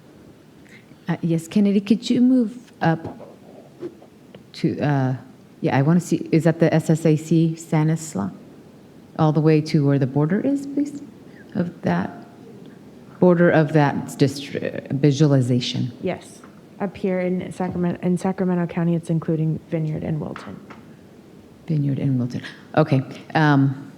Just for something future, I've got to think of a way to try to get Vineyard back in with Elk Grove, Lemon Hill, Fruit Ridge, Rosemont, and Green Haven. That was a community of interest that we've had for actually various different cultural communities. So thank you. And if you are wondering, Vineyard has about 44,000 people.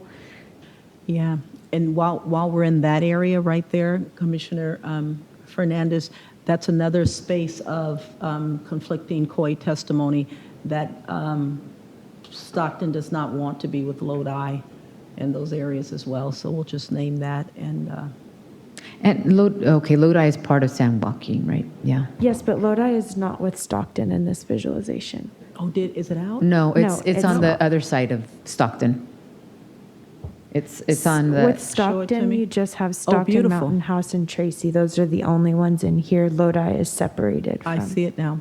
Right. Well, so that's wonderful. So that's good information, Kennedy. That's about 44,000. So just for those of you out there, if we move it, we have to think of where we're going to bring in 44,000. So that's that would be great feedback and input. If you don't like just what you're seeing, we need to put in what we put out. So thank you so much. Very nice. Commissioner Kutagawa? See that Commissioner Anderson has her hand up. I don't know if she also has a comment on this too. Maybe, but she's after you and Fernandez. Okay, well, because I wanted to just ask about just possibly process, but since we are revisiting some of these areas, there was an area in Los Angeles that was that gate. We're not revisiting. We never touched this area before. Okay. All right. All right. Because we made some major changes to areas and we rushed through, I guess I'll say, that LA area in trying to get through everything. We just chose not to address some things that I believe it would be better addressed now rather than the next time, because we're going to have a lot to do. So the thought I'd have on that is I know that there still is for today a pressure on timing for us to complete this so that the mappers can get information that's needed for the VRA districts for the Senate, because now they have to go and complete that tonight and come back tomorrow for us to have the full conversation. So we probably have more quality time later than what we have right now, or it'll still get into a rush because we don't have technically till the midnight hour if we're going to get what we need for tomorrow. I don't know if that was confusing or not, or if the mappers want to say it a different way, but I think this time, of course, they'll of course, willing to do what's needed, but beyond all of that, a timing element that's needed to get the next visualizations back and up to us and available. I thought it was a fairly easy fix, but I was told to hold off because it would have ripple effects, but I don't believe it will. But I'm also concerned later on we're going to run into the same problems and we're just pushing everything down the road. Can we, let's try that, because no ripples would work wonderful. But that is an easy fix. Want to look at it? Okay. Before we go, do we have more? She has a quick fix without ripples.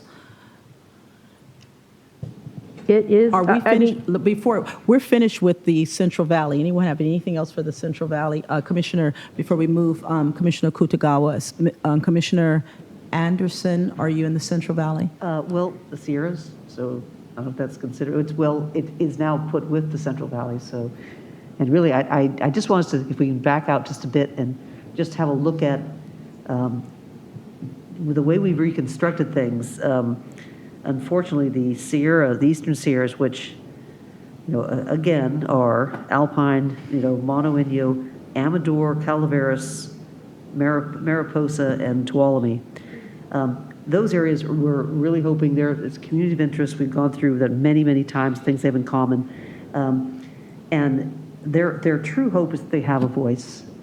And when they're put, and what we did say, and what they've said, or with the mountain areas of Madera or Fresno, but as soon as you start putting in the Central Valley, that's who the representative's voice is. And I just want to say that this is what's happened to them again. And I don't see a fix. I certainly don't see a quick fix. Yeah. But it's certainly happened to them again. So I just want to sort of mention that. And if anyone has a clever way that they don't have to be with the Central Valley, I'd love to hear it. Or at least, well, they're not with Bakersfield this time, and there is a pathway over from Mono into Tuolumne. So there is a, there is a way over this time. So I just want to mention that. Thank you. Okay, thank you, Commissioner Anderson, and we'd love to get feedback on that. So we have another break at 8:15, but we'll go Commissioner Kutagawa with what you got for us. Let's see if this could be quick, and if the line drawers can tell us. And then I also want to invite Commissioner Vasquez, because I think she also had comments on this too. This is the AD5 corridor and the AD gateway.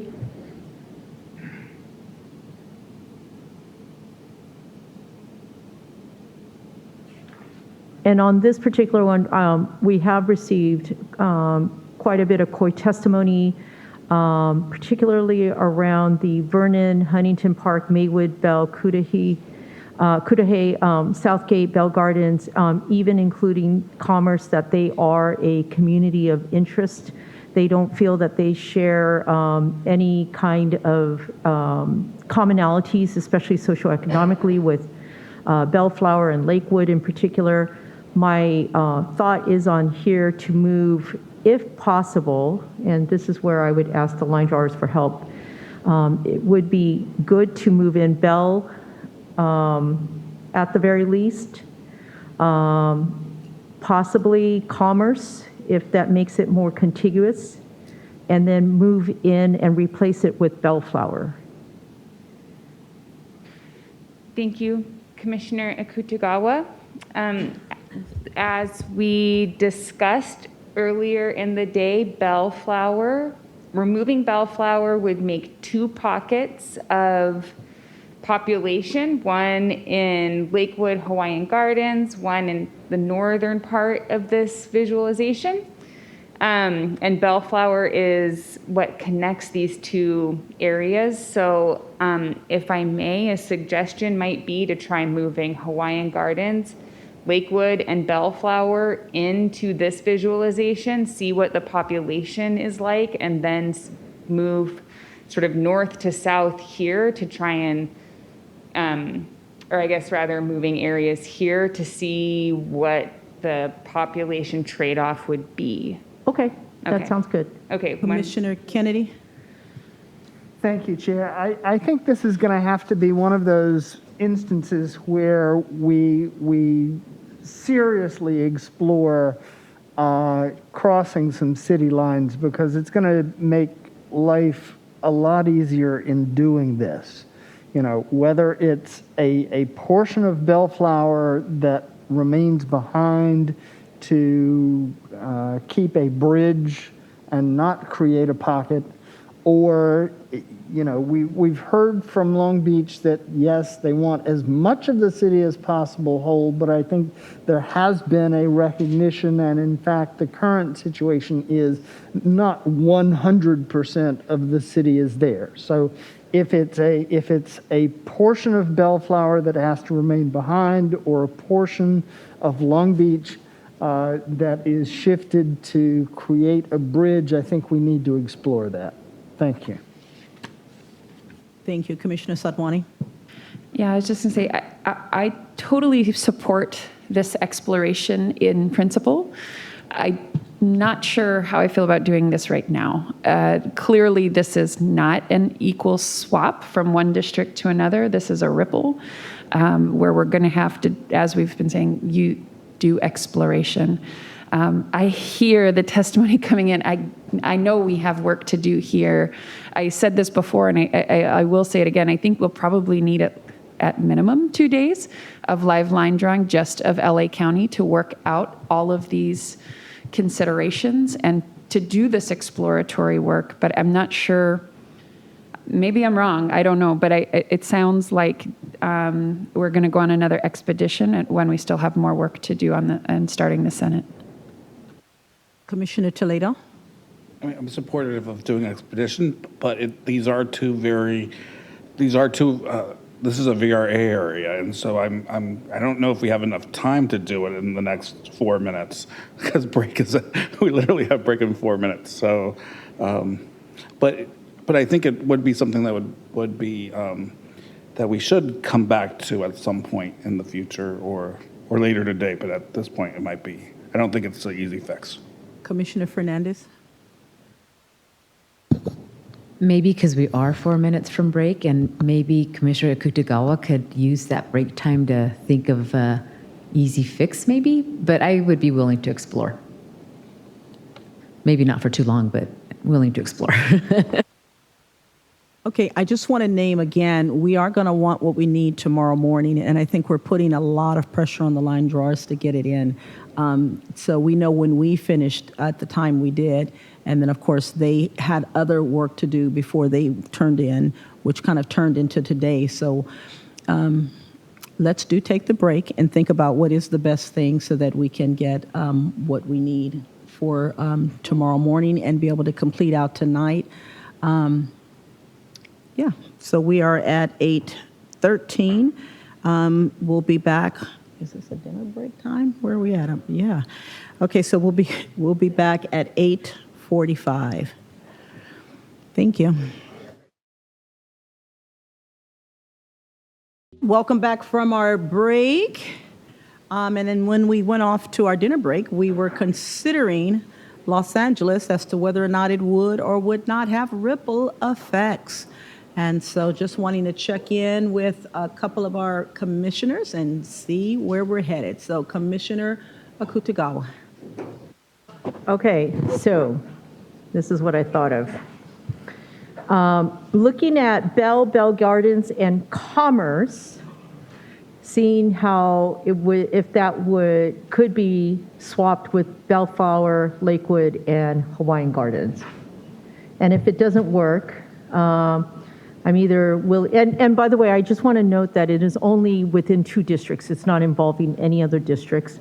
And if it doesn't work, we could either give it up, or I do also like what Commissioner Kennedy also suggested. That was my other thought, is that we keep a piece of Bellflower back so that it could make that bridge. But I would defer to the line drawers as to which way they think would be better.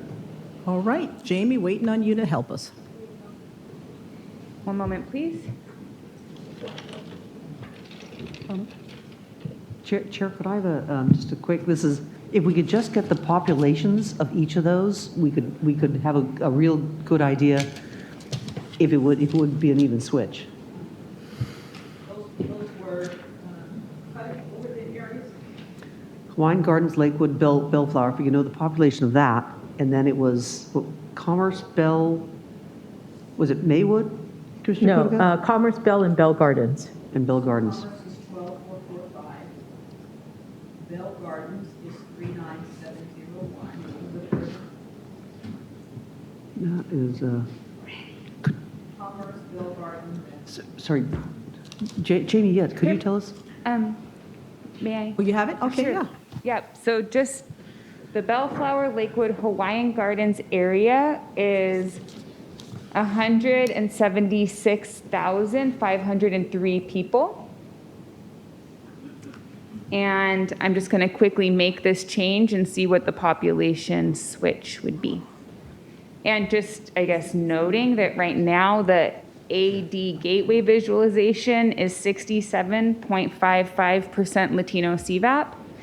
The AD5 Corridor Visualization currently is 70.46% Latino CVAP. Oh, my. Okay.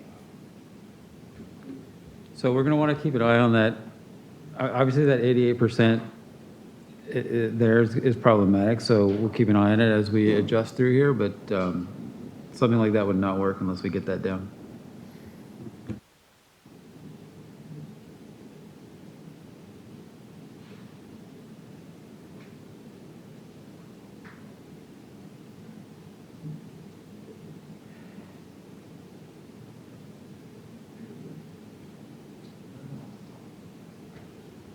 So just pausing here, this is adding Bell Gardens, Commerce, Montebello, and Pico Rivera. We could swap these Montebello and Pico Rivera out for Downey potentially, but this switch would make the AD Gateway percent deviation 3.39%. The 5 corridor would be underpopulated still. It's negative 6.44%, but the percent Latino CVAP for AD Gateway would be 86.68%, and for 5 corridor, it would be 53.24%. So that we would certainly have concerns about that 86. I would not recommend doing this. So okay, so the first number you gave was without Montebello and Pico Rivera, is that correct? I'm sorry, could you repeat that? The first number that you gave? Because my instruction was not to include Pico Rivera and Montebello. Sure, so I just added those for deviation because just with Commerce, Bell, and Bell Gardens, the percent deviation of AD Gateway would be negative 21.95%. Okay, I see. Okay. All right. Let's forget about it then. I think that this is going to require more work. So thank you for allowing me to see that. Thank you. Commissioner Fernandez? Sorry.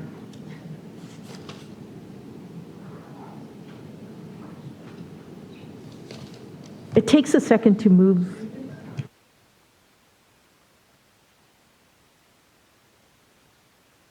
Oh, thank you so much, Jamie. I think that's what we needed to check out for Los Angeles area. And so at this point, I think we're finished with our assembly maps for now. Recognizing that. Woo, recognizing that we will take. That was a clap wave. Kind of what the world? All right. Okay, so celebration over. We got work to do. So now let's, yes, line drawers. So the direction we're going to go in now will be for our Senate. What time is it? So here's the plan. Why don't we try to at least go up into our next break, and let's see if we can get. The desire would be to at least get through the VRA districts of the Senate, and if we by some miracle knock them all out by then, that would be beautiful. But let's just take a look at it and see. Everybody game? All right. Thank you, Chair Turner. We just need a couple, 2 minutes, and we'll switch over right now. Okay. And then the question was, when is the break? The next break is at 10:15. Chair Turner, I have another question, please. Yes. Which is, where would you like to start? We'll start again in the south with VRA districts before we lose. Jamie, yes.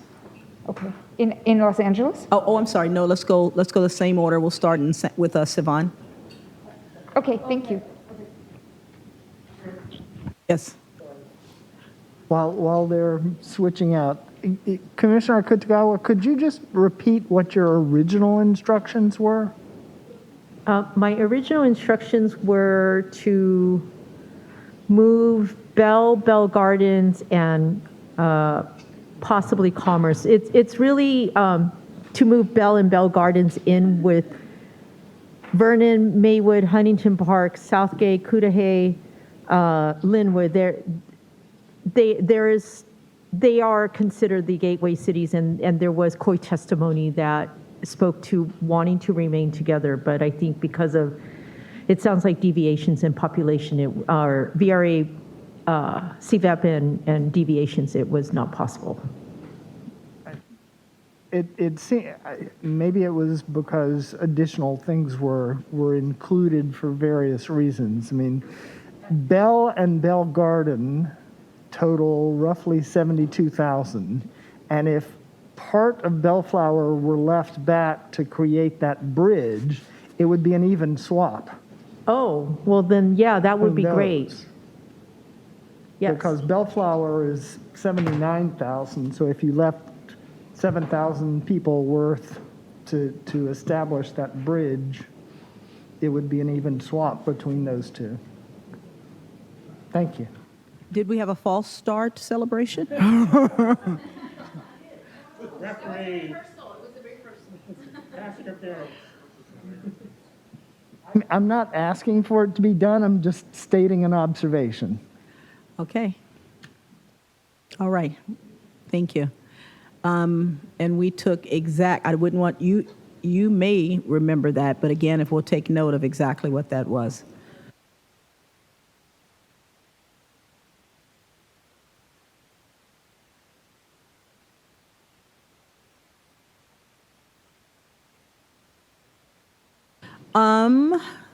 Did somebody say Senate? We're moving to the Senate visualizations for our Senate line drawing, live line drawing for Senate.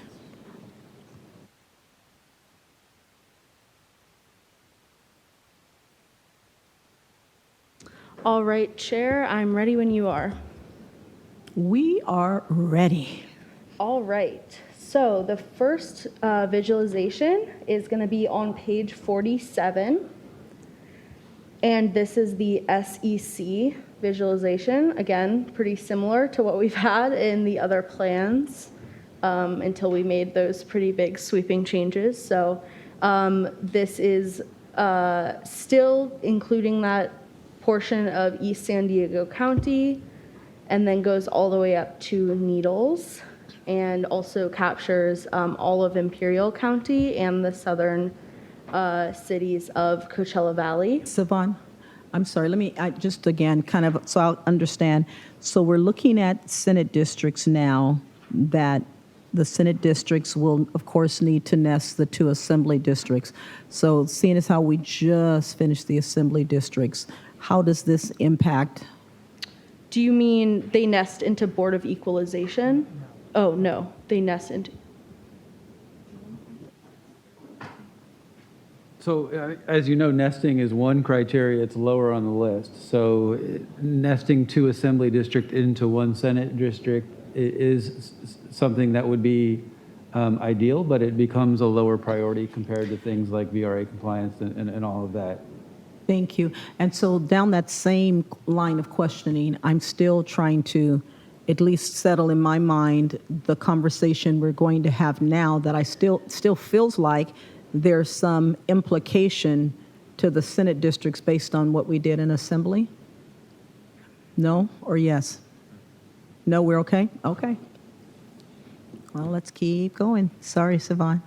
No, no worries. All right, so yes, so this is currently at almost -2% deviation and a Latino CVAP of 56.8%.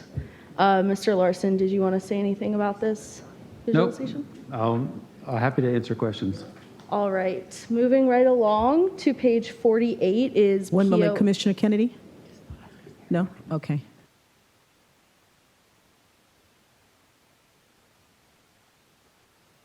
We're ready, thank you. Okay, so again, page 48 is visualization POF.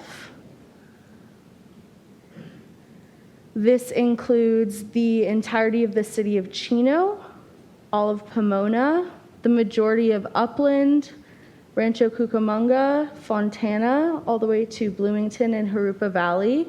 This is currently at a 0% deviation with Latino CVAP of 57.1%. Next would be on page 49, SBRC. And one moment, please. Yep. You said Chino was whole. When I'm looking at the PDF, at least, I'm seeing a district line that's not coinciding. Oh, I'm sorry, that's a highway. Okay, I thought that was the county line and therefore the city line. Sorry. Oh, no worries. All right. Were there any other comments on PCO? Okay. So for SBRC, again, on page 49, this includes the northern part of the city of Riverside, Rialto. It goes a little bit north, I believe, to kind of, I think this is a river here, so this should be all of that kind of river basin area. It also captures the city of San Bernardino, as well as Colton, Grand Terrace, Highgrove, and then goes all the way down to Grand Marino Valley, Paris, and Mead Valley, Good Hope, and then back around. And it's at a deviation of negative 0.93% and a Latino CVAP of 55.58%. And those are the VRA consideration visualizations that I have for the Senate plan.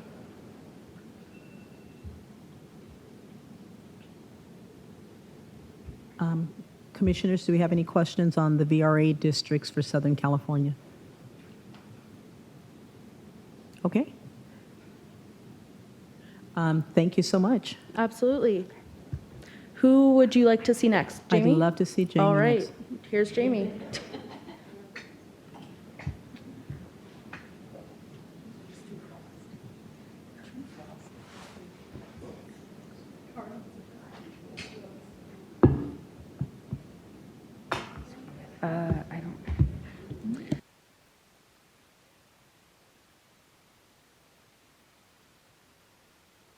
Commissioner Sadwani? Yeah, as we're switching over to LA, I just wanted to make a comment about that Imperial Riverside San Diego district. I think for me, I'm okay, at least for now, keeping it the way it is. I think one of the challenges that we were able to face in Congress and Assembly was the length of Chula Vista to Imperial is quite far, but given the size of a Senate district, I think in this instance it might make sense just to keep this together. So I think it's really helpful to take a look at this, and I think we'll probably have more thoughts as we move through this process. But so far, so good. This was that same area that was just covered. That was the VRA, right? Yeah, and we broke this up in both the Assembly and congressional maps, pulling out that Chula Vista area and creating a separate district for it. Can we, and Commissioner Sadwani, you don't want to explore or ask questions now of Mr. Larson about keeping it? Well, my sense is if we were to try and break it up, then Chula Vista is going to be left hanging lonely and not into a district large enough. But I mean, certainly if there's opportunity there, it would be great to hear it. I'm not sure what that would look like, though. Commissioner Sinai? Yeah, it's harder because it is so close to 1 million people. But what I would, if we could explore not going into 3 counties and just doing, 4 counties, sorry. if there is a way to do San Diego Imperial and Riverside and keep it a VRA, that might be more doable because going from Imperial Beach to Needles is a hike. A few days hike. Commissioner Kennedy? I'm not rejecting Commissioner Sinai's comment. The one thing that I would say is we've got that area in eastern San Bernardino County at all three levels, but different shapes for the different levels. And the population density is so low that I would ideally like the mappers to ensure that that portion of San Bernardino that's in that district at all three levels, at U.S. House, at State Assembly, and State Senate, be the same shape in San Bernardino County so that we minimize voter confusion. I mean, the populations are so low, it should be relatively straightforward. Thank you. And I just want to make sure line drawers, are we good with that? You understood that? Any questions about that as a comment? No. Commissioner Sinai, did you raise your hand again, or were you still there? Commissioner Akutagawa? Yeah, I was just going to comment and just remind ourselves that we are looking at some districts that are going to be quite large. I mean, look at the Fresno Kern district that we've gotten quite a bit of calls about. The ECA, or the Eastern Sierra district, is quite long and it's a hike. The northern parts are long. I think to Commissioner Kennedy's point, when you have areas of lower population, it does mean much, much more space in between and mileage also for, the size. So I just want to say that out loud as well, too. It's sometimes unavoidable, I think. Thank you. Commissioner Sadwani? Yeah, I was just going to note, I mean, in a sense, this district, and perhaps we could do a refinement in the future, what this looks like, and it's not entirely, but it actually does look like the two assembly districts nested in there to some extent, right? I mean, we have the one district that's kind of centered in Chula Vista, and then we have another one that comes all the way up. So this does generally reflect that concept of nesting those two assembly districts. And so I think Commissioner Kutagawa is absolutely right. Like, they're going to be big. And I think we can probably be hitting that nesting criterion. Thank you for indulging us, Tamina. Jamie, we're ready.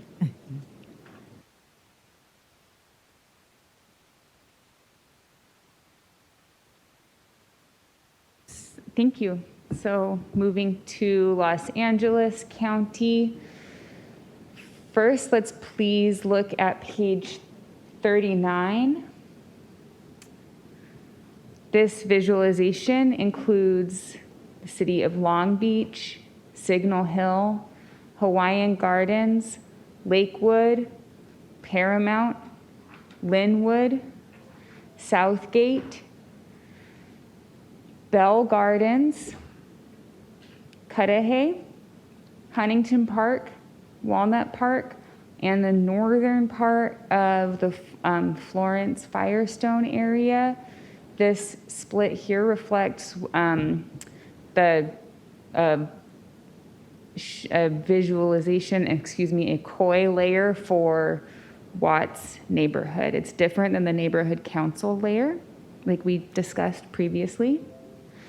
And also included in this visualization is San Clemente Island and Catalina Island, and this represents a percent deviation of negative 0.91%.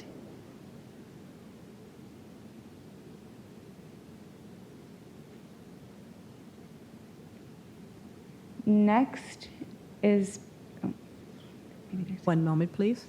Commissioner Sadwani? I don't know how doable it is. I'm curious if we could pull up the assembly districts we just finished underneath. No? We haven't had time to process that layer and add it to this plan. Okay, got it. Thank you. Commissioner Kutagawa? Just a question for, I believe, Dale. this is a VRA district, I believe, but the CVAP that I'm looking at, it looks like it's 50%, so is that considered comfortable for this VRA district? I don't. So at the Senate level, the VRA concerns come more strongly a little bit to the east there.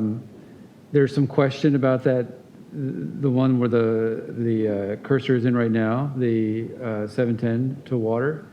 Our analysis there is that with some crossover, we're seeing that these percentages are okay. So we're comfortable with this. We wouldn't want to go lower. To make it a stronger Latino CVAP for a VRA district,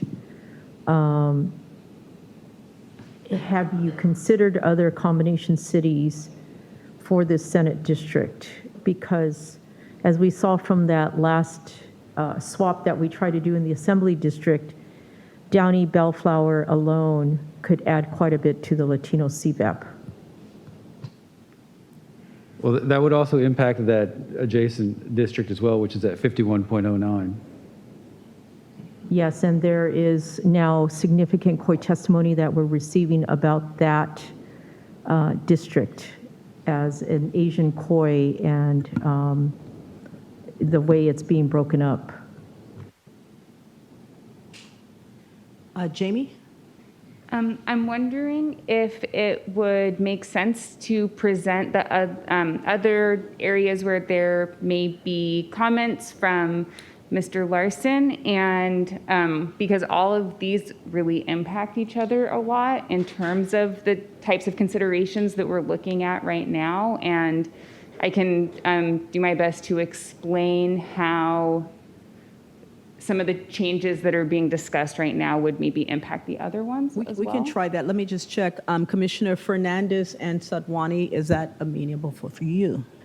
Yeah, that's fine with me. My only comment was going to be that I'm thinking it's probably going to be difficult to try to go into other areas because all of the other CVAPs are pretty low or pretty close. I think some of the VRA districts that you're going to show us. So, you can't rob from one to the other because it's just going to, I guess, mesh out at the end. Commissioner Sadwani? Yeah, mine is pretty quick. We approached this in the Assembly and I believe in the congressional plans. The issue in this area was not the city of Long Beach needing the VRA protections, but those harbor gateway communities that are included. In the Assembly, we made the option to switch them over to some extent. So there's some differences here, obviously, in terms of the number of cities that we're talking about. But that was my understanding, is that it's a certain area that's protected, not necessarily the entirety of that district. Right. And given the population, that we have some flexibility and options in terms of which way we want to go, so long as those in those protected areas are receiving the coverage. Thank you. Yes, Jamie, would you give us that overview, please? Thank you. Next is page 41. It's the SD 650 or 605, pardon me. This visualization includes Cerritos, Artesia, Bellflower, Norwalk, Downey, Santa Fe Springs, La Mirada, La Habra, East Whittier, South Whittier, West Whittier, Whittier, Rose Hills, Hacienda Heights, La Puente, Avocado Heights, the City of Industry, Roland Heights, Diamond Bar, and Walnut. This is a negative 4.12% deviation.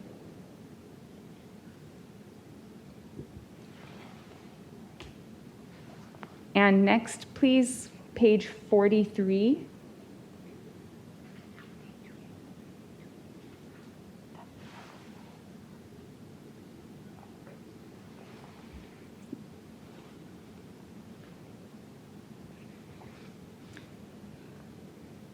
So this visualization includes Pico Rivera, Montebello, Monterey Park, Alhambra, San Marino, San Gabriel, East San Gabriel, Temple City, Rosemead, South Almonte, Almonte, North Almonte, the southern parts of Arcadia, Irwindale, Baldwin Park, West Puente Valley, Belinda, Covina, West Covina, Charter Oak, and Azusa. This is a 1.96% deviation. And I'm just going to zoom out to kind of look at the whole area.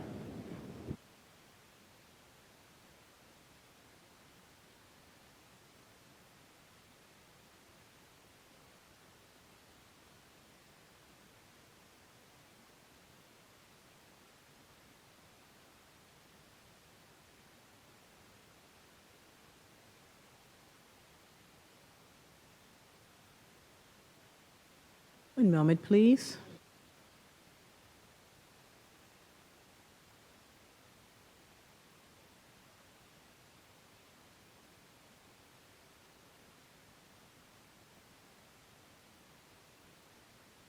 Commissioner Fernandez?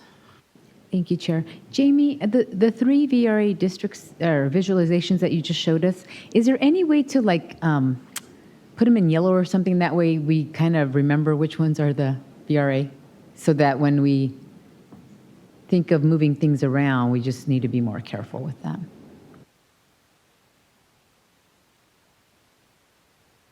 Thank you.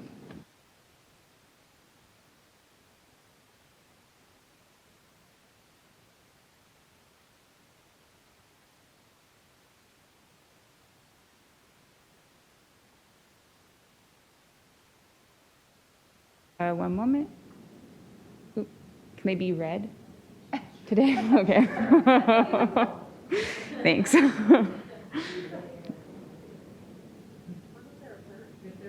And then this one includes sort of these areas.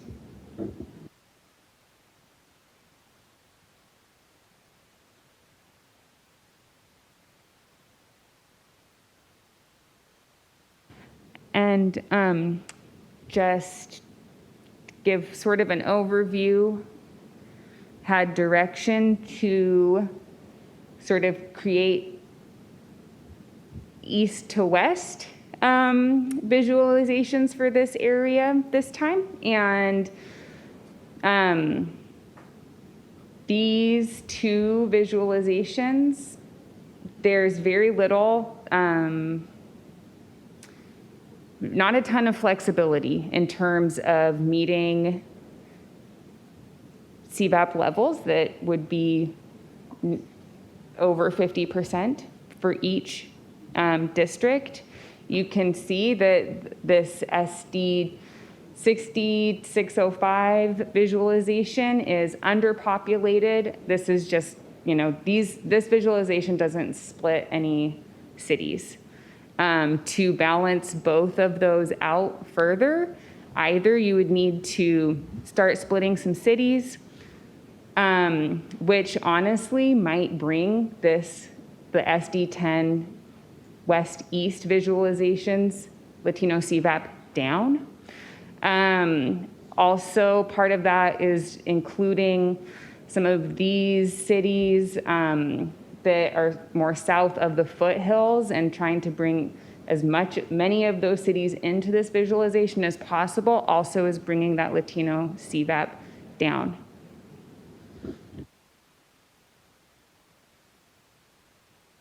Commissioner Fernandez? Yes, thank you. Actually, I forgot to say this earlier, but I just want to show my appreciation to Siobhan and Tamina and Kennedy and Jamie and Andrew and Karen. I mean, it's very impressive like how many cities aren't split in each of the visualizations for the Senate, the State and Assembly. So, I mean, just a great job. So thank you. I apologize for not thanking you earlier. Appreciate it.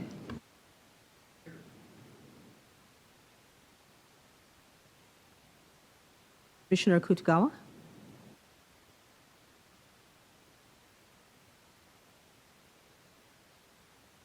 A process point of view, I'd like to make some changes. Can we do that, or are we just gonna, what is our process? In these VRA areas? In this VRA Yeah, absolutely.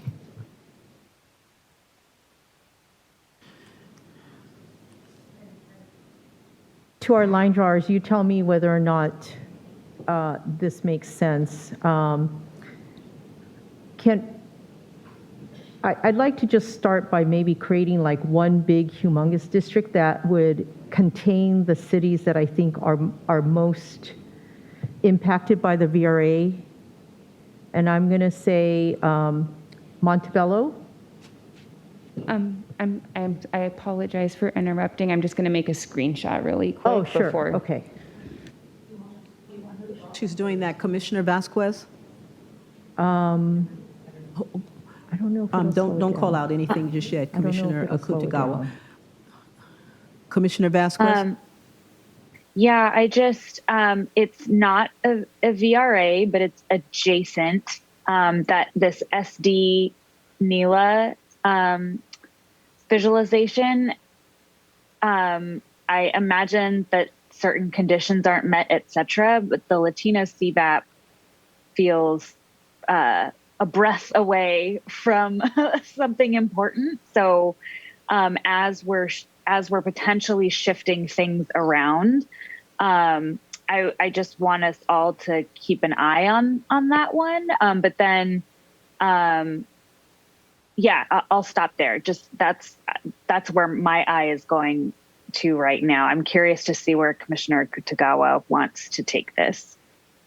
Are you suggesting that we should dip into the Northeast LA? I was going to just try to leave that alone, but if you think otherwise, I was going to try to focus on the gateway cities, similar to what we did for the assembly. Okay, so what we're wanting to do, that sounds good. We want to work with just the VRA districts tonight so that give the mapper something to start with. And then tomorrow, remember, we're going to come back. We'll be looking fully at our Senate districts and our Board of Equalization. Although in looking at this, I probably will be dipping a little bit into the NELA because what I was thinking of is the cities of Commerce, Vernon, Maywood, Bell Gardens.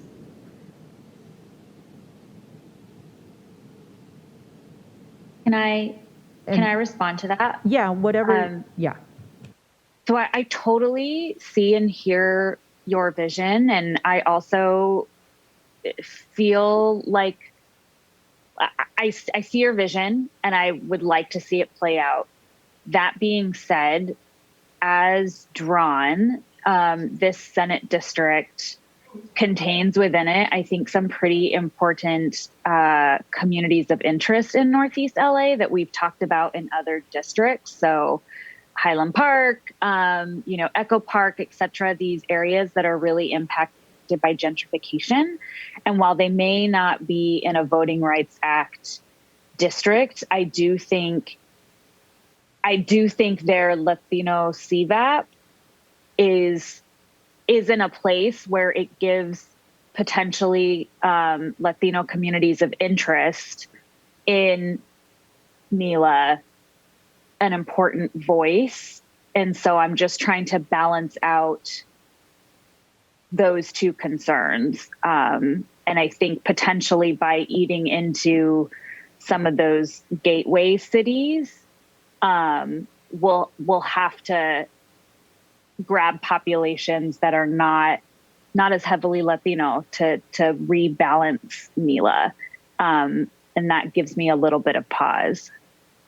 I just have one question for you because of the COI testimony that we've been receiving. I see that Eagle Rock, I believe, is in the SD 210.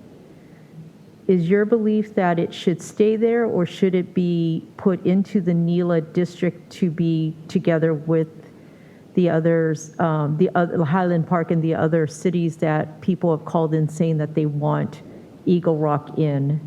And if that's the case, I think that makes sense. Sorry for interrupting. I think that makes sense. I don't think it's going to be nearly enough population to sort of get all of the gateway cities back into more of a San Gabriel Valley Senate district. Yeah, I don't think so either. I was thinking that at least maybe Commerce could be swapped out possibly to be that bridge between the two districts. Do you see where that might be? To create that bridge between the gateway cities and then the Downey, Norwalk, Santa Fe Springs. Yeah, I mean, let's play this out. That's just something that's on my mind, is how this may impact the NELA district, even though it's not a Voting Rights Act district. So Commissioner Sinai, before we push buttons, are you in the same area? You're in, okay. Commissioner Sinai? We'll be working on the Senate District, NELA District tomorrow, but I do want to highlight that in this district, if we move Eagle Rock in, we do have an opportunity to unite the LGBT community, because right now it is split. And so, and that would, I think, it's for tomorrow, but I think when you're looking at CVAP and all that type of, that's a good way to go. Thank you. Commissioner Kutagawa? Oh, I was going to ask, are you thinking about bringing West Hollywood into the NELA district so it would be with the East Hollywood and the other parts of Hollywood except for Hollywood Hills? The other way around. I would put Eagle Rock, even though this conversation's for tomorrow. Okay, but we're having it tonight, so what are we doing? No, my thought was move Eagle Rock into NELA, and then Silver Lake, East Hollywood up to. Oh, I see what you're saying. We were talking about moving in Eagle Rock so that we can move out in this particular case, either Vernon or Commerce, so that it could be part of the VRA district. Let me, just for a quick process, because we have the building and we certainly have the time, I just want to poll the commissioners. Are we going to go through all of Senate areas tonight, or do we want to just do the VRA areas? Because we can do either, we just need to know how we're going to plan our time. Commissioners Kutagawa, Sinai, Ahmed, Fernandez, Toledo. I was just thinking that we would do VRA tonight is reasonable, most likely. Commissioner Sinai? I just wanted to bring that up because I think if you just do VRA, you may miss other opportunities if you're staying too narrow. Okay, so you're thinking all of the Senate?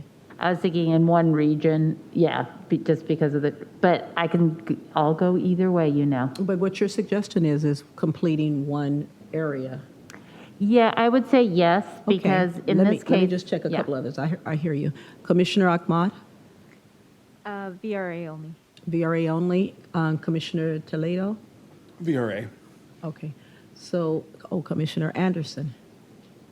Yeah, excuse me, VRA, but the adjacent, because if you mess with VRA, you are talking about the directly next to it. I don't mean the entire area, but, if you want to switch it a little bit, you are working with the area next to it, so you have to look at that next adjacent next to it. It doesn't mean then go on, but, I mean, if we're only looking inside of the VRA district itself, period, sometimes you're not quite, you're trying to get something from outside, so you have to look at the next neighbor.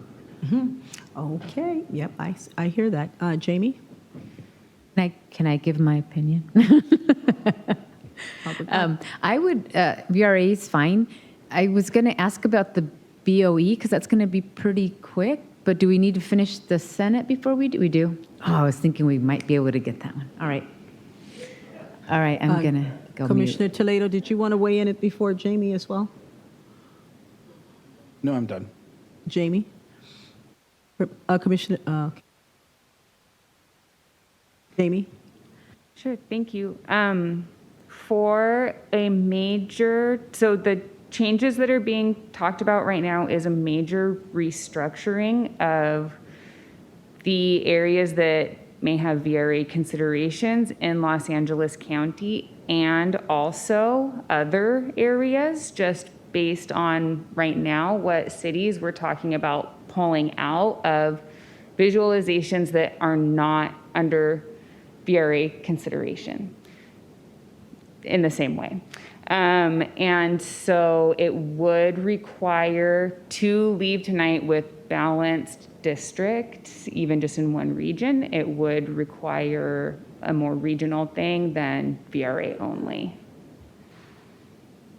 And it does, I do have a hunch that just kind of what's on the table right now would be more than just areas where there are VRA considerations and like one or two adjacent districts. Thank you for weighing in with that, Commissioner Toledo. Yeah, so when I say VRA, I mean VRA if we can make it, if we can increase the ZVAP or make the VRA stronger. But if we're just working through the VRA to keep it the same I think I would be supportive of just. Yeah, and I'd like to remind us, so initially, kind of the run of show we laid out was for Senate tomorrow. We're just trying to get a jump on that so that we actually will have a good chance of getting through Senate and our Board of Equalization tomorrow. So I'm hopeful that we will be able to just look at the VRA for those exact reasons, Commissioner Toledo. Commissioner Vasquez? Yeah, I'm sort of, I feel like I'm walking myself back from trying to play this out, mostly because I do think this is a solid first pass, given where Voting Rights Act considerations are in play. It's almost certainly not perfect, and it will probably need to be reworked. But I feel like, again, as in some of the other areas, I think the best way, not the most efficient, maybe the most efficient, but I think the best way is to get community feedback on this map and how it can be adjusted with community input. I am concerned with, again, just how big these districts are and how narrow all of the CVAP numbers are, that we are going to be here a really long time and twisting ourselves in a knot for, I'm not sure, a whole lot of gain. Commissioner Kutagawa, I hear you, see your vision, and totally agree that there's a community of interest here that in an ideal world would be with sort of the rest of the West San Gabriel Valley. I think to resurrect Commissioner Fornashari's point about VRA needing to be our primary concern in these areas, I think we might have to, at least for the draft maps, sort of deprioritize this community of interest that I think, I agree with you, means a lot, but I don't see a way tonight to make it work with VRA. Thank you, Commissioner Akutagawa, and Commissioner Sadwani after that. Yeah, well, one, I hear what you're saying, Commissioner Vasquez. My concern is I think we are hearing from the community already, and they have been speaking that they are very concerned, they're very disappointed, and they're very unhappy with the way the current visualization looks.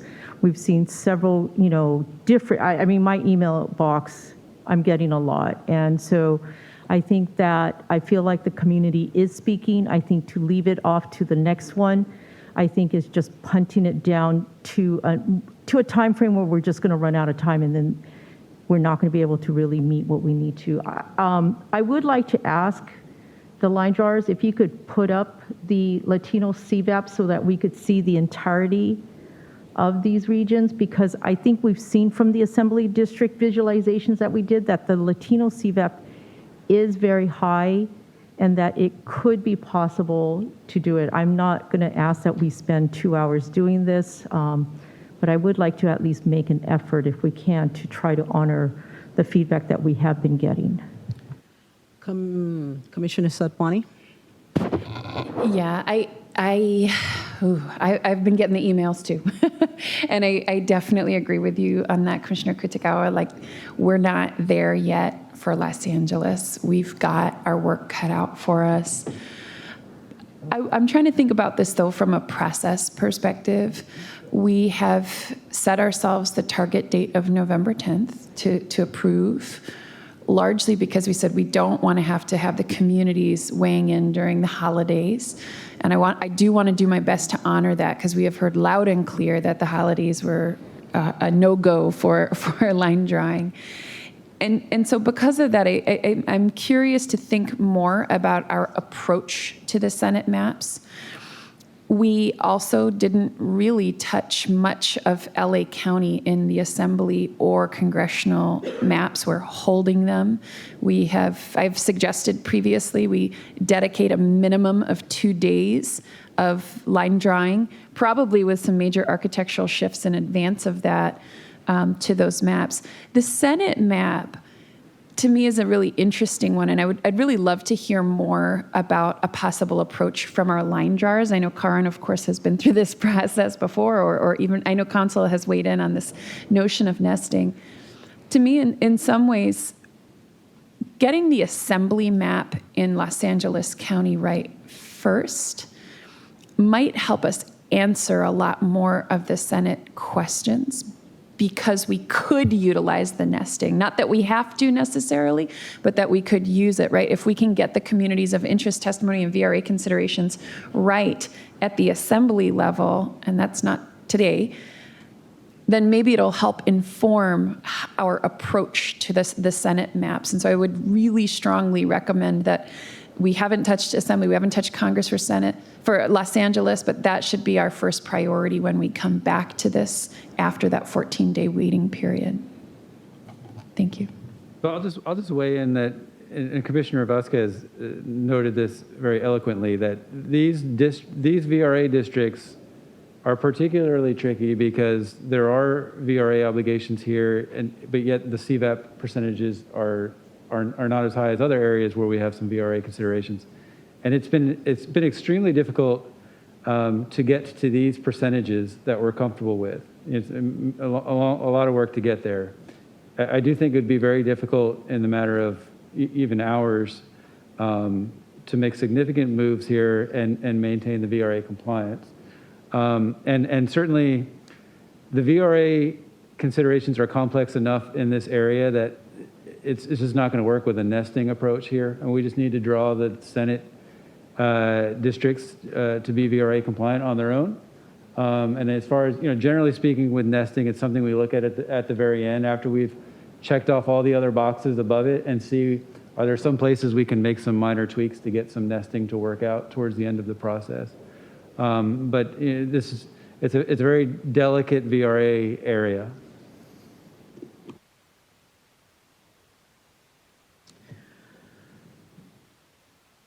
So number one, I would imagine all of our emails is full of feedback from the community, from people that feel they can personally reach out, and we refer it on to where it needs to go and all of that. So I don't think that's anything unique to any of us as commissioners.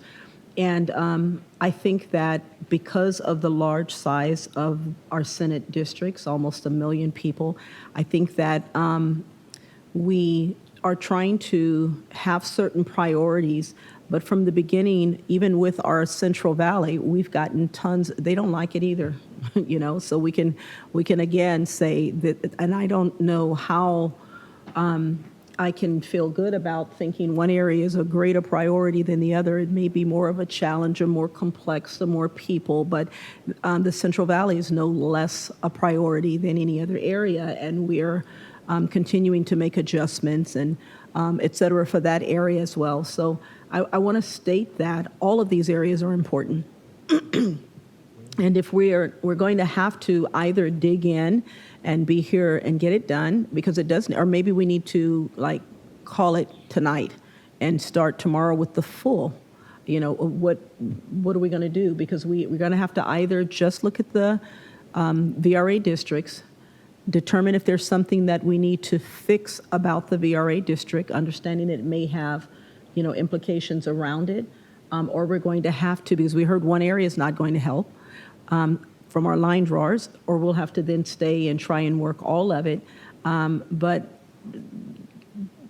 making a plan and then shifting it just for this one specialty area is not going to work.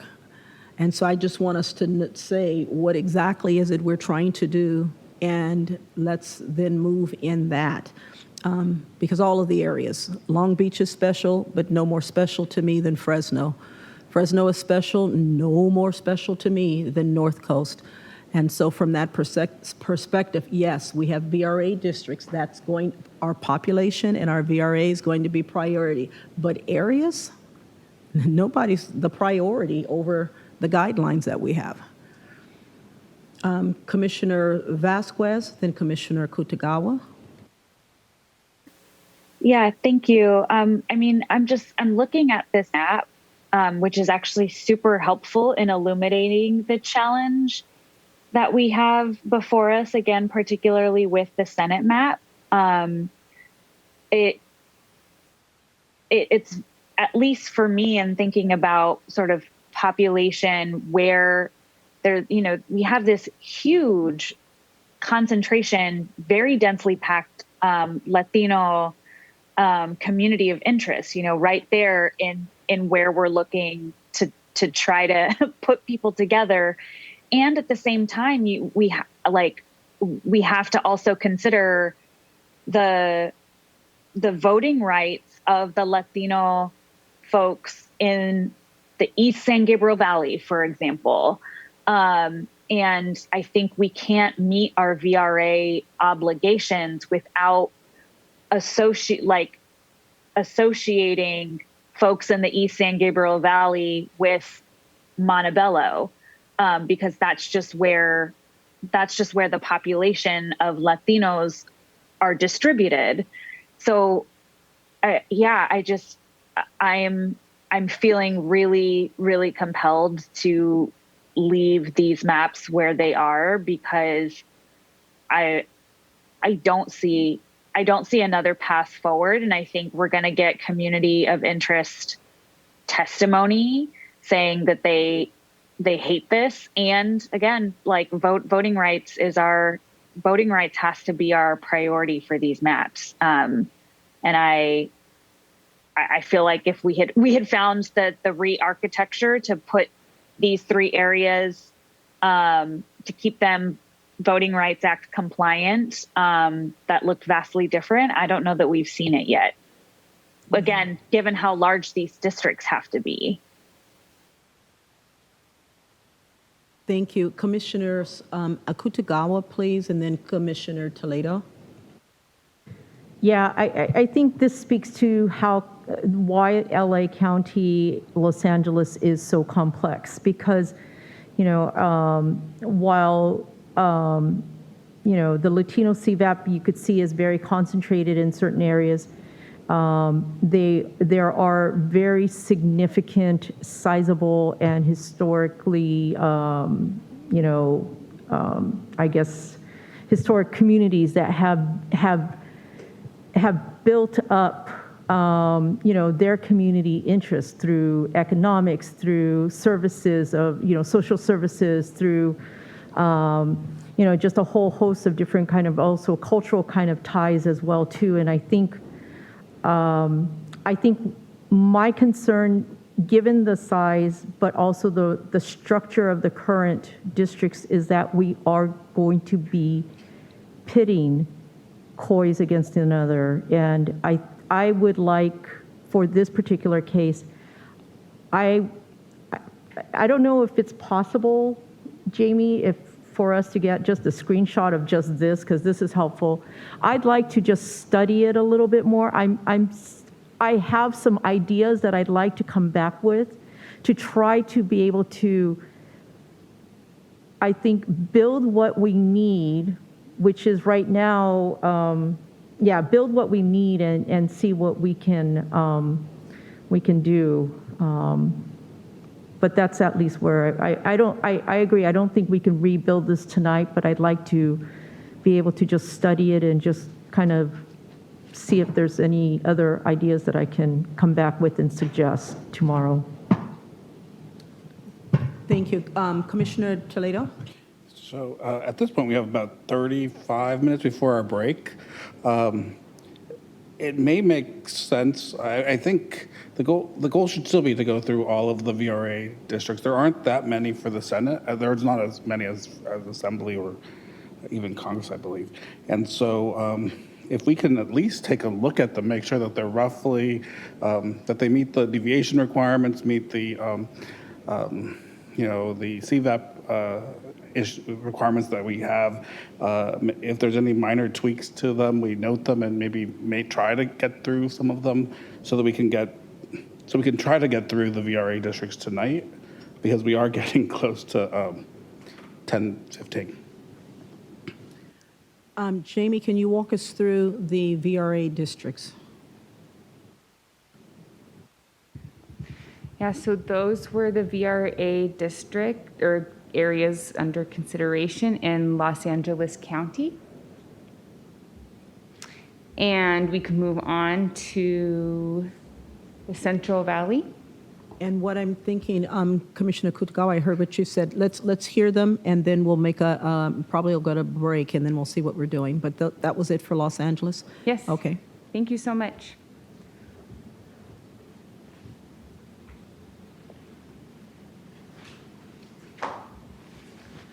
Hello, now we will move to the Central Valley. I'm here.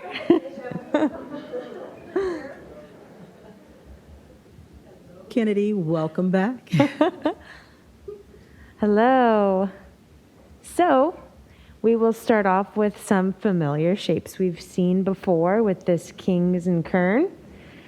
This dollop, as you will. I will note it does have that wider shape that Commissioner Yee requested in the commission, in the assembly visualizations. It also does take out Old Stockdale as well, not that part in between Old Stockdale and this city here, Old Stein. So Old Stockdale is taken out, and Bakersfield Country Club is also taken out. Shafter is whole, McFarland, Delano, Wasco, and then we have the entirety of Kings, not split. Visalia is not a part of this VRA consideration at all, so it's kept whole outside of it. We do have Farmersville to the side that's taken in and kept apart. Porterville, Terabella, Pixley, Lemoore, Hanford are all a part of this visualization as well. Then we move north into some of the cities in Fresno County, which include Kingsburg, Selma, Fowler, Parlier, Reedley, and Orange Cove. This has a deviation of 0.55, Latino CVAP of 58.09, Black CVAP of 4.88, Asian CVAP 4.41, and sorry, I'm not saying percent, this is all percent at the end of those. Indigenous CVAP at 1.1%, and white CVAP at 30.68%. And that is our first one. Do I move on to the next? Okay. And then we have a second one here, which previously I was told to experiment with San Benito. So we brought in the entire county of San Benito and the Salinas Valley from Salinas down to King City in with Fresno. This includes Sanger and Sunnyside together. Old Fig Garden is a part of this as well. West Park, Southwest Fresno. This line cuts at Shaw Avenue. And Fresno is only split once. And then we have a similar configuration in Madera. Madera Acres, Parkwood, Fairmead, Chowchilla are a part of this visualization. And then we go and we have one split in Merced, which includes Dos Paulos, Los Banos, Santa Nella as well. Commissioner Kennedy? Thank you, Chair. Could you just take us back and zoom in on Porterville for a moment? Thank you.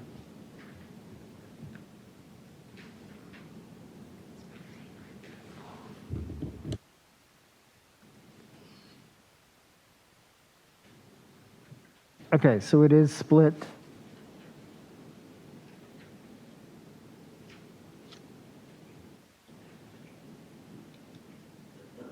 And I can make that whole right now if we'd like to do that. Thank you.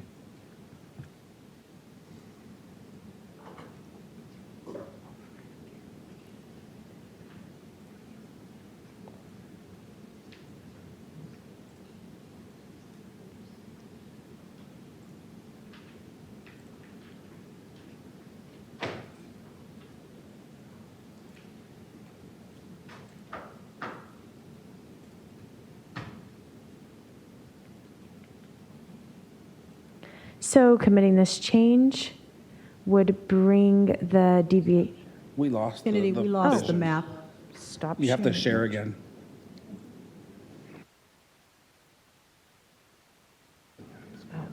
Thank you. I didn't even see it there. Thank you, Dale. Thank you, Dale. So now can we see it? It's returned. We have a deviation in Kings Kern from 0.55 to 0.7 and Fresno Kern to from negative 0.77 to a negative 0.93. Hispanic CVAP stays at 58%. It drops 0.03%. Okay, thank you. You've done that, so we'll commit the change. Okie dokie.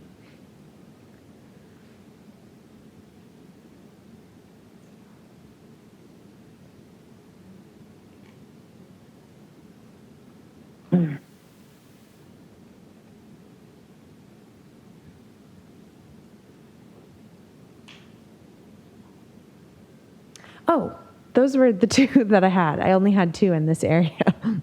Okay, beautiful. Can we move to Tamina?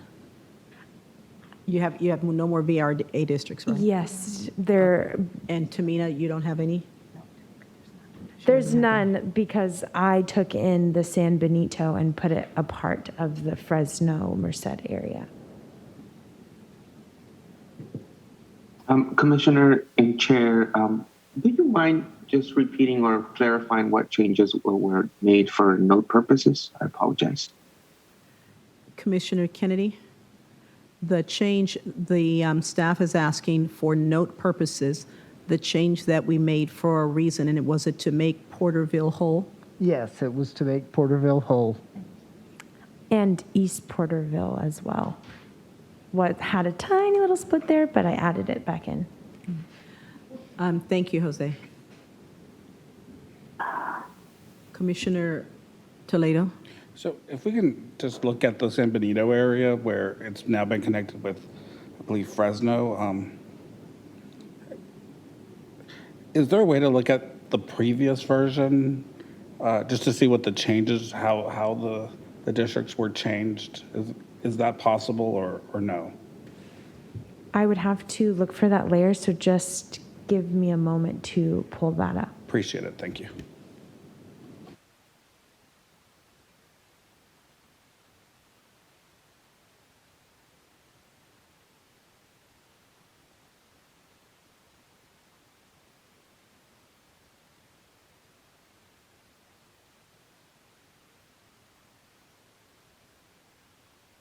While she's looking for that, Commissioner Fernandez and Commissioner Anderson.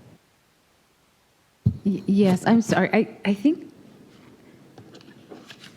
the version I have, but it might have changed for the Senate for the Fresno Kern visualization. I don't know why mine has like a Latino CVAP of 58%, so I'm going to compare it to what's online. I'll be back. Commissioner Anderson? Thank you, Chair. I'm just noting that, and I'd sort of like to know what happened. In the San Benito, we've lost Gilroy and Watsonville. And I'd sort of like a little, I'm sure there's a reason, just.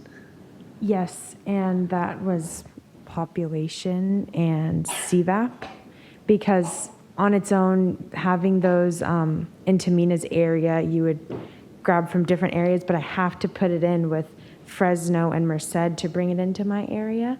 So we can take a look at that as well if you would like. If you'd like to see what that looks like. I would also like to mention from last week, my Senate district also included San Benito and the Salinas Valley to King City.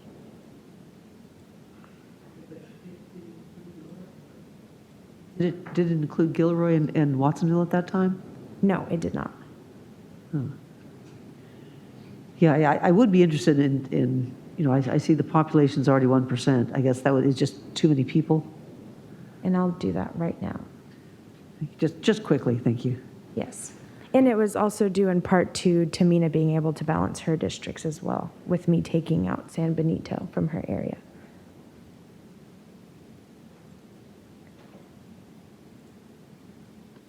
And was there something we were waiting for right prior to that direction? Was it Commissioner Fernandez?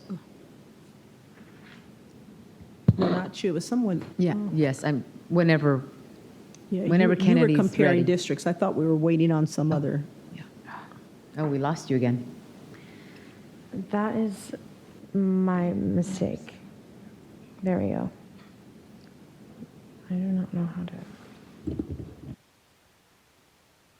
I recall saying while it's getting late, while you're bringing that up, Commissioner Fernandez, you want to ask a question, and you did, Okay. and you're looking for yours, and Oh, then we went with someone else. But I said while you were, and I'm trying to backtrack now and see who was He it? was Which bringing one up of you? last Someone week. was I waiting think it for was me. something. It was you? I was trying to compare, and I think the He question. wanted the prior visualization, Yeah, I right? wanted to look at the prior visualization, thank which, you. Whew, I knew but it I was- think, thank you, appreciate it. And I guess the question I'm asking is, did we go from 3 VRA districts to 2 in trying to, or did we always have 2 in this area? There were always 2 in this area. And so it's just the direction that changed. And so we went from more of a, can you just tell us how the direction changed? And I think that's. Yeah, I was told to explore with putting San Benito in because it didn't have a place in Tamina's side to be VRA considered for Senate. So I was told to bring it in and experience with that. And I was told to be making my districts less long and making them more compact. And that is the reason for pulling that in. And exploring with San Benito is what I was told to do. Thank you. Commissioner Fernandez?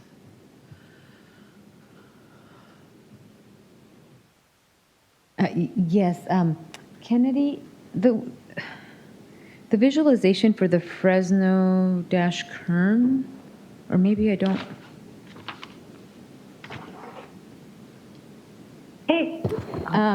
The one that's online shows it still has the 1102 on it. Maybe that's what I think might have, because that one's showing it's a 58.56.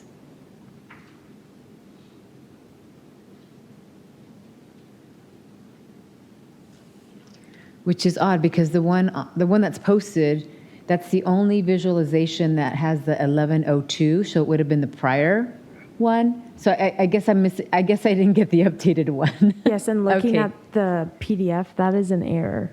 This is, yeah, not your mistake.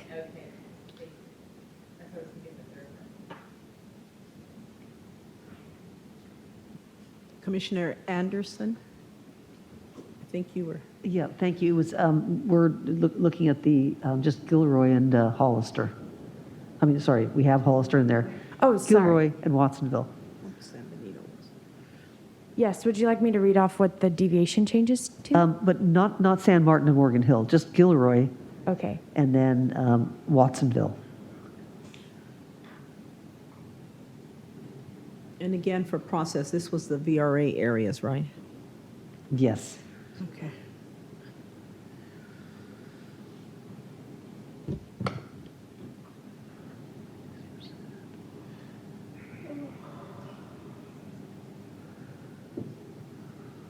While she's mapping that, Commissioner Fornashari, are you in this area? You're next in queue. Yes, I'm having a lot of mixed emotions. And I'm trying to work through my emotions. I'm giving you space. Give me All a of that minute. in with Merced area, bringing all of that San Benito, yes. And so, yeah, that's what I'm thinking. I'm wondering, we're getting a lot of feedback from San Benito that they're not digging this idea. So if we put it back, I mean, we've been able to grab from some population from Stanislaus County to make a assembly district. But then the emotions I'm having is for our mappers and the ripple effect that we're going to cause them. So I'm just trying to, I don't have a good thought about how to go about doing that. And Thank you, Kennedy. I see that the population, to put the population in would put it over 5%. Yeah, thank you.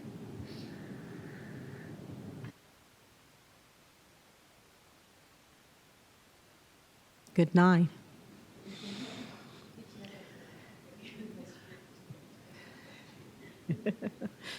The intended party knows who that's for. Yeah, that. Okay, I know we were exploring San Benito, but it's not working. And this is a VRA area.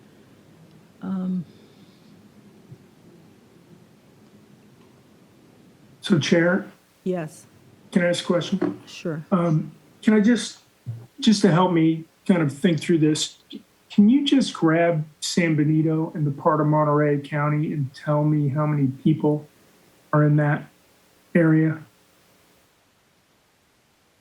Please.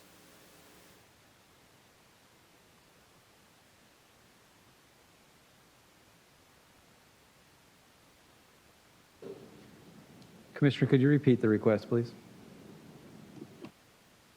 Yeah, I was just hoping we could find out how many people are in San Benito County and the part of Monterey County that is in this district. See what the impact if we thought about moving them. Yes, I will do that right now. Thank you.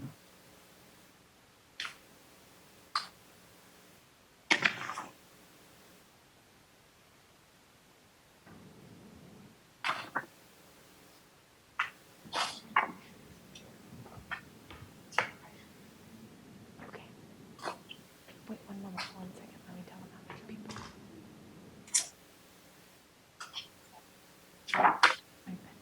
Okay, you could just say that.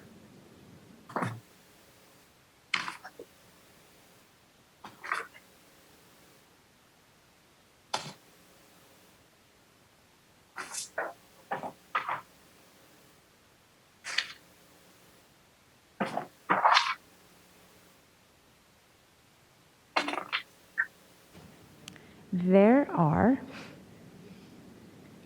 294,879 people in San Benito and this Salinas to King City area.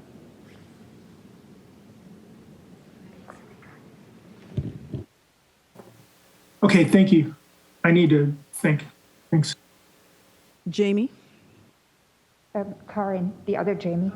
Yeah. I wanted to just point something out, if I may. So the configuration that you have right now, and I just want to backpedal on something that we said earlier about how many Senate districts that we had that met VRA concerns. I think actually the end of October we only had one in that area, and now we have two, and that I think that came about with this rotation in around 11-2.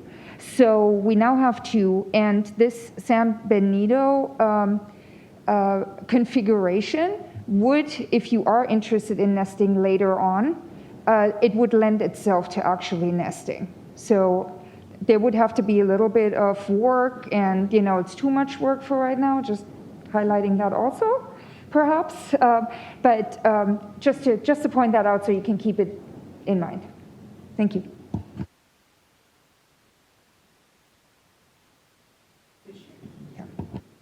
Commissioner Toledo? Thank you. I am also having the same reaction as Commissioner Forashari because of San Benito and the input we're getting from the Monterey and San Benito area. But this is a VRA area, and a potential a high likelihood of VRA, and the population is protected, and so we need to make sure that it's with the community that can elect individuals who reflect the values of that community. I mean, that's what we have right now is what I'm hearing from our line drawers and what I'm seeing on the map. So I'm thinking we should, at this point, move forward to the next VRA area if there are any more. I think that was it, and we'll go to Commissioner Anderson. I'm just wondering if the VRA consideration is in this area of, which area is the concern in? I mean, we're adding it in to population, but it just is still very different than the testimony that we're receiving and the response to seeing this visualization. Commissioner Anderson, Commissioner Kutagawa. Yeah, I also agree because, the mountains, they don't want to be, how do you get there? But I believe in both the Assembly and the Congressional, they're not together. Right. So it's just that the Senate is so big, and you don't get, if you want 2 VRA districts for the Senate level in this general portion of the state, this is the way you get it. I think is the simple thing, and there's a lot to be said for that. The nice thing is, well, you do have Fresno in there, and I don't see a way around it, unfortunately. But two out of 3, those are pretty good odds. Commissioner Kutagawa, and then Commissioner Toledo. Yeah, I think it would just be helpful to see the Hispanic CVAP again. I think that visualization may be helpful here. Thank you. And to follow up on that, I was just curious if maybe Dale has any feedback in terms of our obligations in this area and whether they're throughout the whole district or focused on a particular part of the district. It really runs throughout that whole district there. It's not a localized compact area, but it's more of it's the whole area. Yeah, that's what I remember as well. Thank you.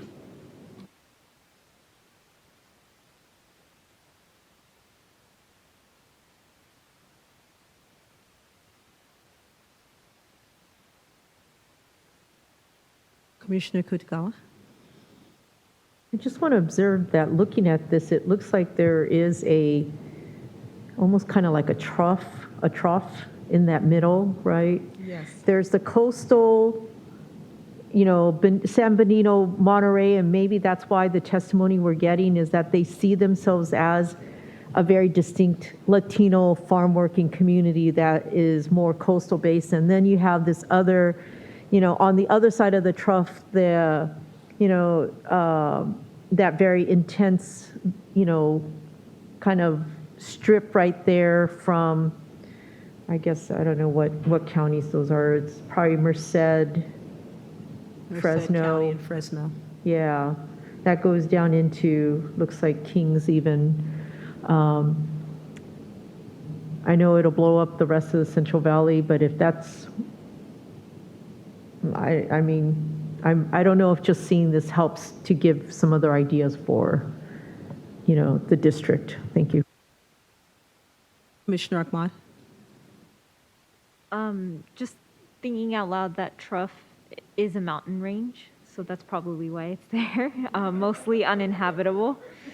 I think I need to hear it again from VRA Council that San Benito and that little strip of Monterey County also falls within the VRA considerations.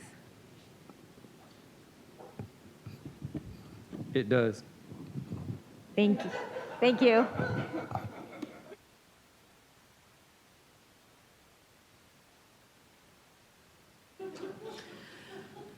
I mean, we're 9 minutes from the break, so I gotta. Yeah.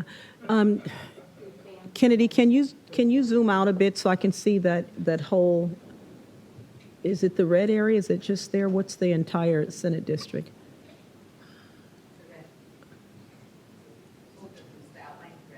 Yeah.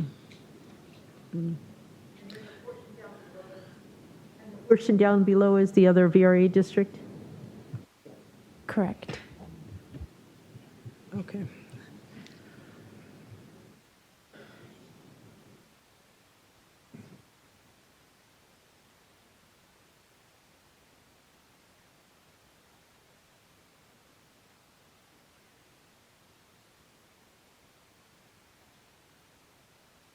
Commissioner Fornishari.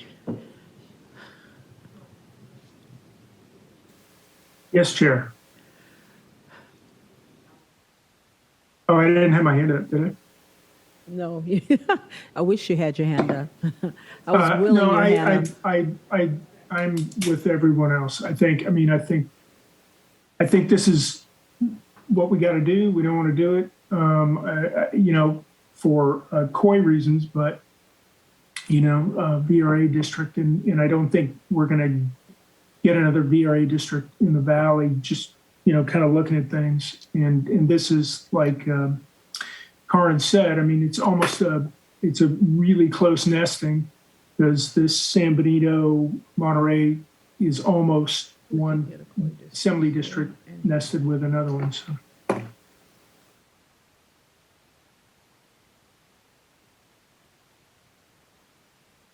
I guess I was looking at, and we don't have to do it at the Los Banos, Dos Palos, Madera, Millerton, Blueberry Creek, up that way, down through Reedley, Kingsbury, Riverdale, Coalinga as one, and then a second VRA district following that line up to the county line back down into Wasco, Shafter, McFarland, going that direction, excluding. I would wonder if those were also a way to cut two VRA districts that did not include San Benito.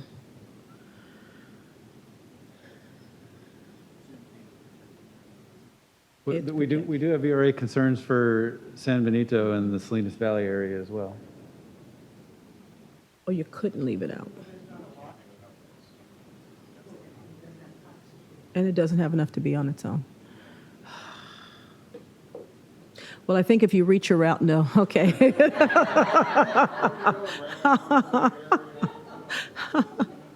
My grandmother said, reach around. Okay. Well, thank you very much. We have no other VRA districts? Anywhere? Savon, Jamie, Kennedy, Tamina? Okay. Well, community, we certainly will need you to respond.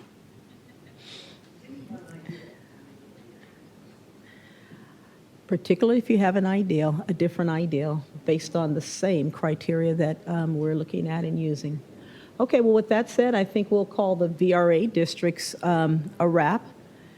And I think that'll be a wrap for us, too. What? Commissioners, we're going to prepare to recess unless we have anything else pressing for tonight. Sorry. Commissioner Sadwani? Can you just walk us through what we anticipate the plan to be for tomorrow? Yes. If we know it. So the plan we anticipate for tomorrow is we're going to walk in tomorrow morning with, and we're going to complete our Senate districts. We're going to be very content with what we've struggled with today already.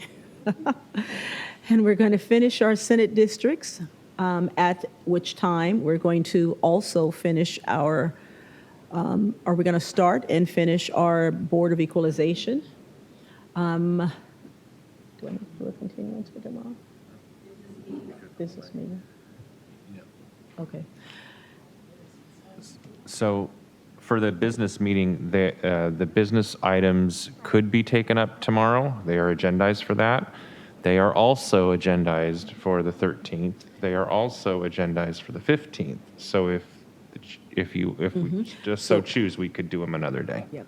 And I will choose that we do them on the 13th so that we can get through our Senate districts and our Board of Equalization, because at that time we will be, I believe, voting on our draft maps, and we will then need to take public comment.